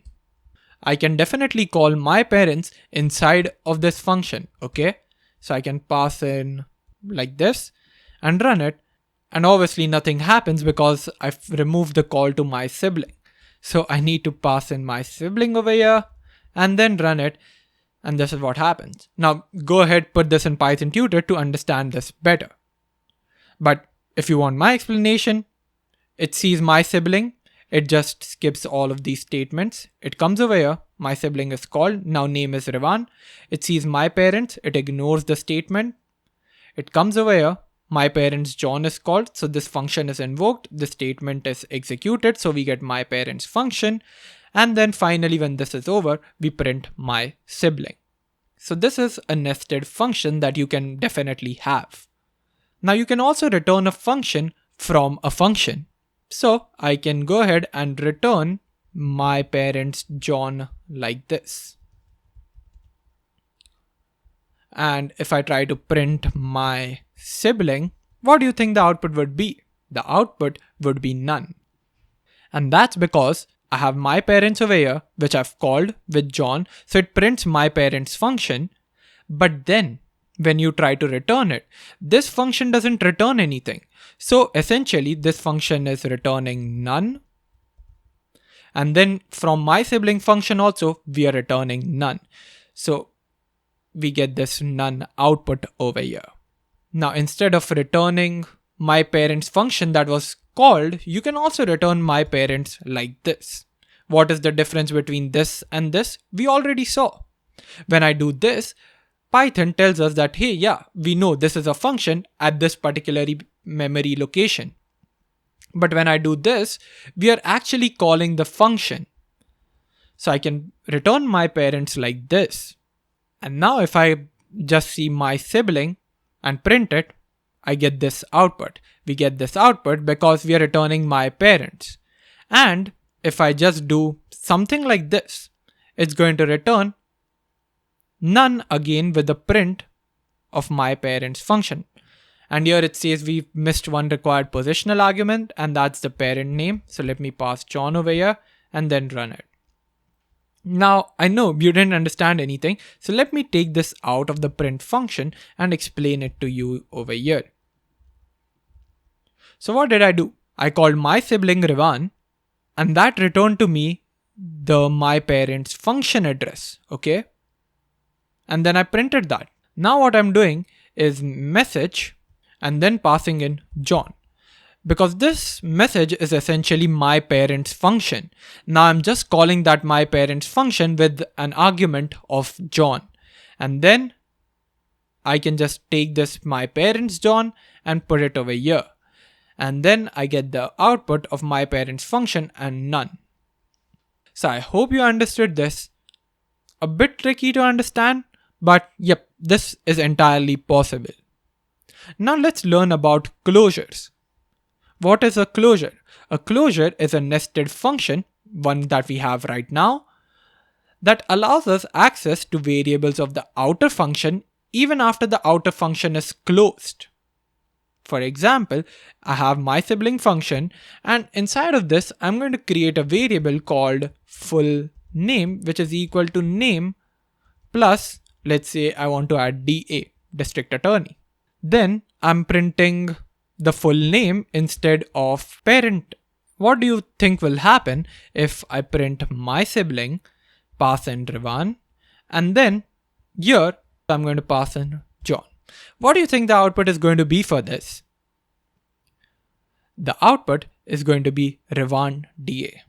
Why? Because I've called my sibling Rivan, so it goes inside. Full name is equal to name plus DA, Rivan DA. Then I've also called this, right? John part, the my parents function. So it takes in John as the parent name, then it prints this variable that is outside of this function. That's a closure. That's what a closure does. It allows the inner function to access variables of the outer function. Now I have a challenge for you. What do you think will happen if I just do this? Full name is equal to name plus MBBS. Okay? What do you think the output for this is going to be? The output is going to be Rivan MBBS, not Rivan DA. To understand this, I'm just going to take a bunch of this code and put it into Python Tutor, the best visualization I can give you. So our program starts, my sibling is there. It's just going to skip it and move to the print function. Now in print, we are calling my sibling Rivan, and then we're calling John, which is my parent's function. So it again goes to my sibling. So my sibling with the name Rivan is there. Then we have full name is equal to name plus DA. So it creates that Rivan DA. Now again, it sees function definition. So it's just going to ignore this entire part. Now it's going to come to full name. Now full name is equal to Rivan plus MBBS, right? So it's just going to convert this Rivan DA to Rivan MBBS. Then it's returning my parent's function. So you see the return value is this my parent's function over here. And in return my parents, I've passed in that the parent name should be John. So we'll just get back to my parents with the parent name of John. Then we are printing full name and it goes here and checks, hey, what is the full name? Rivan MBBS? Okay, I got it. And then it prints it. And then the entire program gets done. This is how we get the output of Rivan MBBS. So I hope you understood this, and my whole point of showing this to you is telling you that functions are first class objects, meaning that you can assign them to variables, store them in data structures, pass them as arguments to other functions, and even return them as values from other functions. We've already seen a bunch of this, but let me show it to you what I mean. So if I have my sibling function, I can create a new variable which is equal to this my sibling function. I'm not calling this function. I'm just saying that new variable is this function. Now I can go ahead and have new var John like this, run it, and it will, well, not do anything. But if I try to print full name and run it, it says John MBBS. And obviously, you can store them in data structures. So if you have a dictionary, which is like this, you can have John created like this. John, my sibling, with John passed to it. You can do this. It's totally allowed. Or you can even store it like this, It's the same thing. You can do anything you want with functions. That's my entire point. You can treat them as normal values. That's what first class objects mean. So I have a challenge for you. What do you think will happen if I run this code? I'm not giving you any hints for this. Try to figure it out on your own and let me know in the comment section. The output is going to be 40 and 20. Why? Well, let's go over it together. We're over here, definition my function. So it's just going to ignore this statements. Come over here. my variable is equal to 20. Okay, so we now have a variable, my variable is equal to 20. I call my function with the 20 passed to it. So it goes over here, converts this variable equal to 40 and then prints this variable. So it says 40. Now this function is stopped. I come over here on this line and print my variable, which is 20. And that's how I get this value. The reason to ask this as a challenge is to tell you that the arguments passed to a function are passed by value in Python. Pass by value means I'm passing in 20 over here, and if I reassign the variable later on, it's not going to create a problem. The original variable stays as it is. If the variable value changes, it's just changing over here. Outside, it's still going to remain the same. But this is not true for list or dictionary. So let's say instead of taking in a variable, we are taking list. And here I'm doing lst.insert, and at 0th index, I'm adding a 10 value. Then I'm doing for element in list, then I'm printing that element. And outside I have a variable created my list is equal to 20, 30, 40. Then I'm passing this my list to my function and then printing my list. So now instead of depending on a variable, I'm using a list. Okay. Now what is the output going to be for this scenario? The output is going to be 10, 20, 30, 40 because we are running a for loop. And then we have 10, 20, 30, 40 as a list again. So in both the scenarios, the value of the list is 10, 20, 30, 40. Why is there a difference output in both these things? The difference is that when we pass variables, normal variables like integer, float, string, they're passed by value. But when we pass something like a list or dictionary, they're passed by reference. Even sets are passed by reference. Tuples, however, are passed by value. So passed by value is just meaning that if you create a variable outside, it's not going to be affected by what happens inside. But if a variable is a list or set or a dictionary, it's directly going to affect their value on the outside as well, because they are targeted by reference. If you remember the memory diagram that we had, something like this. When we have a list or a dictionary, we are passing the reference of that list or set or dictionary. We are not taking the value of the list and giving it outside. If we gave the value, only the statements inside would change. And that happens with numbers. If we have a number like 5 over here, it takes that value of 5. It doesn't take the variable that said that, hey, I have a value of 5. It takes that value 5 and makes the changes. So whatever changes are there in the function, they remain in the function. They don't affect the real value. So this diagram that I have explains pass by reference and pass by value really nicely. So initially we have both the cups that are empty. In pass by reference, we are directly passing in the cup, and you see if this gets filled, even this is getting filled. But in pass by value, we just create kind of like a copy of a cup, and if that gets filled, it still doesn't affect this original cup value. So you can take a look at this GIF, and this just helps us understand much better. So this happens with lists, sets, and dictionary. This happens with tuples, numbers, strings. Now that's all I had in functions. Now let's get into scope. So till now, we have used variables in so many programs, and if we declared a variable, it was available to us. However, there are cases where a variable declared in one part of a program cannot be accessed in some other part of the program. That's what scope is all about. The scope of a name defines the area of a program in which you can unambiguously access that name, such as variables, functions, objects, and so on. Let's take an example. I'm going to create a function called myFunction which does not take any parameters. Inside of it, I'm going to create a list that contains the elements 10, 20, 30, 40. Then I'm going to iterate over this list and print each element. And after that, obviously, I need to call my function to run this part. After that, I'm going to run and we see the output as 10, 20, 30, 40. expected. But what if after calling my function, I try to print LST? What's going to happen in this scenario? And if I try to run it, we get the error saying name error, name list is not defined. Did you mean LIST? And that's because this LST variable is not recognized. This print function does not know that my function created a LST variable. You remember I had said that functions are like mini programs. That's what's happening here.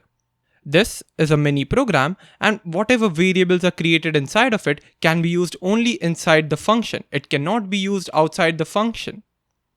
So LST is not available outside of this function, and thus we get this error. So scope is dictating if I'm able to access this variable or not. And the scope only exists for functions. The scope doesn't exist for if condition. For example, if I have if true, and then I create a variable inside of this x is equal to 200, else x is equal to 400, and then I try to print x, the x is still available to us, and if I try to run it, we see 200. So variables created inside of if conditions or for loops are accessible to us, but variables created inside of functions are not accessible to us. Now I have a challenge for you. What do you think the output of this particular program is going to be? Pause the video, try it on your own, and let me know if you're able to do it.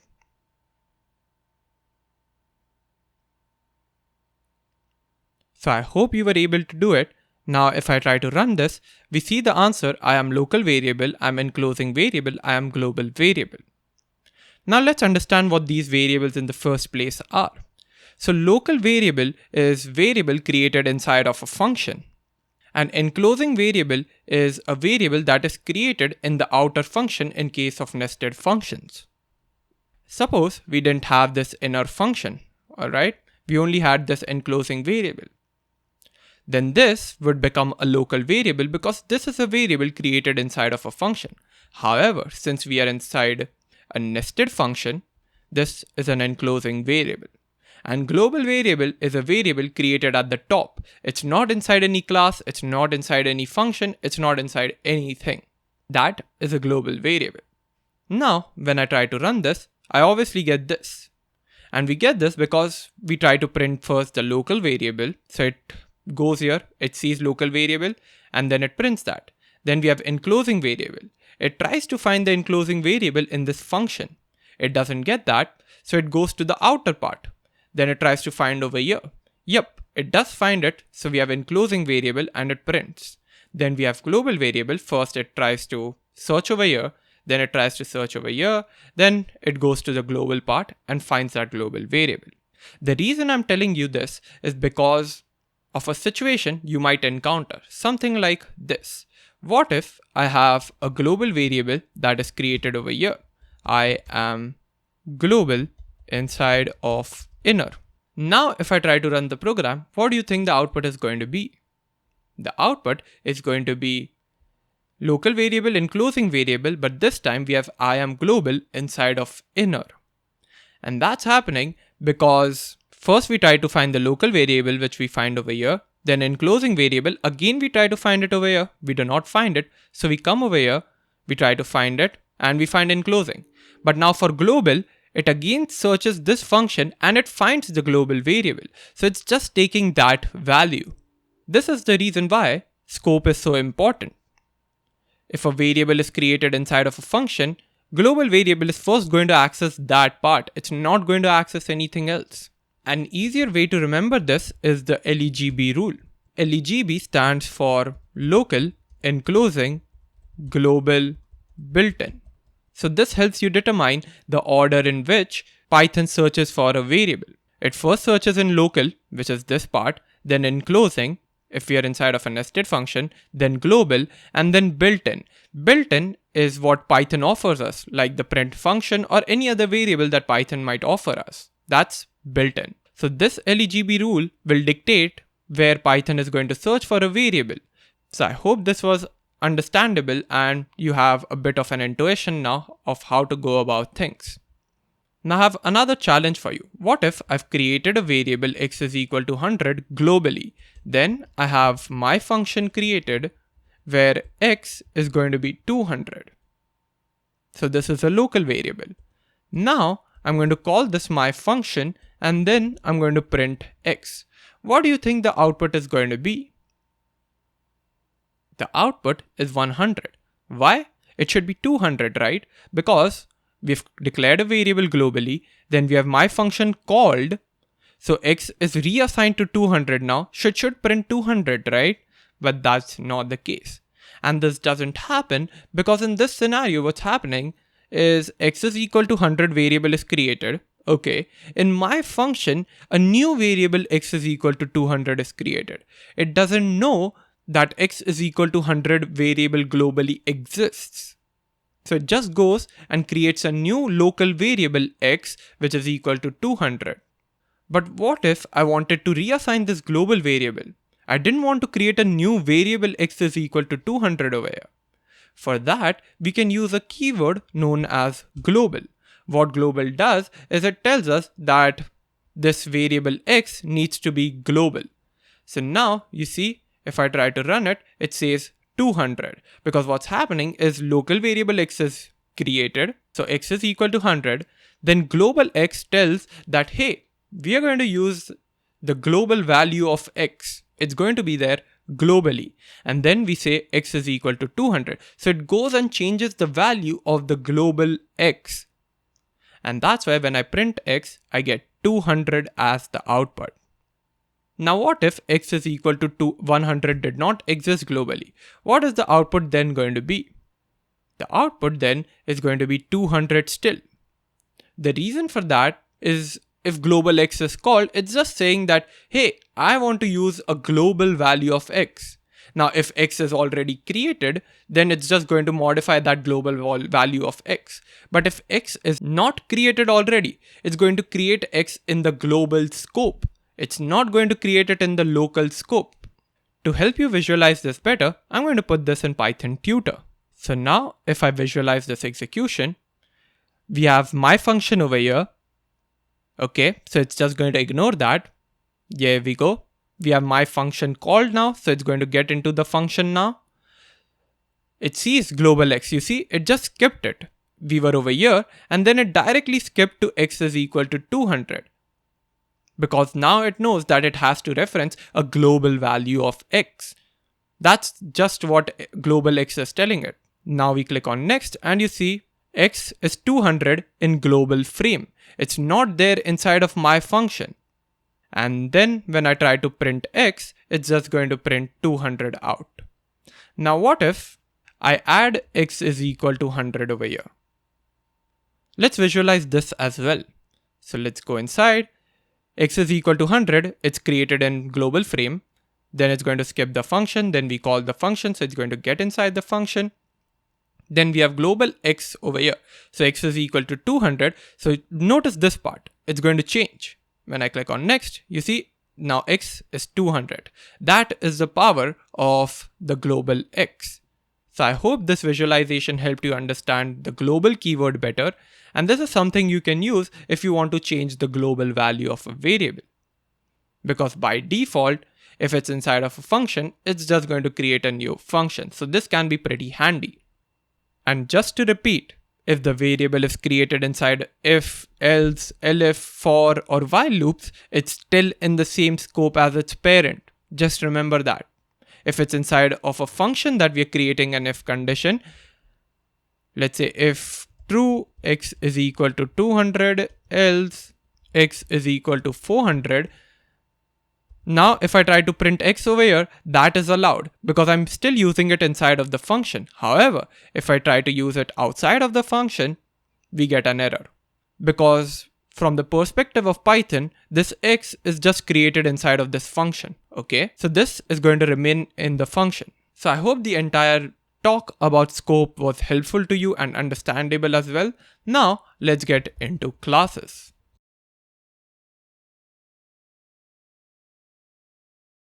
So Python is an object-oriented programming language. What exactly does that mean?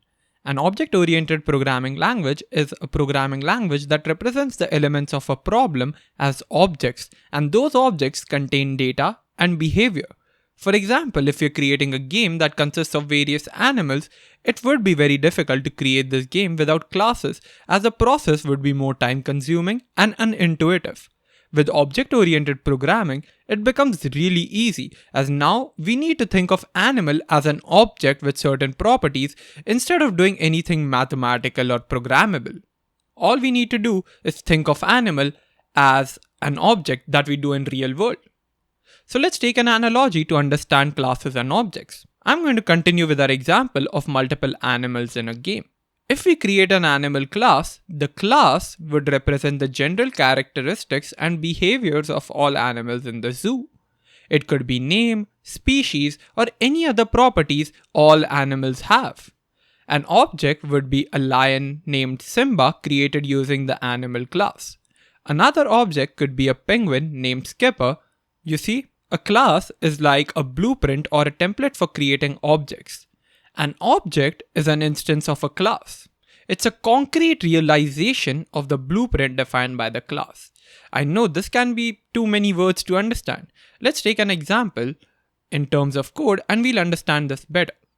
So first of all, how do we create a class? A class is defined using the class keyword. Whenever I have to create a class, I'll just use this keyword followed by the name of the class. And then I'm going to pass my name as animal. The naming convention followed by classes is different than variables and functions. Here we follow the Pascal naming convention, meaning that every single word that we add has its first initial capitalized. So if I have animal leader, this is how it's going to be. If it was a function, it would be something like this. But in class, A is capital, L is capital, and there is no underscore. So that is the convention followed by classes. So I've created my class. Now I'm just going to put pass over here. Pass is a keyword that tells Python that, hey, I don't have any logic right now. So I'll put it later on, but don't give me an error. I want to put my logic over here, but I'll put that later on. You see, so if I remove this pass and try to move forward in my code, it's going to give me an error.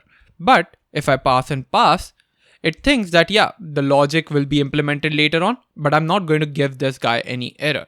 So that's what this pass is doing. Also, I'm going to remove the leader from here. It's a class animal now. Now, how do I create an object? To create an object, you just need to call animal like this. Yep, similar to how we call a function. And this is how I've created an object of animal. Now I can assign this to a variable as well. I can just do lion is equal to animal like this. Now lion is an object of class animal. People also call this as lion is an instance of the class animal. Both mean the same thing. I can create as many objects as I want. I can go ahead and create penguin is equal to animal, and there we go. We have a different object named penguin now. So every time animal is called like this, a new object is created, a brand new object with default properties. And every object is different from another. So this lion is different from this penguin. To prove it to you, I'm going to go ahead and print lion is equal to penguin. What do you think the output would be? If I run it, it says false. Why? That's because animal object is different and penguin object is different. They are both different objects that are created. So if I call animal like this, what's happening is a brand new object is created behind the scenes. And every single time I do that, a brand new object is created. And this obviously happens in the memory, right? So this animal is stored in this memory and this is stored in this memory. They're referencing different memories, and that's why they're not equal. So you have to keep that in mind. So I have created my lion and penguin objects, but here's the problem. Lion and penguin are both objects or instance of animal class, but they don't have any property or quality that differentiates them. So let's add some properties inside the animal class. What properties would these animals have? Let's say I want to name the animal and I want their species. So I need to pass that in the class animal because animal class is going to contain all the properties. And when we instantiate that animal, it remains for one particular object. Now, how do I represent these properties? They can actually be variables, functions, and basically anything we've learned till now. So I'm going to remove this pass because I'm going to add my own logic. And the first thing I'm going to add is name is equal to Simba and species is equal to lion. And this way, I have defined my variables inside of a class. And these are properties of the animal class. So to prove it to you, what I'm going to do is print lion dot, and you see it auto suggests me name and species. I'm going to print out name, run it, and we see Simba being printed out. Because what's happening is this lion object is created. Using this object, we can access the various properties that are defined in the animal class. I can also access species and then run it. So these were variables. I can also create my own function inside of a class. To do that, I need to create a function as it is. Definition say hi, and then like this. And you see automatically it adds something known as self. I didn't even add that. Let me do it again. Say hi, I put a parenthesis and it automatically adds self for me. That's Pycharm doing its magic. But what is this self? We're going to talk about this in a minute. I'm just going to complete this function by saying hi from lion. Okay. And then if I want, I can just do lion dot say hi, run it, and it says hi from lion. Now, first of all, this function that is defined inside this class is known as a method. Now, what is this self? Self is a self-referencing pointer. It is necessary to pass self as a parameter if the function is created inside of a class. This is because when an object calls a method, Python automatically passes the object as the first argument, which is the self, to the method. So the lion object that we created is being passed to say hi as self when we call the say hi method. Now what is the benefit of this self? The benefit of this is we get access to all the properties inside of the animal class and we don't have to face the issue of scope. So what I mean by this is that if I do hi from and try to access name, let's see what it gives us. As we can see, it's already giving us an error, and when I do this, it says name error, name is not defined. And that's because this is thinking that the variable is defined inside of this function, or it's being created over here. You see, but it doesn't think that it is being called from the class. This self does exactly that. If we use self dot, you see we get a bunch of properties that we also got on the lion object, because lion is essentially being passed to this self. So we have self.name passed over here, and now when I run it, I say I get hi from Simba. So that's what this self does. If we call lion.sayHi, lion is being passed. If I call penguin.sayHi, the penguin is going to be passed as self. And remember, self is the first parameter in any function that is created inside of a class. And then you can have your own parameters if you like. So for example, if I want to say hi to, meaning who am I saying hi to, I'll just pass it over here. I can pass hello. And now I can access hi to like this. I don't have to use self for this because I'm basically accessing a parameter over here. But I need to use self if I'm using any other property that is defined inside of a class, be it any variable or any other function. And now if I run it, you see, we get hi from Simba, hello, and we get an error because we didn't pass one for the penguin.sayHi. Another thing to note is that we don't have to pass self over here or anything like that. That's because Python automatically passes this lion as self. So let's remove this and see what it prints now. It's going to say hi from Simba 2 times because I'm saying lion.sayHi. So it goes to this, says hi from self.name, it sees name is Simba, so it prints hi from Simba. And the same goes for penguin. There is no property that is different for lion and penguin both. So what can I do to change the name and the species. You can do this. When you've created a penguin object, you can change the properties. You can do penguin.name is equal to, let's say, skipper. Now, if I try to print penguin.name, it's going to print out skipper. What just happened over here? This penguin.name helps me get the name of the penguin, right? I've just taken this and set it equal to skipper. If you remember from the lists part, when we had list at 0 is equal to R, we could change that. We are doing a similar thing over here. We are setting penguin.name. This is how we access one property inside of penguin and setting it equal to whatever value we want. Now I can also do penguin.species is equal to penguin. I don't want my species to be lion, right? By default, lion will be created, but now I'm overwriting these values and changing them. Now I can do penguin.sayHi. Now when I run it, it says hi from Simba and hi from Skipper. Let's understand this better by putting all of this into Python tutor. Let's visualize its execution, and there we go. So we have our first line over here, class animal. I'm going to click on next, and you see in the global frame, an animal class is created with the name Simba, sayHi function, and the species lion. That is the general structure of the animal class. Now I've created an instance of lion. You see, lion is pointing to animal instance. The same is being done for penguin, and you see it's not referencing the same animal instance. It's referencing a different animal instance because two animal instances are created. Now we say lion.sayHi. So what's going to happen? It's going to go to the function sayHi, and you see self is pointing to the animal instance that was lion because we call lion.sayHi. They are the exact same thing. Now it's going to execute this function and print hi from whatever the animal instance is dot name. So the name of this lion is Simba. So it's going to print out Simba, hi from Simba. The return value of this function was none. We didn't return anything, and that's fair. Now I'm going to click on next, and you see this gets deleted because the job of this part is now done.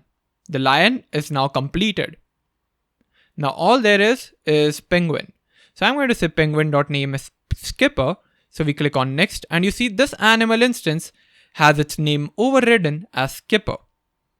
Then we have species penguin, again overridden. Then it calls the sayHi method, and you see it's referencing this animal instance. It's not referencing this animal class or this animal instance. It's referencing this. So when we execute hi from self.name, it executes this self.name and it gets the value as skipper. So when I click on next, you see it prints hi from skipper and our program is now completed. So that was the entire visualization of classes. I hope you got a more intuitive sense of it. But now here's the problem. This is quite a bit of work to just change the name of the penguin and species of the penguin. Now there were only two properties, so you might think that, yeah, it's fine, I can do it. But what if we had 10 and 20 properties?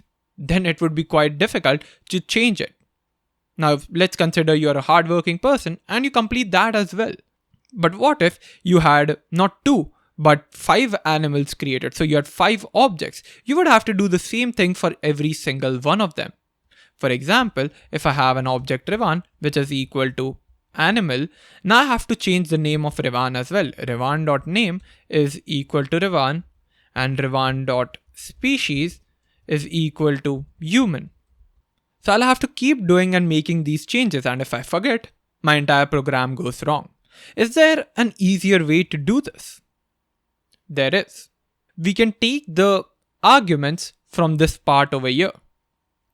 Like in functions, if we wanted to take something, we would have to pass a parameter over here and then pass the argument from here.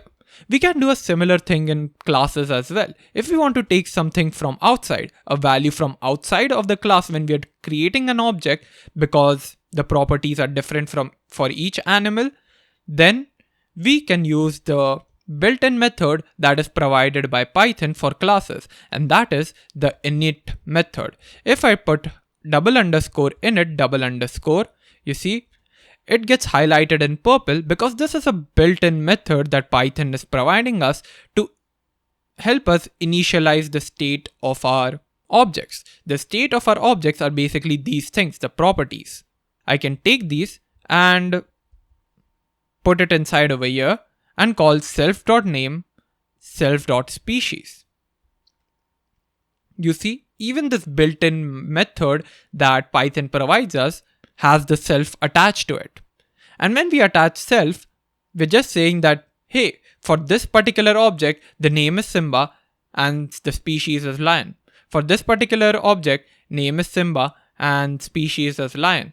For this particular object, it's the same thing. Now what I can do is take parameters from this init method. So to do that, I'm going to put a comma, name, always self has to be the first parameter, and then I'm also going to put in species. Then I'm going to pass name over here and species over here. And now if I try to run this, we get an error. And that's because it's saying that animal.init missing 2 required positional arguments. And now we understand this language. We know that we need to pass in name and species as positional arguments into this animal object. So I can pass in lion, I can pass in Simba, and actually I've reversed it, so let me just fix this. Because the name is Simba, species is lion, the same thing goes over here, skipper and penguin. And I'm going to remove Revan animal. Now I'm just going to say lion.sayHi. What do you think it's going to print? It is going to print hi from Simba. And if we do penguin.sayHi, it's going to print out hi from Skipper.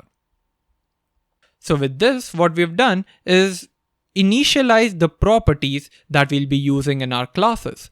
And to do that, we do self.whatever is the property name you want is equal to whatever you're taking from the parameter.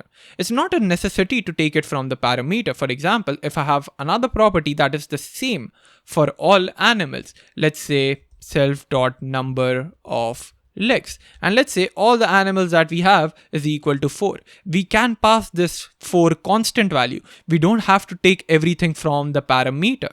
But if we want, we can take something from the parameter, like name and species, because those are ever changing for every single object. Everyone is going to have a different name, right? So we can take that.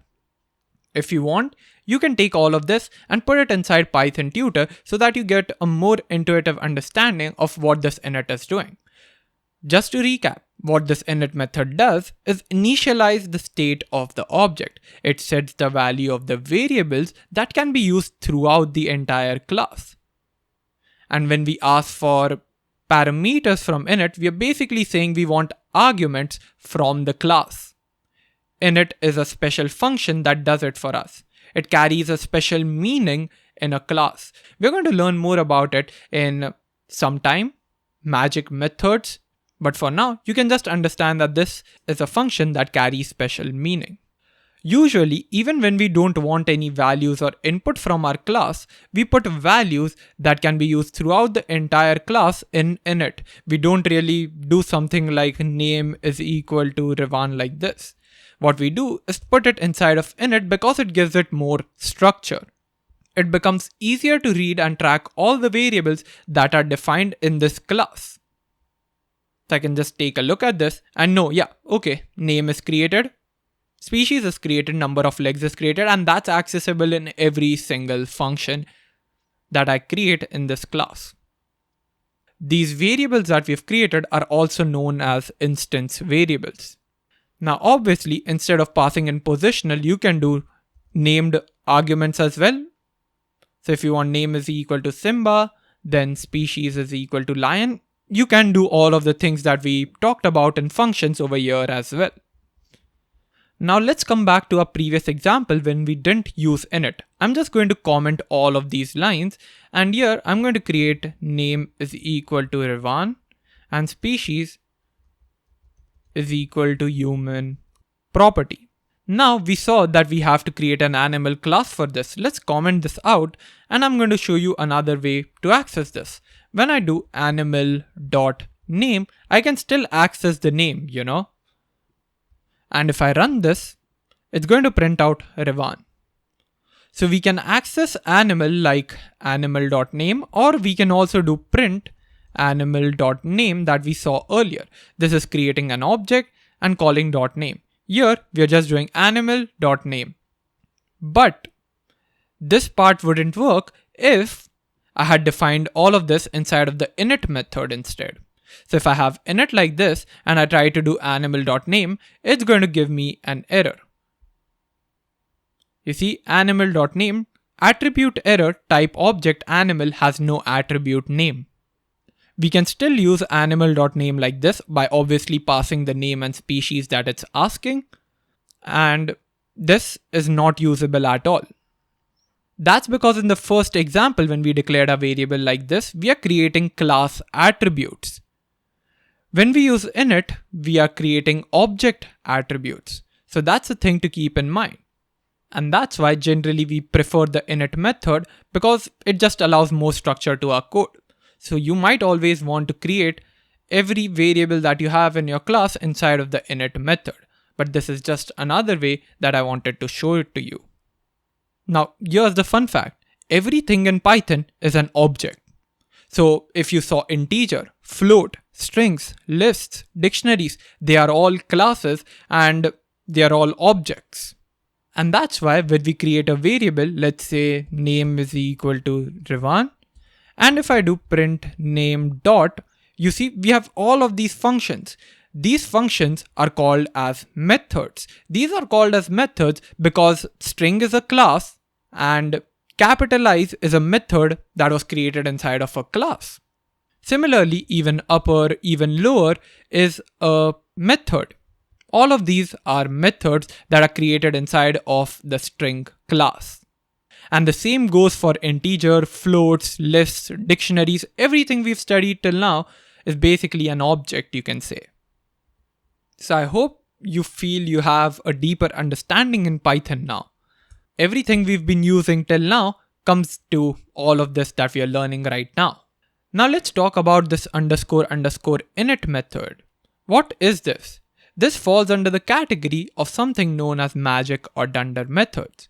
Magic methods in Python are special methods that start and end with double underscores. Magic or dunder methods are not meant to be invoked directly by you, but the invocation or calling, so to say, happens internally from the class on a certain action. For example, this init method we saw. I didn't have to call this init method at all. Python automatically did that for me. Many built-in classes in Python also implement many magic methods. For example, if I take an example of an integer num equal to 10 and then we say new num is equal to num dot, you see we have multiple magic methods over here, init, new, but the one I'm concerned about is add. When I do num dot add 20 and then I print new num, what do you think the output is going to be? The output is going to be 30. This add method gets triggered when we use the plus operator, and that's why when I do num plus 20, it gives me an output of 30 because __ add method gets triggered when we use this plus operator. We don't have to explicitly call this method to make it happen. Similarly, many other methods are present for that. For example, if we do num dot __ subtract, you'll be able to subtract values. And there we go. We get 0 as the value, 10 minus 10. Then we also have multiply, we also have divide, we also have greater than, less than, greater than, equal to, less than, equal to, all of them. And we can implement all of those methods in our classes. For example, if I want to add 2 animal classes, I can do def add, and you see we get self and another property over here called other. What is this other? If we had num is equal to 10 plus 2, what's happening over here? 10 is being added to 2. So this 2 would become the other part. To prove it to you, I'm just going to do print other dot name. Okay. And then I'm going to add lion with penguin. So I'm just going to do lion plus penguin. What do you think is going to happen?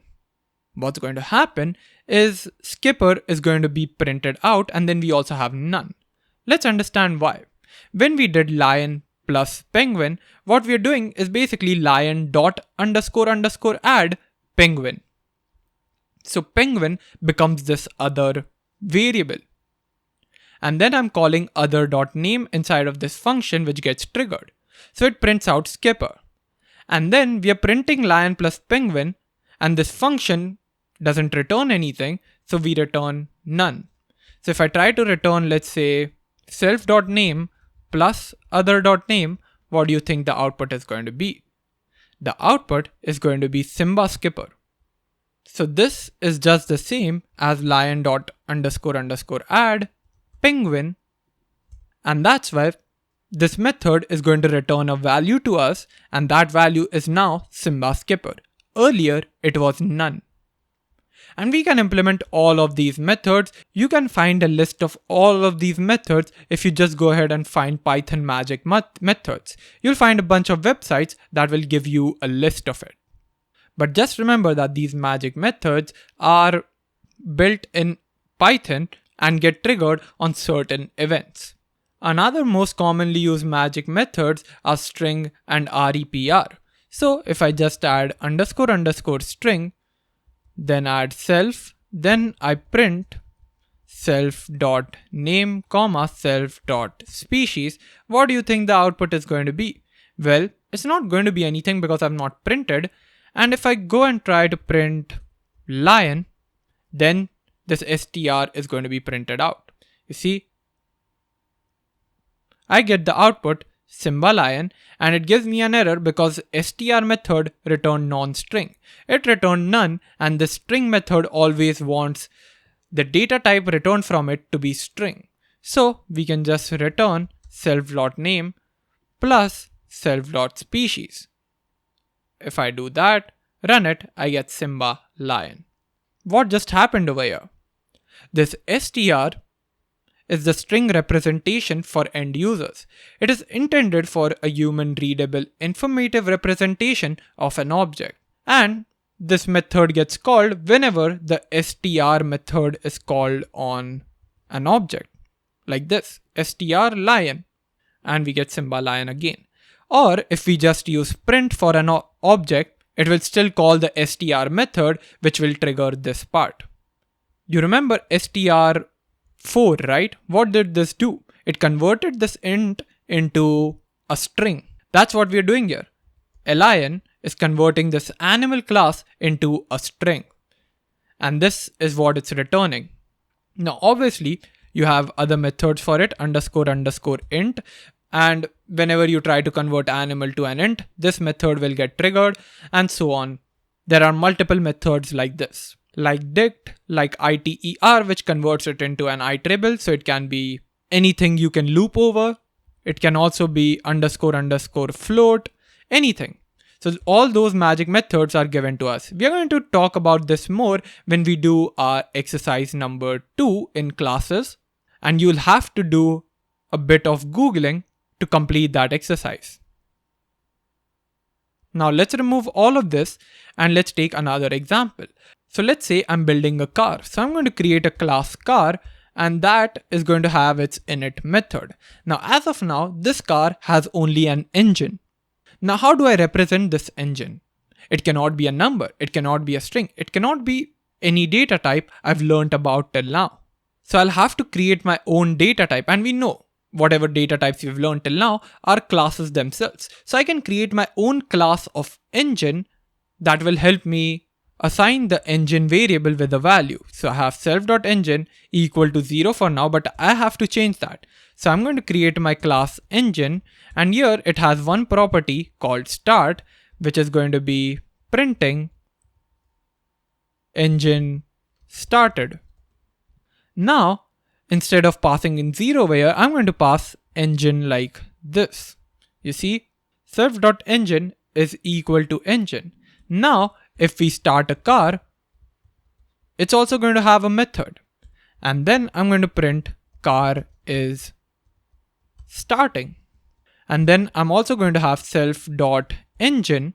That's how I access this property, self.engine. And then I want to call the property of this engine class, the start. So I can do self.engine.start. What do you think the output for this is going to be if I just do car.start? Well, the output is going to be car is starting, engine is started. This entire code is something known as composition. A class instantiated as an instance attribute in another class is known as composition. You're composing a car with engine in it. So just wanted to put this out there. This is something you can do. So we have learned a lot in the section of classes. Now we have learned a lot in the section of classes. So instead of doing one exercise, we are going to do 3 exercises and get familiar with classes. So let's get into them. So in this exercise number 11, we want to create a library management system. So first of all, we'll be creating a library class that can store information about books. Each book should have attributes like title, author, and availability. To go into much detail, we want to create a class book with these attributes: title, author, and availability. And availability is going to be true if the book is available, false if the book has been checked out. And then we want to create a class library that can add a new book to the library, search for a book, check out a book by changing its availability status, display the available books, and then display the list of all the books. So to give you a demo, I'm going to open the Run tab, and here I have it. Here are my options: 1 to add a book, 2 to search for a book, 3 to check out, 4 to display available books, and 5th to display all the books. I'm going to say add a book, and then I'm going to add a book. Let's say Elon Musk by Walter Isaacson. Once I do this, it says Elon Musk by Walter Isaacson has been added to the library. Then I'll again add another book, and then I hit enter. It says a tour of C++ by the author name has been added to the library. Then let's say I want to search for a book. I can search. So I'm going to pass in a tour of C++, and then it will search and let us know if it is available or not. It says a tour of C++ is available. Now again I'll search for a book and then pass in the name of the book as Steve Jobs, and it says book with title Steve Jobs not found in the library. Then I'm going to check out my book, and the book I want to check out is, let's say, Elon Musk. I'll hit enter, and it says Elon Musk has been checked out. Now if I try to display all the books, it's going to say Elon Musk by Walter Isaacson checked out, a tour of C++ by John Strustrup available, and then again a list of options. Now what I want to do is display all the available books, and once I do that, it shows a tour of C++, and we're directly printing it in a list. Now I'm going to search for a book, and here I'm going to say Elon Musk now, and it says Elon Musk is checked out. You see, if a book doesn't exist in the library, we want to say book with the title, book name not found in the library. But if the book exists, but it's not available for us, we want to say Elon Musk is checked out. And finally, if you want to quit, you can just press 6 and quit. So your entire program now stops. So this is what we want to design. Pause the video, try it on your own, and see if you're able to do it.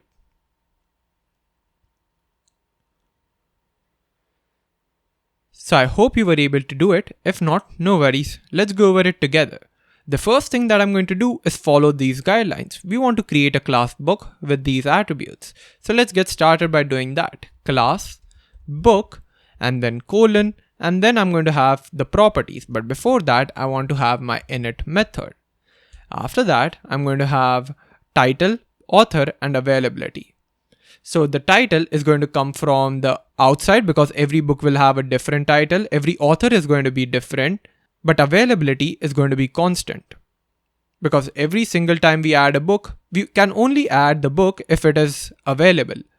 That's why we can have self.title equal to title, that's coming from the parameter over here, title and author, both of them coming over here. Then self.author is equal to author, and then self.is available is equal to true. So it's always going to be true if it's newly added. The next thing we want to do is create a class library that can add a new book, search for a book, check out a book, display all the available books, and display the list of all the books. So to do that, I'm going to have class library, then again an init method. But this time, I want to store a list of books inside of this because library is going to contain a list of books. So I'm going to have self.books, and initially the library is going to be empty, right? Once we add a book, a new book is added to this list. So initially it's going to be empty. After that, I want to create a method for all of these tasks. So the first thing is adding a new book. So I'm going to call this method add_book. It's going to take in a self, but other than that, it will also take in a title and an author, right? Because every single book that we create is going to be asked for a title and an author. So that's what I'm taking from the parameter over here. And then what I'm going to do is create a new book out of these things and add it to this books list. I'm not going to do self.books.append and then pass in title and author inside of a list or inside of a dictionary. I've created a class for exactly that. So I'm going to first create an instance of the class. I'm going to create a book object and then store that book object inside of this list. So this list is going to be a list of objects of the class book. So I'm going to do book, or let's call it new book, is equal to book and then pass in title and then author, similar to what we have over here. Now we can take this new book and pass it over here. So we are appending this new book object inside of this list. And once we do that, we want to tell the user that, yeah, your book has been added. So we are going to use an f string over here, and then we are going to say title, because I want to say Elon Musk by Walter Isaacson has been added to the library. So what I'm going to do is title by the author that we have has been added to the library. After that, I want to implement a method to search for a book. So to do that, I'm going to get out of this function, and then I'm going to do definition search book, and then we're going to have self. But other than that, I also need the title, right? Because to search for a book, I obviously need its title. That's how I'm going to search. If you want to advance your search, you can also take in author and make sure that if the user enters title or author, we get the book. But what I'm going to do is just the title. Now, how do I search for a book? How would my logic go? Well, my logic would go this way. I would have to iterate over all of the books in this list and check if any book's title matches this title. If it does, then I'm going to return that book. Otherwise, well, we don't have that, so we don't do anything. So I'm going to do for book in self.books. I want to check if book, and this book, as we know, is an object of this class book. So it's obviously going to have the title property. So I can just do book.title, and you see Python automatically infers that this book is going to be this book class. So I can do book.title is equal to title. If that is the case, then I want to print f, and then I'll be printing title is, and then I want to display if it's available or not. How would that logic go? Well, I want to display it's available if the book availability is true. This part over here is true. So before that, I'll have to add another if condition. If book dot is available, then I want to print if title is available. Otherwise, I want to print title is checked out. You see, what I did over here is went through every book, checked if any book's title is equal to the title that's coming from the parameter. And if that is true, I want to print that the title is available. And if it's not available, that means the book was checked out, so it's no longer there. However, what should happen if the book's title does not match this title? That means the book doesn't exist in our library, and I want to print that case as well. So I'm just going to match this if condition and say else print an if string and then say book with title, then I want to put a single inverted comma inside of which I'm going to add my title, not found in the library. So this is my entire function for searching a book. Just to explain it to you again, I'm going to iterate through every book. I'm going to check if any title is equal to this title. If any book's title is there, I'm going to see if the book is available in the first place or not. If it is, I'm going to print it. Otherwise, I'm going to check it out. Then, what if the book's title doesn't match? In that scenario, I want to print that this book with title was not found in the library. So search book is now done. The next thing I want to do is this, check out a book by checking its availability. So I want to check out a book only if the book has not already been checked out. And to do that, we'll have to create another method. We can do def checkout book, and for that we'll need self, and then we'll also need a title.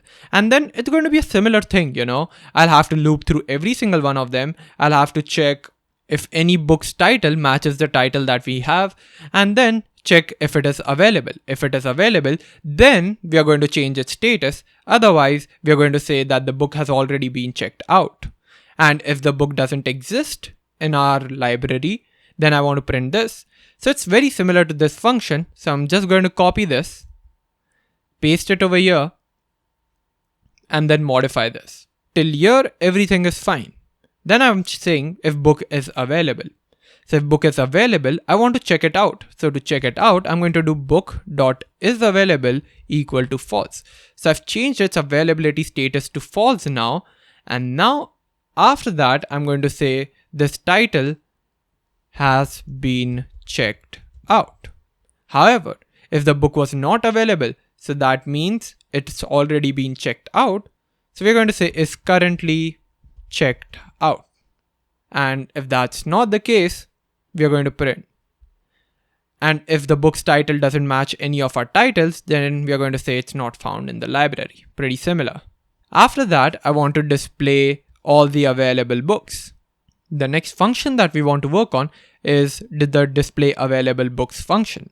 So to do that, what I'm going to do is first make sure my function is at the same level as this one, and then create a function def display available books. And then it's only going to have self as the argument. We don't want anything else. We just want to display books based on their availability status.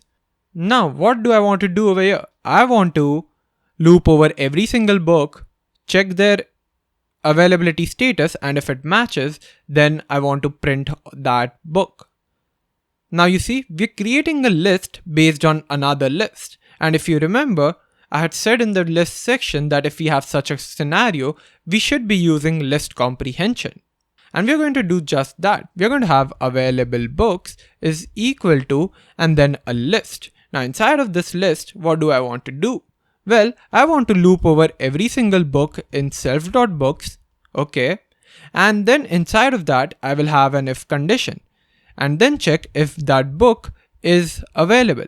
So if that book is available, I want to print the book's title. And to do that, I'll have to do it in the first case itself, book.title. And that makes my available books list.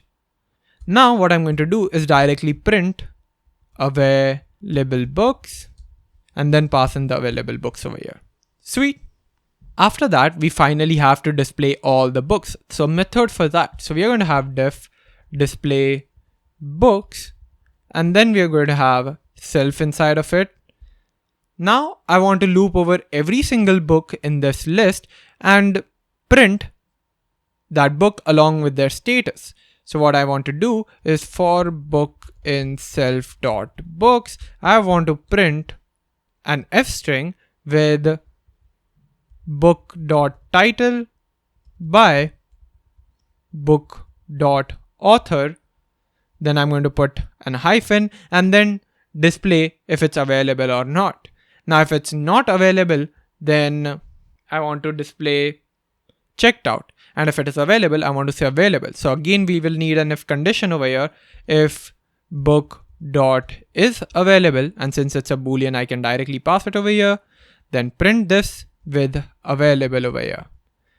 And if it is not available, then I'm going to put an else condition and print check out. Also, let's remove some spaces. Yep, that's it. This is how we're going to display our books. Now the final thing that we need is to compile all of this, create those options, and show it to the user. So I'm just going to get out of all the classes, and over here I'm going to create something known as a main method. Main method usually contains all of the main code where I'm going to bring in all my classes, library, and all of that, and tell Python to run this main function. If you want, you can directly run it over here as well, but I just want to give my code more structure. Now what I'm going to do is run an infinite loop, we already know that, and then I want to print all the options. So I've printed all my options over here, and after that I'm going to ask for the option from the user, and we've done this quite a few times, so I'm just going to directly pass in input/in, enter your option, and then ask for the user input. Now based on this option, I want to get the user input and call a particular function. So I'm going to have if option is equal to 1, then what do I want to do? I want to add a book. So for that, let's see, we have this book, add book. I need a title and an author. So I'm going to ask for the user input for the title and the author of the book. So we have title is equal to input, enter the title of the book. Awesome. And I'm going to do the same for the author as well. Author of the book. And now based on this, I want to call the add book method. And to call this, I need an instance of the library class. Now I can create this inside of the if condition, but I don't want to do that. I can also create it inside of the while loop, but I don't want to do that, because if I do that, every single time we are iterating, we are creating a new instance of the library class. And if I do that, all the properties will be reinitialized. So that means our books will be again an empty list. So what I mean by that is if I create library over here and set it equal to the library variable, I'm creating a new instance of library class every single time. And that means self.books is equal to an empty list is called every single time. So none of my books are being really stored. So what I want to do is take this out of the while loop. Now I can do library dot add book, then pass in the title and the author, and we're done. Then we have elif option is equal to 2, and then I want to search for a book. So for that, I'll need a title of the book. After that, I can do library dot search book and then pass in the title.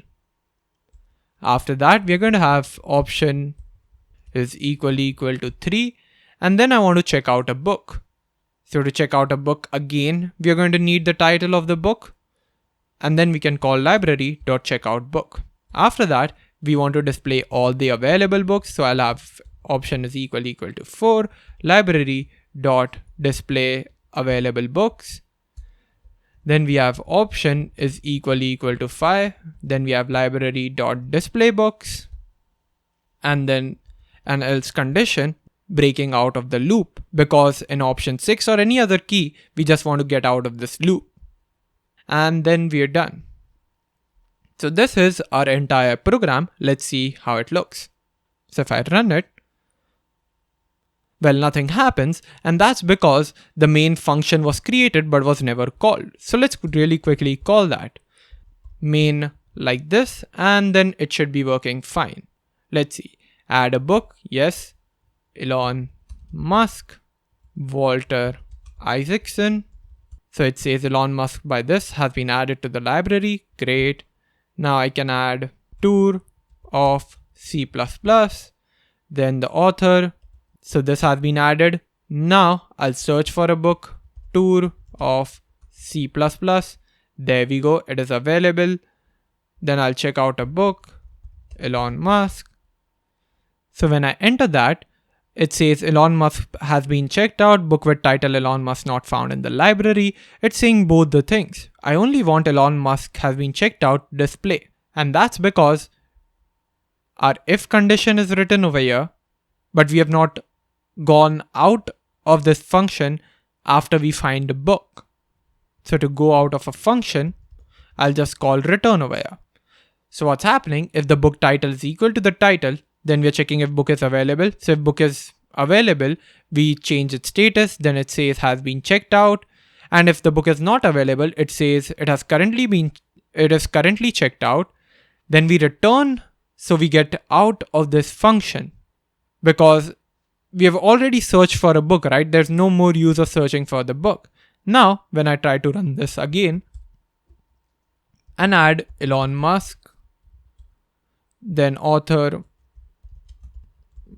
Walter Isaacson, then again add a book, tour of C++, John, and now when I try to display all the books, it says Elon Musk by Walter Isaacson available, tour of C++ by John available. Now I'm going to check out the book. I'm going to say enter the title of the book, let's say Elon Musk, then enter. Elon Musk has been checked out, only shows up once now because we have added a return. So as soon as we hit the condition book.title is equal to title, it will return. So it will either print this or this and get out of the function. We don't want to run this function anymore. And now again, if I try to display the books, it says Elon Musk checked out, tour of C++ available. And if I say display available books, it just shows up tour of C++. So everything seems to be working fine. Now I can quit by using the option number 6 and it does quit. Now there are a few improvements you can make with this code. For example, over here, we are checking if book.is available, and if it is available, we either print this or this. You see, only this certain part of the print statement is changing. We can make this more dynamic. We can remove the if condition from here. And now what I'm going to do is put this inside of a curly bracket as well. And here I'm going to put my if condition. I can do that. What I can do is check over here if book.is underscore available. And we want to print available if that is the case. So we can do available if book.is available. Then we can add an else condition saying check out. We can do this thing over here. Inside of the curly bracket, we can put an if condition. And that's because only this certain part of a string was changing. No other part of the string in the print statement was changing. So there's no use of putting in a separate if condition over here. We can put it inside of the print statement by wrapping it inside of the curly bracket. And we can do a similar thing over here as well. It's either showing up available or it's either showing up checked out. But instead of doing all of this, I have a simpler technique. What I can do is take this particular string and put it inside of the str method of book. So I can add def underscore underscore str underscore underscore self and then return this particular statement. And obviously I'll have to replace book with self because we are in the book class. So self.title, self.author, and here self.is available. Now, if the book is available, I want to print available, right? Otherwise, I want to print checked out. Awesome. Now, what this allows me to do is instead of putting in if condition every single time, I can print book. And there we go. Now, just to prove it to you, if I add a book, let's say Elon Musk again, and then I try to display the books, it says Elon Musk by Walter Isaacson available. And if I check that book out, you see Elon Musk has been checked out, then I display all the books and it says checked out. So the advantage of this is I just need to print book and it will automatically display this particular line. So we can use a magic method over here to simplify our lives. Another thing you could do is from every function, instead of printing it, you could return a particular string. So if you wanted, you can return a string from here, return over here, return over here. You could do that and then print all of the stuff in the main function. That would be a good coding practice, but I haven't done it. So if you want, you can make that change. So now that we've completed this library management system, let's get into our exercise number 12. So this is our exercise number 12, linked list. We want to write a Python program to implement a linked list. So in that, we'll have to define a class node to represent individual elements in the linked list and a class linked list to manage the overall linked structure. In this class, you'll have to include methods to append elements to the end of the list and display the content of the linked list. But provide an example at the end demonstrating the usage of your linked list implementation by creating an instance of the linked list class, appending a few elements, and displaying the final linked list. In my case, I had implemented it and I appended the elements 1, 2, and 3, because of which the final linked list is displayed like this: 1, 2, 3, none. Now, here's a note. You need to ensure that you handle edge cases appropriately. There's no need of inputting elements from the user. Now, I know some of you might not know what a linked list is. So here's the basic components of a linked list. So the first is the node. Each element in a linked list is represented by a node. For example, if I create a linked list, it looks something like this. Elements linked to each other. That's it. This particular element that we have, this is called a node. So each and every single element is a node. A node contains two fields, data and a reference or link to the next node in the sequence. So this node will have two parts. The first one is the data it contains. So it can be a number, it can be a string, it can be another class. So this is the actual data you might want to use in your application. The next component that's present is the next node property or just next. This next contains the reference to the next node in this linked list. So this arrow that we see, it's actually coming because of this next property. This next property contains a node class and this node class points to the next node. And similarly, this node has the same thing. We have data, then we have next. So this data might contain whatever you might think, a number, a string, whatever. The next contains the next node in this linked list. So it contains this particular node. After that, we have head. The starting point of the linked list is called as the head. It is the reference to the first node in the list. So this particular part is a head, because this is the first element, the first node in this linked list. And finally, we have none. The last node of the linked list points to null or none, indicating the end of the list. So if you see in my run tab, 1 is a node, 2 is a node, 3 is a node, and none is the last node in the linked list. I had appended elements 1, 2, and 3, because of which we got the output 1, 2, 3, none. If I had appended elements 1, 2, we would get 1, 2, and then it would point to none. So none is always the last element in the list, and it indicates that the list has ended. To give you a more clear example, let's say I have inputted the elements 1, 2, 3. What's happening behind the scenes? First of all, we are going to create a node out of this. So we'll create a node passing 1 to it. After we pass 1, we need to take this node and then add it to our linked list. And then it will be something like this: 1, which is the data, and then we need to point to the next node. And we know this is our next node, 2, right? So we'll create a node out of 2, okay? And then pass this node over here as the next property. Now in this node as well, we are going to have a data property. So it's going to be 2, which we passed over here, and the next node, which is going to be this 3. So we are going to create a node out of this as well. Once we do that, we'll have to pass it in the next node property. Now this node looks something like this. The data is 3, but now this is the end of the list. So what are we going to do? We are going to point this to none.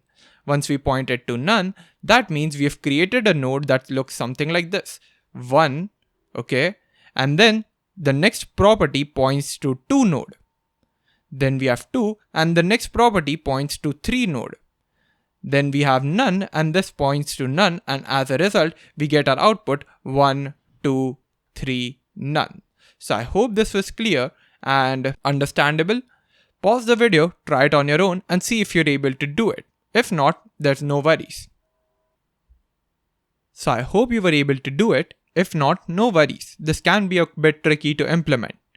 So let's get started now. The first thing that I want to do is define a class node to represent individual elements in the linked list. So I'm going to create my first class node over here.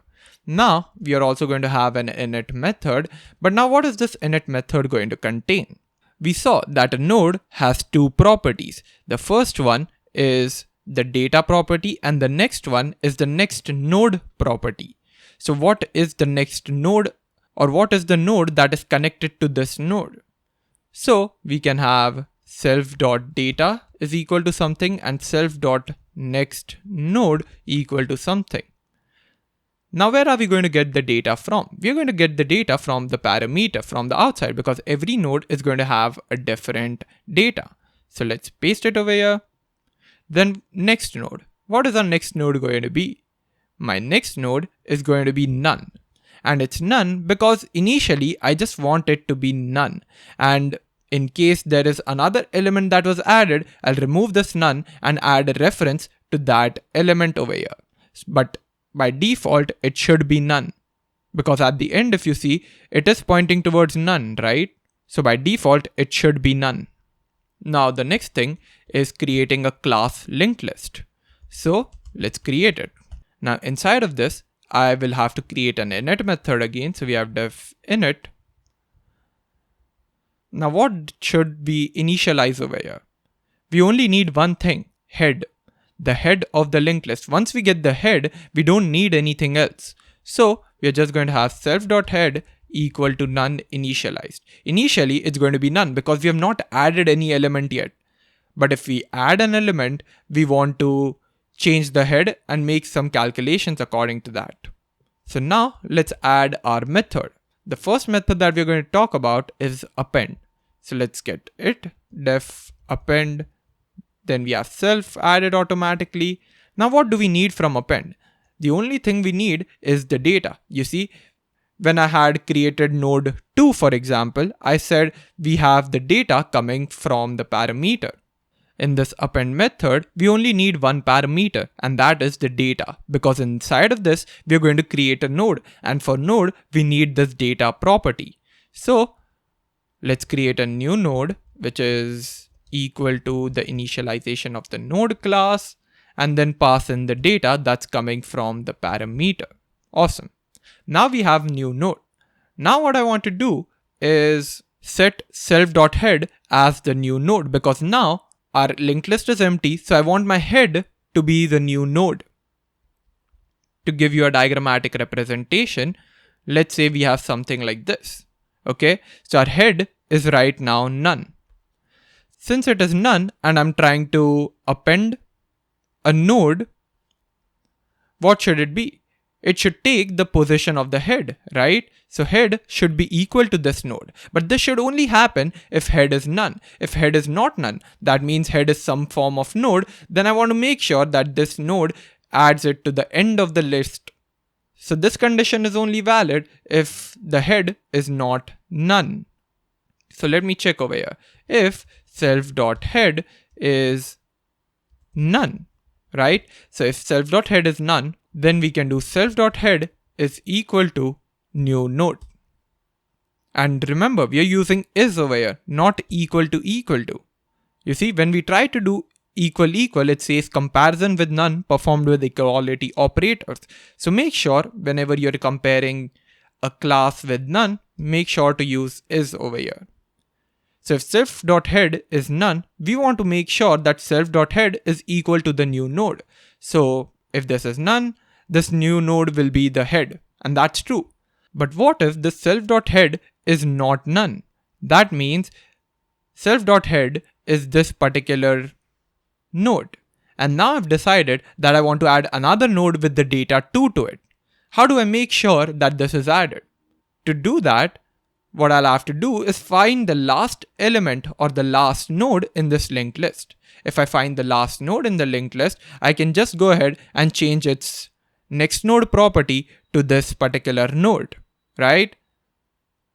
Now, how do I find the last element in this linked list? As of right now, this is the last element and this is the first element. But what if we have two elements in the linked list, right? This becomes the last node. To find the last node in a linked list, we'll have to loop over every single node and check if their next node property is none. If their next node property is none, that means they are the last element in the linked list. If it's not, then it's not going to be the last element. You see, because if 1 is connected to 2, it's going to have its next node property as this 2. But if it's this node, which is the last element, it points towards none. And that's why I'll have to loop over every single node and see if their next node property is none.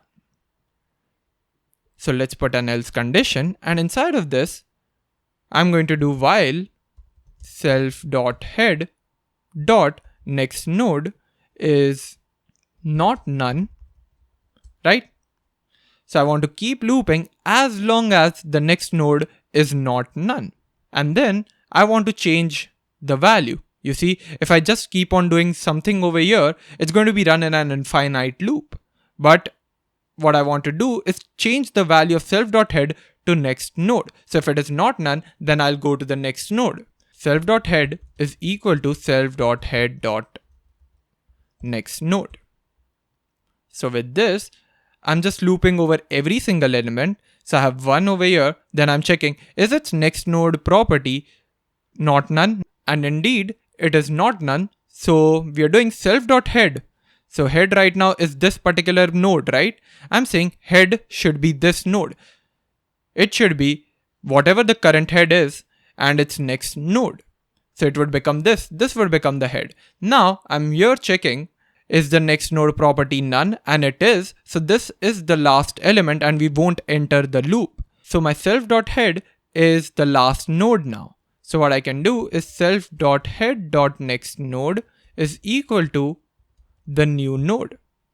So whatever my last element is, its next node is going to be this new node that I've created, right? So we have 2 over here. 2 points to none. So what I've done is removed this none and pointed it to my third node, which is this part over here. So with this, my append method is completed. Now the last thing I want to do is display the node. So I can quickly do that. Def display. Then I have self with me. I don't need any parameter. And now I need to keep looping and displaying every single element, right? That should be very easy, very similar to what logic we've implemented here. While self.head is not none, then we want to print self.head.data, right? Whatever data is present inside of the head, we want to print that. And then we want to format it something like this. We need to put arrow after every single node data. So I can quickly do that by putting end is equal to an arrow like this. And then I want to increment the node so that we move ahead in the linked list. So I can do self.head is equal to self.head.next node. Nice. Now, if I try to create a linked list, how would I go about it? I'll create linked list is equal to linked list like this. We've created an instance of linked list class. Now I'm going to do linked list dot append, let's say 1. Then I'm going to append 2 and 3 as well. And finally, I'm just going to take this linked list and display it. Now, when I try to run this, we see 2, 3 and something at the end. Why isn't this working and why aren't we getting our output? First of all, why aren't we displaying none at the end? We're not able to display none at the end because there's no print of none. We are saying while self.head is not none, we want to keep on printing data. So it's going to print out 1, 2, 3, but it's not going to print out none, right? So after the while loop, I'll have to go ahead and explicitly type none. If I do that and then run the code, we see 2, 3, none. Now why is 1 not being printed out? 1 is not being printed out because first of all, we are using incorrect logic over here. We're using incorrect logic because we're doing self.head.nextNode is not none. So we are incrementing the self.head itself. If we are incrementing the self.head itself, this original self.head is going to be changed because this class is going to be maintained. We are not creating a new instance of LinkedList class every single time. So this self.head is itself going forward. So when we try to display it, it's displaying incorrect stuff. So what I need to do is take this self.head outside and create a dummy node which we can use to iterate over a list. So what I mean by that is creating, let's say, a variable current node is equal to self.head. Once I do that, I can take this current node and add while current node next node is not none, then current node is equal to current node.next node. Similarly over here, we'll have current node.next node is equal to new node. Now what I've done is removed all occurrences of self.head and put it into current node. So we are moving forward in the dummy current node. We are not moving forward in the self.head node. So with this original part is not changing. The head remains the head of the linked list. It's not becoming the end of the linked list somewhere or becoming something else elsewhere. This current node will do the task for us. So we need to implement a similar thing over here as well. We'll say current node is equal to self.head. I'll take this current node and put it over here while current head node is not none. Print current node.data. Current node is equal to current node.next node. There we go. Now if I try to run this code, it says 1, 2, 3, none. It prints out perfectly. Now I'm just going to revise this program again because I know this is very tricky to understand. And this is obviously not a beginner level Python stuff. But I still wanted to put it out there for those who are very curious. Now let's revise this program again. We have a class of node, self.data is equal to data, self.next node is equal to none. These are the attributes of node and that's fair. Every node is going to have this. They're going to have a data property and they're going to have a next property, okay? Now I've created a linked list where the head is none. So let's create a variable over here which says head is equal to none, okay? Now, whenever we append something to this linked list, we want data. And based on that data, we're creating a new node. So let's say I append 1. So we have data as 1. So a new node of 1 is created over here. You see 1. And then that by default, the next node property is none. Now I'm checking if self.head is none. Is self.head none? And that is true. So what I want to do is set head equal to this new node. So what I've done is, let's say this is my linked list. I've taken this and put it over here. This is my element now, 1 and none. And now head is also this part over here. Now I try to append 2. Okay, so I'm creating a new element with 2 in it. So new node 2 is created and its next node is also none because none is a constant put inside of next node over here. Then I'm saying if self.head is none. Is self.head none? No longer. It's no longer none. It's pointing towards this node. So I'll move to the else condition now. Inside of else condition, we have current node equal to self.head. So instead of this self.head pointing anywhere else, what I've done is created a current node property. And this current node property is kind of like a dummy variable. What this does is just keeps track of the current node while we are looping through the entire linked list. So initially it is self.head itself, then it moves forward, right? But then it doesn't find any next node, so current node is this particular node, and that is true. Current node should point at the last node by the end of our iteration. So this current node is equal to this one node over here. Perfect. Now current node.next node. So this node's next node property is equal to the new node. So what I've done is removed none from here and then pointed this towards this node, the new node that we created. So let's have 2 and none passed over here. Then let's say we append 3. Now what's happening is again a new node 3 is created. So here we are going to create 3. Then it's none next node. Then we are saying self.head is none. So self.head is now pointing over here. And self.head is not none, and that's why it will go in the else condition. Now inside of the else condition, we have current node is equal to self.head. So it's again pointing over here. The current node is pointing over here. Now what I'm doing is current node is equal to current node dot next node. So this current node will access the next node property, and the next node property does have a node, and it is this particular node. So to go over this node, we say current node is now equal to current node dot next node. So the current node will remove its ties from here and move to the next node, which is this node. Now we are again checking if the current node's next node property is none or not. And it is indeed none. So we have found our last element. Now what we are doing is current node dot next node is equal to the new node. So we are removing none from here and putting our new node over here, which it is referencing now. So 3 none becomes our last part.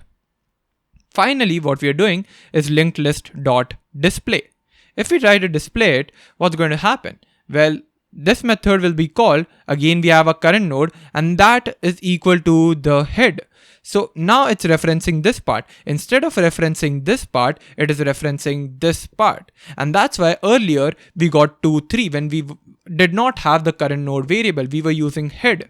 It started from true 2 and then printed 3. But over here, since our self.head is not changing, we have created a dummy current node every single time. Our self.head still points here, so current node can still become self.head. So now current node is self.head. Then I'm saying while current node is not none. So current node should not be none.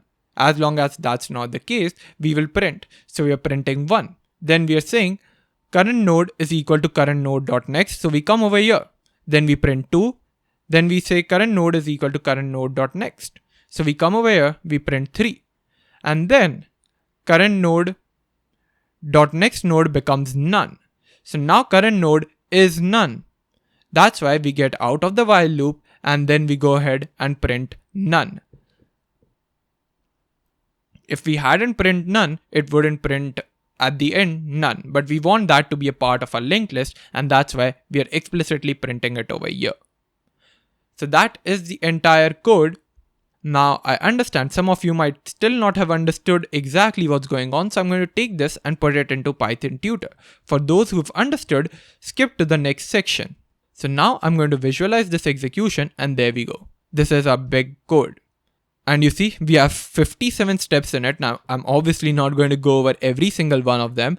I'll skip many, but I'll cover the main parts. So first of all, we have a node created. You see, a global frame is created. Then we have next, a linked list global frame is created, and it knows what methods are in there. Then we are creating instance of linked list class. Then we are initializing it. So we have self.head equal to none. Then we are calling linkedList.append. Once we call append, you see a new method is created. Append self points to the linked list instance and data is 1 because we had passed append 1. Then we have a new node created over here. So new node, a new node instance is created. Data is 1, and then self.data is data 1, and then next node is none. Now what I'm doing is taking this new node which I've created. You see, we have our new node over here and it's referencing this node instance. Then we are checking if self.head is none. Self.head is indeed none. You see over here, it is none. So I'm going to print next. Then we have self.head is equal to new node. So it's going to take this node and put it as the head. There we go. So you see, this becomes a bit of a complex structure, but this head is referencing the node instance, and this new node is obviously this node instance only, right? So this happens. Now the append method is completed. And you see in our linked list, our head is this node this node contains the data 1 and next node is this none property. Now I'm appending 2. So I'm going to have data 2. Now new node is equal to a new node that we create. So data is 2 now. So that will happen. You see data 2 next node none is created. Now we are saying if self.head is none. Self.head is this time not none. It's referring to a node instance. So we're going to skip to the else condition. You see, we come over here directly. Now we are saying current node is equal to self.head. So current node refers to this node instance. Now we are entering in the while loop while current node.next node is not none. And next node is indeed none, so we are not going to get into while loop either. And this becomes our last node. So we are saying current node.next node is equal to new node. So this next node is going to be this instance now. And then when we click on next, you see this exact same thing happens. We have our head pointing to node instance, then next node is pointing to this node instance, and you can see a link is again created, and that is becoming our linked list. Now finally, let's quickly go over the append 3 as well now. So we have append 3, a new node is obviously created, and we know how it looks, something like this. Then we are checking, self.head is none? Nope, it's referring to this node instance, so get into the else block.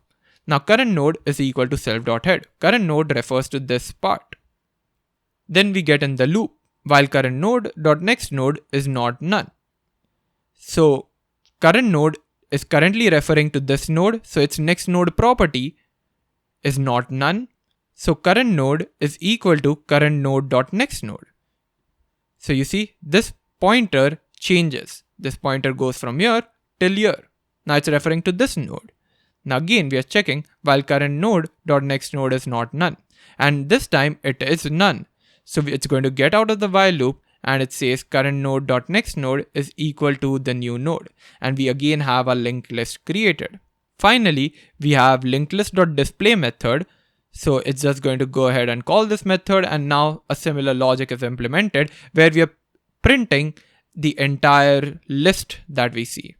So this will happen, and you see it will keep on printing out stuff for us in the console over here. So I hope this was helpful, and I know this is an intermediate or advanced topic, but I still wanted to give this to you. But anyways, let's move to exercise 13, and this one is going to be a lot easier than this linked list that we saw. So this is exercise number 13. You're tasked with implementing a class representing a basic geometric shape. The class should support following operations: initialization based on variable number of sides, calculation of the perimeter of the shape, comparison of two shapes based on their perimeters. So for example, if I have an object triangle which is equal to the geometric shape 1, 2, 3 and an object square equal to geometric shape 4, 4, 4, 4, and if you're wondering why I'm able to pass 4 arguments over here and only 3 over here, that's because this is a triangle with the sides 1, 2, 3 and square with the sides 4, and we know in a square all the sides are equal, so 4, 4, 4, 4. And then I'm printing triangle is equal to square. Is that the case? Now we want to compare based on their perimeters. So 1 plus 2 plus 3, which is equal to 6, is not equal to 16, which is the perimeter of square. So this should return false.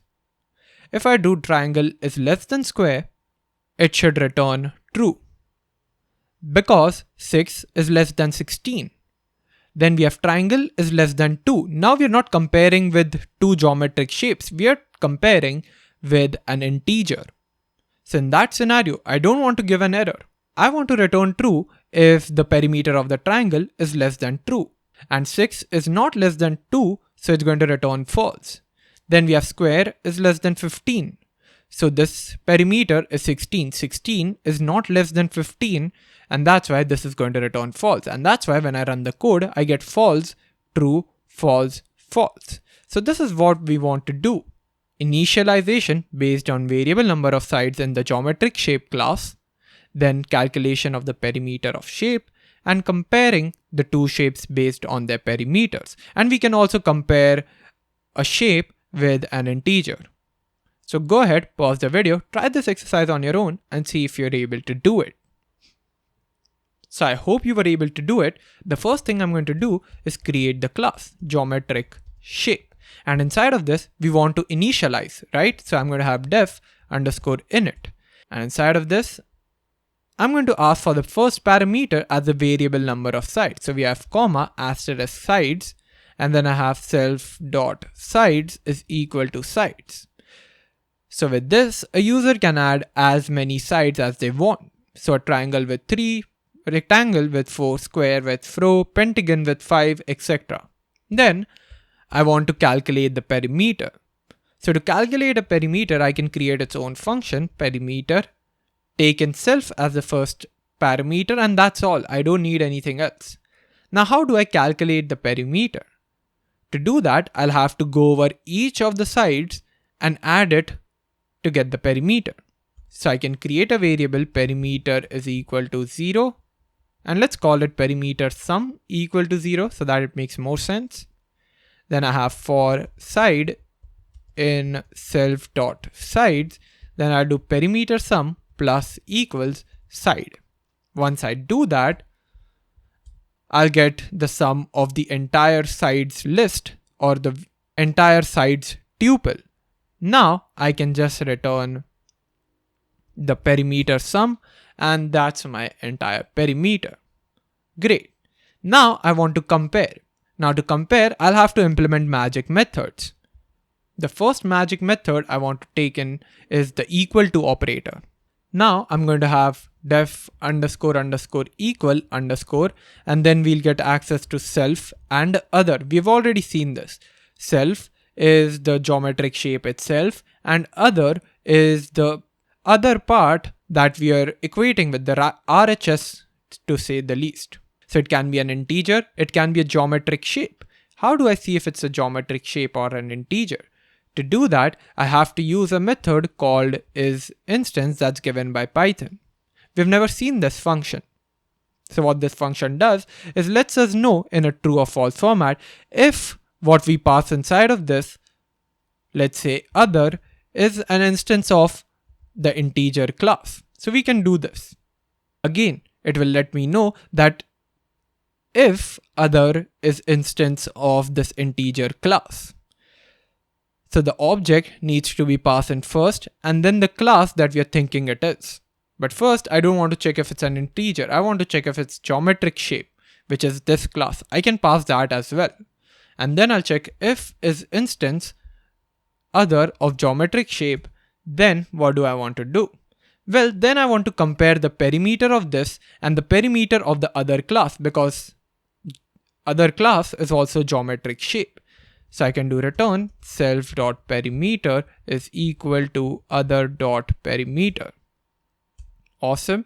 After that, I have elif, and then I'll check if it is instance of an integer, and if it is, then I want to compare self.perimeter with the integer.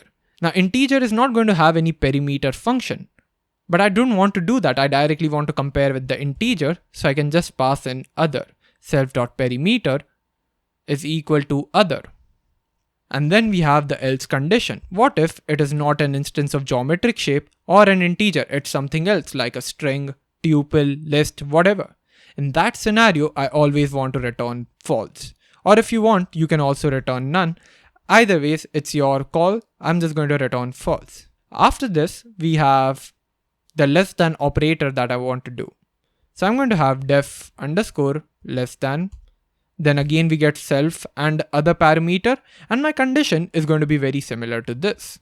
So I'm going to paste this over here. If instance other is of geometric shape, then I want to return self.perimeter is less than other.perimeter. And make sure we are returning a Boolean from here. The equal to less than operators always want you to return a Boolean. For example, the str method always wants you to return a string, right? All of these want you to return a Boolean. That's how they work. Because every single time we do 5 is equal to 5, it's telling us if they are equal or not in a true or false format. So make sure you always return a Boolean. So coming back to this case, we have completed this part. Now we're going to have self.perimeter is less than other, otherwise we're going to return false, and that's all. Now you can implement more methods like this, greater than, equal to, less than equal to, all of those. But I'm not going to get into that because the logic for every single thing is pretty much similar. You just need to change this particular part. So that's all from my side. To verify, I'm going to create an instance of triangle equal to geometric shape 1, 2, 3. Then I'm going to create a square equal to 4, 4, 4, 4. Then I'm going to print triangle is equal to square. Then I'm going to print triangle is less than square. Then I'm going to print triangle is less than, let's say, 5. And then I'm going to print or square is less than 15. So let's go ahead and run this. And we see false, true, false, false, what we got earlier. So I hope you understood this program, and this wraps up our classes section. Now what we're going to do is get into object-oriented programming. We've already talked about object-oriented programming before. Basically, it is a method of structuring a program by bundling related properties and behaviors into individual classes, or more specifically, into individual objects. Now there are three principles in object-oriented programming: inheritance, polymorphism, encapsulation. So first, we are going to talk about inheritance and then move to the other two concepts. Inheritance, what is it? It is the process by which one class takes on the attributes and methods of another. Now you can consider inheritance similar to a family tree. Consider a base class, and that class is called as parent. Now this base class is at the top of a tree. This class defines common characteristics and behavior. Now imagine derived classes as children branching out from this base classes. So this parent can have, let's say, 3 children. These children classes inherit the attributes and methods of the base class while having the flexibility to add or modify them. So for example, this is one child, this is another child, and this is a third child. They can take on the attributes and properties from their parent, and they have the ability to change those properties if they want. So these children can inherit traits from their parents, but they may also have unique features. In Python, classes are allowed to inherit attributes and methods from a base class, but can also introduce their own specific functionalities and change the properties that they inherit from parent. This hierarchical structure simplifies code organization and promotes code reuse, similar to how family traits are passed down through generations.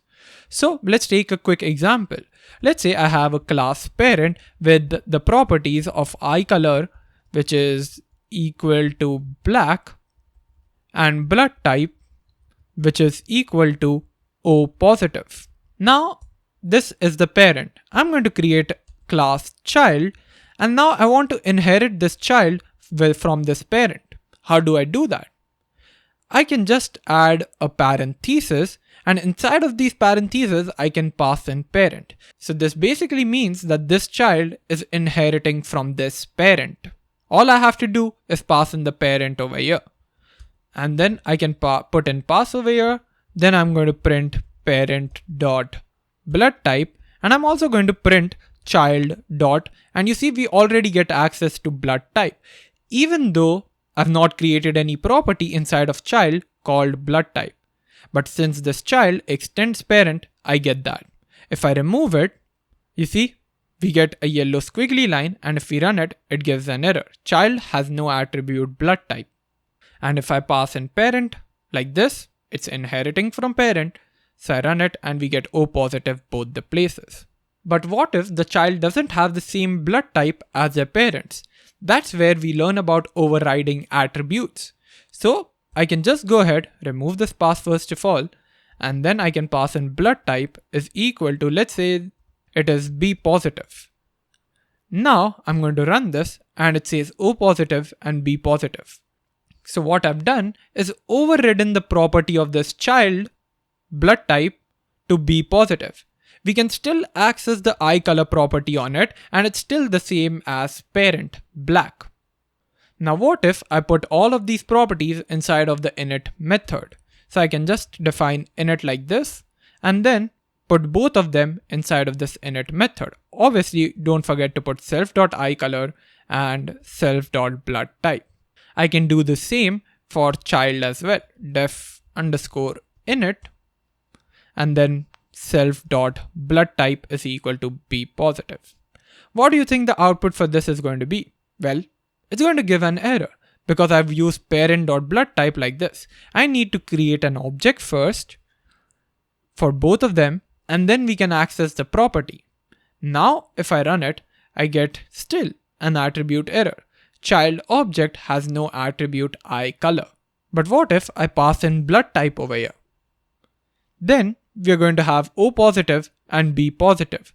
Why is the error there? The error is there because I've defined the blood type in the child class, but it's not inheriting the properties of parent class. And it's not inheriting because I've created my own init method over here. So what Python thinks is that I've overridden the parent init method that I had inherited for the child class as well. So when I did class child parent, I'd inherited this entire init method. When I created my own init method over here, it looks exactly the same as this one, right? So Python thinks that I've overridden this init method, and then I've declared only one variable over here, not eye color. So it only thinks that blood type exists. It doesn't care what was declared inside of this init method. Child has overridden this behavior of the parent. That's a key thing to understand. So how do I make sure that all the properties that are present inside the parent class are present in child class, and the properties that child explicitly says to be present, like blood type, should be overridden? So basically, I just want blood type to be there and also eye color to be there. But blood type should have a value of B positive and eye color should be there whatever the parent told it to happen. So to do this, we can use the super keyword. The super keyword Python gives us helps us access a parent class in a child class. So if I want to access this parent class, I can just use super. Once I do this, I get access to the parent class. Now I'm going to call it like this, super dot, and then I can call the init method. If I do super dot underscore underscore init underscore underscore, I'm calling the parent init class. So it's calling all of these properties, and then I'm saying that blood type should be equal to B positive.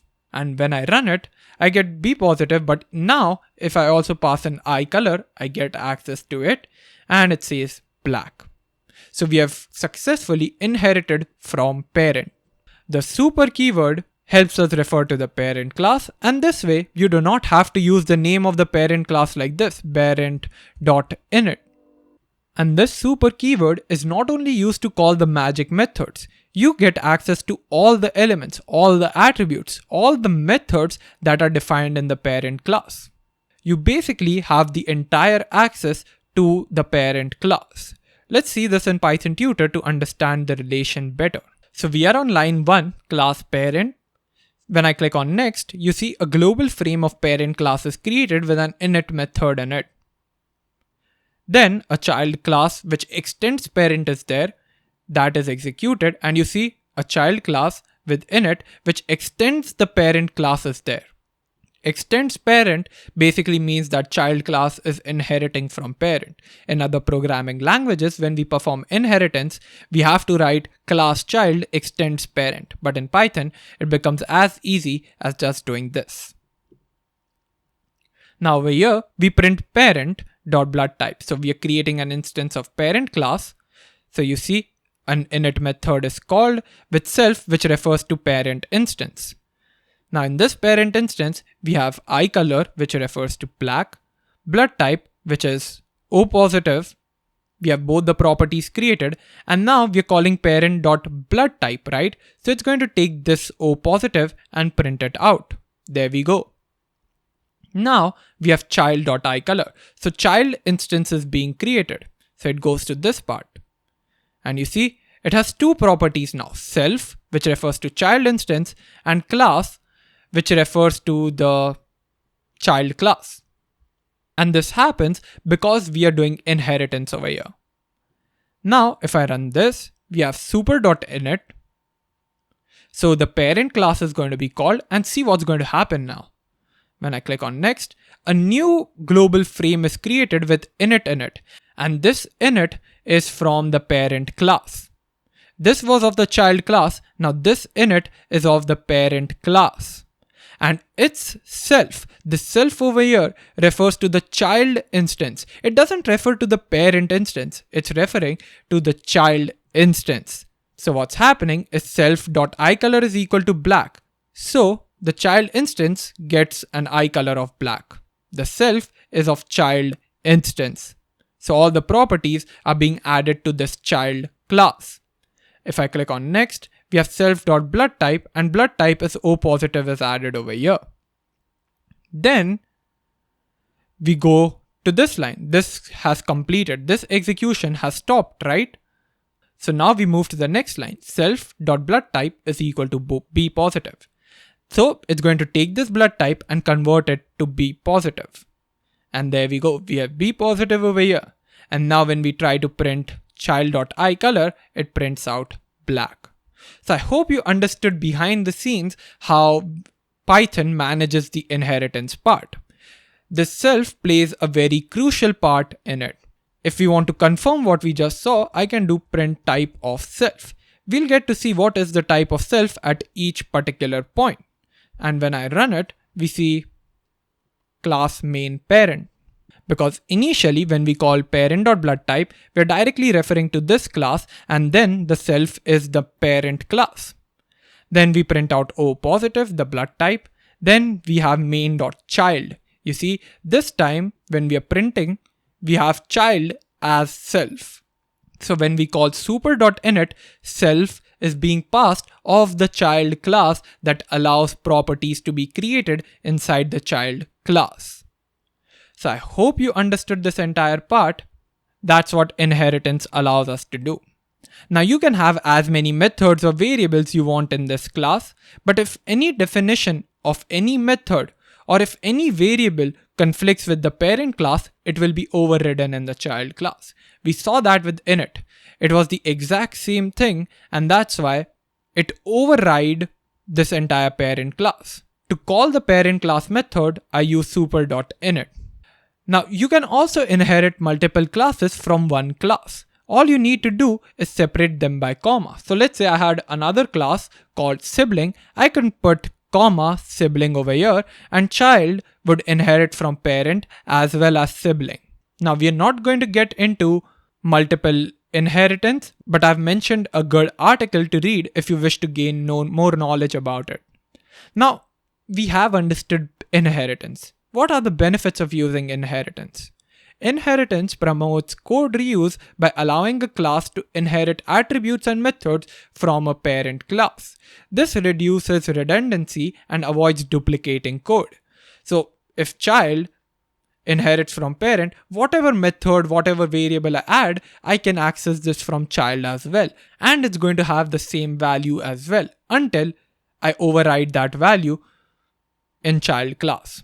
Also, any changes made to the base class will automatically affect all derived classes. So in our case, only child is inheriting from parent. Maybe we had another class called sibling, and that would also inherit from parent.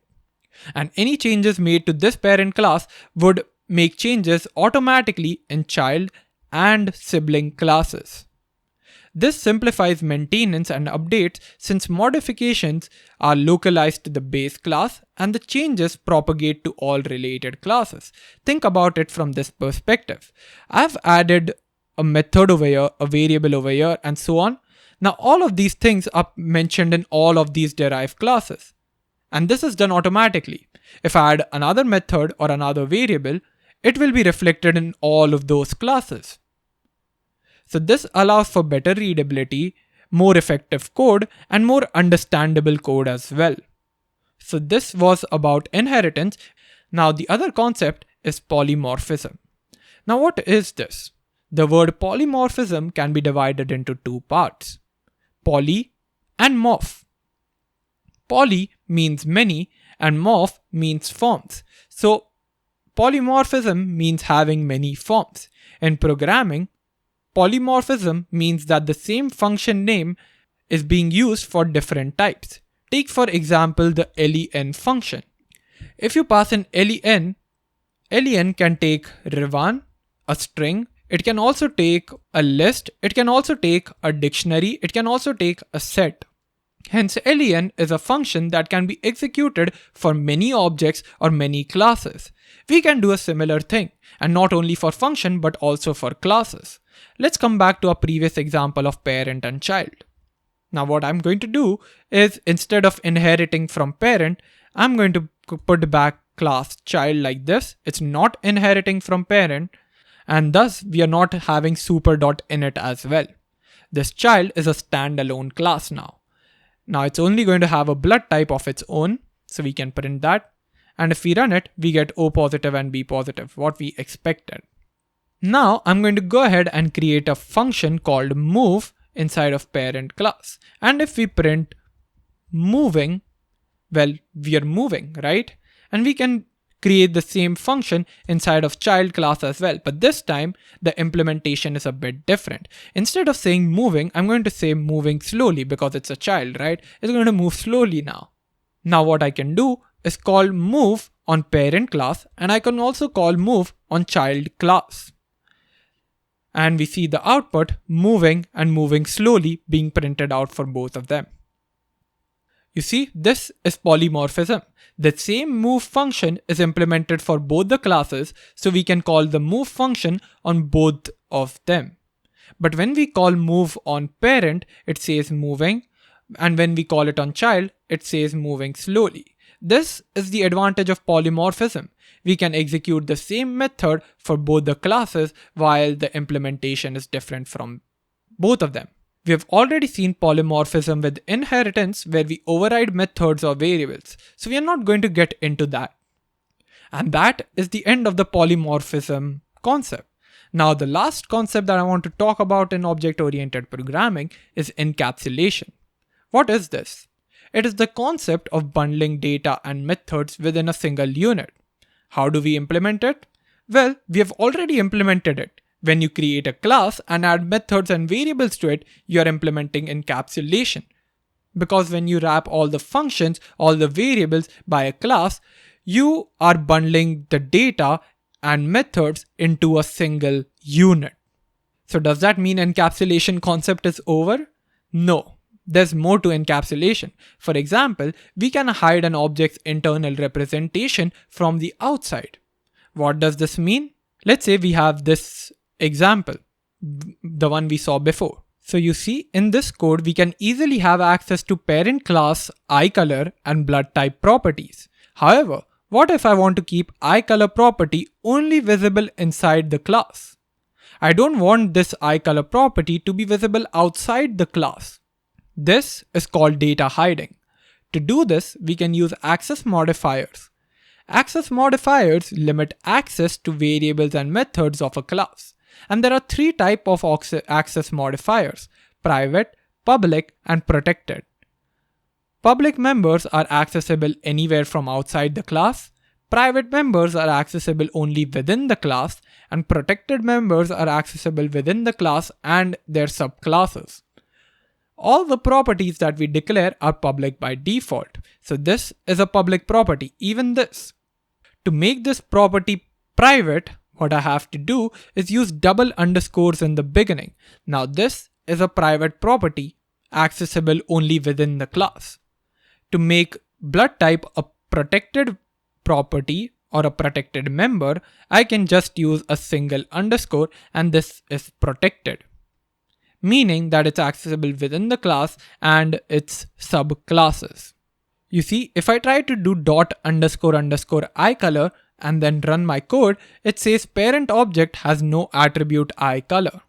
And if I use parent.eyeColor and run it, it says parent object has no attribute eye color.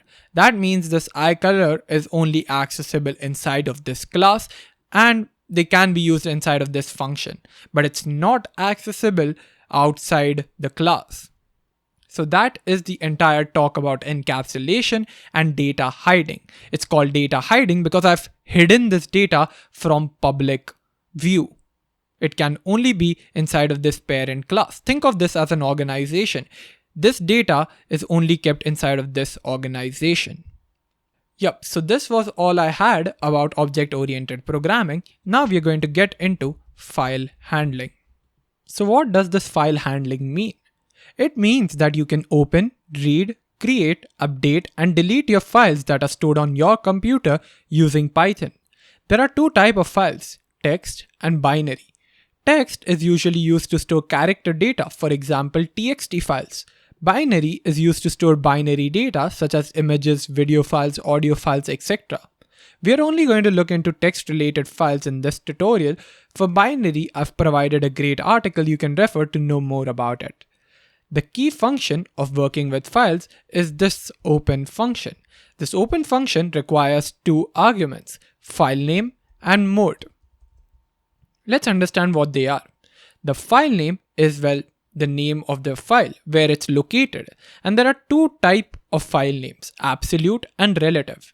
Absolute always begins with the root folder. Relative means where is the file located relative to the program's current working directory. So if I open this tab over here, if I create a file over here, let's create a file and I'm going to call this yobro.txt. Then going to open this. This yobro.txt is in the same folder as this main.py. So I can use a relative format to specify my file name over here. But if it's located at some other point, let's say my desktop, then I'll have to use /. That means it goes to the root folder in your system and then it starts looking for directories from there. So if I have something like /user/revan /yobro.txt, this is absolute because it starts with /. But if I have something like this, it means it's relative. The relative means that in the same folder as main.py, there is user folder, and inside of that user folder, we have Revan folder, and that Revan folder, we have yobro.txt. So this is relative. The difference between relative and absolute is thus this / at the beginning. If it is included, then it's absolute. If it's not included, then it's relative. And to open a file, I just want to type yobro.txt because yobro.txt lies in the same folder as main.py. So it's just going to go out and in this folder search for yobro.txt and here we have it. Okay, great. Now let's add some data in yobro.txt. Let's say, hey there, my name is Revan. What about you? Okay, now I'm just going to go to the main.py and now let's understand what this mode is. There are 4 different modes of opening a file. Mode means how we want to open a file. In what format? Do we want to read the file? Do we want to update a file? Do we want to write to a file? Or we want to create a file?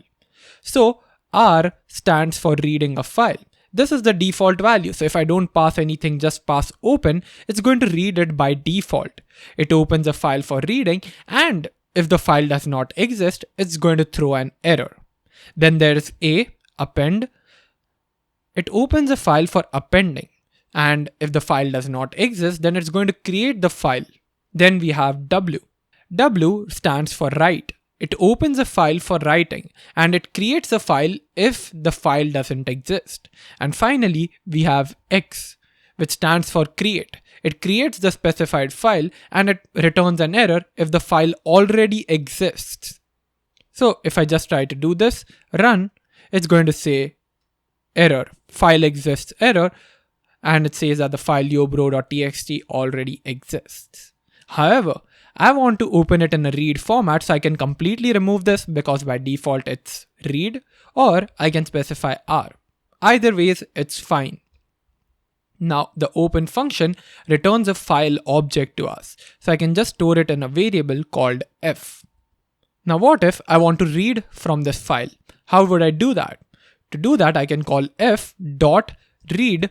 And as I said, f is an object. The read is a method that is created inside of this file object.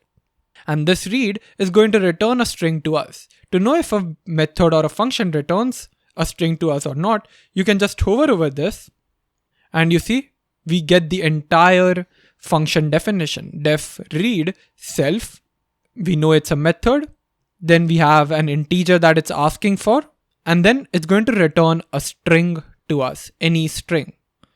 So what I can do is just go ahead and print f.read. So when I run this, I get, hey there, my name is Rivan, what about you? So the read method returns the whole text. But you can also specify how many characters you want to return as an argument to this read. You saw that, right? It accepts __n as an integer. So it's a private variable. So I can pass in, let's say, 10, and then when I run it, it says, hey there. It returns 10 characters to us. If I pass in 20 characters and run it, it says, hey there, my name I. That's 20 characters that it's returning. Now what if I want to return one line? To do that, I can do f.readLine and then run this, and I see hey there being printed out. To read two lines, we can do print f.readLine again, then run it, and it says, hey there, my name is Rivan. So every time we call this readLine method, it returns a string to us, and then we move to the next line. And of course, if we want to read all the content using readLine, we can use a for loop as well. I can do for L in f and then print L. If I do this, run the code, I'll see, hey there, my name is Rivan, what about you? Now a good practice is to close your files after you're done with all the operations you wanted to do with your file. So to close a file, we do f.close method that Python offers us, f.close. Once we do that, the file is closed. When a file is closed, Python frees up the system resources that were used during the file operations. So if a file is not properly closed, it can lead to memory leaks, which can slow down your program or even cause it to crash. Now what if I want to start reading after a particular number of characters? To do that, I can just do f.seek, and here I need to pass in a number. The number I want is 10. So after 10 characters, it will start reading. Now if I run this, I see my name is Rivan, what about you? Hey there goes away because I'm starting to read only after the 10 characters is over. Now of course there are a lot of properties file object is going to give us. I can't possibly go over each of them. Just understand what this file object does and where it can be useful so that you know what to look up to do a particular task. Now let's see how we can write to a file. To do that, we must change this R to a W. Once we do that, we cannot do any read operations on it. So if I try to do f.read and then run it, you see we get an error. And it says io.unsupported operation not readable. We've opened this in a write format and we're reading, so that's not allowed. So now to write it, we have to do f.write and pass in a string over here. The string I want to do is this is so cool. And then obviously don't forget to close the file again. It won't give you any error, but you want to free up the resources. So now we'll run the code and we get nothing printed out, and that's expected. We are not expecting any output. We've not printed anything. What we are expecting is over here, you see, this is so cool is being printed. So the write operation overrides the existing content in our yobro.txt file. So all the previous content is removed and this is so cool is replaced with all that content. Now as we saw, this doesn't allow us to read anything. But what if we want to allow reading and writing both? Then we should be using R+ over here. In the R+ mode, we are able to read plus write. And now if I try to read anything, let's say print f.read and then run it, we see this is so cool, this is so cool. Now, while the write mode override all the existing content in the file. What if I wanted to update the file and add a new line of my own? So instead of removing anything from here, it just added a new line and then continued writing. To do that, I can use the A mode. When I use A, I'll be able to append stuff to this yobro.txt file. So when I run it, you see it gives not readable error because we have f.readline, but we will remove that. Then when we run it, it says process finished. When I go over here, it says this is so cool. The other content is not removed. It appends. So that's what A is used for. So I hope you made sense of W, R, A plus, R plus, all of those things. Now you can also delete the file by first importing the OS module. So at the top, we will import something known as OS, which stands for operating system, that allows us to do operating system tasks. And using that, I'm going to remove this yobro.txt file. So to do that, I can remove all of this and do os.remove. And then I need to pass in my file name. Again, it can be relative or absolute. I'm just going to pass in yobro.txt so it can find this particular file, run it, process finished, and you see the file is now deleted. So in this section, we learned about opening, reading, creating, updating, and deleting files. Now, let's remove all of this and get into exception handling, the final topic. So welcome to the last section of the Python tutorial. By now, I think you might have realized a common property of Python, which is that when Python encounters an error, the program terminates or stops right there. To prove it to you, if I print 0, 0 divided by 0 and I print hi and then run the code, it gives an error saying 0 division error, division by 0. It doesn't even go ahead. It stops right here because this is an error. You see, this can be unnecessary at times. Maybe we want our program to continue despite this error. This can be done using exception handling. Now, what is an exception? Let's understand this with this particular code. I'm going to remove hi and only concentrate on 0 divided by 0. And now I'm also going to make a syntax error. I'm going to add an extra bracket after this. Let's say we have written code like this. Is this an exception? No. This is not an exception. This is a syntax error. Syntax error means you've written the structure of your code incorrectly. If you fix the syntax error, that means you just need to remove this bracket and then run the code. It gives you this 0 division error. Now, why do we get this error? We get this error because 0 is divided by 0 and anything divided by 0 is going to give 0 division error. This is an exception. Now you might have noticed in the entire tutorial till now, I kept saying the name of the different type of errors we received till now.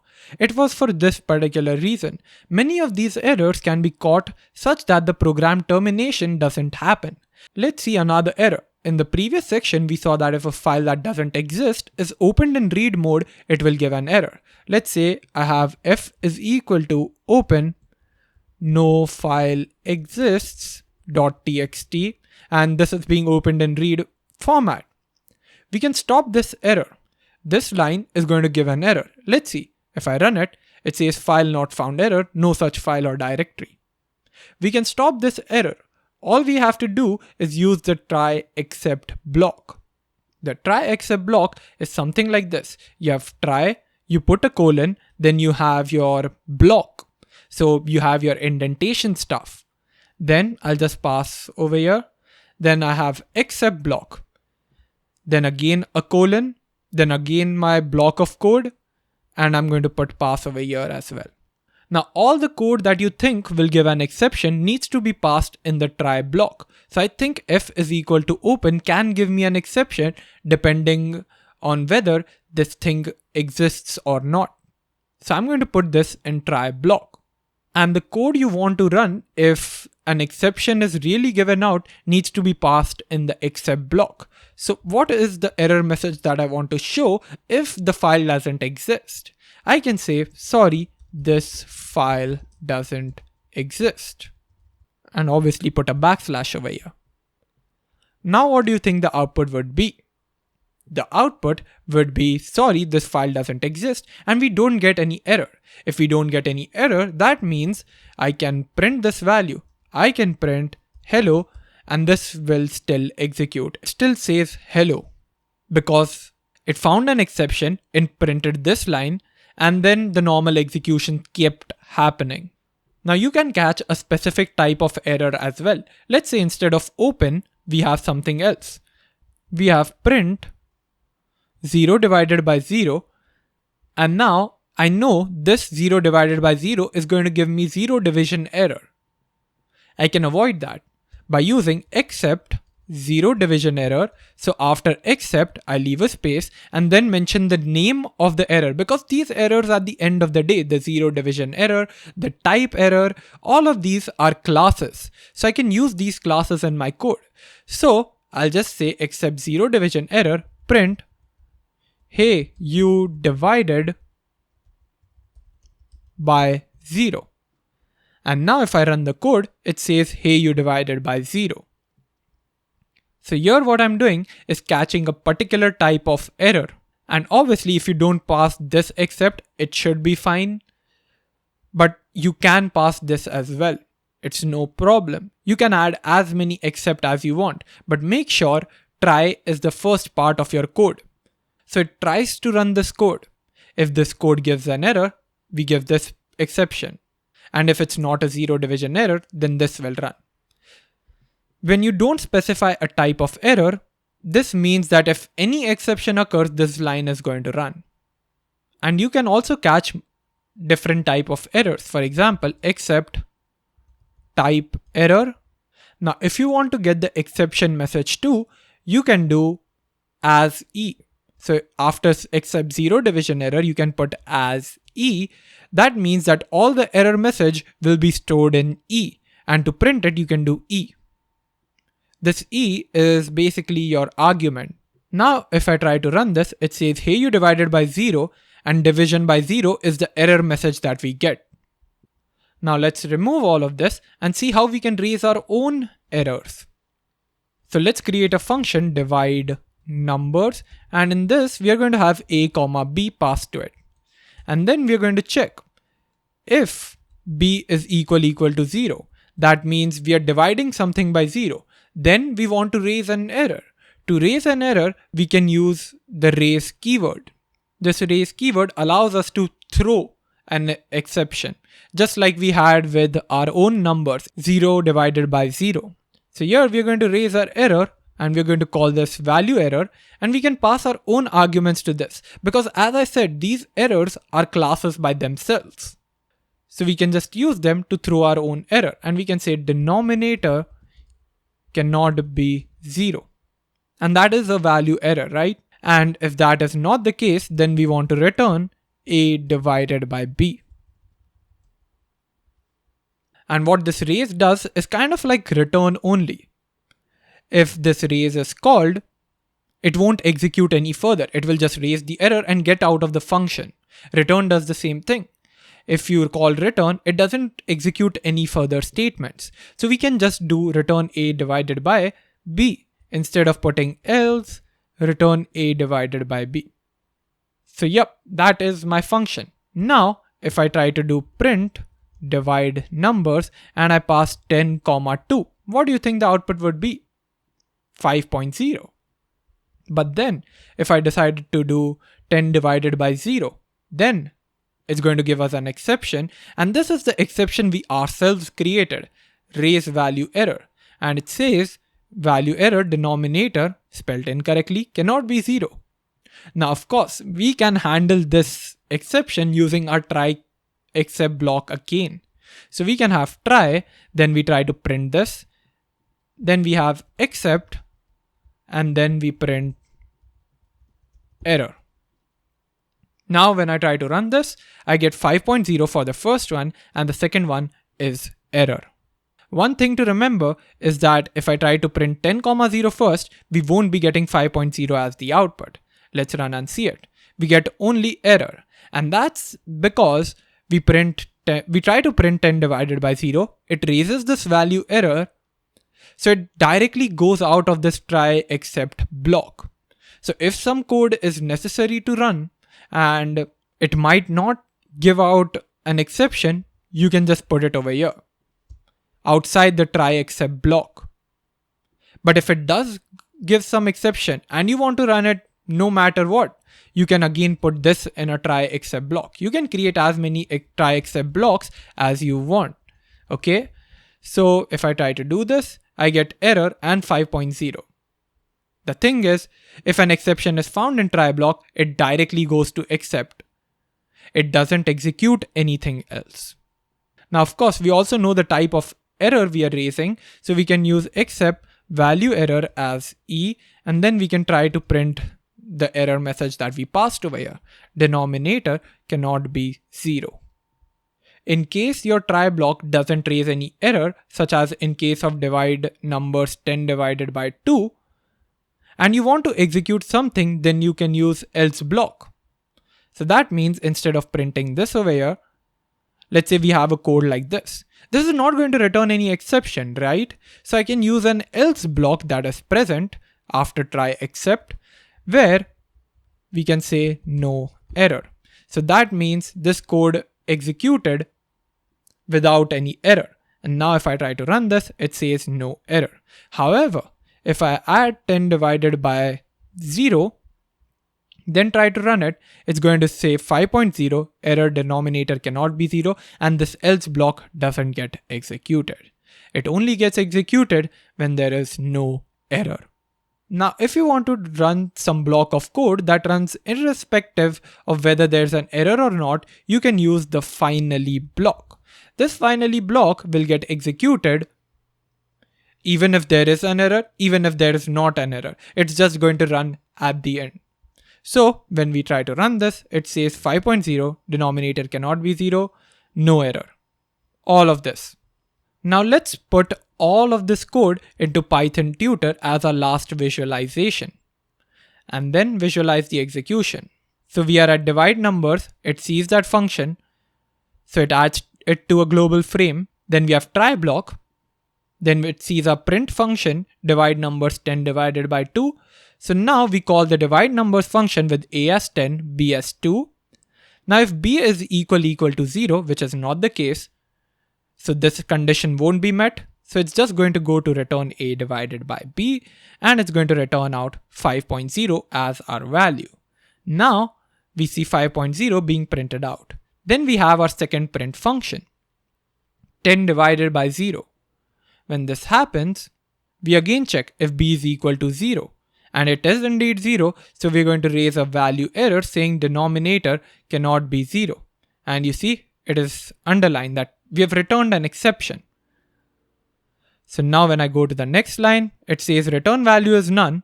We haven't returned anything. We have just raised an error. And then when we come over here, it notices, hey, we have an exception. And since we are in a try except block, it's going to check, is it a value error? And indeed it is. So it's going to go to the print block. It's going to print out this value error instance. As I said, this is a class. Denominator cannot be 0. So it prints error denominator cannot be 0. Then it goes directly into the finally block, and then it prints no error. And that is how we get our entire output. And that is the entire Python tutorial. Thank you so much for watching, and I'll see you in the next video.